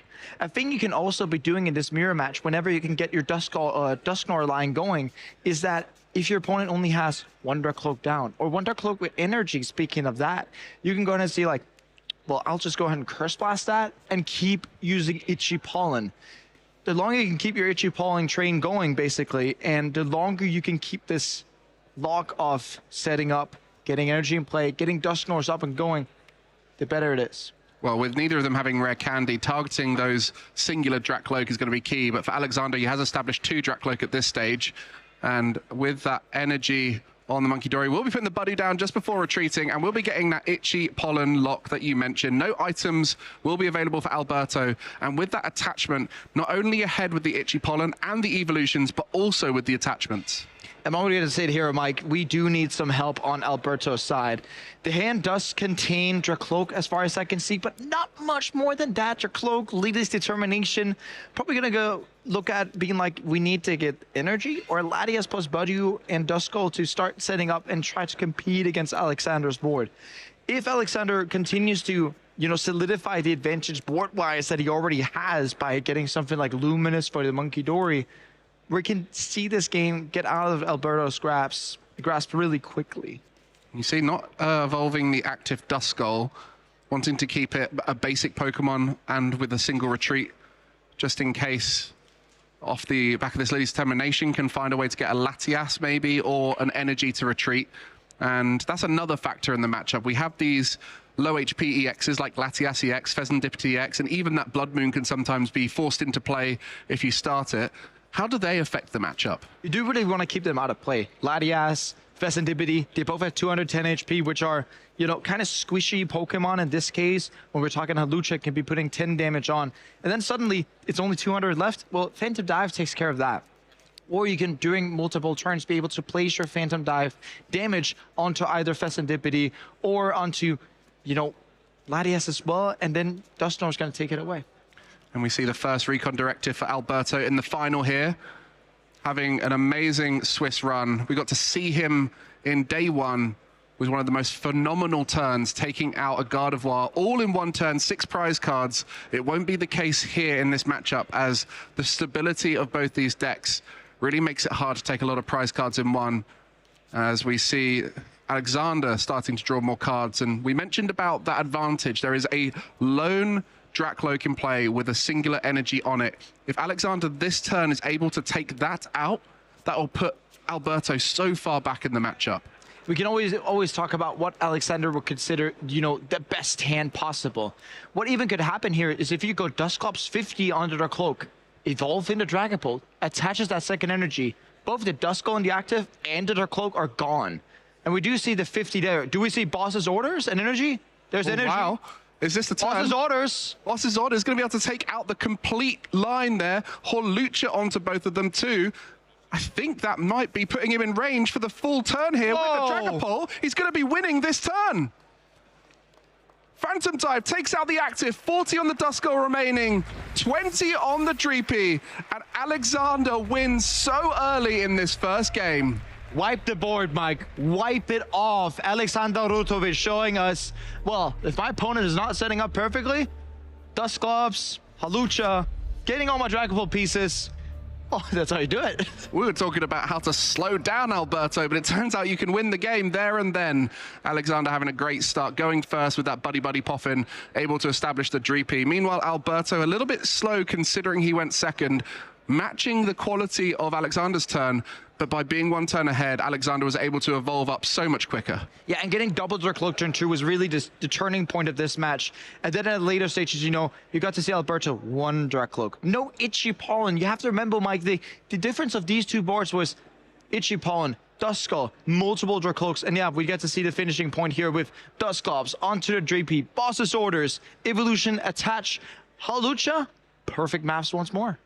Yeah, I think there was even damage to spare. There was only 40 HP left on the Duskull, 10 on the Dreepy, so well within range, and that just shows you how important it is to establish that board nice and wide, get loads of Drakloaks in play, and of course we looked at those prize cards being rough for Alberto, but it really didn't make that much of a difference in the grand scheme of things because he needed more Dreepies, he needed to establish more on his bench, needed the Itchy Pollen to try and slow down his opponent, but Alexander, what a start.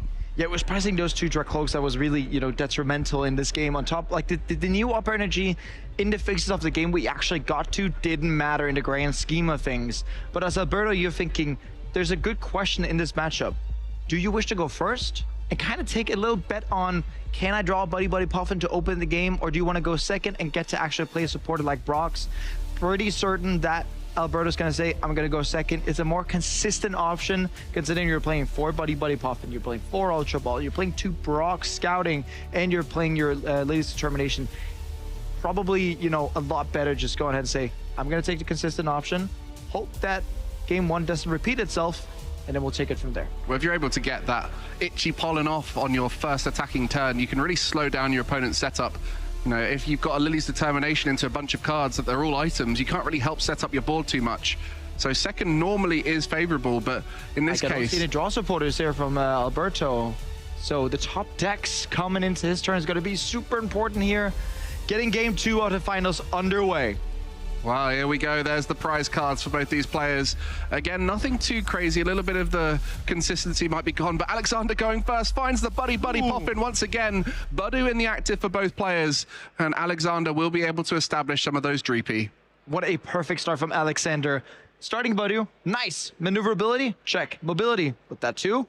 But also just getting Buddy Poffin, you can get the double Dreepy and start your setup after Cloak. And what I really want to scout into his hand is, do we have Dark Cloaks? Do we have Ultra Balls? Do we potentially have, well, Hilda's prized one of them at the very least, but do we have options to search up more Dark Cloak and energy to build the perfect board once again? I think I peeped in energy, so we'll have an attachment for turn. There's all these little factors that are important in every single turn. Getting your evolutions through, getting the attachments in play, and trying to slow down your opponent. And with both players starting Budu, they're certainly going to slow each other down. But if Alexander is able to use a bunch of these items before the Budu from Alberto, he's going to be able to set up in a great way. And once the Drakloaks are on board, you can draw lots of cards, you can see your way through the deck, and you don't necessarily need those items at that stage. And my eye spies 1 Dreepy, a Drakloak, and an energy in the hand. So Alexander is opening up with the perfect opening. On top of that, having a supporter ready for next turn, it's as yeah, Alexander's just calling cards he wants to have in his hand, which is, I mean, if you want to try and win the regionals finals, that's what you want to do. And there's a Drakloak for next turn, the attachment in place. Alberto, how's your hand looking? It was a little bit slow last game, but now you're going to be trying to establish the board. A few Ultra Balls in there, not ideal early on because you have to discard important resources, but we'll have to use some of that to try and build up a board here.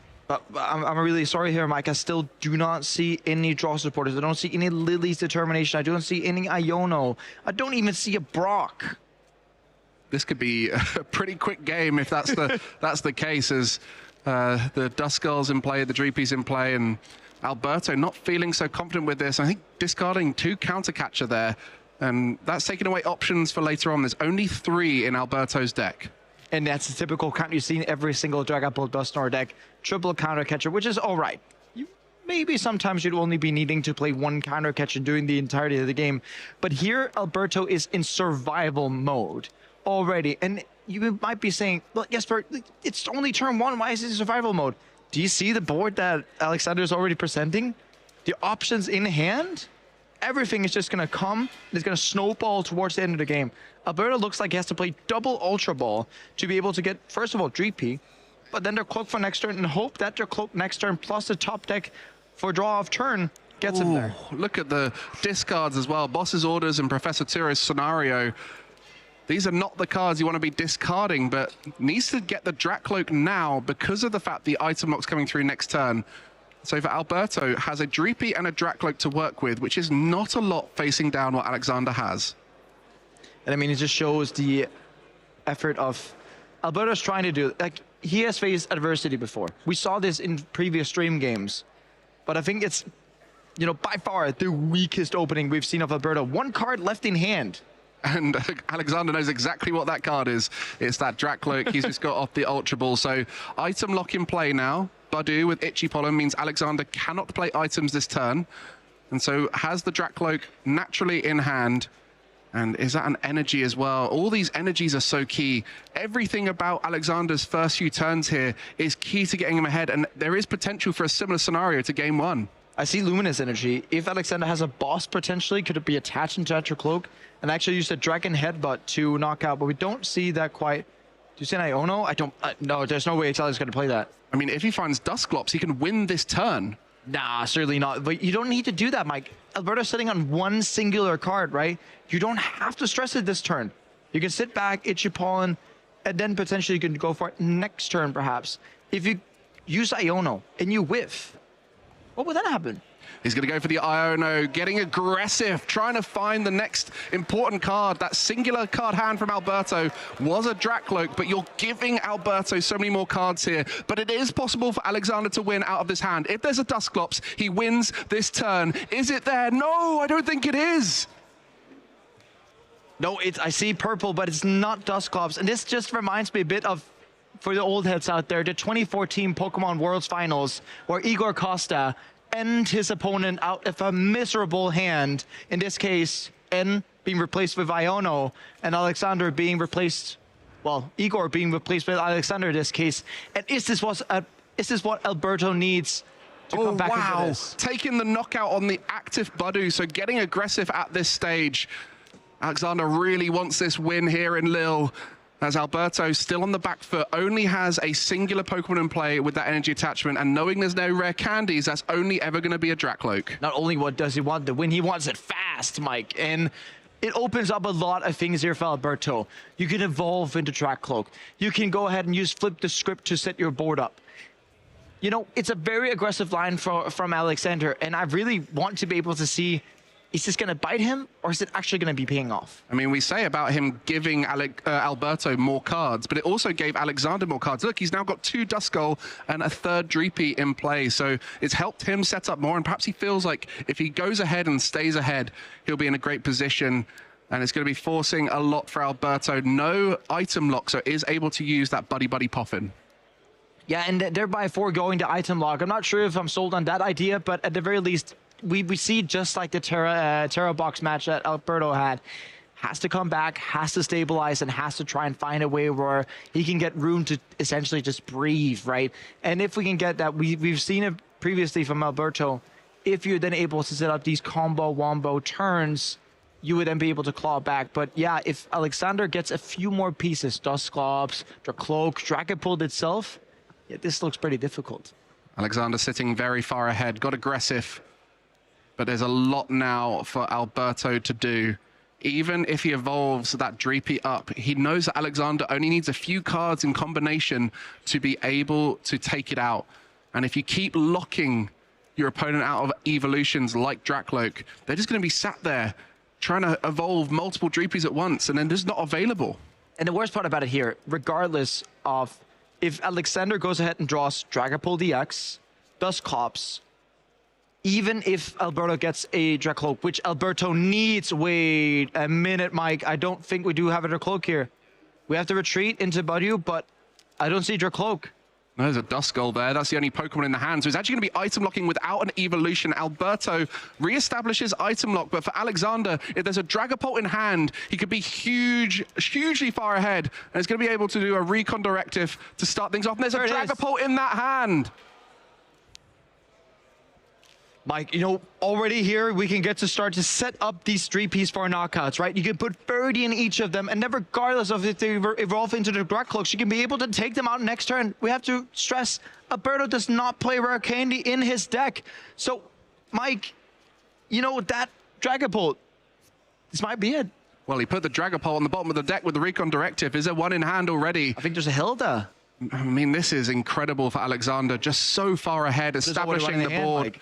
There's one already in hand, and this is the reason why that Iono being played is just allowed Alexander to see more cards. His board state was amazing. The only thing he needed was to keep progressing it, and that's exactly what has happened. There's the evolution. Dragapult on the active. Boss's orders onto the Dreepy. He's going to be taking a huge knockout at this stage. Alberto with a mountain to climb. A mountain to climb seems like an understatement of the ages here, Mike. Looking at it, taking out the only energy in play. Can even take out the Budgie on the bench. Can even put something like 10 on the Festantipity, 20 on the Dreepy. I just set up the Dreepy fully for next turn without the need of any Dustclops shenanigans or whatnot. Taking out the Budu, 30 damage on the Dreepy. Alberto, you have a mammoth of a task here to take on. With no rare candy, we have at least 2 turns before Alberto is able to start attacking with Dragapult. Meanwhile, Alexander has his Dragapult established, has the draw engine behind it, has Dust Skulls even ready to evolve, so has everything there available to go ahead. Alberto, how are you going to pull back from this? Mike, I have sounded like a non-believer multiple times. Alberto has, you know, really impressed me multiple times, but I think in this position, when you're that far ahead as Alexander is, we're looking at 3 prizes. It can even be taken next turn by something, you know, like Dustclops onto the Festantipity and another boss's orders, right? With Alexander stressing that he plays 3 versus Alberto's 2. Buddy popping for 2 GP. It's going to take 2 turns, which means that Alexander's going to be down to either 2, 1 prize before Alberto even gets a singular Phantom Dive in. And with that 3 damage on the Dreepy in the active spot, even if it evolves into a Drakloak, it's in range, but an Iono will help out a little bit here for Alberto. Is likely going to need to do some stalling to even think about coming back into this game, but he discarded 2 counter catchers at the beginning of this game. Yeah, so Mike, you're not going to be able to stall without any counter catchers whenever you're playing Iono. And speaking of that, 3 out of 5 options of Gust are gone. Boss and 2 counter catcher. There's only 1 counter catcher and 1 boss's orders left. Can't play boss's orders because we played Iono already. And looking at the hand, I don't see anything here, Mike, that we actually can use for something. Festantipity can use flip the script, draw 3 cards. Well, you can see a Drakloak as well. But the counter catcher, the lone counter catcher that's left in the deck, as we say, is actually in the prize cards. So you're right about that. Even worse. And speaking of it, when you're looking at it, yes, we can Ultra Ball for a Drakloak, but that is going to meet its certain doom because of the Phantom Dive. So Alberto has no counter catchers left. 2 have been discarded, 1 in the prize cards. He has no Drakloaks in play. Now we'll have 1, but it's going to take some time to get that into Dragapult. Alexander is on his victory lap at this stage. After having such a quick, successful game 1, has motored into the lead in game 2. Now Alberto is really going to be wondering, what can he even do at this stage to come back in? This looks like a game where if we were in a foot race, Alexander could start running backwards and still win it. With the way we're only going to be able to see 1 Drakloak from Alberto, ladies and gentlemen, I have to stress that that is going to be knocked out next turn. That is for sure. And with no counter catcher, we're not going to be able to avoid that. Well, Alberto came top 8 at Lille 2 years ago, top 4 at Lille just last year, is in the final of Lille this year, trying to repeat his Gdansk Regional Championship win last time. But for Alexander, he is staring down moments away from an opportunity to become his first time regional champion in the Masters division. It's all over to Alexander now. We'll be able to just He has 1 Dustclops. We need 2 Dustclops for the win here, Mike. Well, not in that hand from the Recon Directive. Even a Night Stretcher would do. And so many options, even if he doesn't win this turn in such a strong position. And you've got to imagine the nerves right now Alexander's going to be feeling, even though it feels so safe. You're always going to be feeling nervous as a top player when you're staring down your first regional win. And here's Lily's determination. Do we get a Night Stretcher? Do we get the second Dusclops? Being able to go ahead and Dusclops wherever on the bench that isn't Fesendipity. We don't care anymore, Alexander. Just show us what you're going to be hitting off this Lily's determination.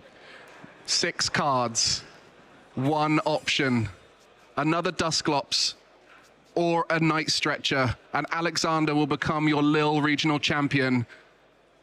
Is it going to be happening? Let's see what's in those cards. Not quite. It's not quite there. It's Ultra Ball. There's an Ultra Ball. That means he can do it this turn. Ultra Ball for that Dusclops. Alexander, do you see it right now? Ultra Ball going into the deck. And if he finds that Dusclops right now, it's going to be game. Alexander wins Lille.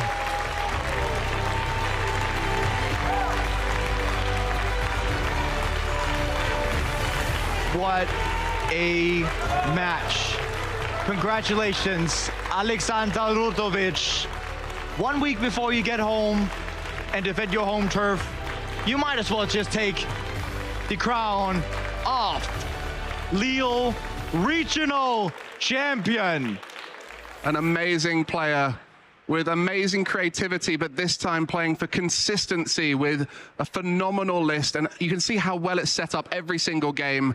Both players just 3 cards different, well, 2 cards different, in fact, making their way to the final. What an amazing pick by both players to make it to the final in this way. But it was just such a dominating board state establishment from Alexander. And you can see here what happens when one player hits, the other doesn't. But we get to see how this Dragapult mirror matchup is. The one who can keep their cloaks the longer on board, the better. And it was an early victory. I think it surprised everyone as Alexander was able to take 3 prize cards, completely wiping the board. A combination of Horlucha and that Dusclops and in that Phantom Dive. But the next game, both players starting that Budu.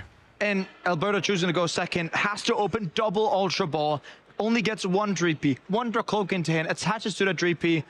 Alexander going for the very much aggressive Iono, but sees the light at the end of the tunnel whenever we get to take the knockout in the first Budu, and Alberto just sits there and doesn't have a good response. I mean, that Iono could have been the win for Alexander at that early stage, but realistically, it put him so far ahead that he was able to continually lock Alberto out of the evolution line, and taking out those Dreepies meant that there wasn't an opportunity for Alberto to get to a Dragapult ever in this final. Yeah, and when you're getting so late into the game, Alexander being down at 3 prizes, Alberto staring down the board, but they can only get 1 Dracloak into play, and that will be a damaged Dracloak. It all turns to not Ultra Ball for the second Dusclops. And that's the story written. Wow, I mean, it seemed like both games Alberto opted to go second, and it was Alexander who found an early Buddy Poffin, set up and evolved faster, and got the aggression on quicker. And without that rare candy, you do have to go via those Dracloaks, so you have to try and go as wide as possible. And unfortunately for Alberto, just could never get a stronghold set up on his side. And it was also when you're going first as Alexander, both games hitting Buddy Poffin, the most important tool of your start. Game 1, Alberto did not hit Ichipoin despite going second and doing everything he can. Went for the consistent setup of Brock, potentially could have gone for that Lily's determination, trying to high roll a bit of the setup there, getting Budu into the active, decided against it, and then Alexander in, you know, the best way he could, with style and all of that, gets a perfect setup and, yeah, wipes the floor with Alberto. Well, Alberto had a pretty rough start, and I know the Ultra Balls aren't ideal. We got a chance to kind of take a moment from that game that would be interesting for you to break down while we wait for our ceremony to be ready for our top players. Yeah, and this is, we can start off with the game here. Alexander going first in this match. Yes, as said, starting off with a Buddy Poffin. Alberto drawing for turn, instantaneously goes Ultra Ball, discard, double counter catcher. The hurt you have in the eyes of Alberto here, and just looking for the deck, yes, does the due diligence off a prize check action here, and just, yeah, taps on Alexander, potentially being a bit, you know, giving up at this stage already, looking at a hand that doesn't offer any help. We have to remember these Dragon Ball decks are not playing something like Mew at restart. Fesendipity is not live because there should be no KOs, and there's no draw engine piece that you can be using.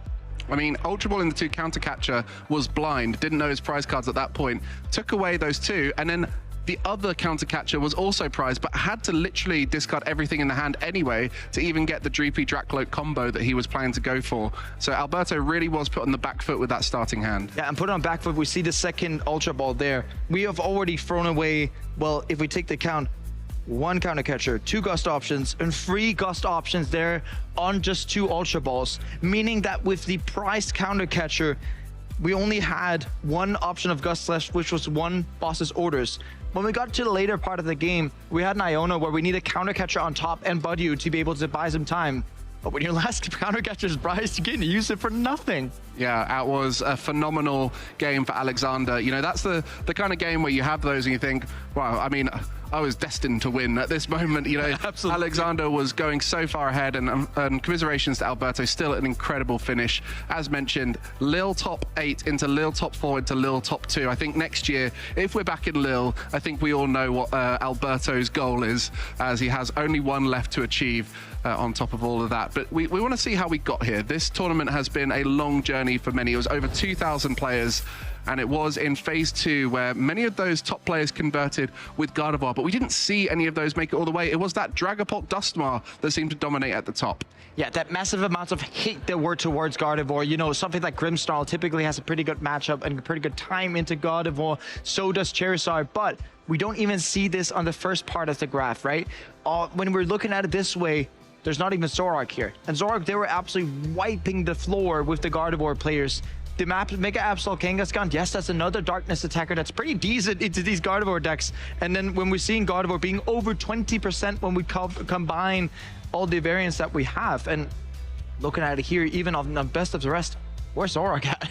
Yeah, Zoroark seems to be the deck that is a low percentage pick, but always has a few very strong pilots making it all the way through to the top stages. I think that's where we can go to next. Let's see how the top panned out for these players. It wasn't just phase 2 that showed off the best decks, but the journey of our top 8. Kai Wainwright losing out to Piper Lupine in that quarterfinal. Kai at the top of the Swiss standings, just narrowly missing out on that progression. Yeah, and it seemed like Piper Lupine was the story of this tournament, winning game 1 against Aleksandar Rutovic. And I was looking at it, I was sitting, you know, backstage and being like, well, Piper's gonna surely win this, into a pretty awkward game 2, into an absolutely gone off a game 3. Alexander squeaking through, feeling so lucky. When I spoke to him in that interview after that top 4, he was not believing what was happening. Piper opening nothing, as if that world's top 8 was playing at the back of our mind. Well, Alexander, the semi-final and the final, very much in his favor with his opponents trying to get set up. But on the other side, Henry Brand just narrowly missing out on Alejandro. What a tournament for him. Previously a top 32, the best finish, and managing to get a top 4 at their first regional of the season, and definitely inspiring them to try and take it further. And one thing that I feel for sure is that all of these players we see in the top 8 bracket, even when we're looking at the top 16 bracket that we had, all of these players are someone we're going to be able to see throughout the entirety of the season. And that all culminated in that final. What an amazing final it was. Alexander Rutovic and Alberto Conti. And it is Alexander who has come through on top, and he is our winner of the event here. You can see the decks that these guys have chosen. It was Alexander with that Dragapult Duskmar, as well as 3 others in our top 8. Henry Brand, Kai, and Alberto. Definitely a great pick for this event. A great pick for the event indeed, when half of the top 8 bracket is going to be exactly that Dragapult Duskmar deck. We saw the weaknesses of it. We've seen the strengths of it on the contrary as well. And one thing to look at that, Gdansk next week, how is that going to impact things? Well, we shall see. I think it's time now to crown our champion. So over to you, Shay, to see the winners. Thank you very much for that, Mike. Yes, it is now time to crown our champion. Over 2,000 players entered these doors. And after 2 days of intense Mega Evolution action, only 2 remained here. And it turned out to be a bit of a Dragapult takeover. But now, I want you to all put your hands together for our Lille Regional finalist, Alberto Conti!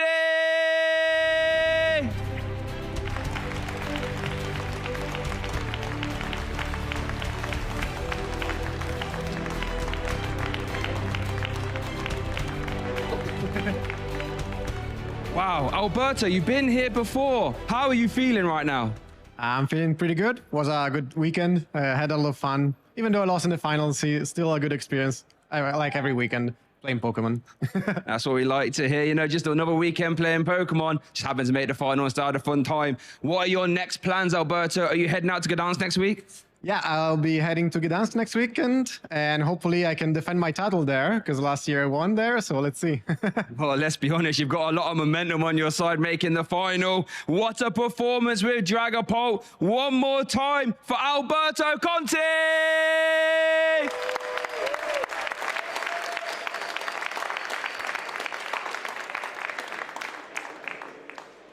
But now, it's time. Our EU region has a new entry in our Hall of Fame, putting on an absolute Dragapult EX masterclass. Let's make some noise for our Lille Regional Champion, Alexander!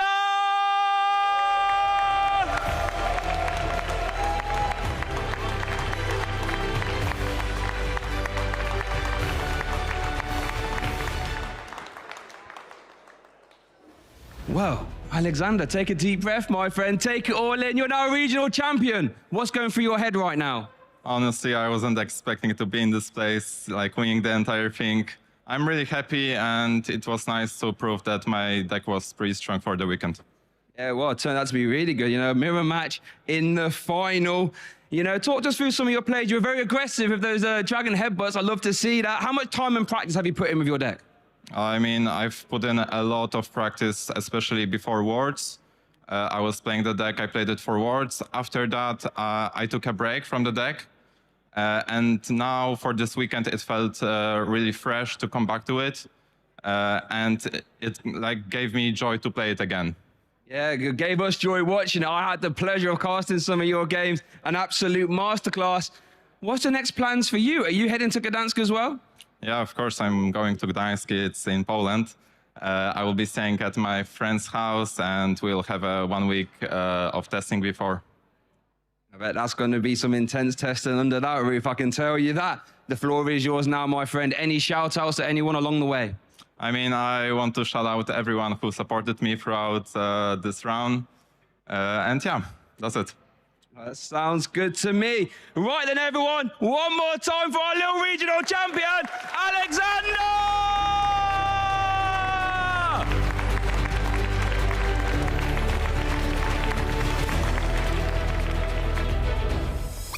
Let's go! Final prize card. The world invite is secured. Another day, another moment you can't wait, cause it's time for you to win the race, so level up. Come on, take it all the way you're in pole position right out of the gate. Have they heard of you? Then they know. You got your sights set on that road. If it's time to battle them, then let's go. Cause you'll never stop.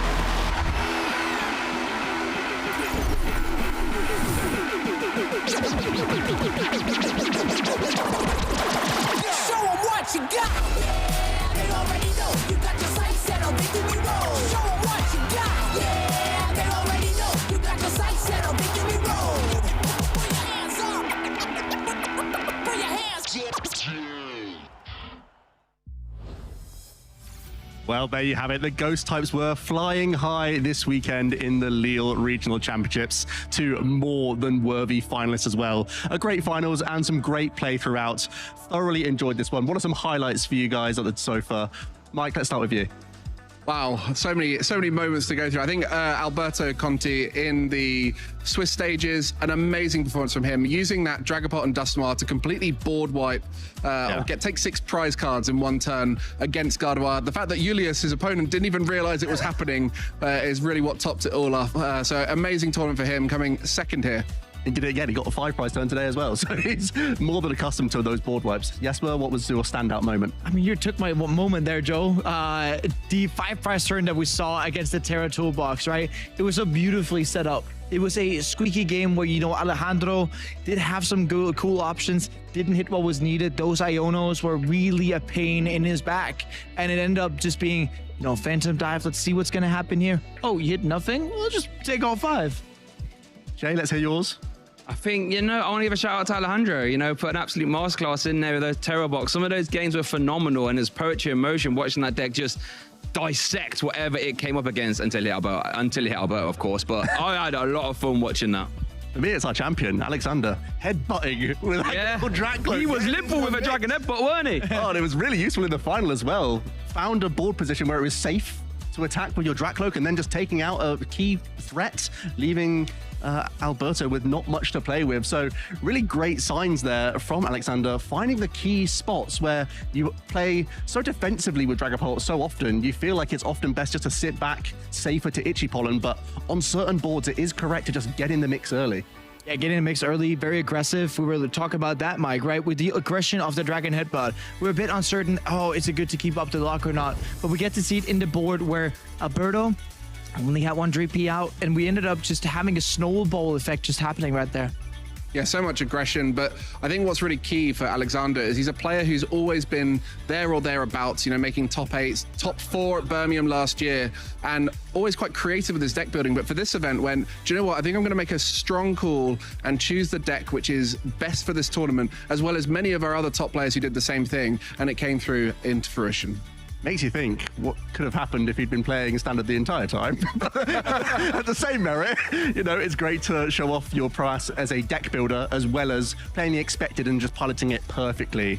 And now he joins the ranks of a champion. He's earned his invite this weekend alongside Rune Heermans, just 2 of our champions so far crowned this season and 2 absolutely worthy winners. We don't really have to wait long to get our 3rd one as well. Gdansk obviously being next week. Alexander and Alberto both saying there on the stage that they're looking to attend that, and they've got momentum on their side. Well, Alberto trying to get the back-to-back Gdansk win as he was the previous Gdansk regional champion.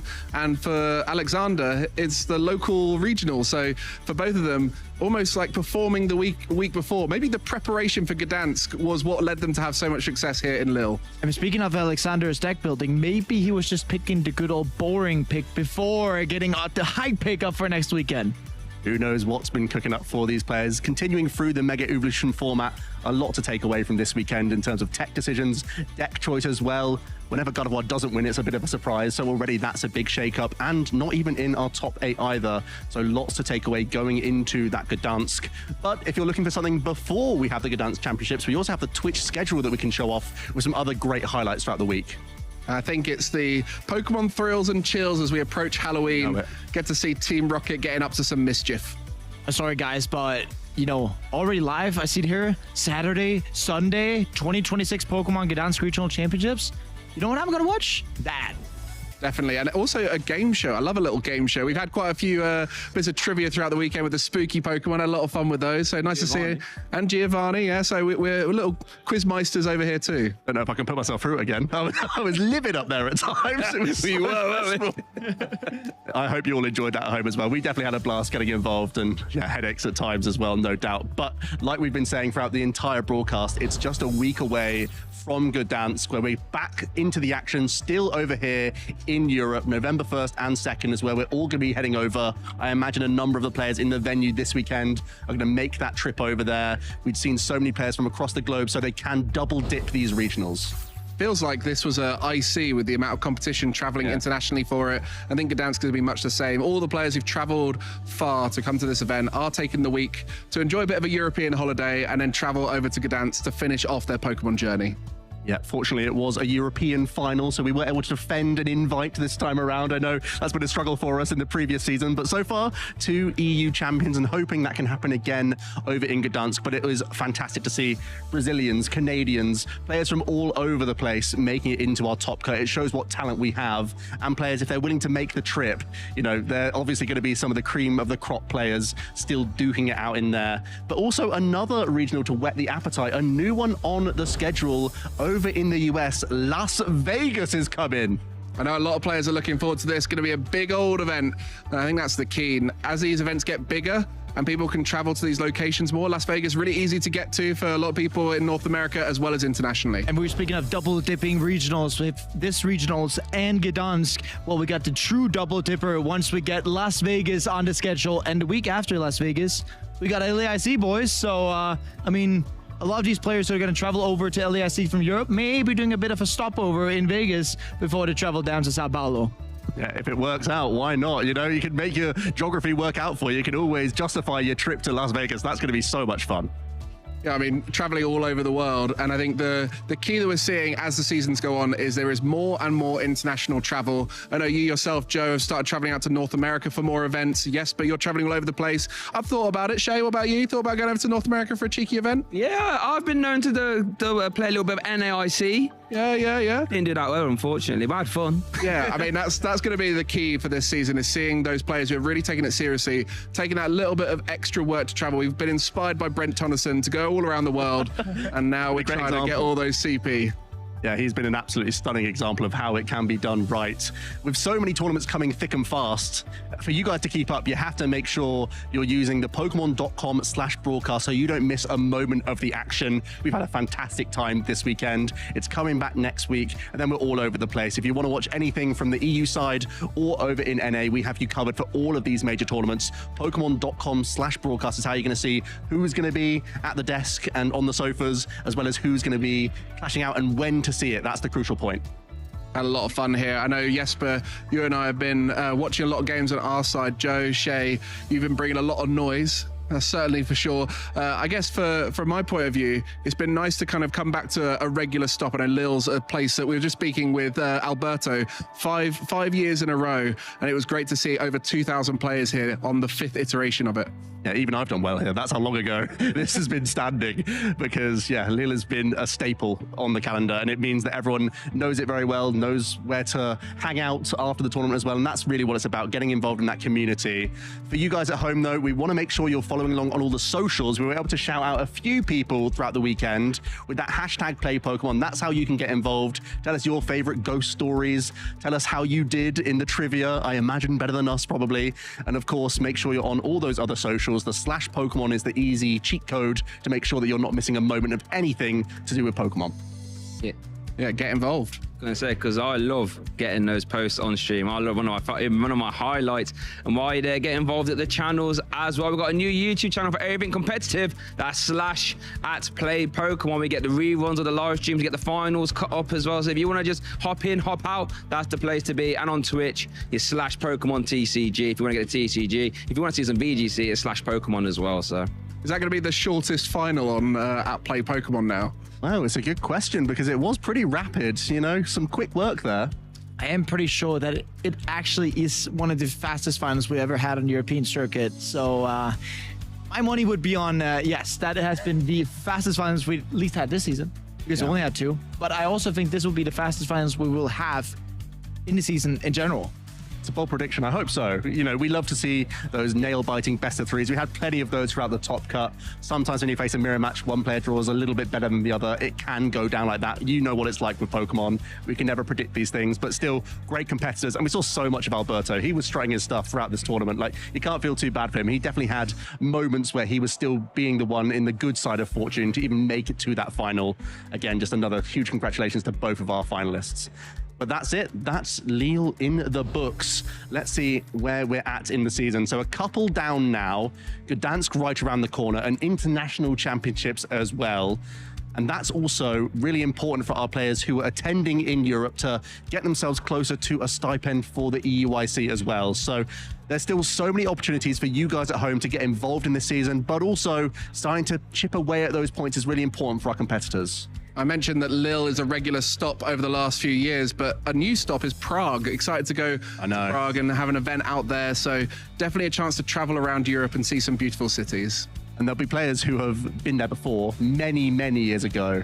Prague used to be a real big destination for some European competition, but that was a long time ago. So if you remember Prague, then you've been sticking around the game for a long time. Yeah, exactly. Yes, we're probably the biggest veteran, even though he's the youngest here of the Pokemon trading card game. So Prague revisiting that for some, or for the first time for many others. Really exciting stuff. But that's it from the Lille Regional Championships. So that's a wrap, folks. We'll see you in Gdansk in 1 week's time. Au revoir.